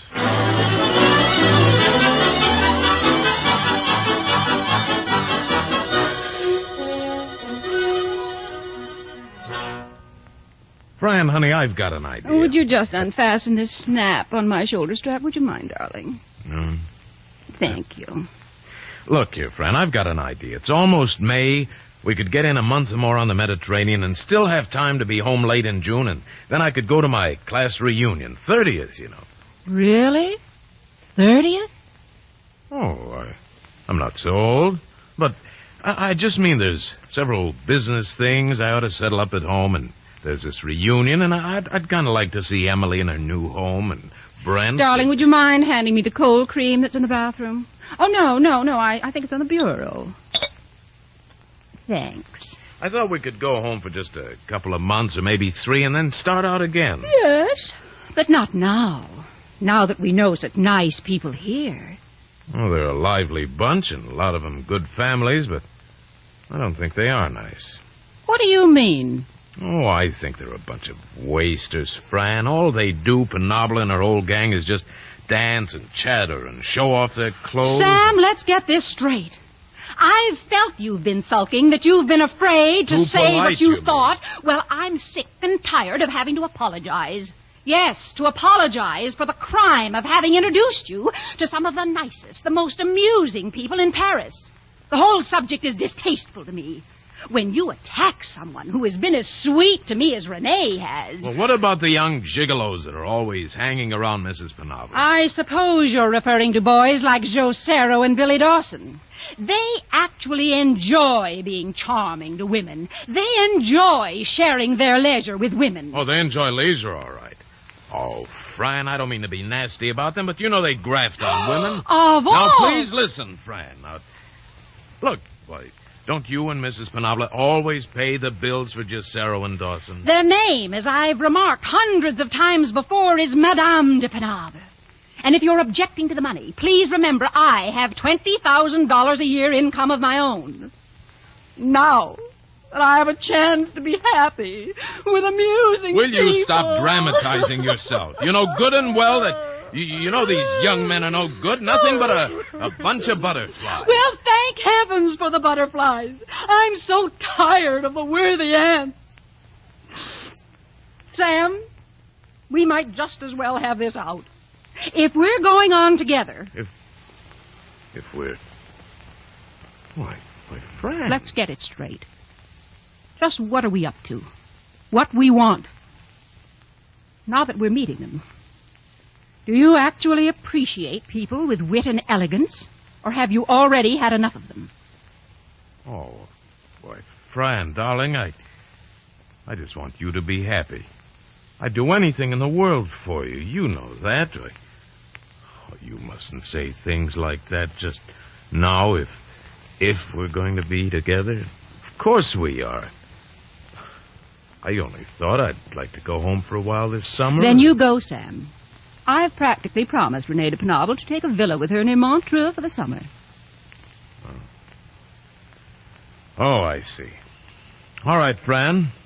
Perhaps it would be better if I did go.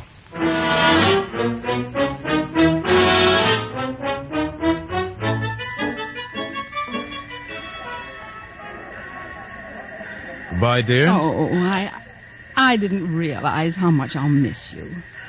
Perhaps I'll join you in Zenith. Do have the very best time you can, darling. Oh, my dear, forgive your idiotic, feather-brained wife. But let her have her foolish fling now. Take care of yourself, and don't be angry with me, or do be angry if it makes you any happier. Bless you! Darling! Darling, did I remember to tell you I adore you?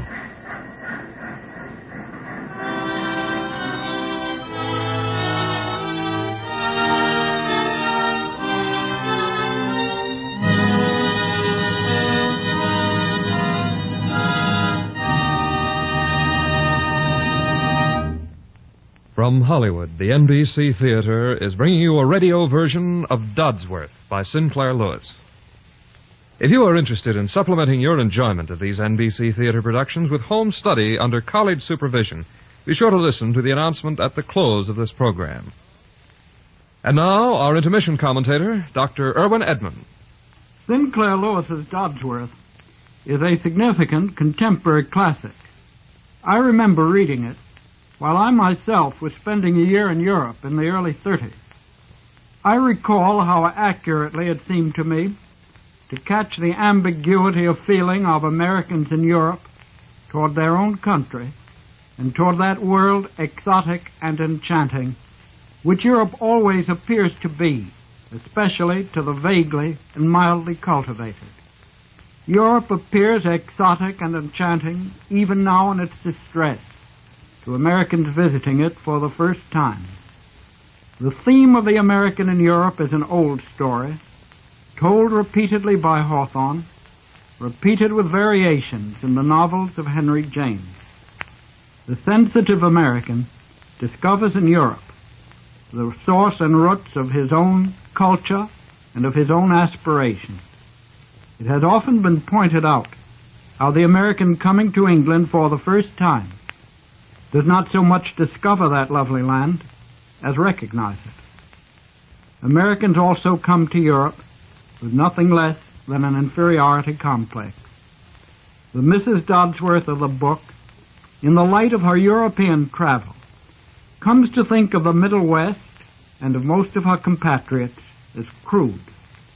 But Americans discovering culture in Europe have often thereby been enabled to rediscover themselves. Mr. Dodsworth finds as over against the decadence, tiredness, and corruptions of an old society the sturdiness, the freshness, and the honest simplicities of himself and his compatriots.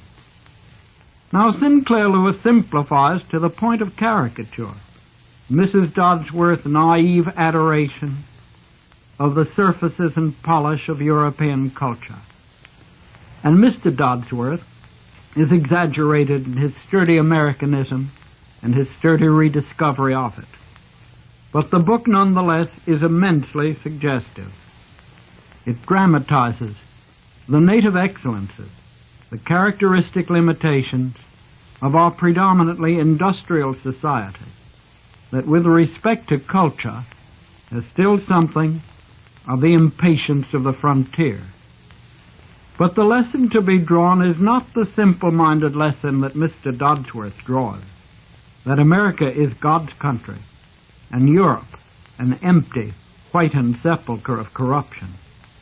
What we prize as characteristically American is always a variation of some ancient theme or style or mode of life or feeling that goes a long way back in the history of Europe, in the history of Christianity, in the history of the traditions of the Western world.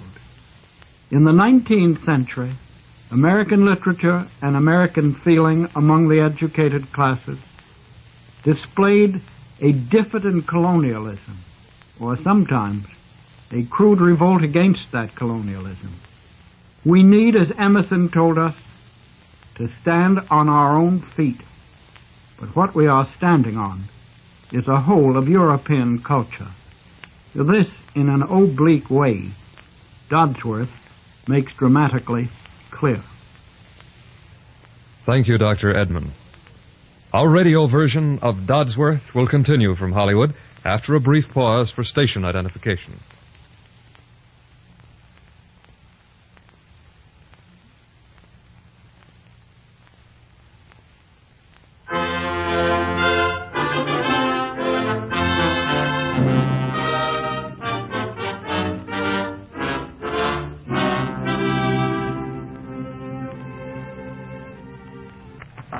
Well, howdy, Mr. Dodsworth. Hello, Horace. I reckon the door's gotten kind of crickety. You and the missus been gone so long. Yes, that's right. Horace, if you have something else to do, I can go through the house alone. Long, no. I think I'll go into the bedroom. Sure thing. I'll come along. Well? This were your bedroom, weren't it? This? Yes, this was our bedroom. Pity. Pity the missus couldn't have come home with you. She was always so lively to see about. Yes. Reckon she'll be staying over there much longer? No. No, not much longer, Horace. As a matter of fact, I'm going back to get her next week.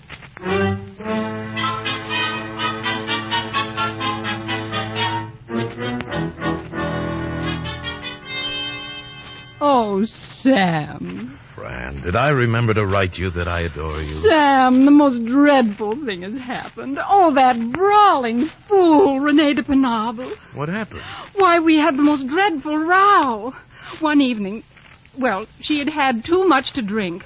And suddenly she turned on me like a fishwife. She accused me of stealing Captain Josero from her, which was idiotic as well as false, because she never did have him. So how could I have stolen him from her, supposing I had the slightest desire to? Oh, I've never had anybody talk to me the way she did. It was simply dreadful. Oh, there now, Fran. It's going to be all right. Well, it's not all right, Sam. I can't stay in Paris another minute. Sam, I want to leave right away. Oh, of course, darling. We'll take the next boat home. Oh, no. No, not back to Zenith. Let's go to Germany. My father's relatives are there, and, well, I really should see them while I'm in Europe. Oh, please, dear. Really, we'll be just the two of us this time. I promise not to be foolish again.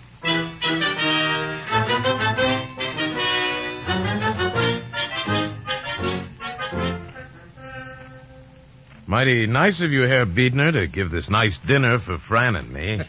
But you are my relations. This is a family reunion. Yes. Say, that young man who was sitting next to Fran during dinner, you introduced us, but, well... Aber ja, you mean Kurt von Oberstdorf. He is really a count, head of one of the greatest Austrian families. The family has lost all its money now. Kurt cannot afford even to marry. His old mother lives in Salzkammergut. And poor Kurt works in the Berlin Bureau of the International Tourist Agency. But he's a fine sport about it. You know, I liked him right off. Aber natürlich. Here he comes now with your wife. I have behaved outrageously. Your wife thinks I have insulted her because I say that she is only making believe when she thinks herself European. She is lovely, really, but she is American. Can I please take you about Berlin? It would make me so very happy. Oh, we mustn't trouble you. Oh, but it would be a pleasure. Tomorrow, Sunday, are you free? May I take you to a funny place for lunch? Oh, that would be so kind of you. Oh, splendid. I called for you at 12.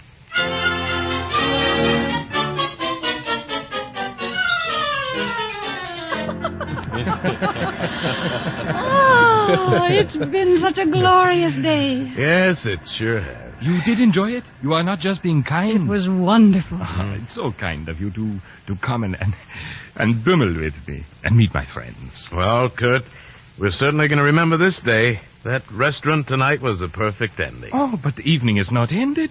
I know a lovely place where we could go to dance. If you're not too tired, madame, you dance, I know, like an angel. Oh, well, it's pretty late, Kurt. I think we ought to be getting home. Yes, it is late. Oh, no. Life is so short to waste it in sleeping. And you are here a so small time.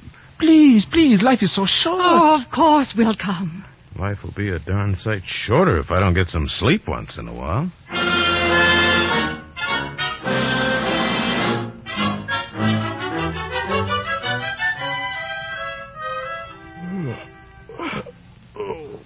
You did enjoy yourself, didn't you, dear? Oh, sure I did. I like this von Oberstdorf. Kind of like an American, isn't he? Got a sense of humor and doesn't take himself too seriously. No, it's a very different thing. He's completely European. Americans are humorous to cover up their worry about things.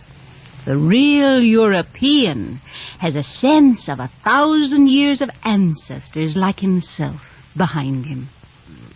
Count Oberstdorf doesn't take himself seriously. Oh, he is rather a lamb. So sweet to have invited us to his flat for dinner. Yeah, nice fella. Good night.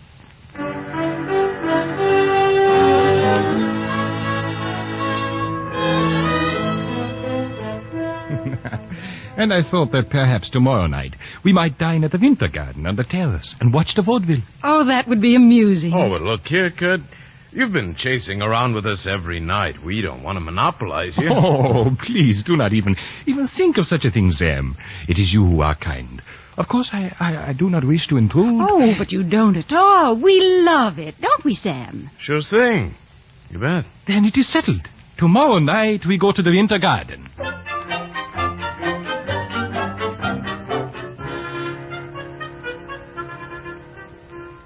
Fran, dear, we've got to come down to cases now. We've been drifting without any Oh, plans. please, can't we wait till tomorrow to talk? I'm so tired. But we'll put it off the way we've been putting it off if we wait until tomorrow. Well, does it matter? Well, it certainly does. Well, by heaven, I'm going to get a little stubborn myself for one. For once. Sam, as if you were ever anything else. All right, have it your way. I'm always stubborn. You won't be surprised. And please don't shout. Well, I'm not shouting. Now, Fran, please quit playing the cat and mouse with me, huh? Now, look here. It's getting time for us to go home. Now, I do like Von Oberstdorf, but if we stay here, we'll find ourselves mixed up with a whole lot of folks, and we won't get away for weeks. What of it? Isn't that what we want? Isn't it worthwhile, really, knowing one European city? Not that Kurt has anything to do with it. It's really my cousins, the Bidners. But it's Kurt that counts. He isn't satisfied unless everybody's having a party all the time, unless he sees you every day.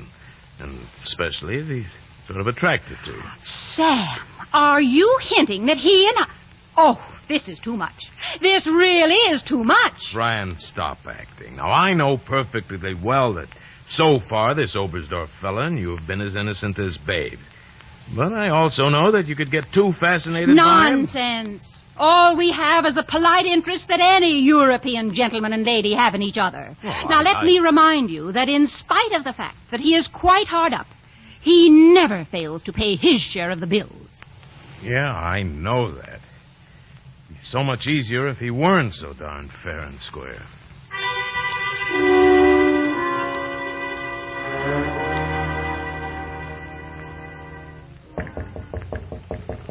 Come in.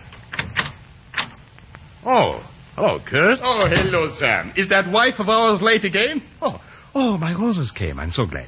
Sam, I brought you a box of real Havana cigars smuggled through without duty. Well, that's very... Sam, have you any idea how thankful a lonely poor man, and to a wiener like me, Berlin is just as foreign as to you, so thankful to have Fran and you tolerate me while you are here. Well, but you're so good, so good.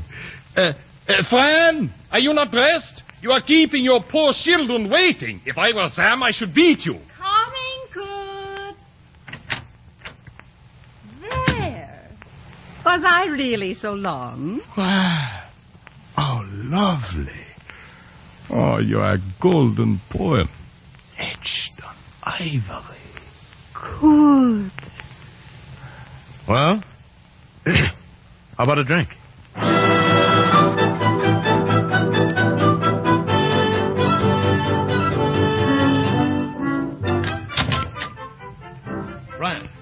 Brian, wake up. Good heavens, what is it? A cable from home. Well, I guess we'll be going back to old Zenith now. What's happened? Is anything wrong? Wrong? I'll say not. Emily has a son, 9 pounds. We're granddaddy and grandmammy now. How is Emily? Golly, I'll call Kurt and tell him about our grandson. Wait! Huh? What's the matter? I'm delighted, of course. Oh, dear Emily. She'll be so happy. But, Sam, don't you realize that Kurt... I don't mean Kurt individually. I mean all our friends in Europe. They think of me as young. Young. And I am. If they knew I'm a grandmother. Yes. Sam, can't you see? It's horrible. It's the end of me. Think. Oh, I was so young when I married. It isn't fair for me to be a grandmother now at under 40. Under 40? A grandmother. Lace caps, knitting, and rheumatism. Please try to understand.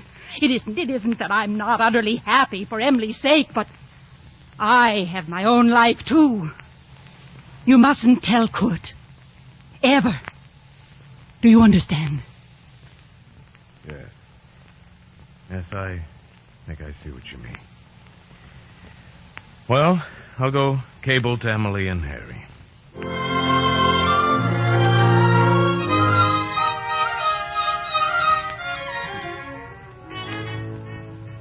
We're over here, Sam. Hello, Kurt. Hello, sweet. Sorry to keep you waiting. I stopped by the hotel for the mail. Oh, but of course. Say, who do you think's in London and going to Paris, huh? Tub and Matey. Oh, really? Tub is an old friend of Sam's. Quite a prosperous banker. If they come to Berlin, they'd be awfully happy to meet you, Kurt. Oh, but they're not coming to Berlin. We'll see them in Paris. Oh, we ought to skip right down there and welcome them. Well, Sam, dear, I don't see any reason under heaven why we should go down. Oh, but don't you want to see Tub and Matey? Well, if you must know, I think your good friend, Mr. Tub Pearson, is a little heavy in the hand. And you yourself have admitted that Matey is dreadfully uninteresting. No, you can do what you like, but I'm not going. Oh, Fran, you could make it so much more pleasant. Well, it's for all them. very well to be friendly, but I'm not going to travel 15 hours in a dirty train for the pleasure of acting as an unpaid cook's guide to Mr. and Mrs. Tub Pearson. All right. I'll go by myself. As you wish. Of course, your beloved Tub will want to go to the most stupid and Americanized places in Paris. You're probably right. Tub will want to get drunk in the Montmartre.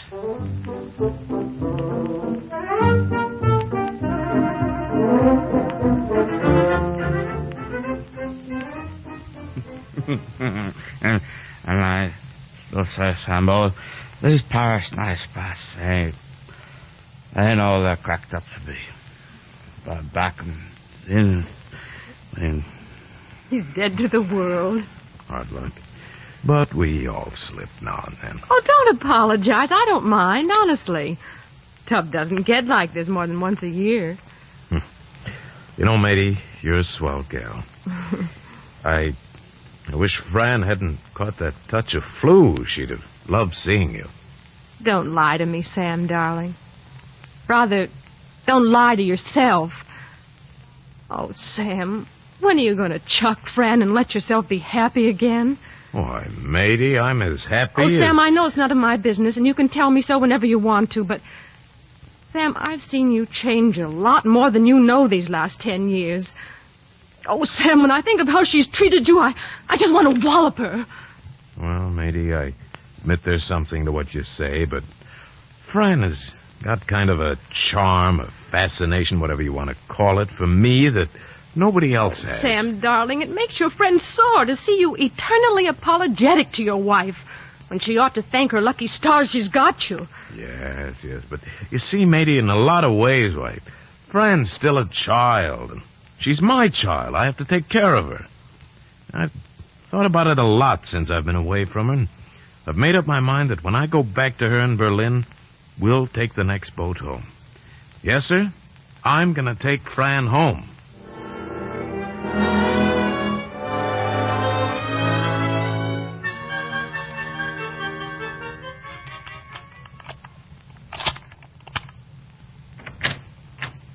May I come in? Yes, you can come in for just a moment, but not long. Poor little Fran. She's all in. Ah, what an orchestra that was. I could have danced till dawn. Good evening. I just got back from Paris. Don't mind if I turn on the lights, do you? Oh, Sam, I'm so glad you got back safe. Fran and I have been dancing. Now, I will go home, and tomorrow I'll ring you up about lunch. Good night. Good night, Kurt. Good night. Dear, I came back so quickly. Listen, dear, I flew because I couldn't live without you. I'm not angry that Kurt and you were out so late. Why should you be? Fran, darling, I've come back to you, willing to do everything I can to make you happy. I adore you. You know that. Oh, Fran, you're everything I have. Only we've got to cut out this nonsense of being homeless adventurers and go home. And that's your idea of making me happy? And now you listen. I love Kurt, and Kurt loves me, and I'm going to marry him, no matter what it costs me. We decided it tonight. Fran, you have no complaint. You've never known me. You've never known what sacrifices I made to cover up your awkwardness and help you keep your dull friends and your dull work and your dull reputation. Fran. Oh, Sam, if I could only make you see that it's your ignorance, your impotence, not my fault. Poor, yes. Kurt and I will be poor. Thank heavens, you'll have my $20,000 a year. All right. Just one thing. Does he want to marry you? Yes. Can you get a divorce in Germany? Yes, I believe so. Kurt says so. Then you'll stay in Berlin. Suppose you'll return to Paris, at least for a while. Well, I really haven't had much time to make plans, but... No, I won't go back to Paris. I guess I'll go to Italy.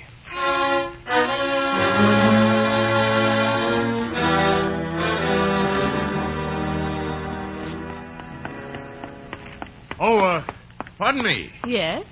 Why, you're Mrs. Cartwright, aren't you? I suppose you don't remember me. We met one day. But of course, Mr. Dodsworth.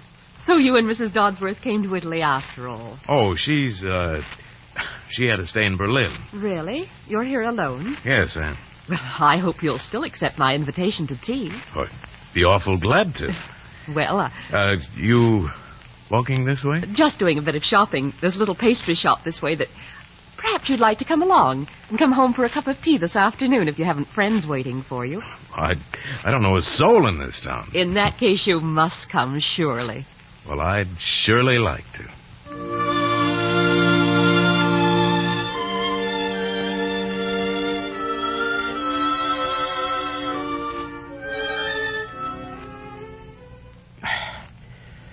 Hey, sure is good to taste iced tea for a change. I rather like it on a hot day. Must be an awful lot of people you know at the Lido now the season is on, huh? Yes, unfortunately. Oh? Don't you like the rotogravure set? That is a nice thing to call them. I've been looking for a phrase. Some of them are extremely agreeable, of course, but there's an international Anglo-American French set that, well, they seem to me like a menagerie. There's a dreadful woman named Renee de Penab. Oh, you know her? How can anyone help it? Do you like her? Oh, I don't know as I ought to say it, but I feel she's a grafter. No, she's subtler than that. She's quite generous to 99 out of 100 of her group, so that she can get the dazzled 100th to set her up in a gown shop or a charity society, or something else that mysteriously collapses in 2 months. She's very amusing, of course.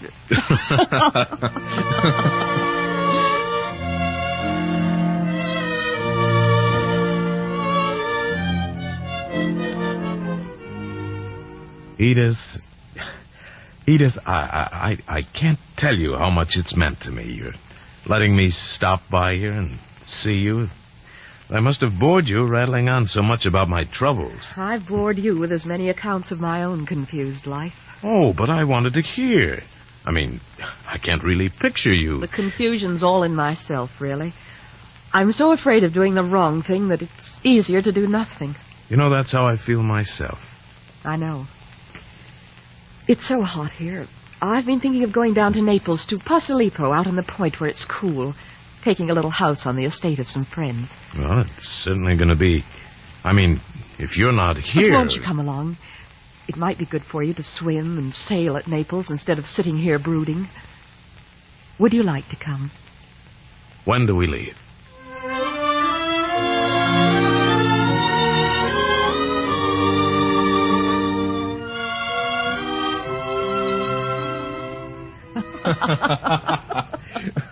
Oh, this has been a wonderful, wonderful day. And you said you weren't any good at tennis, Sam. Well, I'm still a little rusty. Oh, it's good to relax now. What would you like to do this evening? Oh, whatever you say. Oh, perhaps you'd like to go into the hotel for dinner and dancing? Well, if you want to. Though I thought perhaps it would be nice just to have a quiet dinner here. Oh, you mean I don't have to get dolled up and go out? Edith, you're a wonderful woman.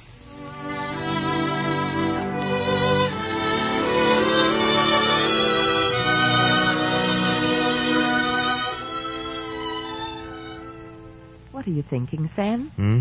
You look rather surprised. I am. I just realized that I'm definitely and positively happy. So am I. Edith, could you like a town like Zenith? I mean, after Venice? I'd certainly like the adventure of trying it. Edith. Scusi, signore. Oh, yes, Teresa. There is the long-distance telephone call for you. Long distance? Si, signore. From Berlin.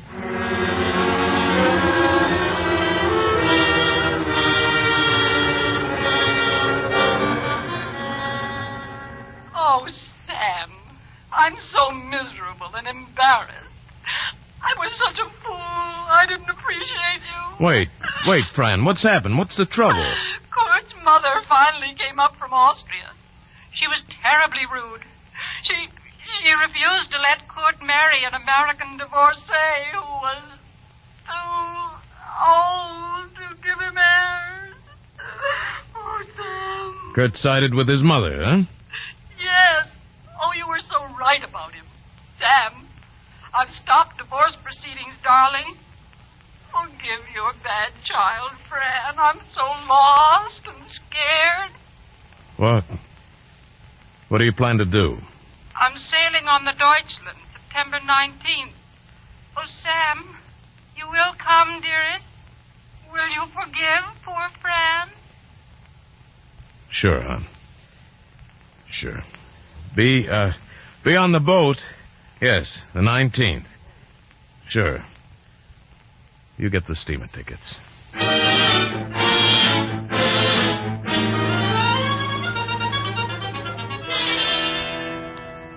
Edith, I wish there was some way of telling you all that Sam, I won't let you go back to that woman. I won't see you killed. Yes, killed by her sweet, gay, well-mannered, utter selfishness. The world offers you sun and wind, and Fran offers you death. Fear and death. Think of how contented you'd be. Yes, we'd be back there. I know, Edith. I just can't help it. I have to take care of her. Yes. Well, it's too late now. But I thought that someday... I can't say any of the things I thought. Bless you, my dear. And heaven protect you through the wickedness of this happy ending.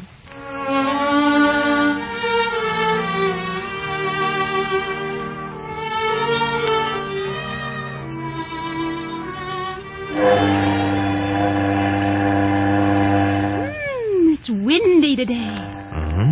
Oh, it's so nice to be going somewhere. I got so tired sticking around Berlin, and Kurt was so bossy. And when I saw his mother, my dear, the most awful old country frump. Don't. What? Don't know why, but I kind of hate to hear you riding Kurt and his mother. They were probably hurt, too. Yes, you're right. I'll be a good girl. Of course, everything is all right now. Such a wonderful, happy ending to our wild little escapades. And it is nice to be going home. Oh, there's Tom Allen, the polo player. He's such a dear boy, don't you think? I promised to play a game of table tennis with him this afternoon.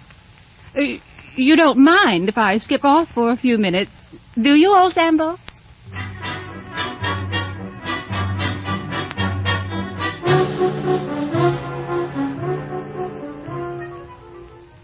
Fran, I wonder if we mightn't have dinner here in our stateroom tonight. I wanted to talk Good about... heavens, Sam, what's come over you? I promised Tom Allen we'd join him in the grill for dinner. But we must talk. My dear man, I think we'll manage it. I'm really not going anyplace, you know. Huh? Not much use in trying to do it tactfully. I wanted to, but... Fran, we can't make a go of it. Will you kindly, Mr. Dodsworth, tell me just what it is I've done to hurt your tender little feelings this time? Nothing. We just can't make a go of it. I meant just what I said. I'm going back to Italy from New York on the first ship. Understand? I'm not blaming or criticizing. And what is to become of me? I don't know. You do manage to hurt. I congratulate you.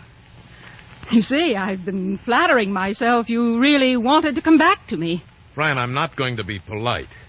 Now, you know how awfully I've loved you. A good many years. What's going to become of you? I don't know. But for the first time in all of our arguments, I'm going to think of what would become of me. I can't help you, Fran. I'm just your attendant. But me? You can kill me. After all the years when I've covered up for your ignorance and never... Understand? I'm finished, Fran. Finished.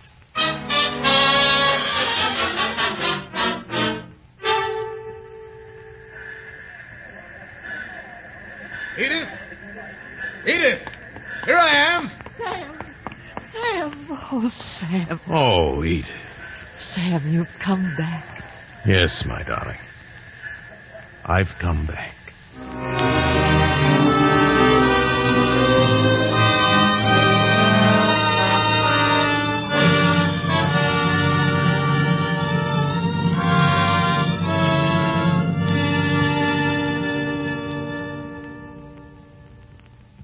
You have been listening to Dodsworth, an NBC theater production of the novel by Sinclair Lewis.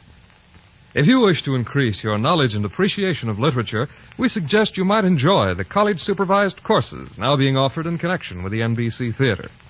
For full information, write to NBC Theater in care of one of the following universities or colleges: the University of Louisville, Louisville, Kentucky; the University of Tulsa, Tulsa, Oklahoma; Kansas State Teachers College, Pittsburgh, Kansas; Washington State College, Pullman, Washington; the University of Arizona, Tucson, Arizona; Texas College of Arts and Industries, Kingsville, Texas; or Brooklyn College, Brooklyn, New York. You also have a chance to win a set of the famous Encyclopedia Britannica. Several of the universities and colleges offering these courses are giving the encyclopedia as prizes to the students doing the best work. Enroll in a supervised course, and you may be one of the fortunate ones to win the Encyclopedia Britannica. Next week, be with us again at the NBC Theater for a production of Babylon Revisited by F. Scott Fitzgerald, and the following week for a new adaptation of Ernest Hemingway's For Whom the Bell Tolls.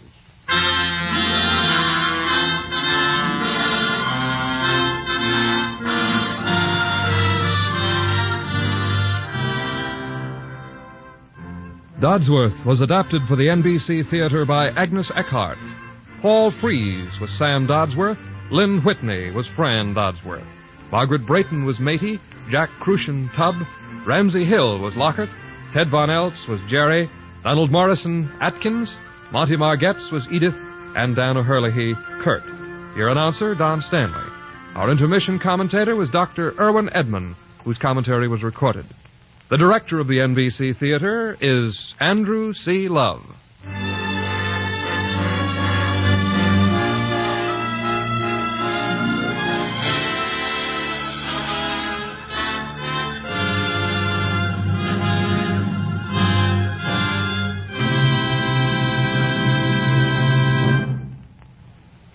This program came to you from Hollywood. There are 9 clues to help you win the $27,700 jackpot on Hollywood Calling today on NBC. 2 of Hollywood's favorite personalities will be in the studio to handle the phone calls going out all over America. So, for really exciting entertainment, and for a chance at the $27,700 jackpot, be sure to hear Hollywood Calling today on NBC. Your tune for the stars on NBC.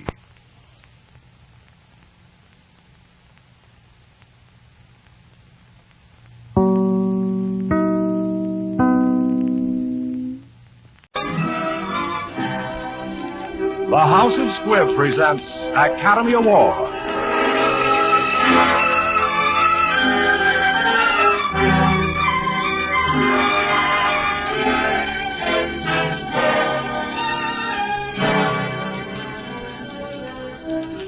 Every week, Squibb brings you Hollywood's finest.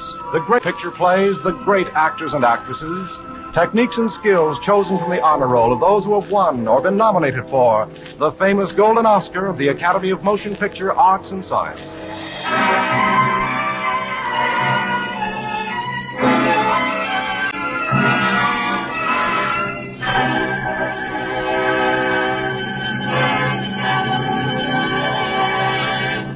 And now, E.R. Squibb & Sons, manufacturing chemist to the medical profession since 1858, bring you Guest in the House, the thrilling drama which was nominated for a 1945 Academy Award. In our cast tonight, you will hear three of Hollywood's most brilliant young stars, Anita Louise, Kirk Douglas, and Joan Loring, who, as Best Supporting Actress of the Year, was also nominated for the 1945 Academy Award.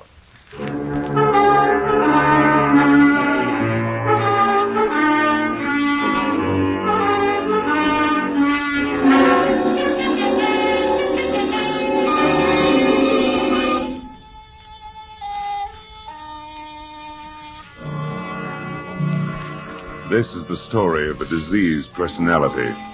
A neurotic girl whose physician fell in love with her and made the mistake of bringing her into the sanctuary of his New England family. Her name was Evelyn Heath. Before Dan brought her to the old house, there was innocence, love, and gaiety there.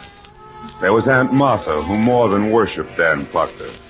We've looked forward to your coming, my dear, for a long time. Thank you, Aunt Martha. And you must be Anne. I hope we're going to be very good friends. I hope more family. Oh, that's the wonderful part of it. I never really had one. And you can't be Douglas. Yes, I'm Douglas, black sheep of the family. I'm the painter, that is, commercial artist. I illustrate some of those lurid tales you read in magazines. Oh, this is Miriam Blake, my beautiful model. Yes, Miss Heath. Please call me Evelyn, Miriam. Evelyn? This is Lee, dear. Douglas and Ann's daughter. Oh, you're beautiful. You're so white. No, dear, don't touch me. I've been on that dirty train. Anne, could I go upstairs? Oh, of course. You must be very tired.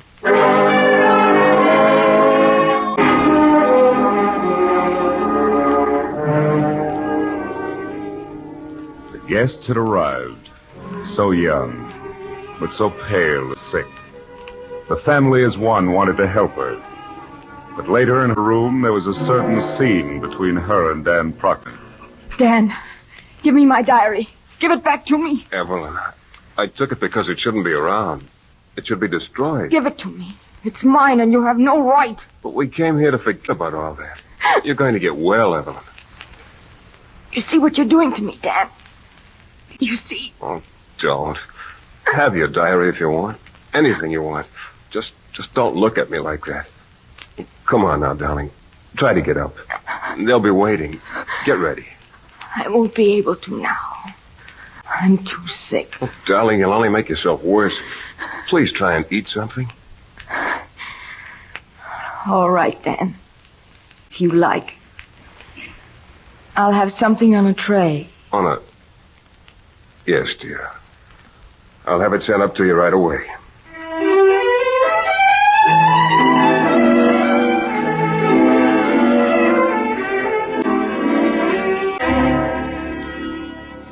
Yes, the family had been gay and innocent and happy. But now there was a guest in the house, Dan Proctor's girl. Suddenly, who could tell why, the laughter was still. And then in the night, without warning... It's Evelyn. Come out, Anne. Something's happened. What is it? What on earth is it? Get some water, Miriam. Oh, Daddy, I didn't mean to strike her. I wanted to give her a present. Get it out. Get it out, make it, take it away. Evelyn, what is it? A bird. I hate birds. I'm afraid of birds. Make her take it away. Please make her take it away. Lee, take Skipper away. Put him outside somewhere. Come on, Lee. We'll put Skipper in the hothouse. I'll go with her, Anne. What's wrong with Evelyn, Aunt Martha? Is she sick? Is she going to die? Get Dan, sweetheart. He'll know what to do. Yes, I will. You better go back to your room, Miriam. I'll quiet her down. You still haven't told me why she yelled. Because, dear, birds frighten her. It's what they call a phobia. Can you catch it like chicken pox? No, darling. A phobia is an exaggerated fear. She's afraid of birds. Don't, Douglas, don't. I'm just opening the window to get a little air in I don't here. want you to. Don't you see those leaves? In the moonlight, they look like birds trying to get in. I was lying here thinking about it. That's what scared me so when the child came in. Now, look, Evelyn, that's first-class moonlight. Don't think bad things about it. Well, thanks, Douglas. I'll take over. It's all right. You'll be yourself again in a minute. I'm so sorry, everybody. Now, you just drink this. Dan, tell them that I don't do this very often. I'm so ashamed. Don't you even think about it, Evelyn. Oh, Ann, you know you've got a hat you'd have to get rid of. Oh, I don't mind them on hats. It's just the wings fluttering. They're horrible. I can't stand it. Doug, I think we'd better leave her to her doctor. Oh, of course. Good night now. Good night, Evelyn. Good night. Bless you.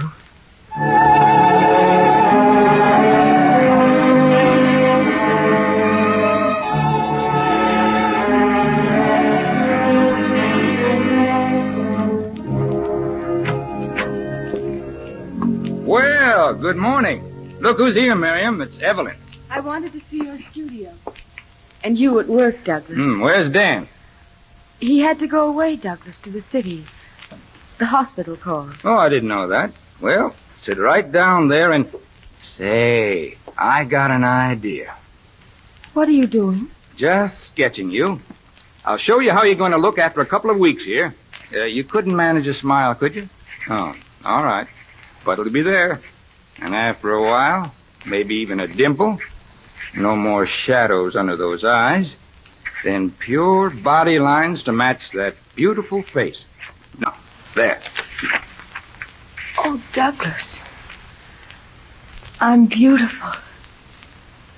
You've made me beautiful. Sure, I remodeled everything. Look what I've done to Miriam. This is a sketch of St. Cecilia I'm doing for the church down in the village. You see, once in a while I turn real artist and try to do something good. Well, I got to get on with some other work. You can rest now, Miriam. Oh, show Ellen around the dump, will you? Sure. Well, Evelyn, you can see for yourself. There is art with a capital A, period. Over there's some work from a book he did. And, I don't know what that junk is. Is it very difficult to pose? Well, at $3 an hour, it's not too difficult. This girl is nude. Have you ever had to pose like this? Sure. That's me. $5 an hour, and not bad either. I think I'd rather die than do that. You're kidding. Will you tell Douglas I'll be back some other time? Hey, where are you going? I'm tired, Douglas. I think I'll go to my room. Ah, you're overdoing it. Your first day up. That's it, I guess. Well, let's go, Miriam. Feel like posing some more? Now, what's the matter with you? You should have seen her face when I told her that drawing was of me. Don't be too hard on her. Okay, only Dan better be careful. He's apt to find himself married to something in armor. Let Dan worry about that, and you... Now, what else is bothering you? That girl hates me, Doug. And I don't get it.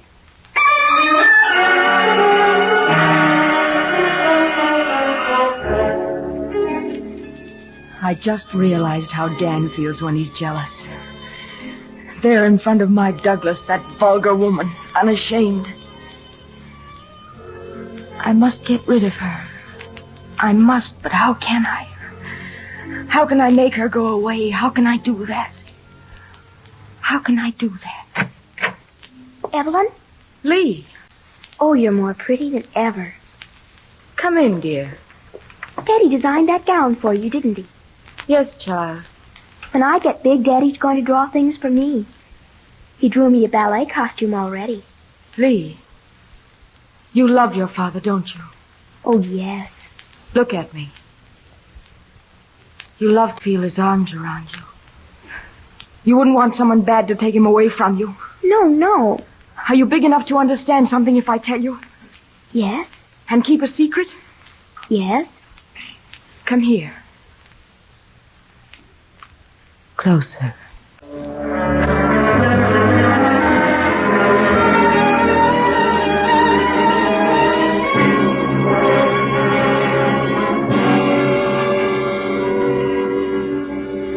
Well, why didn't you call me? Well, I've been waiting for that turpentine for 2 days. No, I'll drive right over. Can you imagine that? Doug, I want to talk to you.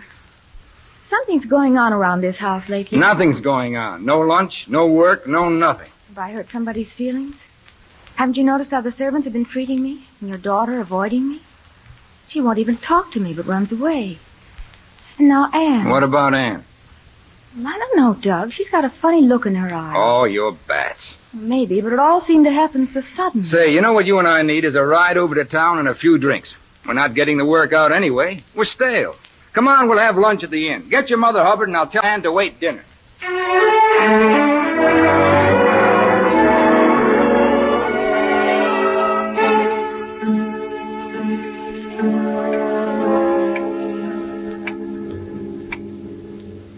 So quiet, isn't it, Aunt Martha? After a while, you get so you wouldn't live in any other place in the world. And yet, you always feel the sea out there. Rough and cruel and mean. In the winter, it is. Oh, I wouldn't mind it that way. I'd like to hear it pounding. I like things to be like that. Things and people can't always be the same. Yeah, that's right. And what has happened to them? I don't know. They were to be back for dinner. Hilda says everything is ruined. It's after 8:30. Maybe they had a flat tire. What's the use of pretending? I can't stand this anymore. Well, what's come over you, Anne? These past few days, you've changed. I don't know. I just don't know. Oh, I'm sure that Douglas and Miriam will come home soon. You certainly can trust Douglas, Anne. Of course. What are you trying to say, Evelyn? There they are now. Hi, Anne. We got stuck in town, so we got high while waiting for a tire to be fixed. Boy, did we get high. Yes, sirree. We sure got relaxed. And your husband drinks too much. Douglas. Huh? Douglas, I want to speak to you privately. Sure. Make an appointment with my secretary. Douglas, will you speak to me in here? Okay. Now, what are you looking so tragic for? I've been a little high before. Douglas, I phoned you at the inn and you weren't there. You'd been there, though. Everyone seemed to know it. Well, that's why we left. Took a drive to sober up. You did a fine job of it. Say, this isn't like you, Anne. What's the matter with you? Douglas, I've tried to warn you, but you don't seem to care what people think. About what? What are you talking about? Oh, Douglas, let it go till morning. Well, let what go till morning? Look, Douglas, I don't really care what people think. It's what I think, and I can't help it. I tried not to, but I just can't live lies. Douglas, is there anything between you and Miriam? You shouldn't have asked that, Anne. I am asking it. I wish you hadn't.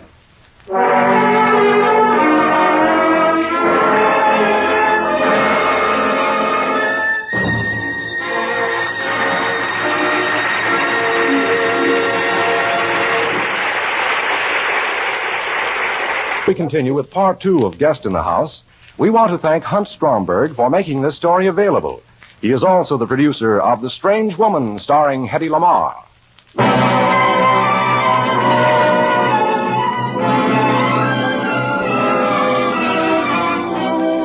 And now the House of Squibb presents part 2 of Academy Award with Joan Loring, Kirk Douglas, and Anita Louise in Guest in the House.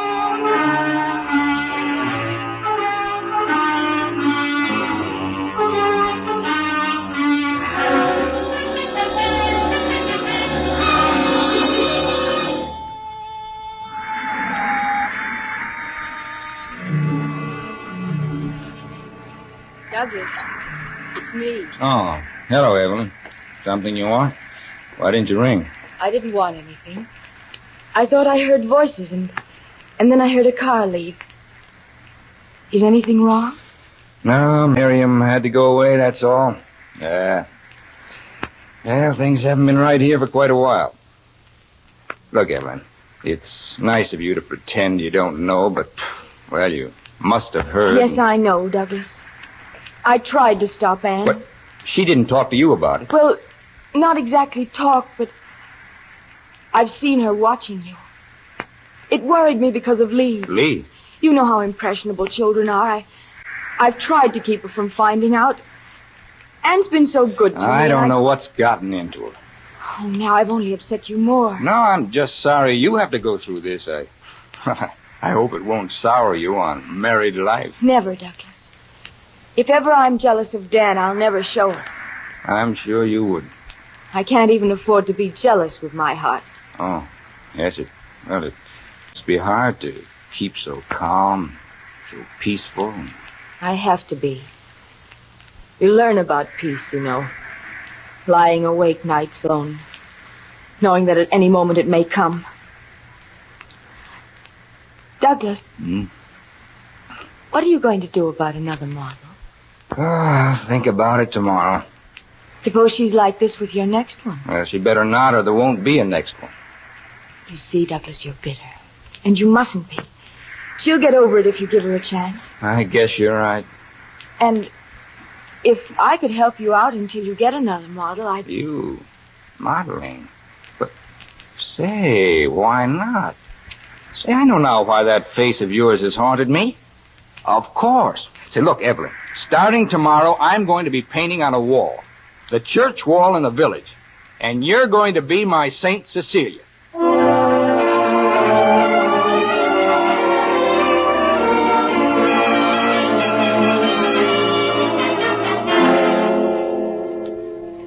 What is it, Aunt Martha? You look like you've seen a ghost. Anne, I have. I've been down to the church, standing in the dark, watching Douglas. You saw the mural? Anne, get a grip on yourself. This is going to be hard for you. Every time he paints her face on that wall, he paints the devil. Aunt Martha! Hear me out, Anne. I know you're fond of her. All of us are. Or were. And not the least, there's my boy, Dan. But think, Anne. Think back. When did things start to go wrong around here? About 2 weeks ago? How long has Evelyn been here? 2 weeks. Exactly. Our troubles didn't start with Miriam.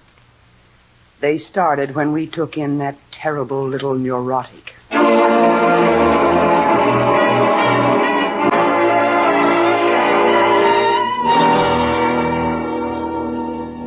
Evelyn, I want to talk to you. Aunt Martha has invited you to stay with her for a while. You're trying to get rid of me. You want to get me away from Douglas. You're jealous. Jealous? Of you? Yes, because he prefers me to you. You've lost him, Anne. Why, you nasty little fool. You're in love with Douglas. He doesn't love you. How could he? Stop talking like that. You're going to get out of this house tonight. What's going on here? Oh, Douglas, don't let her. She's trying to get rid of me. Anne, what have you done to her? Douglas, leave this to me. I know what I'm doing. What have you done to her? She's in love with you, Douglas. I told her I loved you. Of course I love you. Why shouldn't I? You've done everything for me. She hates me because she's jealous. Why did Dan ever bring me here? Why? Evelyn, go upstairs. Nobody's going to send you away. Nobody. Don't worry. Douglas, one of us must go. Would you prefer it would be me? Do as you like. I've had enough.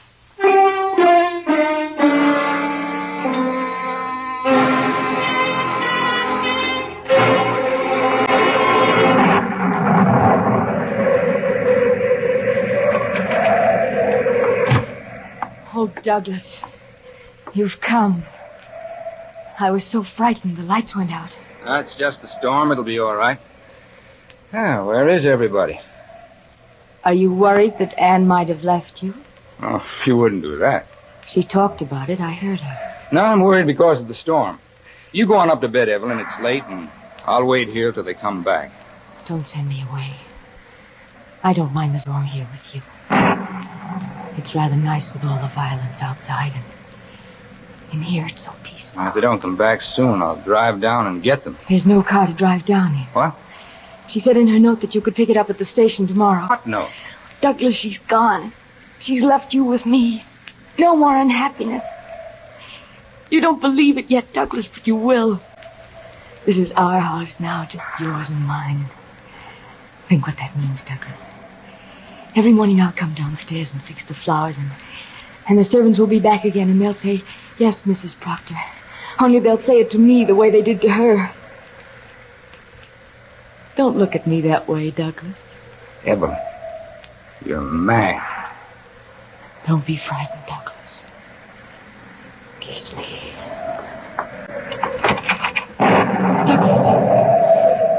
Douglas, don't leave me. I'll die if you do. I'll die.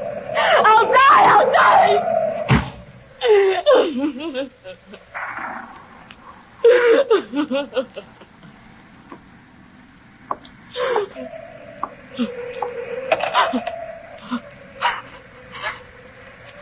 Long distance, please. I want Baltimore. Dr. Dan Proctor at the Center Hospital.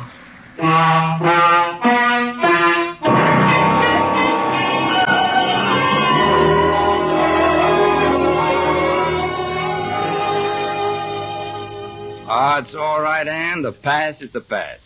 Here you are, home again. Oh, yes, Doug, yes. Why, look. What?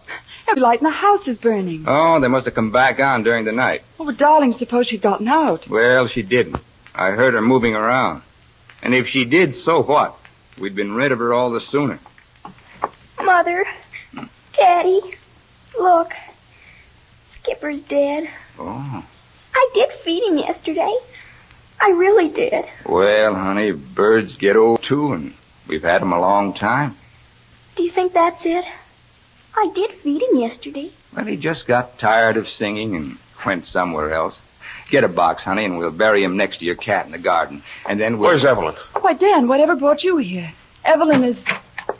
Oh, Dan, you have come to me. I hope I know why you asked me to come. Because I've made up my mind, Dan. There's no reason why we should wait any longer. We can be married and I'll go back with you. Well, aren't you going to let them congratulate us? Why doesn't somebody say something? Oh, I'm sure Douglas will congratulate us. We're waiting, Douglas. Evelyn, are you quite sure you want to marry Dan? Is there any reason why I shouldn't?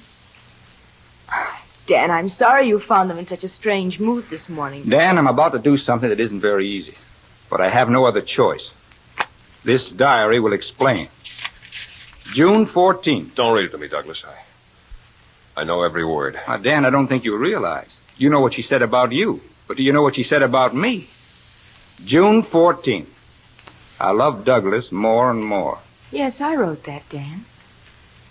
But, Douglas, you haven't read the last page. Read it. I've been a fool.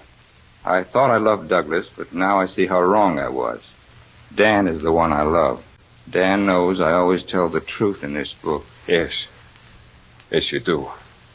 Darling, will you get my things? Hurry, they're in my room. Sure. Too bad, Aunt Martha. You'll be lonely for a while, but you'll get used to it without Dan. I've been lonely all my life. There's only one regret. I would have liked this little house. I like the way it... Where is it? Where's what? The bird. It's not in the cage. Where is it? Lee let it out. In here? Yes. It was here just a moment ago. In this room? Where is it?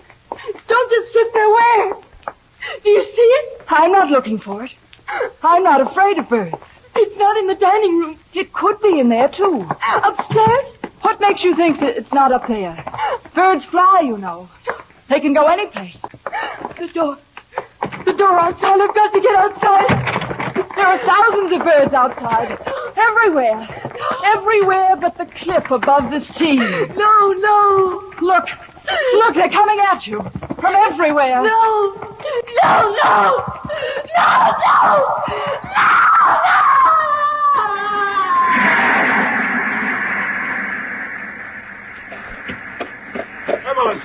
Evelyn!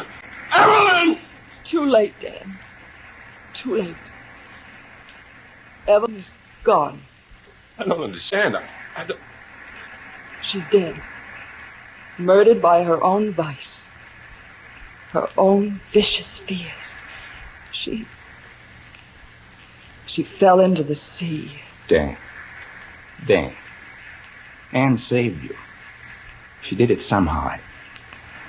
I don't quite know how, but she did. She saved you, Dan. And she saved us all.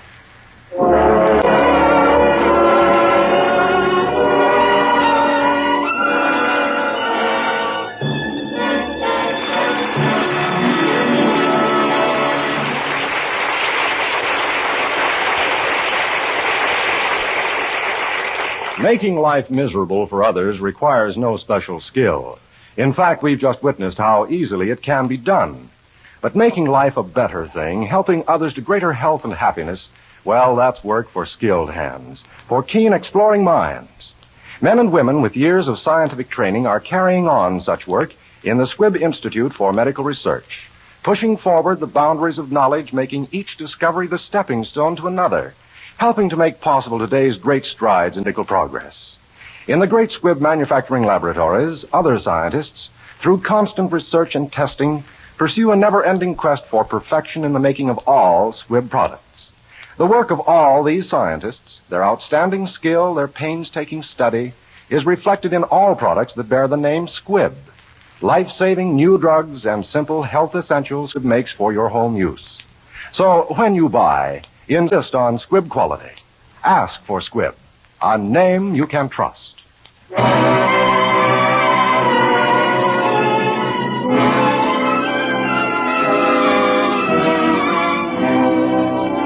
Next Wednesday, another great picture. The House of Squibb will present Academy Award starring William Powell in My Man Godfrey. But remember, daylight saving time ends next week. If your city has been on standard time, please tune in Academy Award 1 hour later next Wednesday.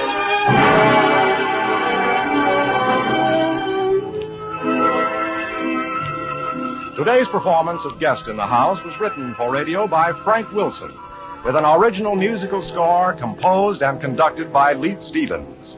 Our producer-director is Dee Engelbach. Joan Loring will soon be seen in the Warner Brothers production, The Verdict. Anita Louise appeared through the courtesy of Columbia Pictures and can soon be seen in the Columbia Pictures Shadows. Kirk Douglas can currently be seen in the Hal Wallace Paramount production, The Strange Love of Martha Ivers. This is Hugh Brundage bidding you good night until next Wednesday, when you're invited to listen again to Academy Award presented by the House of Squibb, a name you can trust. This is CBS, the Columbia Broadcasting System.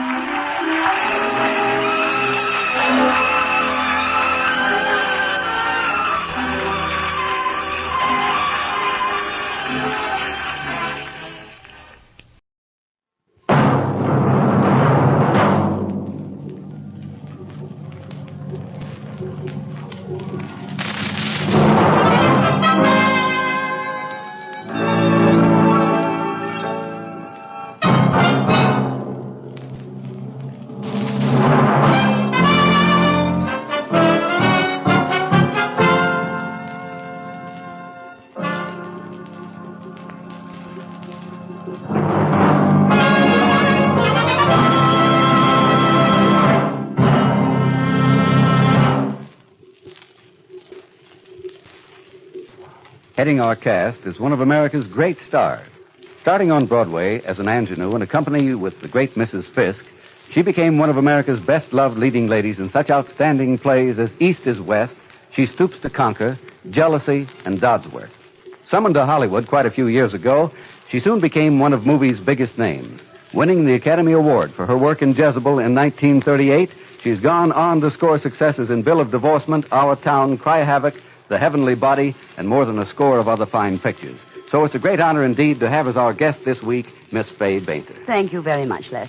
Having heard how much you think of this week's play, I think it's an honor to have been selected as its star. And I'm looking forward to the raising of the curtain. Well, we, too, are looking forward to the play, Fay, and we hope that you'll also be with us for a brief chat after the curtain comes down. I'll be right here, Les. Thanks very much, Miss Fay Bainter.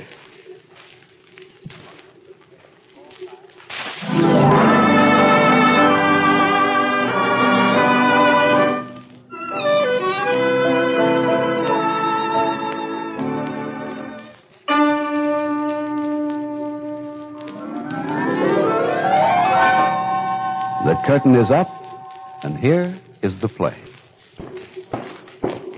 Hyacinth, where's my... Hyacinth! I'm hearing you, Kathy. I'm down to the spring. Well, come up here and get me my victuals. I'm coming. Just keep your shirt on. There's no fire. Full of ashes. Hyacinth! Stop your yelling, I'm here. Didn't expect you to be up so early. Well, I am up, and there ain't no victuals, and there ain't no fire in the stove to cook 'em either. There ain't no kindling wood. Well, there's a whole pile of wood in the shed. Tain't split. Can't burn them logs. There's an axe, ain't there? There is an axe, Taffy Jones, and it's just waiting for you to grab hold of it and split up some kindling wood. What are you sitting down in that rocker for this time of day? And what's got into you? Nothing's got into me. Kind of sudden to stop cutting wood, ain't it? You did it yesterday, didn't you? I did. The day before that, and the weeks before, and the years before. But I ain't doing it no more. I'm fed up with splitting kindling wood, hauling it in, and watching it burn up. What are you talking about? I don't know exactly, except I'm fed up. I guess I'm tired. But it just came over me yesterday that there just wasn't no sense in splitting up kindling wood and stuffing it in the stove. It just crackles and the flames shoot up and it gives off heat for a while. And then there's nothing but ashes left. That wood done when it was supposed to. It cooked my bacon, boiled my coffee, didn't it? And filled my stomach with hot victuals? I guess so, Taffy. But after you was gone, I went to the stove and I put my hand in and I got a handful of ashes. And I stood there watching them slip through my fingers. That was a crazy thing to do. Scooping out ashes with your hands. That's what I am. Ashes. Nothing but white ashes. I never heard such talk. I must have been feeling these things for a long time, but didn't know what it meant until just now. Well, now that you know, you can quit talking and get me some victuals. No. I'm going to sit here and think about it some more, till I'm all thawed out. You ain't expecting me to wait till that happens, are you? No, Taffy, you don't have to wait.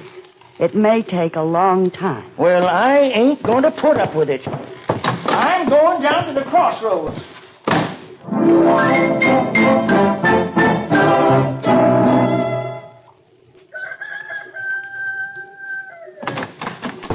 Whoa there, Taffy Jones. You're home. Is that you, Taffy? Is that you, Taffy, she says. And who else would be walking into my cabin at the crack of dawn? Or was you expecting callers? You've been drinking. I've been drinking and I've been eating. Eating and drinking. That's the way things has always been. What things you talking about? When the misery comes on the house, the men folks drink. And women sit rocking all night. And I've been talking, too. Yes, and I've been thinking. You ain't the only one what can figure things out. Never said I was. I told him down to the crossroads what you done to me. I ain't done nothing to you. And I had plenty of advice. Real advice. I got grounds for a divorce. You ain't. Yes, I have. There was a feller from over the mountains. Knew a heap about law, he did. And he was as smart as a whip.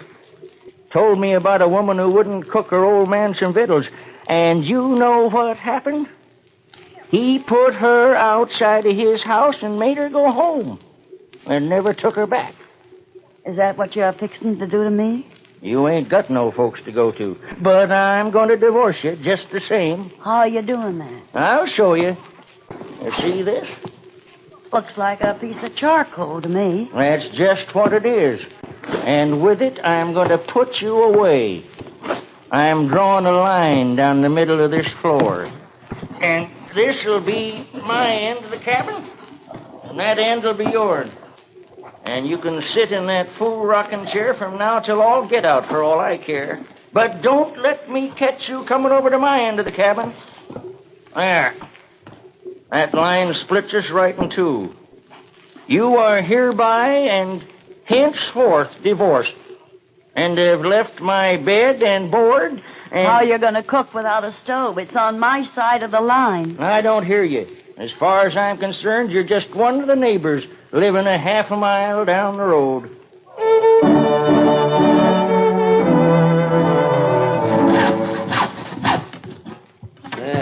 There, that does it, Taffy. Now hand me up that stovepipe. Thanks, Andy. You're a real pal. I can't figure out what you want with 2 stoves in the cabin, though. Place looks sort of queer with a stovepipe coming out the side of the house. Look, ain't that Hyacinth crawling out beyond the window? That's Hyacinth, all right. What you want to go out the window for? Didn't you use the door? She ain't got a door. Well, ain't that a door I walked through a minute ago? It's on my side of the charcoal line. Never heard the like of that. Must be one of the neighbors. Come in. Morning, Hyacinth. Morning, Andy. I heard you pounding and came by to ask you to come over to my end of the cabin. I got some fixing I want done. When you're all through here, of course. Oh, sure. I guess that's all for you, ain't it, Taffy? I guess so. I'll let you know. Hey, don't Andy, do that. stop. What's the matter? Don't step across that line. Go around. Use the door. You mean I can't step across that line to get to the other end of the cabin? Come around to the window and I'll let you in. What's got into you two? Taffy has to have another stove, and you have to crawl out the window and knock on the door like you're a stranger, all because of a black line across the middle of the cabin. Mighty queer, if you ask me. We ain't crazy, Mr. Collinswood. It ain't that at all. Yesterday morning, Taffy divorced me. That's what that line's down the middle for. It's setting me apart from Taffy. You mean you ain't married to Taffy Jones no more? Not since yesterday morning. I guess I'm a widow woman now. She ain't a widow. I gotta be dead before she can be a widow. Well, if she's divorced, that means she ain't married to no one. Ain't that right? That's about the size of it. And a woman who ain't married, she can get married, can't she? Why you asking me all them fool questions? Well, with this here divorce, Hyacinth sort of gets another chance to look over the men who ain't been spoken for. You mean them that's been passed over? It'd be mighty poor picking, I can tell you that. It's like when war comes. The sound of limb and heart get taken first. And then, when the government gets hard up for men, they start in culling over what's left. Now, see here, Taffy Jones. Everybody knows Andy would have been one of them doughboys, too, if he hadn't laughed at that dressed-up fellow with spurs on his boots. Well, I was just wondering if the boy's loud enough for this feller to hear what for he needed spurs to ride an automobile. And just because he accidentally fell in the mud, I had to stay locked up for the whole war while you was over in Europe picking off them Germans like they was in a shooting gallery. I can outshoot you any day in the week, Taffy Jones. Maybe. I ain't saying you're not a good shot. But I am saying you can't shoot any Germans while sitting in the guardhouse. I don't need you to tell me that. Come on, Hyacinth. Show me what you want done. I just want you to take your saw and cut a door in my end of the cabin. I don't feel right crawling in and out of that window 40 times a day. Well, you're right, Hyacinth. It ain't fitting for you to be doing that. Besides, I suppose you have callers.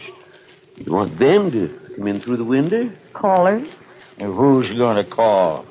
She ain't had a caller since I don't know when. Now that she ain't married, is all by herself, I was thinking she might get sort of lonely and hankering for someone to talk to. That's real nice of Andy to think of that. The house is kind of empty since the divorce, when Taffy Jones put me aside with a piece of charcoal.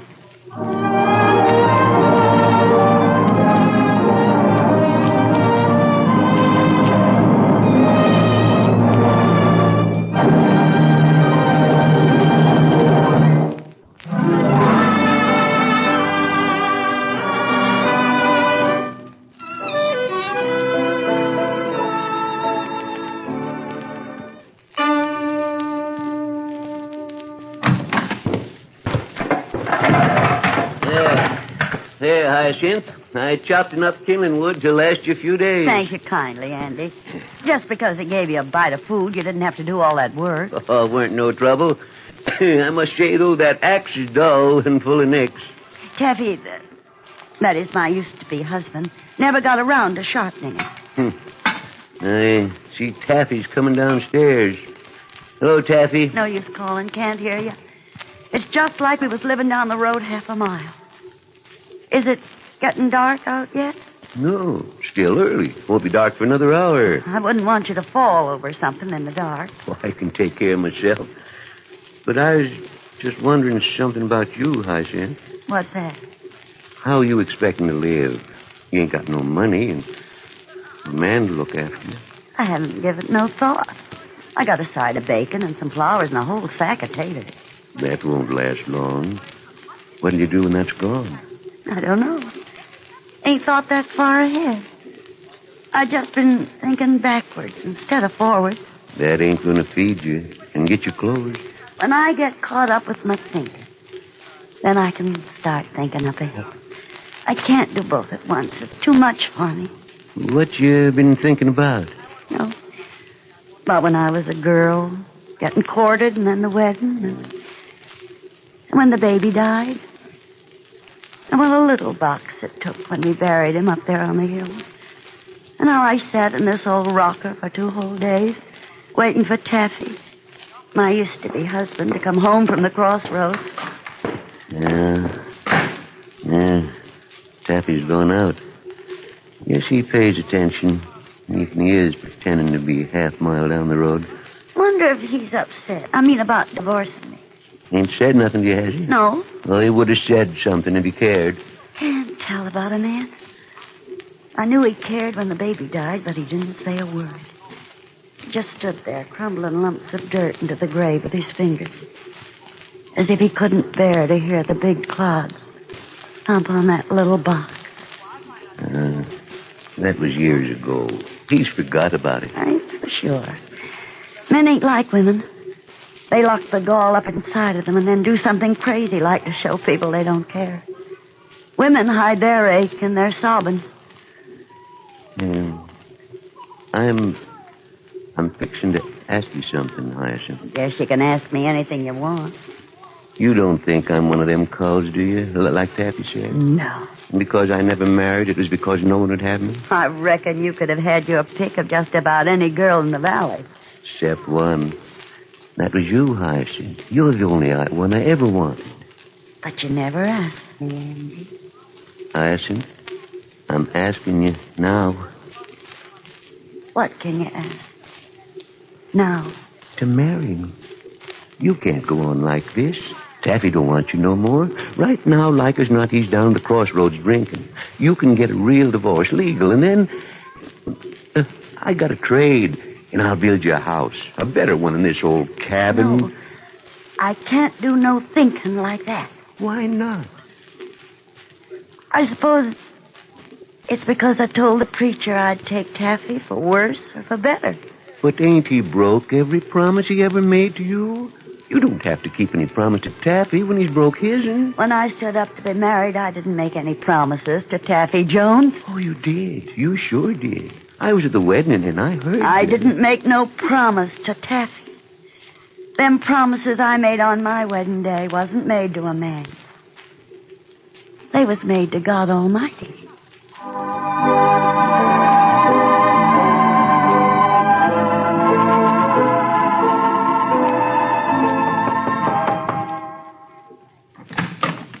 Evening, Mr. Taffy Jones. Evening, Hyacinth.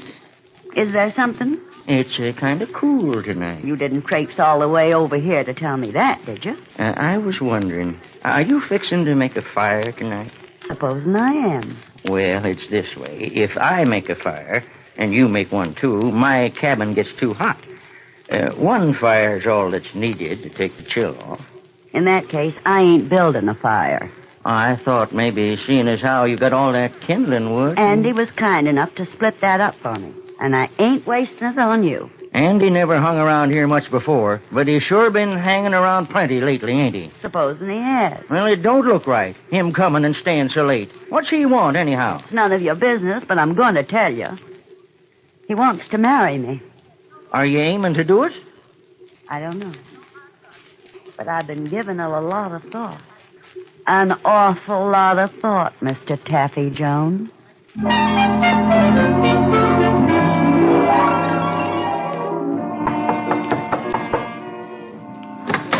Hey, evening, Hyacinth. Evening, Andy. Well, ain't you going to ask me in? Oh, you can come in, but you can't stay long. Can't have you here after dark. Oh, I can go home in the dark. I ain't afraid of the I dark. reckon you ain't. Well, that's not the reason. What is the reason? The neighbors. I got neighbors. And they start talking if men folks stay after dark. What neighbors? There's no one with... You don't mean Taffy? I do. Where's he now? Expect he's upstairs. Hyacinth, remember what I asked you the other night? You mean about your being a carpenter and wanting to build a house? I mean about you getting a genuine divorce and marrying me. Now, don't pretend you don't remember. If there's one thing a woman never forgets, Andy, it's the number of men who want to marry her. It comes in handy sometimes, too. If you didn't forget, that means you've been thinking about it. Yes, I guess I did. And what are you going to say? It was mighty fetching of you to ask me, Andy. Is that all you're going to say? Well, that's about all I can say, except what? Thank you for asking me. Well, it don't do no good to thank me unless you'll say yes. No. I don't suppose you do know why I'm thanking you. You men who always do the asking.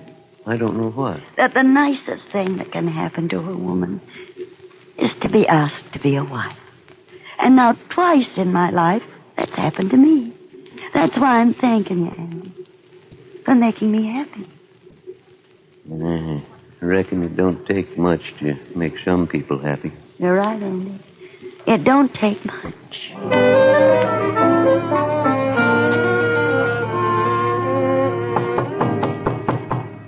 Come in. I just come over to ask you to let me have a few taters till I could get a chance to buy some. I just dropped by to give you that can of milk I borrowed the other day. I just made a big mess of pot liquor today and thought you might want to have some. Too much for just one person.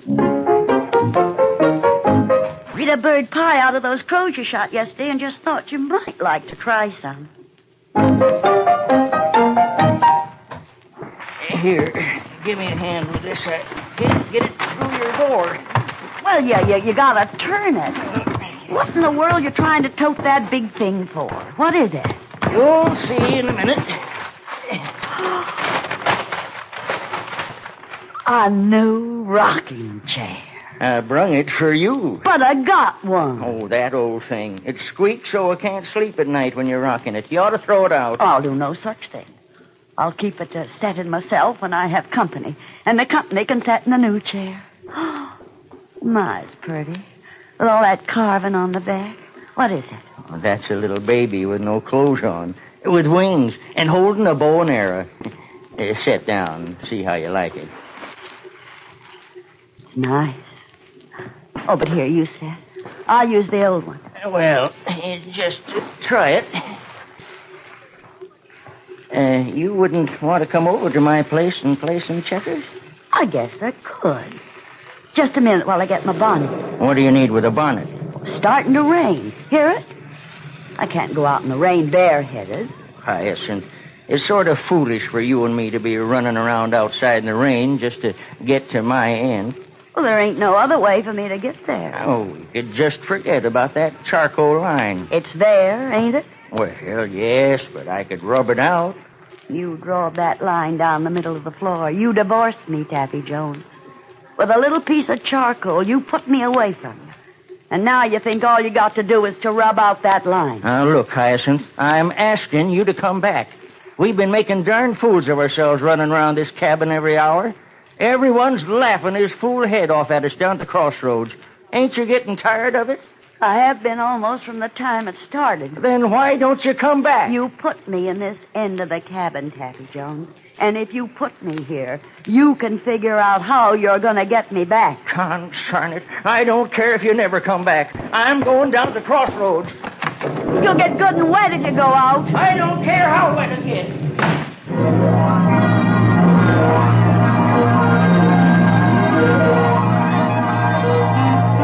This way. Follow me. Come on in. Well, we made it. Why are you two coming here in this storm? Let Taffy tell you, Hyacinth. I got to get my breath. I went down to the crossroads just like I said. But I didn't do no drinking, Hyacinth. You can sniff my breath if you want to. Because I was thinking how to get you back across that charcoal line. And while I was sitting and racking my brains, I looked up and I saw him. I brung him back with me. And why did you fetch our preacher up here and get him half drowned? You're going to get married again. That is, if you'll have me.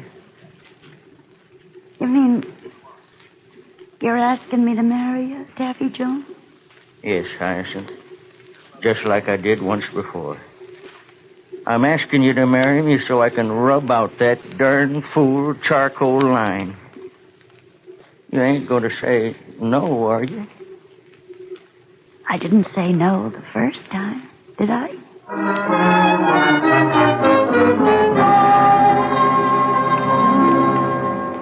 We are gathered together here in the sight of God to join together this man and this woman in holy matrimony.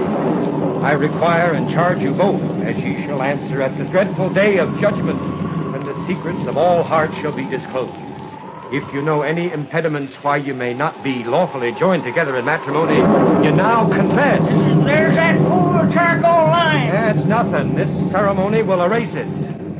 Hyacinth, repeat after me. I, Hyacinth, take thee, Taffy, to be my wedded husband. I, Hyacinth, take thee, Taffy, to be my wedded husband. To have and to hold. To have and to hold. For better, for worse, for richer, for poorer. For worse, for better, for richer, for poorer. In sickness and health, love, charity. Till death to us. Now, Taffy, you pay attention. Those whom God hath joined together, let no man put asunder.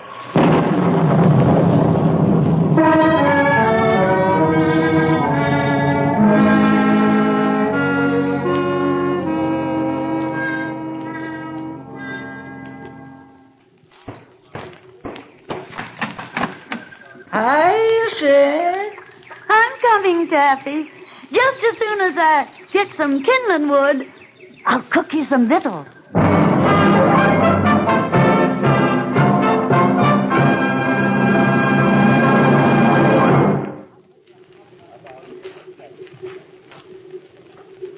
Now, here is our director, Les Mitchell. And here's our star, Miss Fay Bainter. Fay, you made a wonderful Hyacinth, and we enjoyed your performance very much. Shucks, Les. Reckon 'tweren't such a... I guess I got a little too much into character. Well, you've been getting into a variety of characters for a good many years, Fay.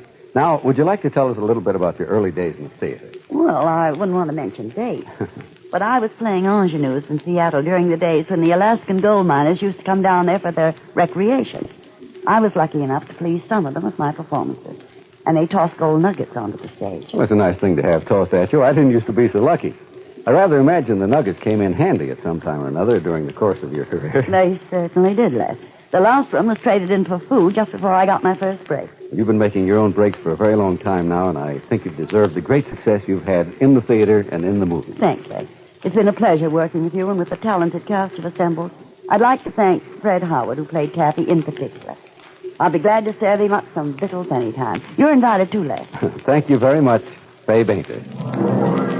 In the cast, you heard Fay Bainter as Hyacinth, Fred Howard as Taffy, Will Wright as Andy, and Don Shelton as the preacher. A Study in Charcoal was written by Joseph Cochran, edited by Bud Lesser, produced and directed by Les Mitchell, who is here also as your host. We're happy indeed that you could attend our radio theater this week. We hope you'll be back each and every week. We'll have another fine star in a play selected particularly for the actor's talent and for your pleasure. Fay Bainter may be seen in the 20th Century Fox production, Give My Regards to Broadway. Van Dessetel speaking.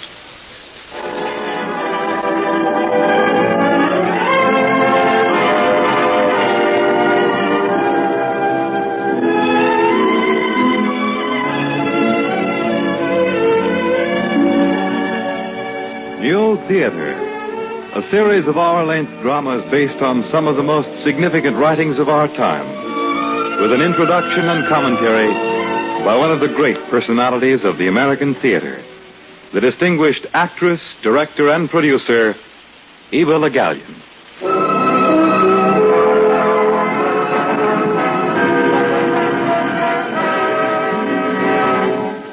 Miss Le Gallienne. Good evening once again, and good afternoon to our friends in the West. Last Sunday, I announced that our play today would be based on Whistle Stop, the novel by Marietta Wolfe. Unfortunately, due to last-minute difficulties, we've had to change our program. And instead, we're bringing you a transcribed dramatization of a book by one of the most brilliant of modern English writers, Aldous Huxley. After Many a Summer Dies the Swan is the curious title. Huxley wrote it in 1939. It's a devastating and bitter satire, in spots excruciatingly funny. There's also something decidedly macabre about it. Many of you may not agree with it at all, but I'm pretty sure that you'll all be interested in it. Huxley never fails to be stimulating and provocative, even when one disagrees with him most violently.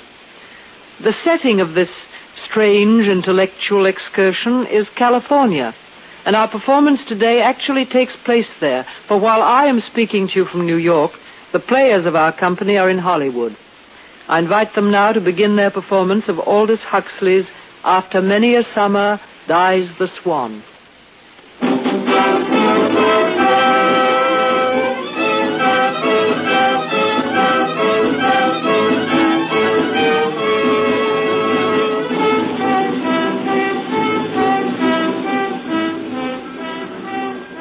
I was reading Wordsworth when the train pulled into Los Angeles station. Not that I'm overly fond of Wordsworth. My instructions were to search for a tall chauffeur in a grey uniform, and I presume his were to track down a middle-aged Englishman carrying the poetical works of William Wordsworth. Mr. Portage, sir? Welcome to Los Angeles. Oh, Mr. Stoat, chauffeur? That's right, sir. I'd have known you by your voice even without that book. Yes, my voice. Why is it that in America I have only to ask for a cup of coffee to draw gales of laughter? It's quite provoking. I beg your pardon, sir? Oh, never mind. If you will collect my box at the window, we'll be off.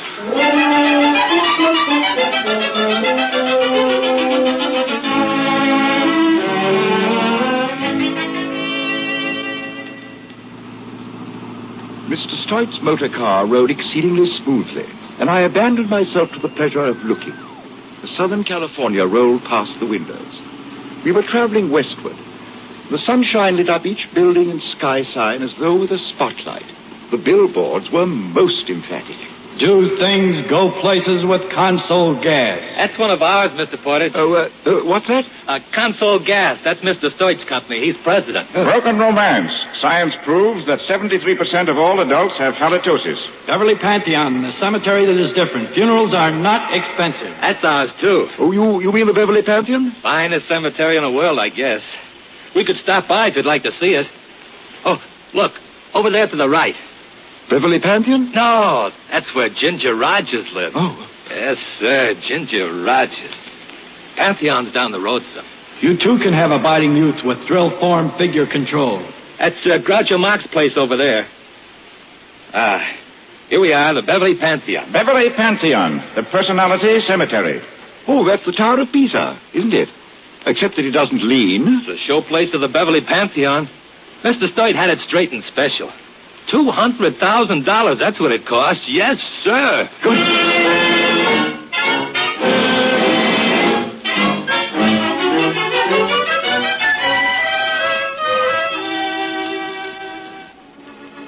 We went through a whirlwind tour of the Beverly Pantheon. Everything. The pet cemetery, the poet's corner, the black marble vestibule of ashes leading to the super-modern burning mortuary furnace. And finally, the Pantheon itself. And over all, the inescapable crooning of a perpetual Wurlitzer automatic organ. This new heaven of the Beverly Pantheon seemed to promise all the more conventional delights, with the added joys of everlasting tennis, eternal golf, and millennial swimming.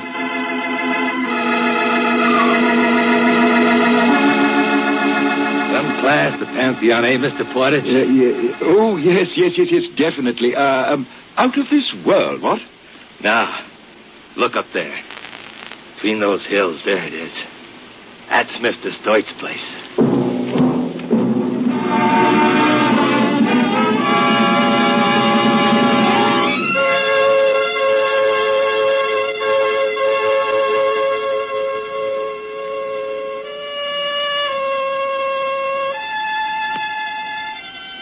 On the summit of the bluff, as though growing out of the rock, stood a castle. The thing was Gothic, medieval. Medieval not out of vulgar historical necessity like the castles of France and Germany, but out of pure fun and wantonness. Platonically, one might say. It was medieval as only a witty and irresponsible modern architect and engineer is equipped to be. Want a ride, Mr. Proctor? Oh, hello, George. Nice of you to stop for me. Always glad to, Mr. Proctor. This here's Mr. Portage from England. I'm sure he won't mind. Oh, not at all, not at all. Pleased to meet you, sir. How do you do? Visiting Mr. Stoit, Mr. Portage? I am here on business. I'm to catalogue the Holberg papers. Mr. Stoit's just bought them. A historical treasure, you know. You're a scholar? well, a bit, yes. A scholar and a gentleman. Well, there are worse types of human beings. I might almost claim to have been one myself long ago. You're not William Proctor, are you? Not the one who wrote short studies in the Counter-Reformation? Well, I'm figured. Remarkable building, the castle, isn't it? Poor Joe Stoit. Think of having that millstone round one's neck. Well, I shouldn't exactly think it is a millstone. No, neither does Joe, but it is.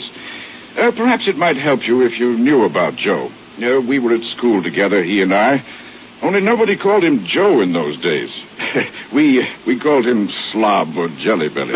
You see, Joe was a fat boy, and how we punished him for his glandular deficiencies. You might remember that fat boy when you meet the man. Help you to understand. Well, here I am at home. George, I'll get off here. Okay, Mr. Proctor. Have a good time, Mr. Porter. Thank you.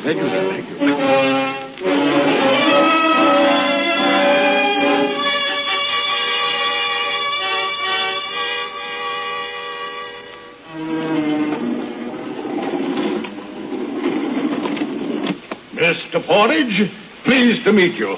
My name's Stoit, Joe Stoit. Oh, You're older than I thought. Oh, the sere and withered leaf, you know, one sinking... What's your age? 54. Only 54? Ought to be full of pep at 54. How do you do with the lady? Well, mon beau printemps, mon été. What's that? No use talking foreign languages to me. I'm head of an oil company. Got 2,000 stations in California alone. And not one man in any of those filling stations that isn't a college graduate. Go and talk foreign languages to them. There. You're to do those old papers, aren't you? What the devil is the name of them? Roebuck? Just bought them this summer. The Holberg papers. Holberg, that's right. What were you saying about women when you started that foreign stuff one day? What was implied? It was normal for one's age. What do you know about what's normal at your age? Go talk to Dr. Obispo about that. Dr. Obispo? It won't cost you anything. He's on salary. He's a house physician. Knows everything about long life. Want to see the castle? I'll take you around. Well, that's very kind of you. I've already seen your burial ground. What? What's that? My burial ground? What the devil do you mean? Well, I understood. But that is that you own the Beverly Pantheon. That. Well, don't say that again. Got my arteries, you know. Can't get excited, Obispo one. Come on. It is a large castle, isn't it? 20 stories. We'll go down to the hospital now. Stoit Hospital for children. They call me Uncle Joe. Well, they do. Poor kids. Makes me feel kind of like to cry. By the way, Mr. Portage. Have you got a religion? More or less, yes. The late Mrs. Stoit was very religious. Taught me a slogan. God is love. There is no death. Good one, eh? There is no death. Well, I think it There used to be a text over my bed when I was kid. Orange letters on a black cardboard. It is a terrible thing to fall into the hands of a living God. Different, isn't it? Now, what the devil made me bring that? Oh, never mind. To blazes with a hospital. We'll go up to the roof. Got a pool up there. We'll have a swim before dinner, huh?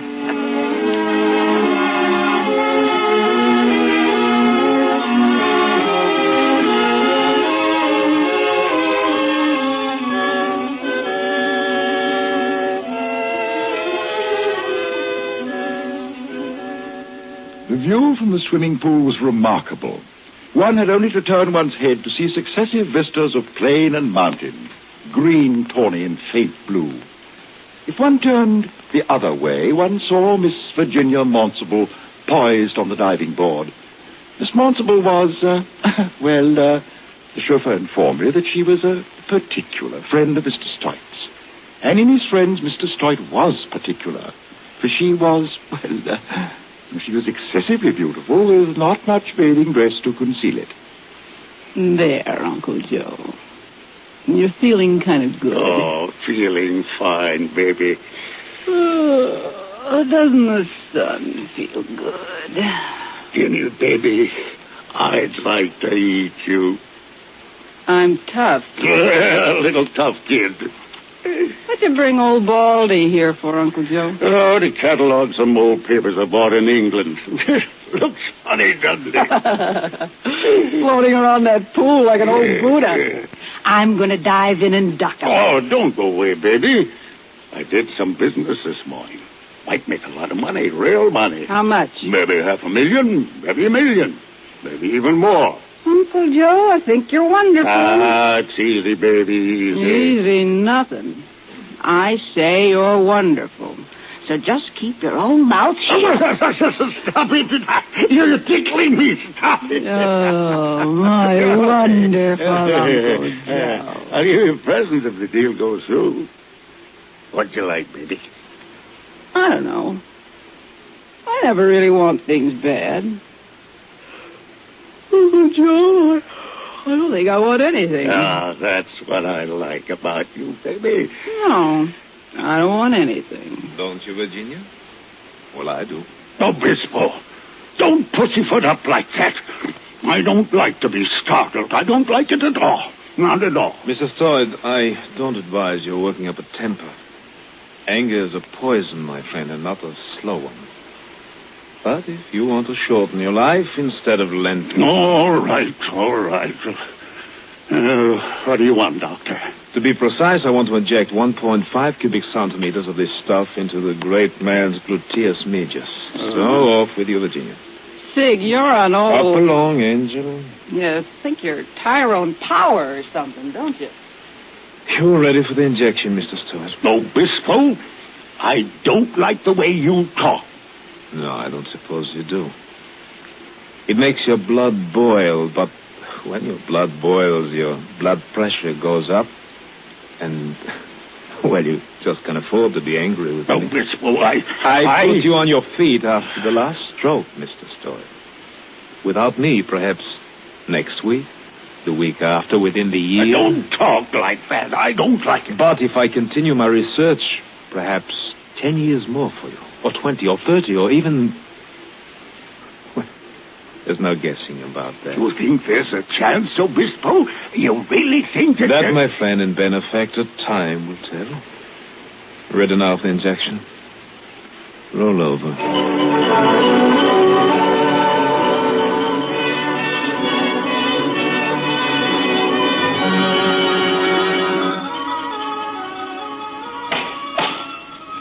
Oh, be careful with that, Tompkins. Those papers are valuable. They sure got them crated up solid. I got them now. Beautiful, aren't they? Hundreds of years. Hobart after Hobart. Knights, barons, earls. Records, letters, papers, never catalogued. Oh, look here. 1576. Yeah, sure. Look, Mr. Portage, I'll be going. I showed you something, a copy of the Marquis de Sade. Oh, I've never even seen one. Oh, my, what an imagination. Oh, delicious. Just call me when you want them other cases open. Oh, Oh, hello, Dr. Bispo. Hello, Don't let me disturb you. I said, don't let me disturb you. What? My name is Obispo. Dr. Sigmund Obispo, physician in ordinary to His Majesty King Stoid I. And let's hope, also the last. Oh, yes, I saw you at the pool. It's quite a stack of words you've got here. A drivel. Hmm? A string of words called religion, another string of words called philosophy, half a dozen other strings called ideals. I don't know how you liberal artists stand it. Don't you find for some sense once in a while? Oh, it's a great deal of fun, you know. Just scrabbling about in the dust heaps. Mustn't worry about the meaning. Frank, anyway. Most of the PhD boys are blasted snobs trying to pull that high moral culture on you. You know, wisdom rather than knowledge. At least you admit you're in your racket just for fun. That's what I'm in mind for. Oh? Mind you, I am not entirely blind to the charms of your racket. Say, is that book the Marquis de Sade? Well, it rather appears to be. Well, it is, yes. It's quite a man, you know. Mind if I borrow this? I've got a particular use for a book like this. Oh, but I see, I really don't thank think you very much. Come on down to the hall, see my laboratory. Well, you know, really, I should. I mean, these papers. They've waited 500 years. Come on. Well, I suppose. Yes. Longevity is my racket, you know. I wouldn't be able to follow it if I were in practice. Devil of a nuisance looking after patients. That's why I fastened on Joe Stoy. Oh, he's concerned with longevity? Concerned? The old goat's scared silly. It's a panic with him, fear of death, you know. And I've been living on that panic for 5 years. Oh, really? It's a researcher's paradise. I have everything I need with old Joe thrown in as a guinea pig. Oh, cooperative? Well, he's ready to submit to anything, provided it gives him some hope of staying above the ground a few years longer. Oh? You know, it's an interesting thing, old age. Why should dogs be senile at 14 and parrots alive and kicking at 100? Or a fish live to 200 without signs of senility? While poor Joe Stoy... Oh, here we are. Oh, yeah, fragrance, huh? That's our mice. We've got nearly 1,000 of those. Hello, Doc. Oh, my assistant, Pete Boone. Pete, this is Mr. Portage. Glad to meet you, sir. Oh, yes, sir. Pleased to meet you. Pete is a bright boy. Knows his physiology. Good with his hands, too. Here, look at these mice, Portage. Lively, aren't they? They're lively enough while their fakes last. They're shot full of what I poured into old Joe this morning. Not that the old devil needs it with young Virginia around. I'll go get the diet sheets now. Well, put my foot in it again. I beg your pardon? Poor old Pete. He's fantastically in love. Thinks our Miss Municipal's like something in the works of Tennyson, chemically pure. Well, if it makes him happy, I won't spoil. Oh, speaking of Uncle Joe, take a look at this. Fish, by Joe. Yes, and what fish? Joe had them stolen from an estate in Europe. They've got rings in their tails dated 1761. 1761? Oh, that's the beginning of my favorite period. Those carp are nearly 200 years old, perfect health. And there's no reason why they shouldn't live another 3 centuries. It's incredible.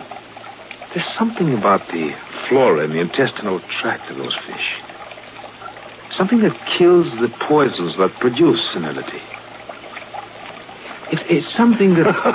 rather a fountain of youth. That's all right, my friend. Go ahead, laugh. But we're working on the operation that will transfer that something from the carp to... Well, now we're working on mice. Mice? Yeah. After that, large animals. And if it works all right on dogs and baboons, it ought to work on Uncle Joe.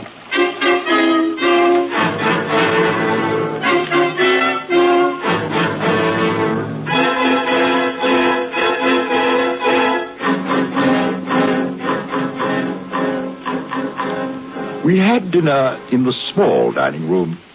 It was the sort of place you think of when you hear the word cafe, with original Fra Angelico murals on the walls for a spiritual touch. Mr. Stoit was with us and Miss Municipal.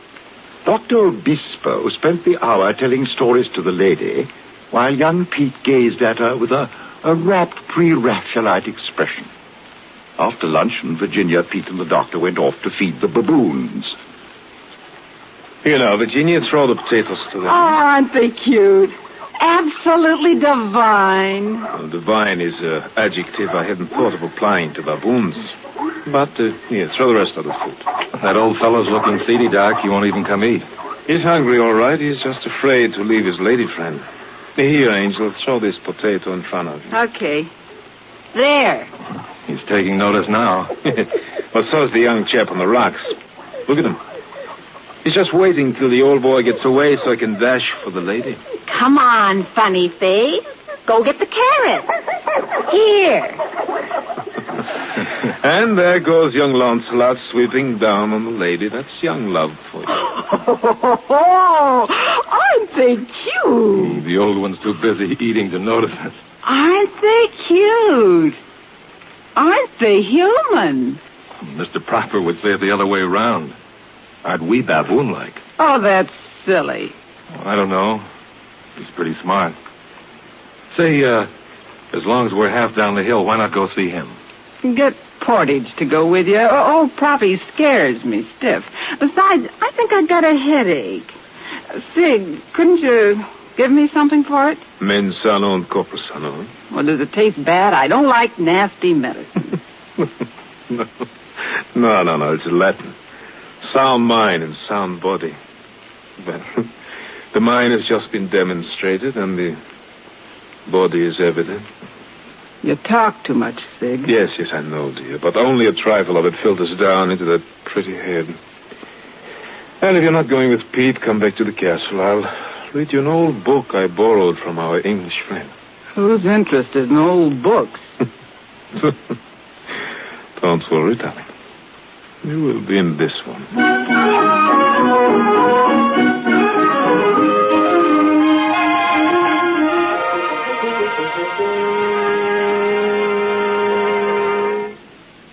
Well, Mr. Portage, did you meet the ogre of the castle? I remembered about, Jelly Belly. That made it easier, Mr. Proctor. Ah, poor Joe. I remember even at school he was the kind of fat boy who bluffs it out, fights back, buys popularity by treating the girls to ice cream when he has to steal a dime from his grandmother's purse to do it. Believes it when they say he'll go to hell. Poor Joe.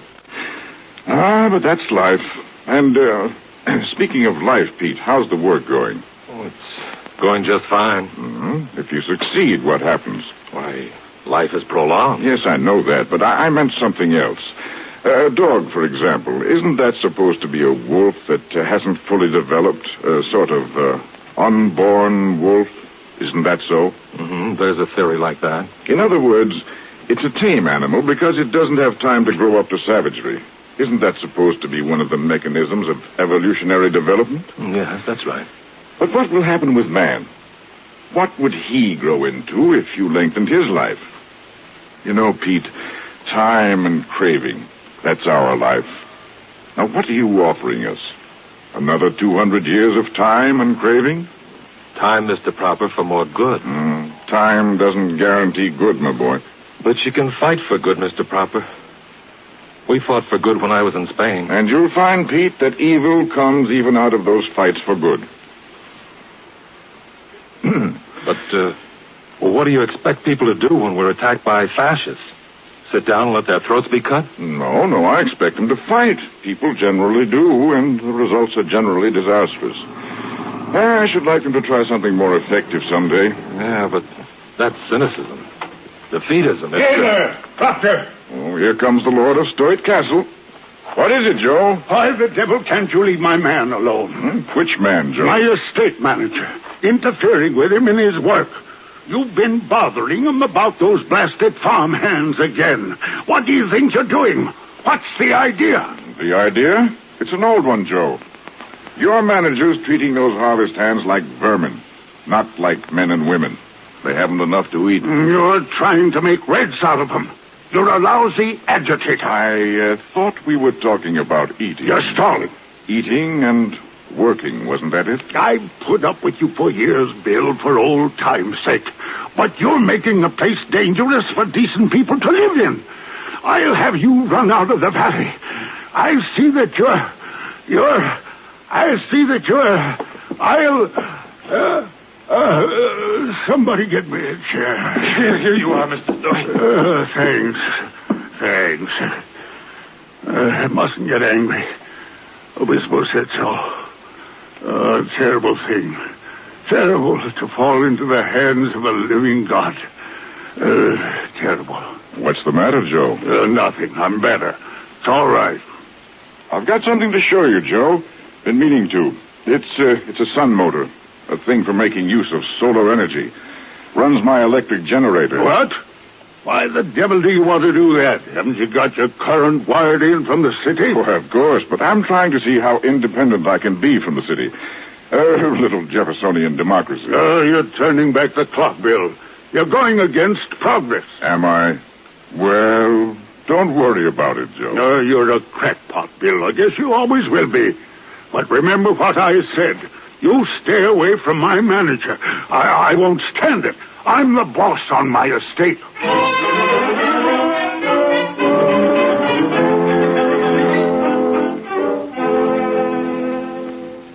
Mr. Stoit forgot all about his blood pressure and the living God, and he felt suddenly happy.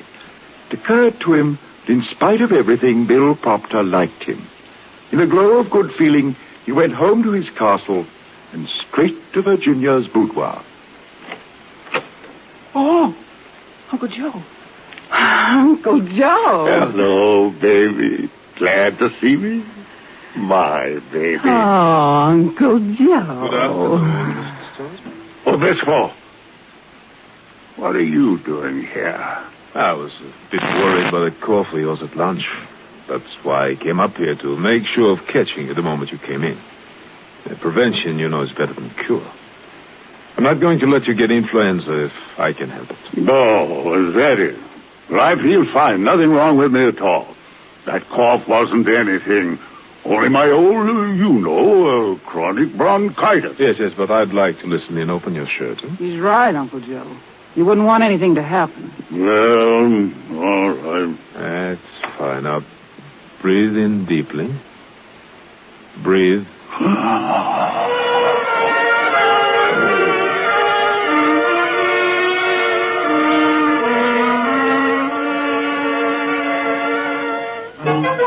Night fell on Stoit Castle, and the long halls were shrouded with shadows. In his room, Pete Boone was dreaming of Virginia, trying to equate his vague yearning for political and religious justice with the warm glow he felt when he considered Miss Monsable, even objectively. While in the young lady's room, the object of his adoration was busy redecorating her toenails. Oh, darn. Polish is coming off my toe. Darn it. Ooh, polish stinks. Uncle Joe?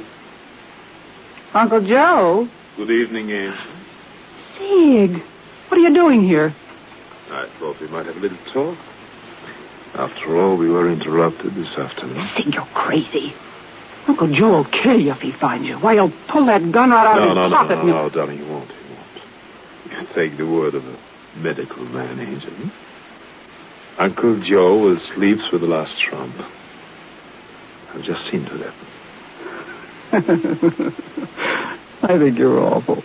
Don't let me interrupt your labors. Proceed with your paint job. Woman's work is never done. Sig, I don't like the way you talk. The polish, darling, is running. Oh, darn. I don't like your getting fresh with me. You know, Uncle Joe almost caught you this afternoon. My trusty hypodermic, my dear, I disarm all suspicion. But you're not even romantic or anything. You just laugh at me and you make dirty cracks. Well, it isn't even nice. You know, I admired the way you flirted with young Pete this evening. Uncle Joe was hopping jealous of her. Oh, darling, poor Pete. Just wait till I get time for you. My toenail. Oh, you. It takes a professor of pharmacology to put an old buzzard into a coma with a few drops of this and that. I won't have you calling Uncle Joe a buzzard. No. Shall we say then, a senile, foul-smelling goat? Why, you dirty. Uncle Joe's a better man than you'll ever be. I think he's wonderful. Yes. You think he's wonderful. But all the same, in about 5 minutes, you'll be kissing me. What? Why, you filthy, dirty, Look out, nasty. darling. You're spoiling the polish on your toes. Just wait till I'm finished. I don't believe I will. You know, the perfume of yours is strong enough to cut right through the stink of that polish. Darn you. Get away from me. You're no good. Virginia, I believe you're going to kiss me now. Oh, you rotten ape.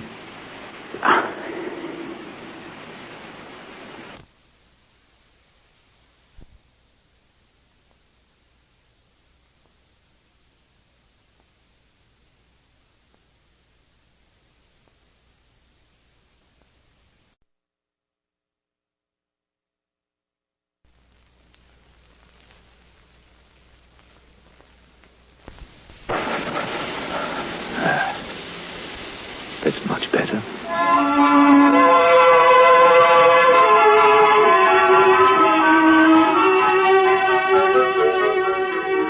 And in the master bedroom, under a 25-foot mural of the crucifixion of St. Peter by El Greco, the Lord of Stoit Castle slept with a revolver under his pillow and with fear sitting at his bedside.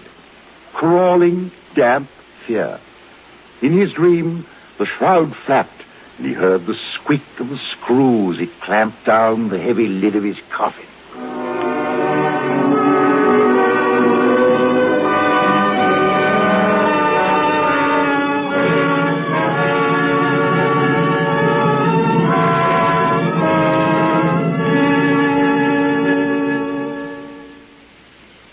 You are listening to After Many a Summer Dies the Swan by Aldous Huxley. And here again, Miss Eva Le Gallion. As a playwright, he has been less successful, though I've always liked his play, The World of Light. Some critics have resented his increasing concern with the field of mysticism, which has naturally caused a change in the manner as well as the contents of his work. Sidney Case says of him, for instance, from being anxiously intellectual, he became too confusedly anti-intellectual. Well, people who think along these lines bemoan the fact that he has become less and less an entertaining novelist and more a man absorbed in the search for truth. I see no reason to condemn a man for that. Might be a good thing for the state of the world in general if more of us engaged in this arduous occupation. One of the results of this concern of his is his book, The Perennial Philosophy, which has opened doors to many thousands of people, including myself, and which seems to me a tremendously valuable contribution to living. But we'd better get on with our story, which presents Mr. Huxley in what one might perhaps call his middle period. So we'll resume with Act 2 of After Many a Summer Dies the Swan in just a moment. This is NBC, the National Broadcasting Company. KFI, Los Angeles, Earl C. Anthony, Incorporated. Brew 102. 102. Buy 102. 102. Brew 102 is the right light brew. 102. Perfected after brewing 101 brew. 102. Brew 102 is the brew for you. A whale of a pale, dry brew. Meyer Brewing Company, Los Angeles. Now, Act 2 of the new theater's transcribed production of After Many a Summer Dies the Swan.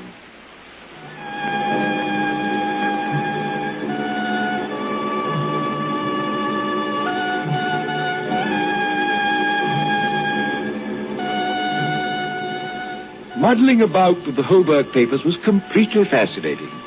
The 5th Earl of Garnister, about 1789, writes as follows. If men and women did woo as noisily as do cats, what Londoner could ever hope to sleep o' nights? There speaks the 18th century. But the 20th century, life in Stoit Castle came rapidly to a rolling boil.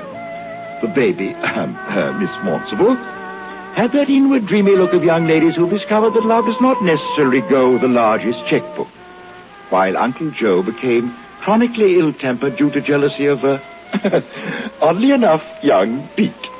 On the longevity front, Dr. Obispo swore constantly that soon we should all be living as long as crocodiles. But for those of us doomed to shuffle off the mortal coil, there is always the Beverly Pantheon, Joe Stoit president. And the total profit, Mr. Stoit, comes to over $500,000 for the 3-month period. Not bad for a boneyard, eh, Mr. Stoit? Don't talk that way and close that door. That caterwauling organ ruins my digestion. Sure, Mr. Stoit, sure. Now, what'd you get me over here for? I don't like this place. I don't like cemeteries. Mr. Stoit, look, this here idea I had. You know that ridge up there by the tiny Taj Mahal? Yeah. Well, I figure we can dig right under it and make it a catacombs. What? A Class A catacombs, like in Rome. Now, how about a chapel of the martyrs with a nice plastic group of girls being eaten up by lions? People would get a big kick out of that. Sex appeal and death. What a promotion. Listen, Charlie, I don't like the idea. And there's another thing. Some young fool out there had the nerve to show me a place he said he'd save for me. Fire him. Sure, Mr. Stoit, sure. You can get the estimates and plans for your cave, but no martyr. Not even one dame, Mr. Stoit? Just one? No martyr. That's final. Call my car. I want to get out of here.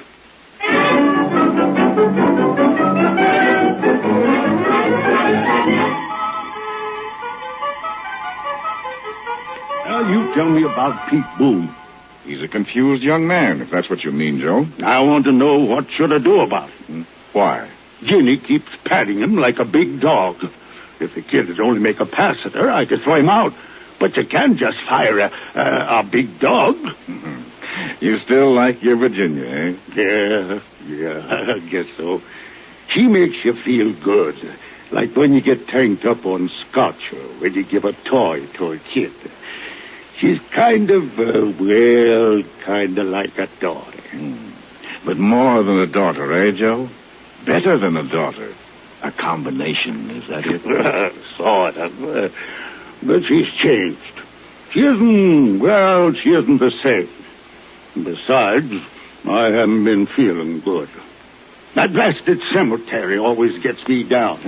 Nobody left, eh, Joe? No friends, no religion, no philosophy, and only Virginia. There's no sense to anything. That's what's wrong. It's an idiot world, Joe. We all live in an idiot universe. Of course, we can't all afford to build it out of concrete and steel the way you did. You mean the castle? What's wrong with the castle? Well, nothing if you can stand idiocy. Never mind. Never mind the whole thing. Never get a straight answer out of you lousy professors anyway. Forget it. Never should have talked to you in the first place. No, Joe, you shouldn't. And you lay off those harvest workers. You've been stirring them up. This is my place, Bill. My place.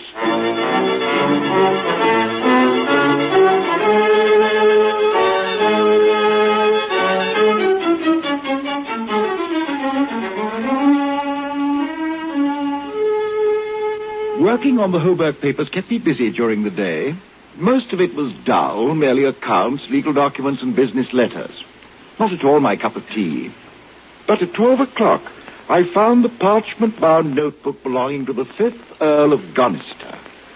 The first entry was July 1780, and as I read, I could hear in my mind's ear the strong voice of the 5th Earl, author of this remarkable journal. July 1780.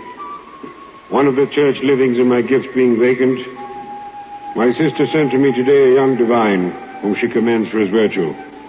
But I will not have him. Give me the parson that drinks deep, rides to hounds, and games the night away. Such a parson tests the faith of his flock. And it is thus we come to salvation. A wicked old fellow. Now, let's see. March 1784. Open the old tombs beneath the house today. A kind of ropey slime depends from the roof and coats the walls. It is the condensation of decay. Hello! Tombs beneath Gonister House. That'll cause quite a ripple in England. Let's see now. 1789, 94, 95. I have tried King David's remedy against old age and found it wanting. Warmth cannot be imparted, but only evoked. I'm an old man now, weak and shrunken, without desires. So, the fifth Earl suffers from Uncle Joe's complaint. Well. July 1796. There are carp in the fish ponds at Gonister with leaden discs which were attached to their tails in the days of Charles I, 300 years ago. By George, so he's onto the carp, too. I marvel at the strength and unimpaired agility of these great fishes. The secret of eternal life is not to be found in old books or even in heaven. It is to be found in the mud and only awaits a skillful angler. The secret of life in the mud. Well, won't that hand over his poet Joad his best ideas on longevity, anticipated in the 18th century, and by the fifth Earl of Gonister?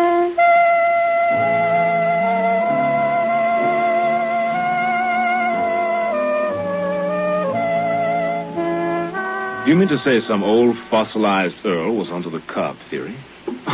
Can you tie that? Well, you're not annoyed? Oh, why the devil should I be? Well, your theory, I mean, it's been anticipated. Let's hear more about your fifth Earl. You say he lived till 90? More than 90, 96 or 7. He died in the middle of a scandal once more. Oh, not really. What sort of a scandal? Well, it seems he had a tendency towards homicidal pleasures. Killed somebody? Not actually killed, just damaged. You know, the old buzzard's line, the secret of life is to be found in the mud. That's almost a definition of science. Well, I was up to 1796. The old chap was feeling pretty seedy. Pharmaceutical tragedy. Well, I'll bet he could have been fixed up with a week of injections. Hey, get to the diary. Let's hear the old ghost speak for himself. Yeah, well, certainly. January 1797. Why should a man die at 70 years and 10 when a fish can retain its youth for 2 and 3 centuries? Man cooks his food before eating it and generally throws away precisely those organs of the fish in which it is most reasonable to assume that the substance preventive of decay is contained. Good Lord. Don't tell me the old buzzard is going to eat raw fish guts. That's exactly what he is doing. Now, listen. My first 3 attempts provoked an uncontrollable retching. At the 4th, I was finally able to retain a few spoonfuls of the nauseating mincemeat. Oh, talk about courage. I'd rather go through an air raid than that. February 1797. It is now a month since I began to test the truth of my hypothesis. And I am now ingesting each day not less than 6 ounces of raw minced viscera of freshly opened carp. Oh, good Lord. A fish has more parasites than any other animal. It makes my blood run cold. You needn't worry. The diary goes on, you know. March, improved in strength.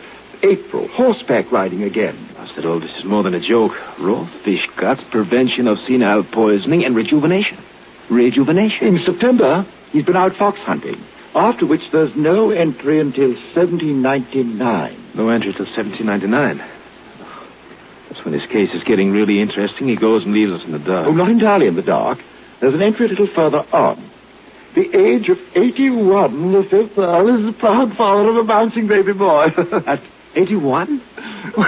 What do you think of that? And here in 1820, he seems to be in the prime of life. 1826, he's taken on a new housekeeper named Kate. At 1831, he has repairs made on the dungeons of Gonister House. And how about his health? Oh, he seems to take it for granted. Wait, now listen to this. March 1834. By the criminal negligence of Kate, Priscilla, my young servant girl, has been allowed to escape from a subterranean place of confinement. Unfortunately, she bears upon her person the evidence that for some weeks she has been the subject of my investigations. She holds in her hands my reputation and perhaps even my liberty and life. Well, there it is. That's the scandal. Well, the old devil. The girl must have told her story. Well, what's next? I really can't make it out. It is devilish odd. My funeral will be conducted with all the pomp befitting my rank and virtues. My only regret is that I shall be unable to leave my subterranean retreat to see the pageantry of woe.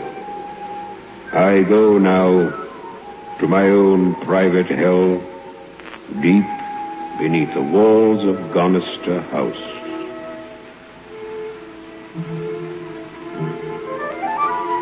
And that's all.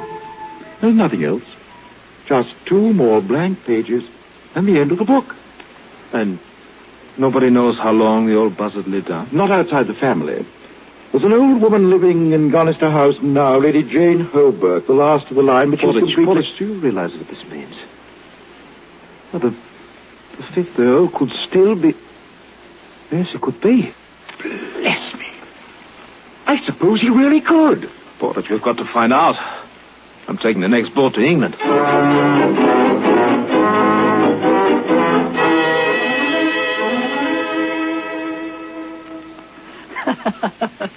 Sid, you're crazy. You're absolutely crazy. Why are we going to England? It's a secret, Angel. Haven't even told Uncle Joe yet, but you take it from me. We'll go.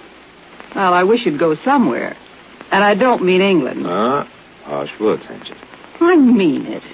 I don't like the way you act. I feel like I'm double-crossing Uncle Joe all the time. Darling, you are. Besides, I haven't been able to say my prayers. I don't like you, Sid. I don't like you at all. Still, there isn't much you can do about it, is there? You make up your mind that you hate me, don't you? That you won't speak to me again, won't even look at me. Sid, go away. But you can't keep that promise, can you? No, you don't mean that at all.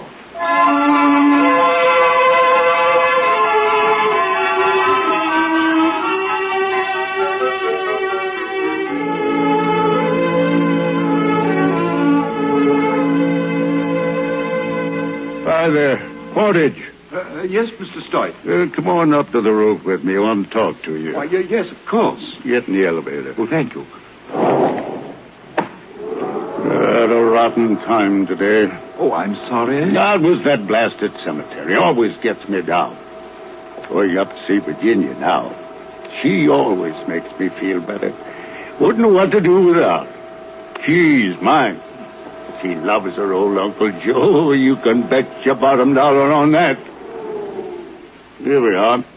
After you, Mr. Stoic. Cut it out, Sid. If you kiss me again, I'll hate you. Sure, darling. Sure, go ahead. Hate me. Baby, Obispo. Uncle Joe. You snake. You dirty, slimy, filthy snake. I'll kill you. No. I'll kill you. No, Uncle Joe, no. Look out for that gun. I'll kill you. Jenny, get away. You're a lousy shot, Uncle Joe. Let go my arm, Jenny. No. I'll get him this time. No, don't shoot, Uncle Joe. Let go of him, Jenny. Let go. Let him shoot if he dares. Evie? What do you mean, if I dare? I'll kill you, Obispo. No, you won't, Uncle Joe. You won't. Because then you'll die, too. What? What's that? You kill me, it won't be long before they've got you stretched out under the black marble mausoleum at your Beverly Pantheon. Well, what the devil do you mean? That I've just found a new way to keep you alive. But without me, you'll be a dead man in a month. No, you don't mean that. That isn't so. That isn't true, is it, Obispo? You had a stroke, Joe. You had a stroke. But I've got good news for you. There's a chance that we have found the secret of life in the mud. You found it? What is it, Obispo? What is it? I've got to have it now. Drop the gun, Uncle Joe. What? The gun. Sure. What is it, Obispo? I'm going to live. I'm not going to die. We shall see, Joe. You've got to keep me alive, Obispo. You've got to. Oh? After you tried to kill me? Oh, that was an accident. I didn't mean to. You can't let me die when you know how to stop it. You can't. If you don't mind all, I'm going to sit down. You've got to keep me living. You've got to. You can have anything you want. I can pay for anything. Anything? Well, Uncle Joe, now you're talking turkey. Yes, sir. Now you are talking turkey.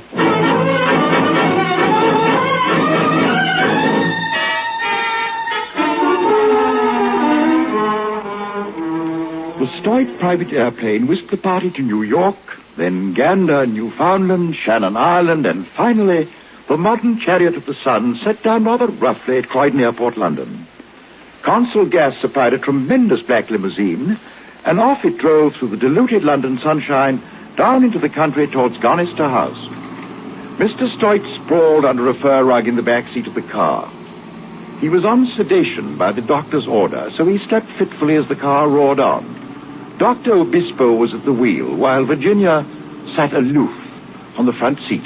I dreamt I dwelt in marble halls. Shut up, will you No fear awake, Uncle Joe, honey. It's out like a light. And will you love me in December as you do in May? Why not? It's open season on doctors, darling. But don't worry, Angel. We understand each other, Uncle Joe and I. We even understand about you. I dreamed I killed the golden goose that laid the golden egg. Stop it! What's the matter? What's wrong? She objects to my singing. Goodness knows why. I have such a charming voice, particularly well adapted to a small auditorium like this car. What is it? Are we here? Yes, indeed we are here, Uncle Joe. Gonister House.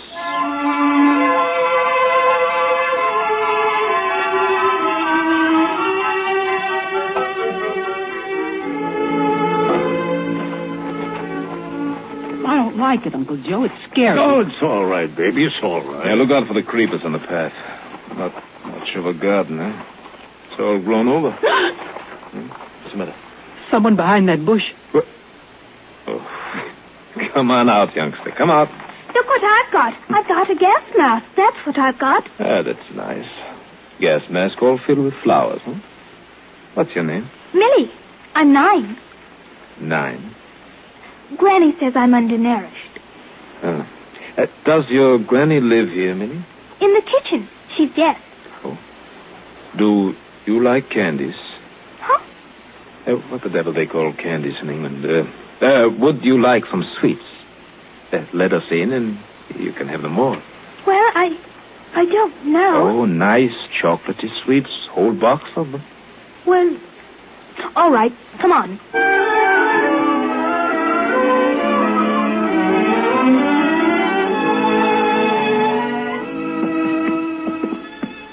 This way, sir. Right along this hall. I don't get this, Obispo. I don't understand why we're here. Why can't you tell me? Now, don't get worried, Uncle Joe. Obispo, can you prove absolutely there's no such place as hell? Can you prove the wrong side of the moon is not inhabited by green elephants? No, seriously. Oh, don't no. bother me with the nonsense. But do you think hell is possible? Everything is possible. Millie. Yes, sir?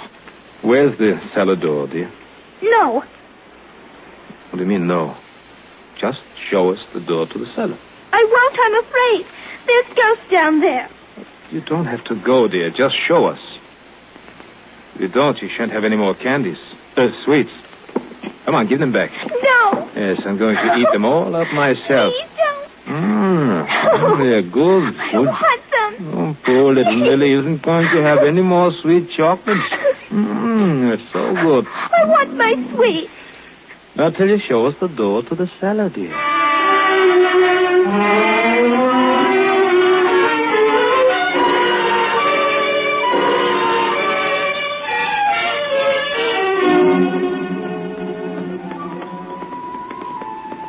Hold that flashlight up, Angel. I'm scared. Yes, it's crazy. I don't like this, Obispo. It's damp down here. I'm not well. All right, you stick with us, Uncle Joe. Maybe we can fix it so you won't have to find out about hell. Wait a minute. There's the door.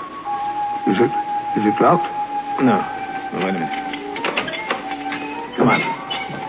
Oh, that's awful. That smell. Pretty bad. Come on. I don't like this. I don't like this at all. What do you think you're going to find out here? Hey, stop being a sniveling baby, Uncle Joe. I'm not sure of anything. For all I know, you may die in 5 minutes. No, don't say that. Well, then, come on. Oh, that smell. It's getting worse. It's awful. Just around this corner here. The flashlight up. Here, give it to me. I'll go ahead. There's an iron barred door here. Wait till I get the light focused. Doesn't quite seem to... What the devil? What's going on with these folks? What are you laughing about? What? Good Lord. Yes, that, Uncle Joe. That's a fetal ape. What? For Lord's sake. What? By Harry, old man Proper was right. It's an unborn ape that's had time to grow up. Look at him, Uncle Joe. Look here. Look at him. Isn't it so good? Look at the face. His matted hair, deep eye sockets. No eyebrows. Look at the forehead. Dirty wrinkle. And that shelf of bone jutting out over his eyes. Just look at him. Look at him scratch. Look at him, Joe. The fetal ape. But what is it? What is it? It's a man. That's what it is. Look at the ribbon across his chest. That's the Order of St. George. You're looking at the noble lord, the 5th Earl of Gunnersbury. No. Yes, the 5th Earl of Gunnersbury. 201 years old last January. But what happened to him? Just time. Time?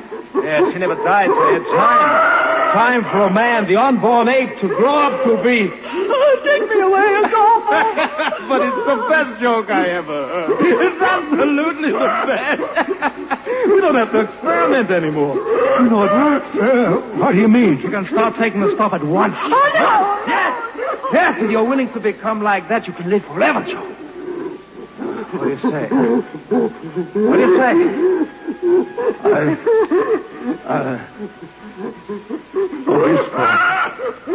How long do you figure it would take before a person got like that?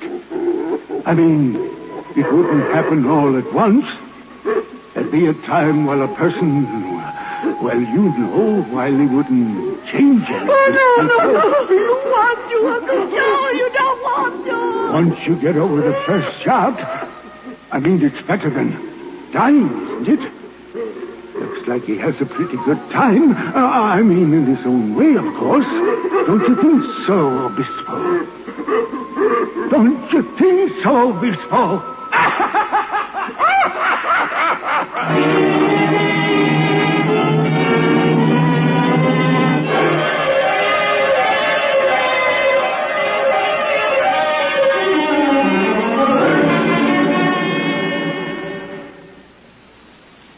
You have heard After Many a Summer Dies the Swan by Aldous Huxley. The dramatization was by Ernest Kenoy. And here again, Miss Eva Le Gallion. Oh, there's something decidedly ghastly about that ending. Might almost have been written by Edgar Allan Poe. Makes me glad it's still daylight here. Now about next week. We're going to present a very different kind of story in a decidedly popular vein, one for which we have had many requests. It's a new dramatization of Daphne du Maurier's great yarn, Rebecca.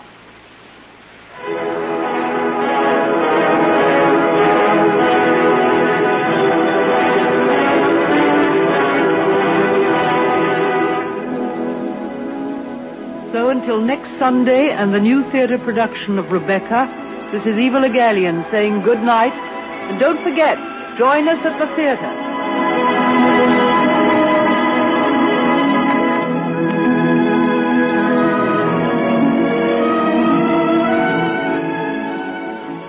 Tonight's production of After Many a Summer Dies the Swan was transcribed in Hollywood.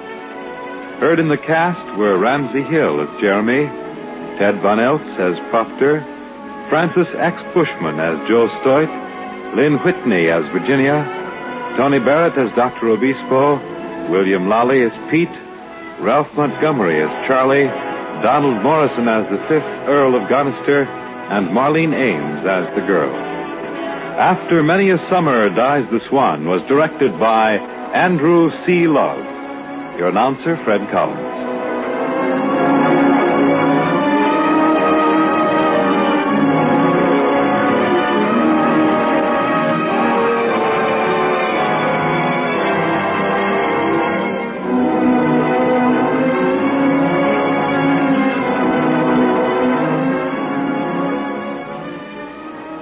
It's the Silver Jubilee on NBC. NBC means the best in music. Here's a listening reminder. Be sure to hear tonight's broadcast of the NBC Symphony Orchestra Summer Concert Series. Featured this evening with the NBC Symphony Orchestra will be Robert Merrill, with Milton Katims as guest conductor. Mr. Merrill will be heard in the spiritual Deep River, On the Road to Mandalay, and the Toreador song from Carmen. Conductor Katims will lead the NBC Symphony Orchestra in the very colorful Colabrignon Overture. Other selections on the program will include Rosenkavalier Waltzes, Betuque by Fernandez, Debussy's Clair de Lune, and the Suite in F-sharp minor by Damiani. And then tomorrow, Monday, be sure to hear the Boston Pops Orchestra under the direction of Arthur Fiedler. The Boston Pops Orchestra will feature among its selections Fane's Alice in Wonderland music in a suite and the overture to Wagner's Rienzi.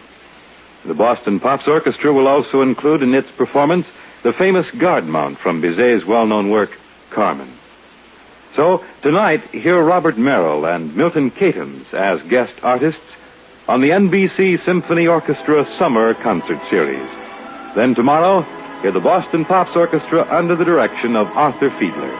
Yes, for the very best in music, keep tuned to NBC.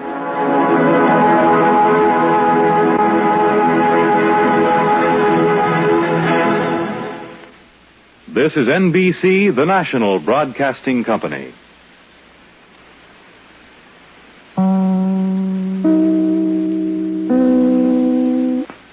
KFI Los Angeles. $100 million now. Coast Federal Savings. Open your savings account at Coast. Coast Federal Savings. Coast Federal pays you more. Ninth and Hill on the ground floor. $100 million now. Coast Federal Savings. Largest in the West. Open your savings account at Coast.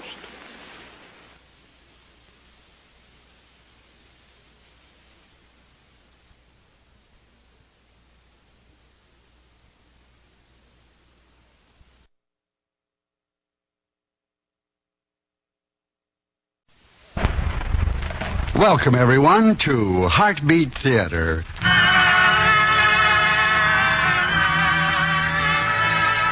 This is your host, C.P. McGregor, inviting you to be the guest of the Salvation Army for the next half hour. Our star this week is Herb Vigran.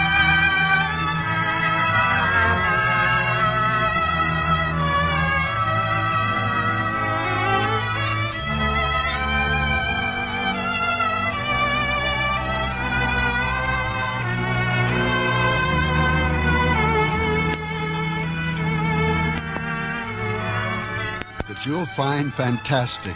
As a matter of fact, that's what it is, a fantasy. Oh, not the run-of-the-mill type, with clouds of boiling green vapor, eerie cities of glass and nebulous monsters who, like the Cheshire Cat, disappear until only their smiles remained. This is a fantasy in reality. It really happened. Our story is titled The Sour Drum Song and was written for Heartbeat Theater by Christopher Young. Since every fantasy requires a fantastic character, we've got one to fit the bill. He's called Hero and is ably played by Herb Vigran. And he's not the type of a hero you thought he was at all. So now, let's get on with Act One of our fantasy, The Sour Drum Song, starring Herb Vigran as Hero.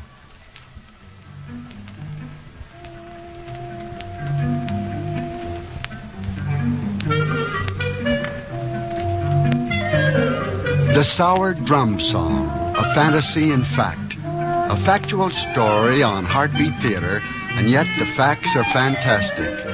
This is the saga of a drum, a different kind of drum, for if you tried a rhythmic beat on this drum, you'd only add to the dilemma of our hero.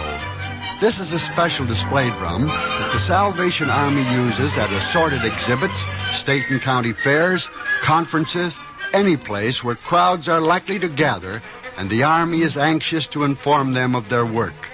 The drum revolves impressively, slowly revealing a variety of pictures that illustrate the many, many phases of the Salvation Army activities.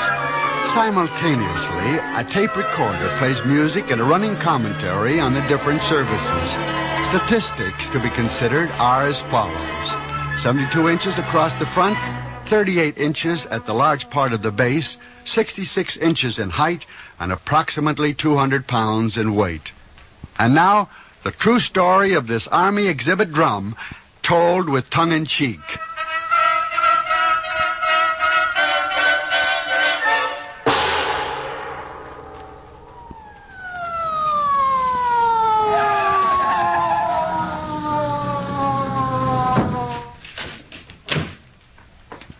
All my idea. I don't deny it. I'll take the blame. Oh, what's this?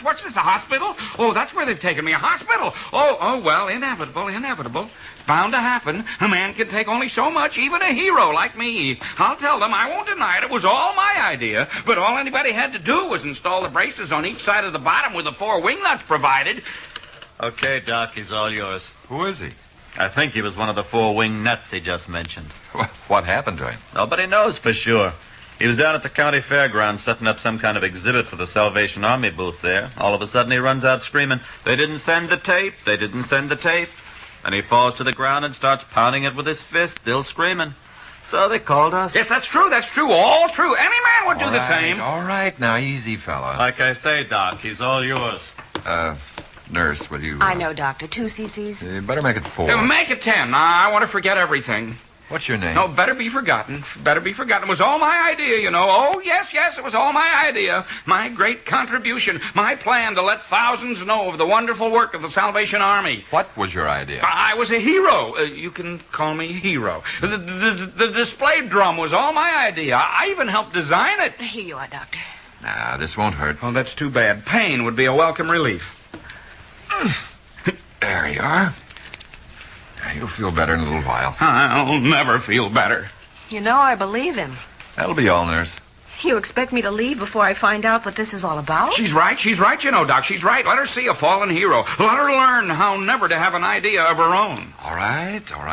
Hero, if that's what you want me to call you. You see, the whole display was designed to fit into a standard 8x10-foot booth. Oh, it was so simple. You're starting to feel better, aren't you? Any 10-year-old can operate a tape recorder. 11-year-old?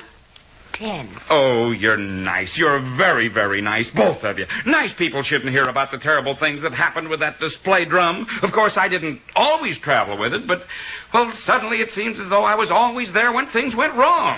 You just rest now, hero. But yes, you too, Doctor, and you, nurse. I shall call you Miss Nightingale. It's as though you were both with me all through the terror. He's almost out.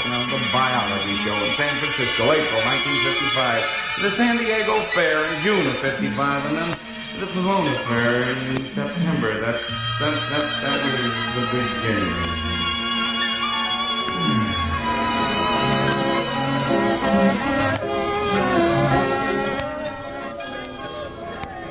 All right, easy with it. Easy down. There, good boy. She's all yours, Major. And in that crate, the thing weighs 600 pounds. My, how strong you must be. Nothing to it, Captain. Well, we want to thank you for getting it here almost on time.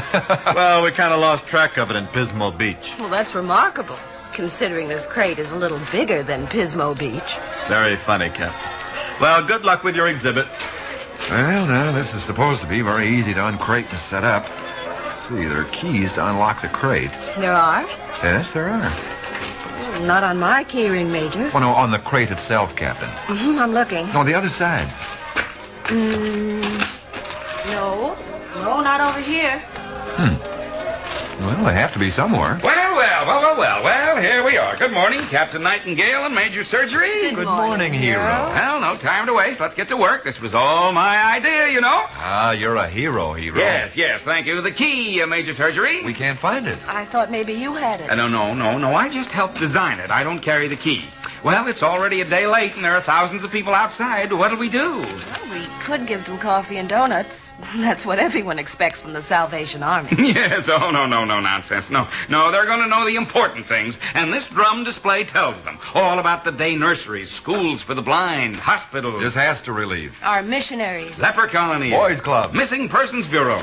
Oh, if we only had a missing key bureau. Well, there's no use dilly-dallying. We'll have to break open the crate. There's some tools over here. I'd say a crowbar and a hammer to begin with. Yes, Major Surgery. Crowbar. Hammer. Temperature. 92. But it's clouding up. It's coming.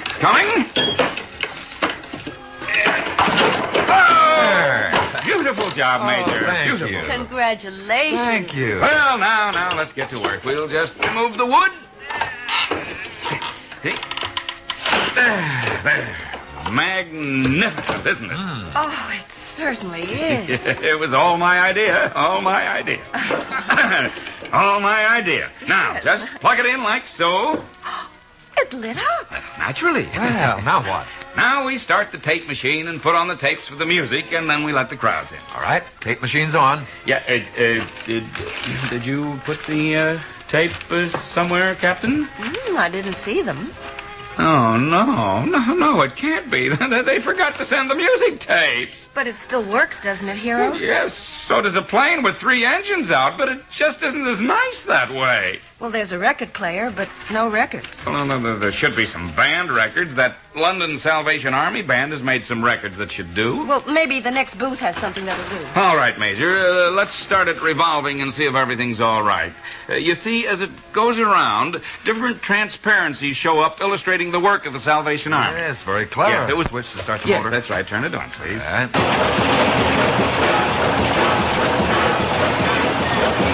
Turn it off!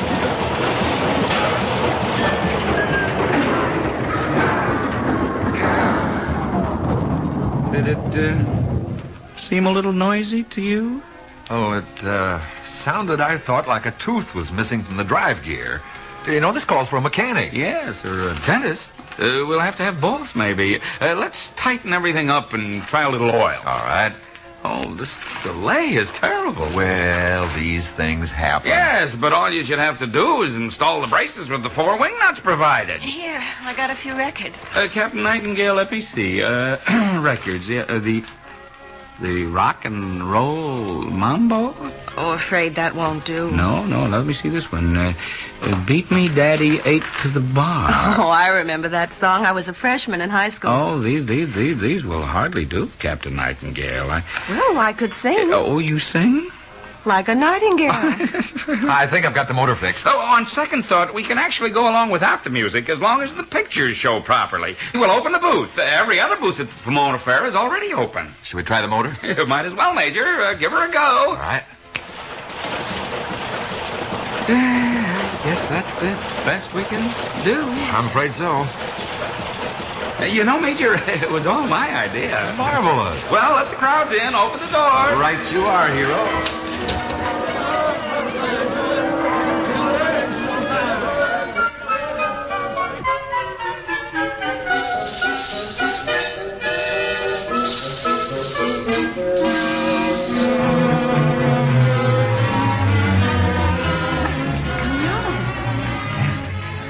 You're right. We'll have to give him 2 more CCs. Yes. It was all my idea. All mine. Ah, you'll be all right, fella. We're going to give you another shot. Oh, there was more. There was more. Much more. Oh, what do you mean?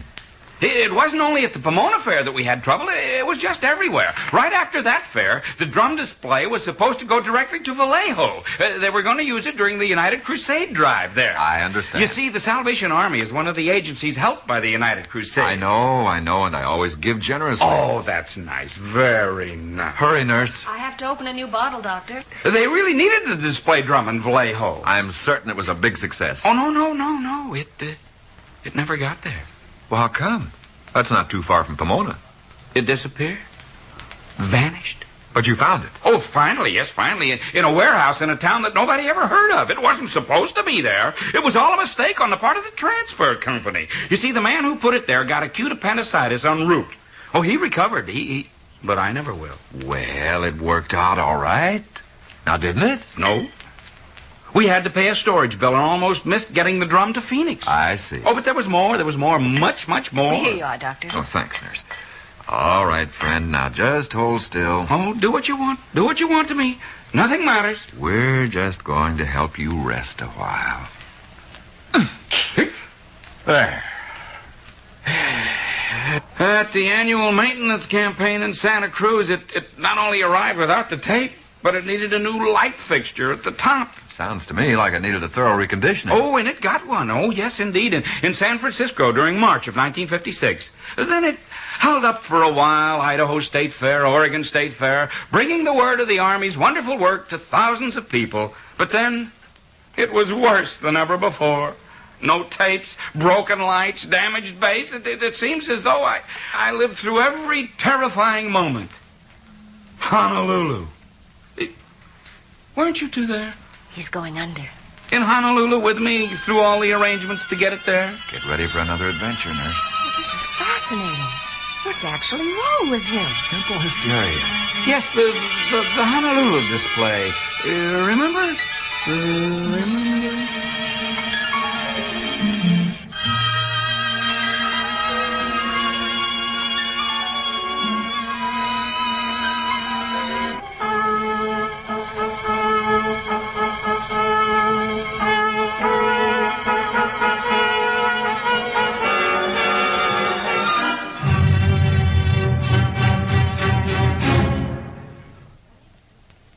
So ends the first act of our fantasy in fact, the Sour Drum Song, starring Herb Vigran as our hero.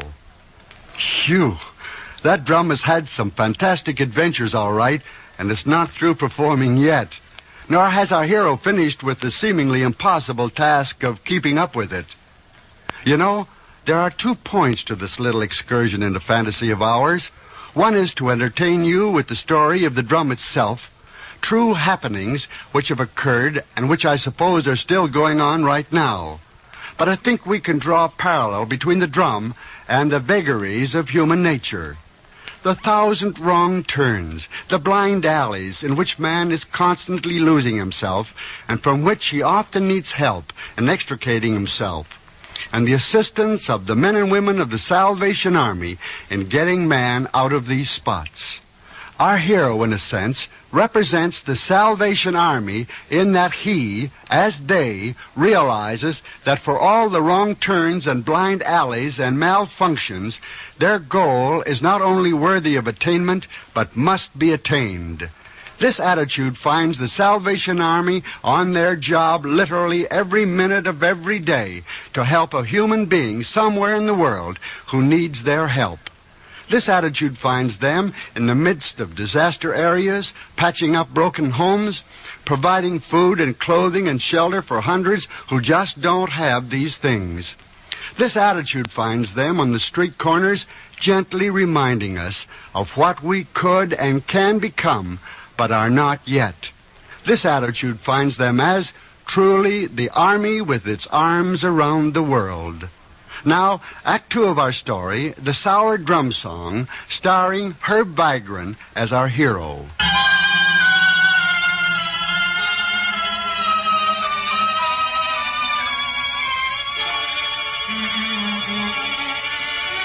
It seems as though I lived through every terrifying moment. Honolulu, weren't you two there?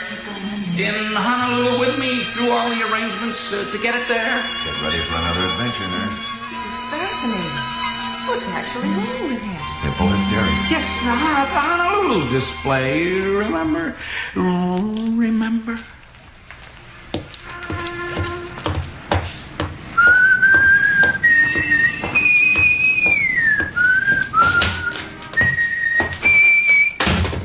Good afternoon. May I help you? Oh, yes. I... Haven't I seen you someplace before? Possibly. I get around. Oh, well, regardless, you are in the business of freighting and shipping things overseas, is that correct? Yes, sir. My name is Hero. I'm representing the Salvation Army. Wonderful organization. The wife and I give generously every Christmas. Oh, that's marvelous, marvelous. Then perhaps your generosity will spread to my shipping problems. I only work here. Yet, you know, I have the strangest feeling you once pushed me down an antiseptic corridor. Like I say, I get around. Yes. Oh, well, to business. I have a display drum I'd like to ship to Honolulu. Hawaii, that is. Display drum? Yes, it's a special exhibit. Here, this is a picture of it. Very nice. The Salvation Army uses it at fairs, conventions, etc., helps to make the public a little more aware of the extensive work the Army does. I see. It was all my idea. And you want to ship this to Hawaii?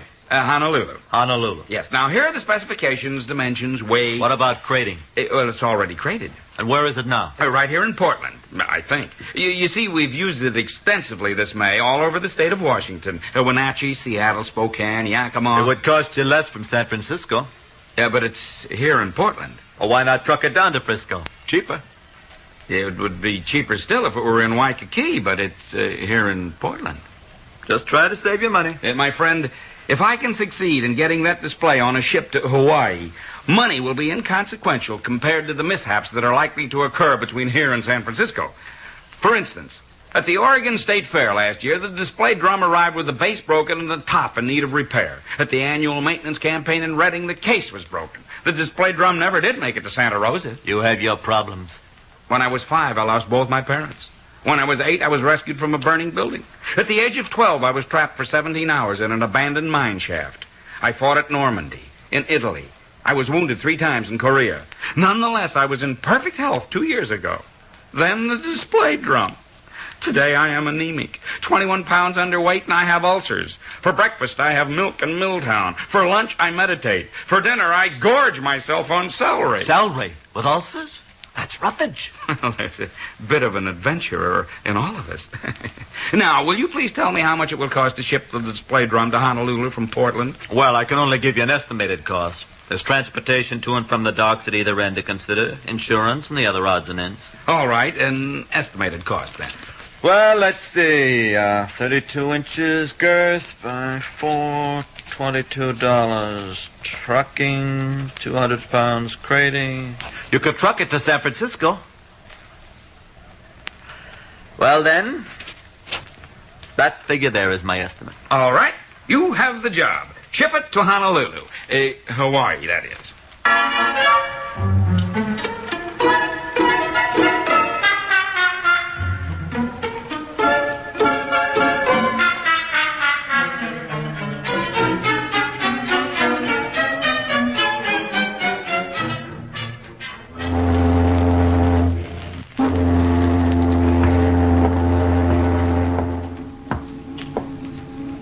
I just had to be here, Major, to make sure everything went all right. Well, from what I hear, you deserve the kind of relaxation you'll find here in the islands. You say you know exactly where we'll find the drum when it's unloaded? You haven't a thing to worry about. Major, do you mind if I ask you a very personal question? Not at all. Were you ever a milkman? No, afraid not. Butcher? Hardly. Ghost? What? That was a trifle silly. But I keep thinking I've seen you before, all dressed in white. Here, we better turn down here. Oh, yes. I get excited just knowing I'm near the drum. You look a little pissed off. In anticipation. You see, it wouldn't surprise me in the least if it arrived in pieces or didn't arrive at all. Well, if it reached Honolulu, it's either in this section here or will be momentarily. I see it! I see it there! Was there. That the crate you sent? Well, not exactly. I had them do some additional crating, but I'd know those dimensions anywhere. It was all my idea, you know. Not really. Well, let's settle the bill at once and be on our way. Fine. Lady over there can help you. You do that, and I'll phone for our truck. You see, in Hawaii, you relax. Over there. Oh, yes, there it is. My name is Hero, Salvation Army. Oh, yes. We have a shipment for you. Yes, I already spotted it, and our truck is on the way. I just wanted to settle the bill. Certainly. Here you are. There must be some mistake. This figure is twice the estimate I was given. Those things do happen. Oh, no, it can't be. It just can't be. I assured my superiors that the costs wouldn't exceed half this figure. You'd better sit down. Do you realize how much money this is? How can I face them? It was all my idea. You should have trucked it to San Francisco.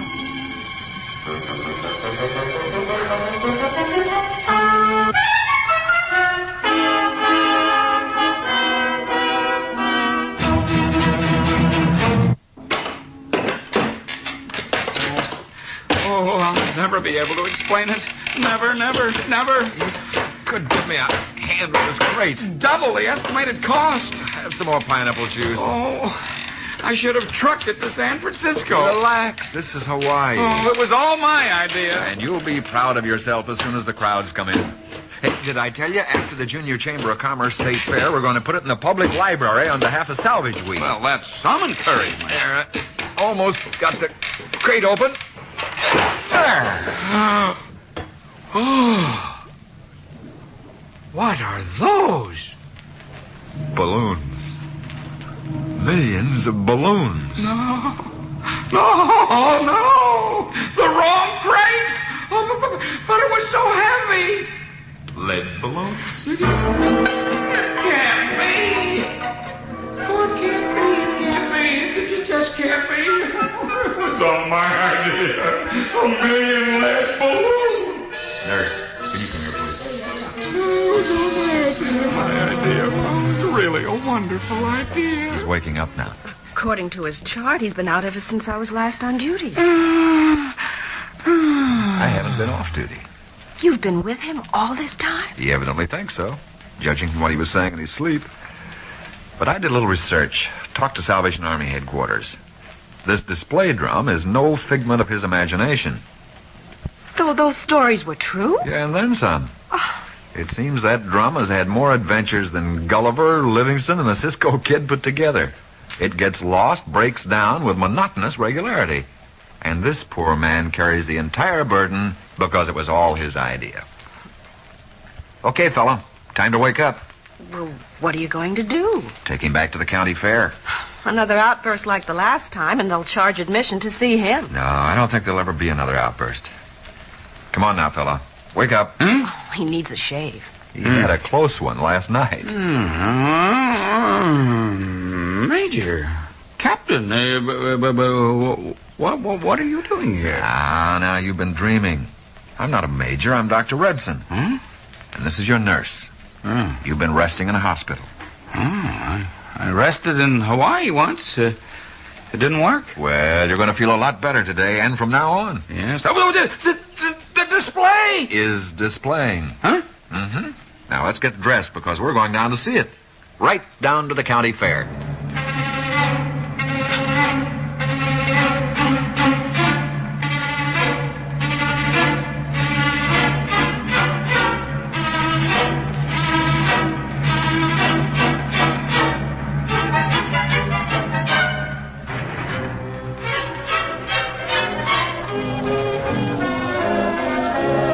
Hero, I think we can sit right here and watch and talk. Well, watch what? Well, look over there. The Salvation Army booth. Sure. See all the people streaming in and out? Yes. I see them. My, what crowds. Hero, you know George Washington? Well, no, not personally. You ever stop to think what he helped create? The father of our country? Mm-hmm. Now then, think of Valley Forge. The cold, the starvation, the agony of those men. Take a man like Pasteur. Think of the humiliation he suffered trying to help humanity. Oh, it pains me. It pains me. Consider the trials and ordeals of Columbus. Those wretched little ships on that great big ocean. And the pilgrims who followed to cut out a new world and a new life in the wilderness. Do you know you couldn't hit the broadside of a barn with those blunderbusses they used? And your own General Booth, the founder of the Salvation Army. The vitality he had, and on English cooking, too. You see, hero, every great man has his own Gethsemane. And you have yours. To Washington, it was Valley Forge. To Columbus, it was centuries of superstition. To Admiral Byrd, a continent of ice. And to you, the display drum. Oh, yes. I begin to see what you mean. Look at all those people, hero. Look at them hard. They're the people you want to reach. The people you want to inform about the good the Salvation Army does for all mankind. Every person that comes out of that booth, and all those who came out of booths in Salem, Spokane, Denver, Honolulu, Oxnard, Arizona, Idaho, and all those that will come out of booths where that drum will someday be displayed. All those people, thousands upon thousands of them, they don't know about your Gethsemane. Only you do. But they do know now that the Salvation Army has schools for the blind. They know about the day nurseries for mothers who must work, the summer camps, the thrift stores, the help the Army gives whenever disaster strikes, and the many, many more services the Army gives from the heart, the world over. So, hero, let the display be lost temporarily. Let the bass crack. Let the light break. They know none of this. They only know what that drum was meant to tell them. Well, Doctor, you've certainly opened my eyes. Well, now how do you feel about all the problems of the display drum? Well, like I keep saying, it was all my idea.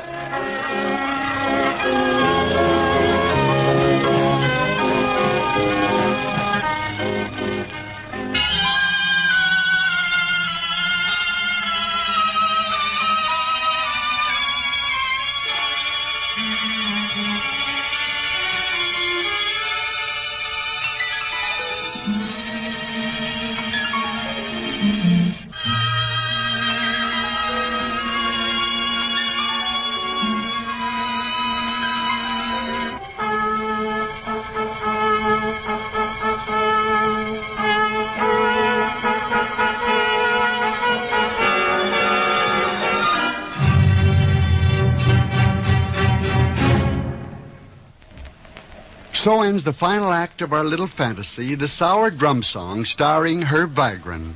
Be sure and be with us again next week for another Heartbeat Theater story. Heartbeat Theater is a presentation of the Salvation Army and is one of the programs selected to be heard by our men and women overseas through the worldwide facilities of the Armed Forces Radio Service. Until next week, this is your host, C.P. McGregor, saying thanks for listening and have a happy week ahead.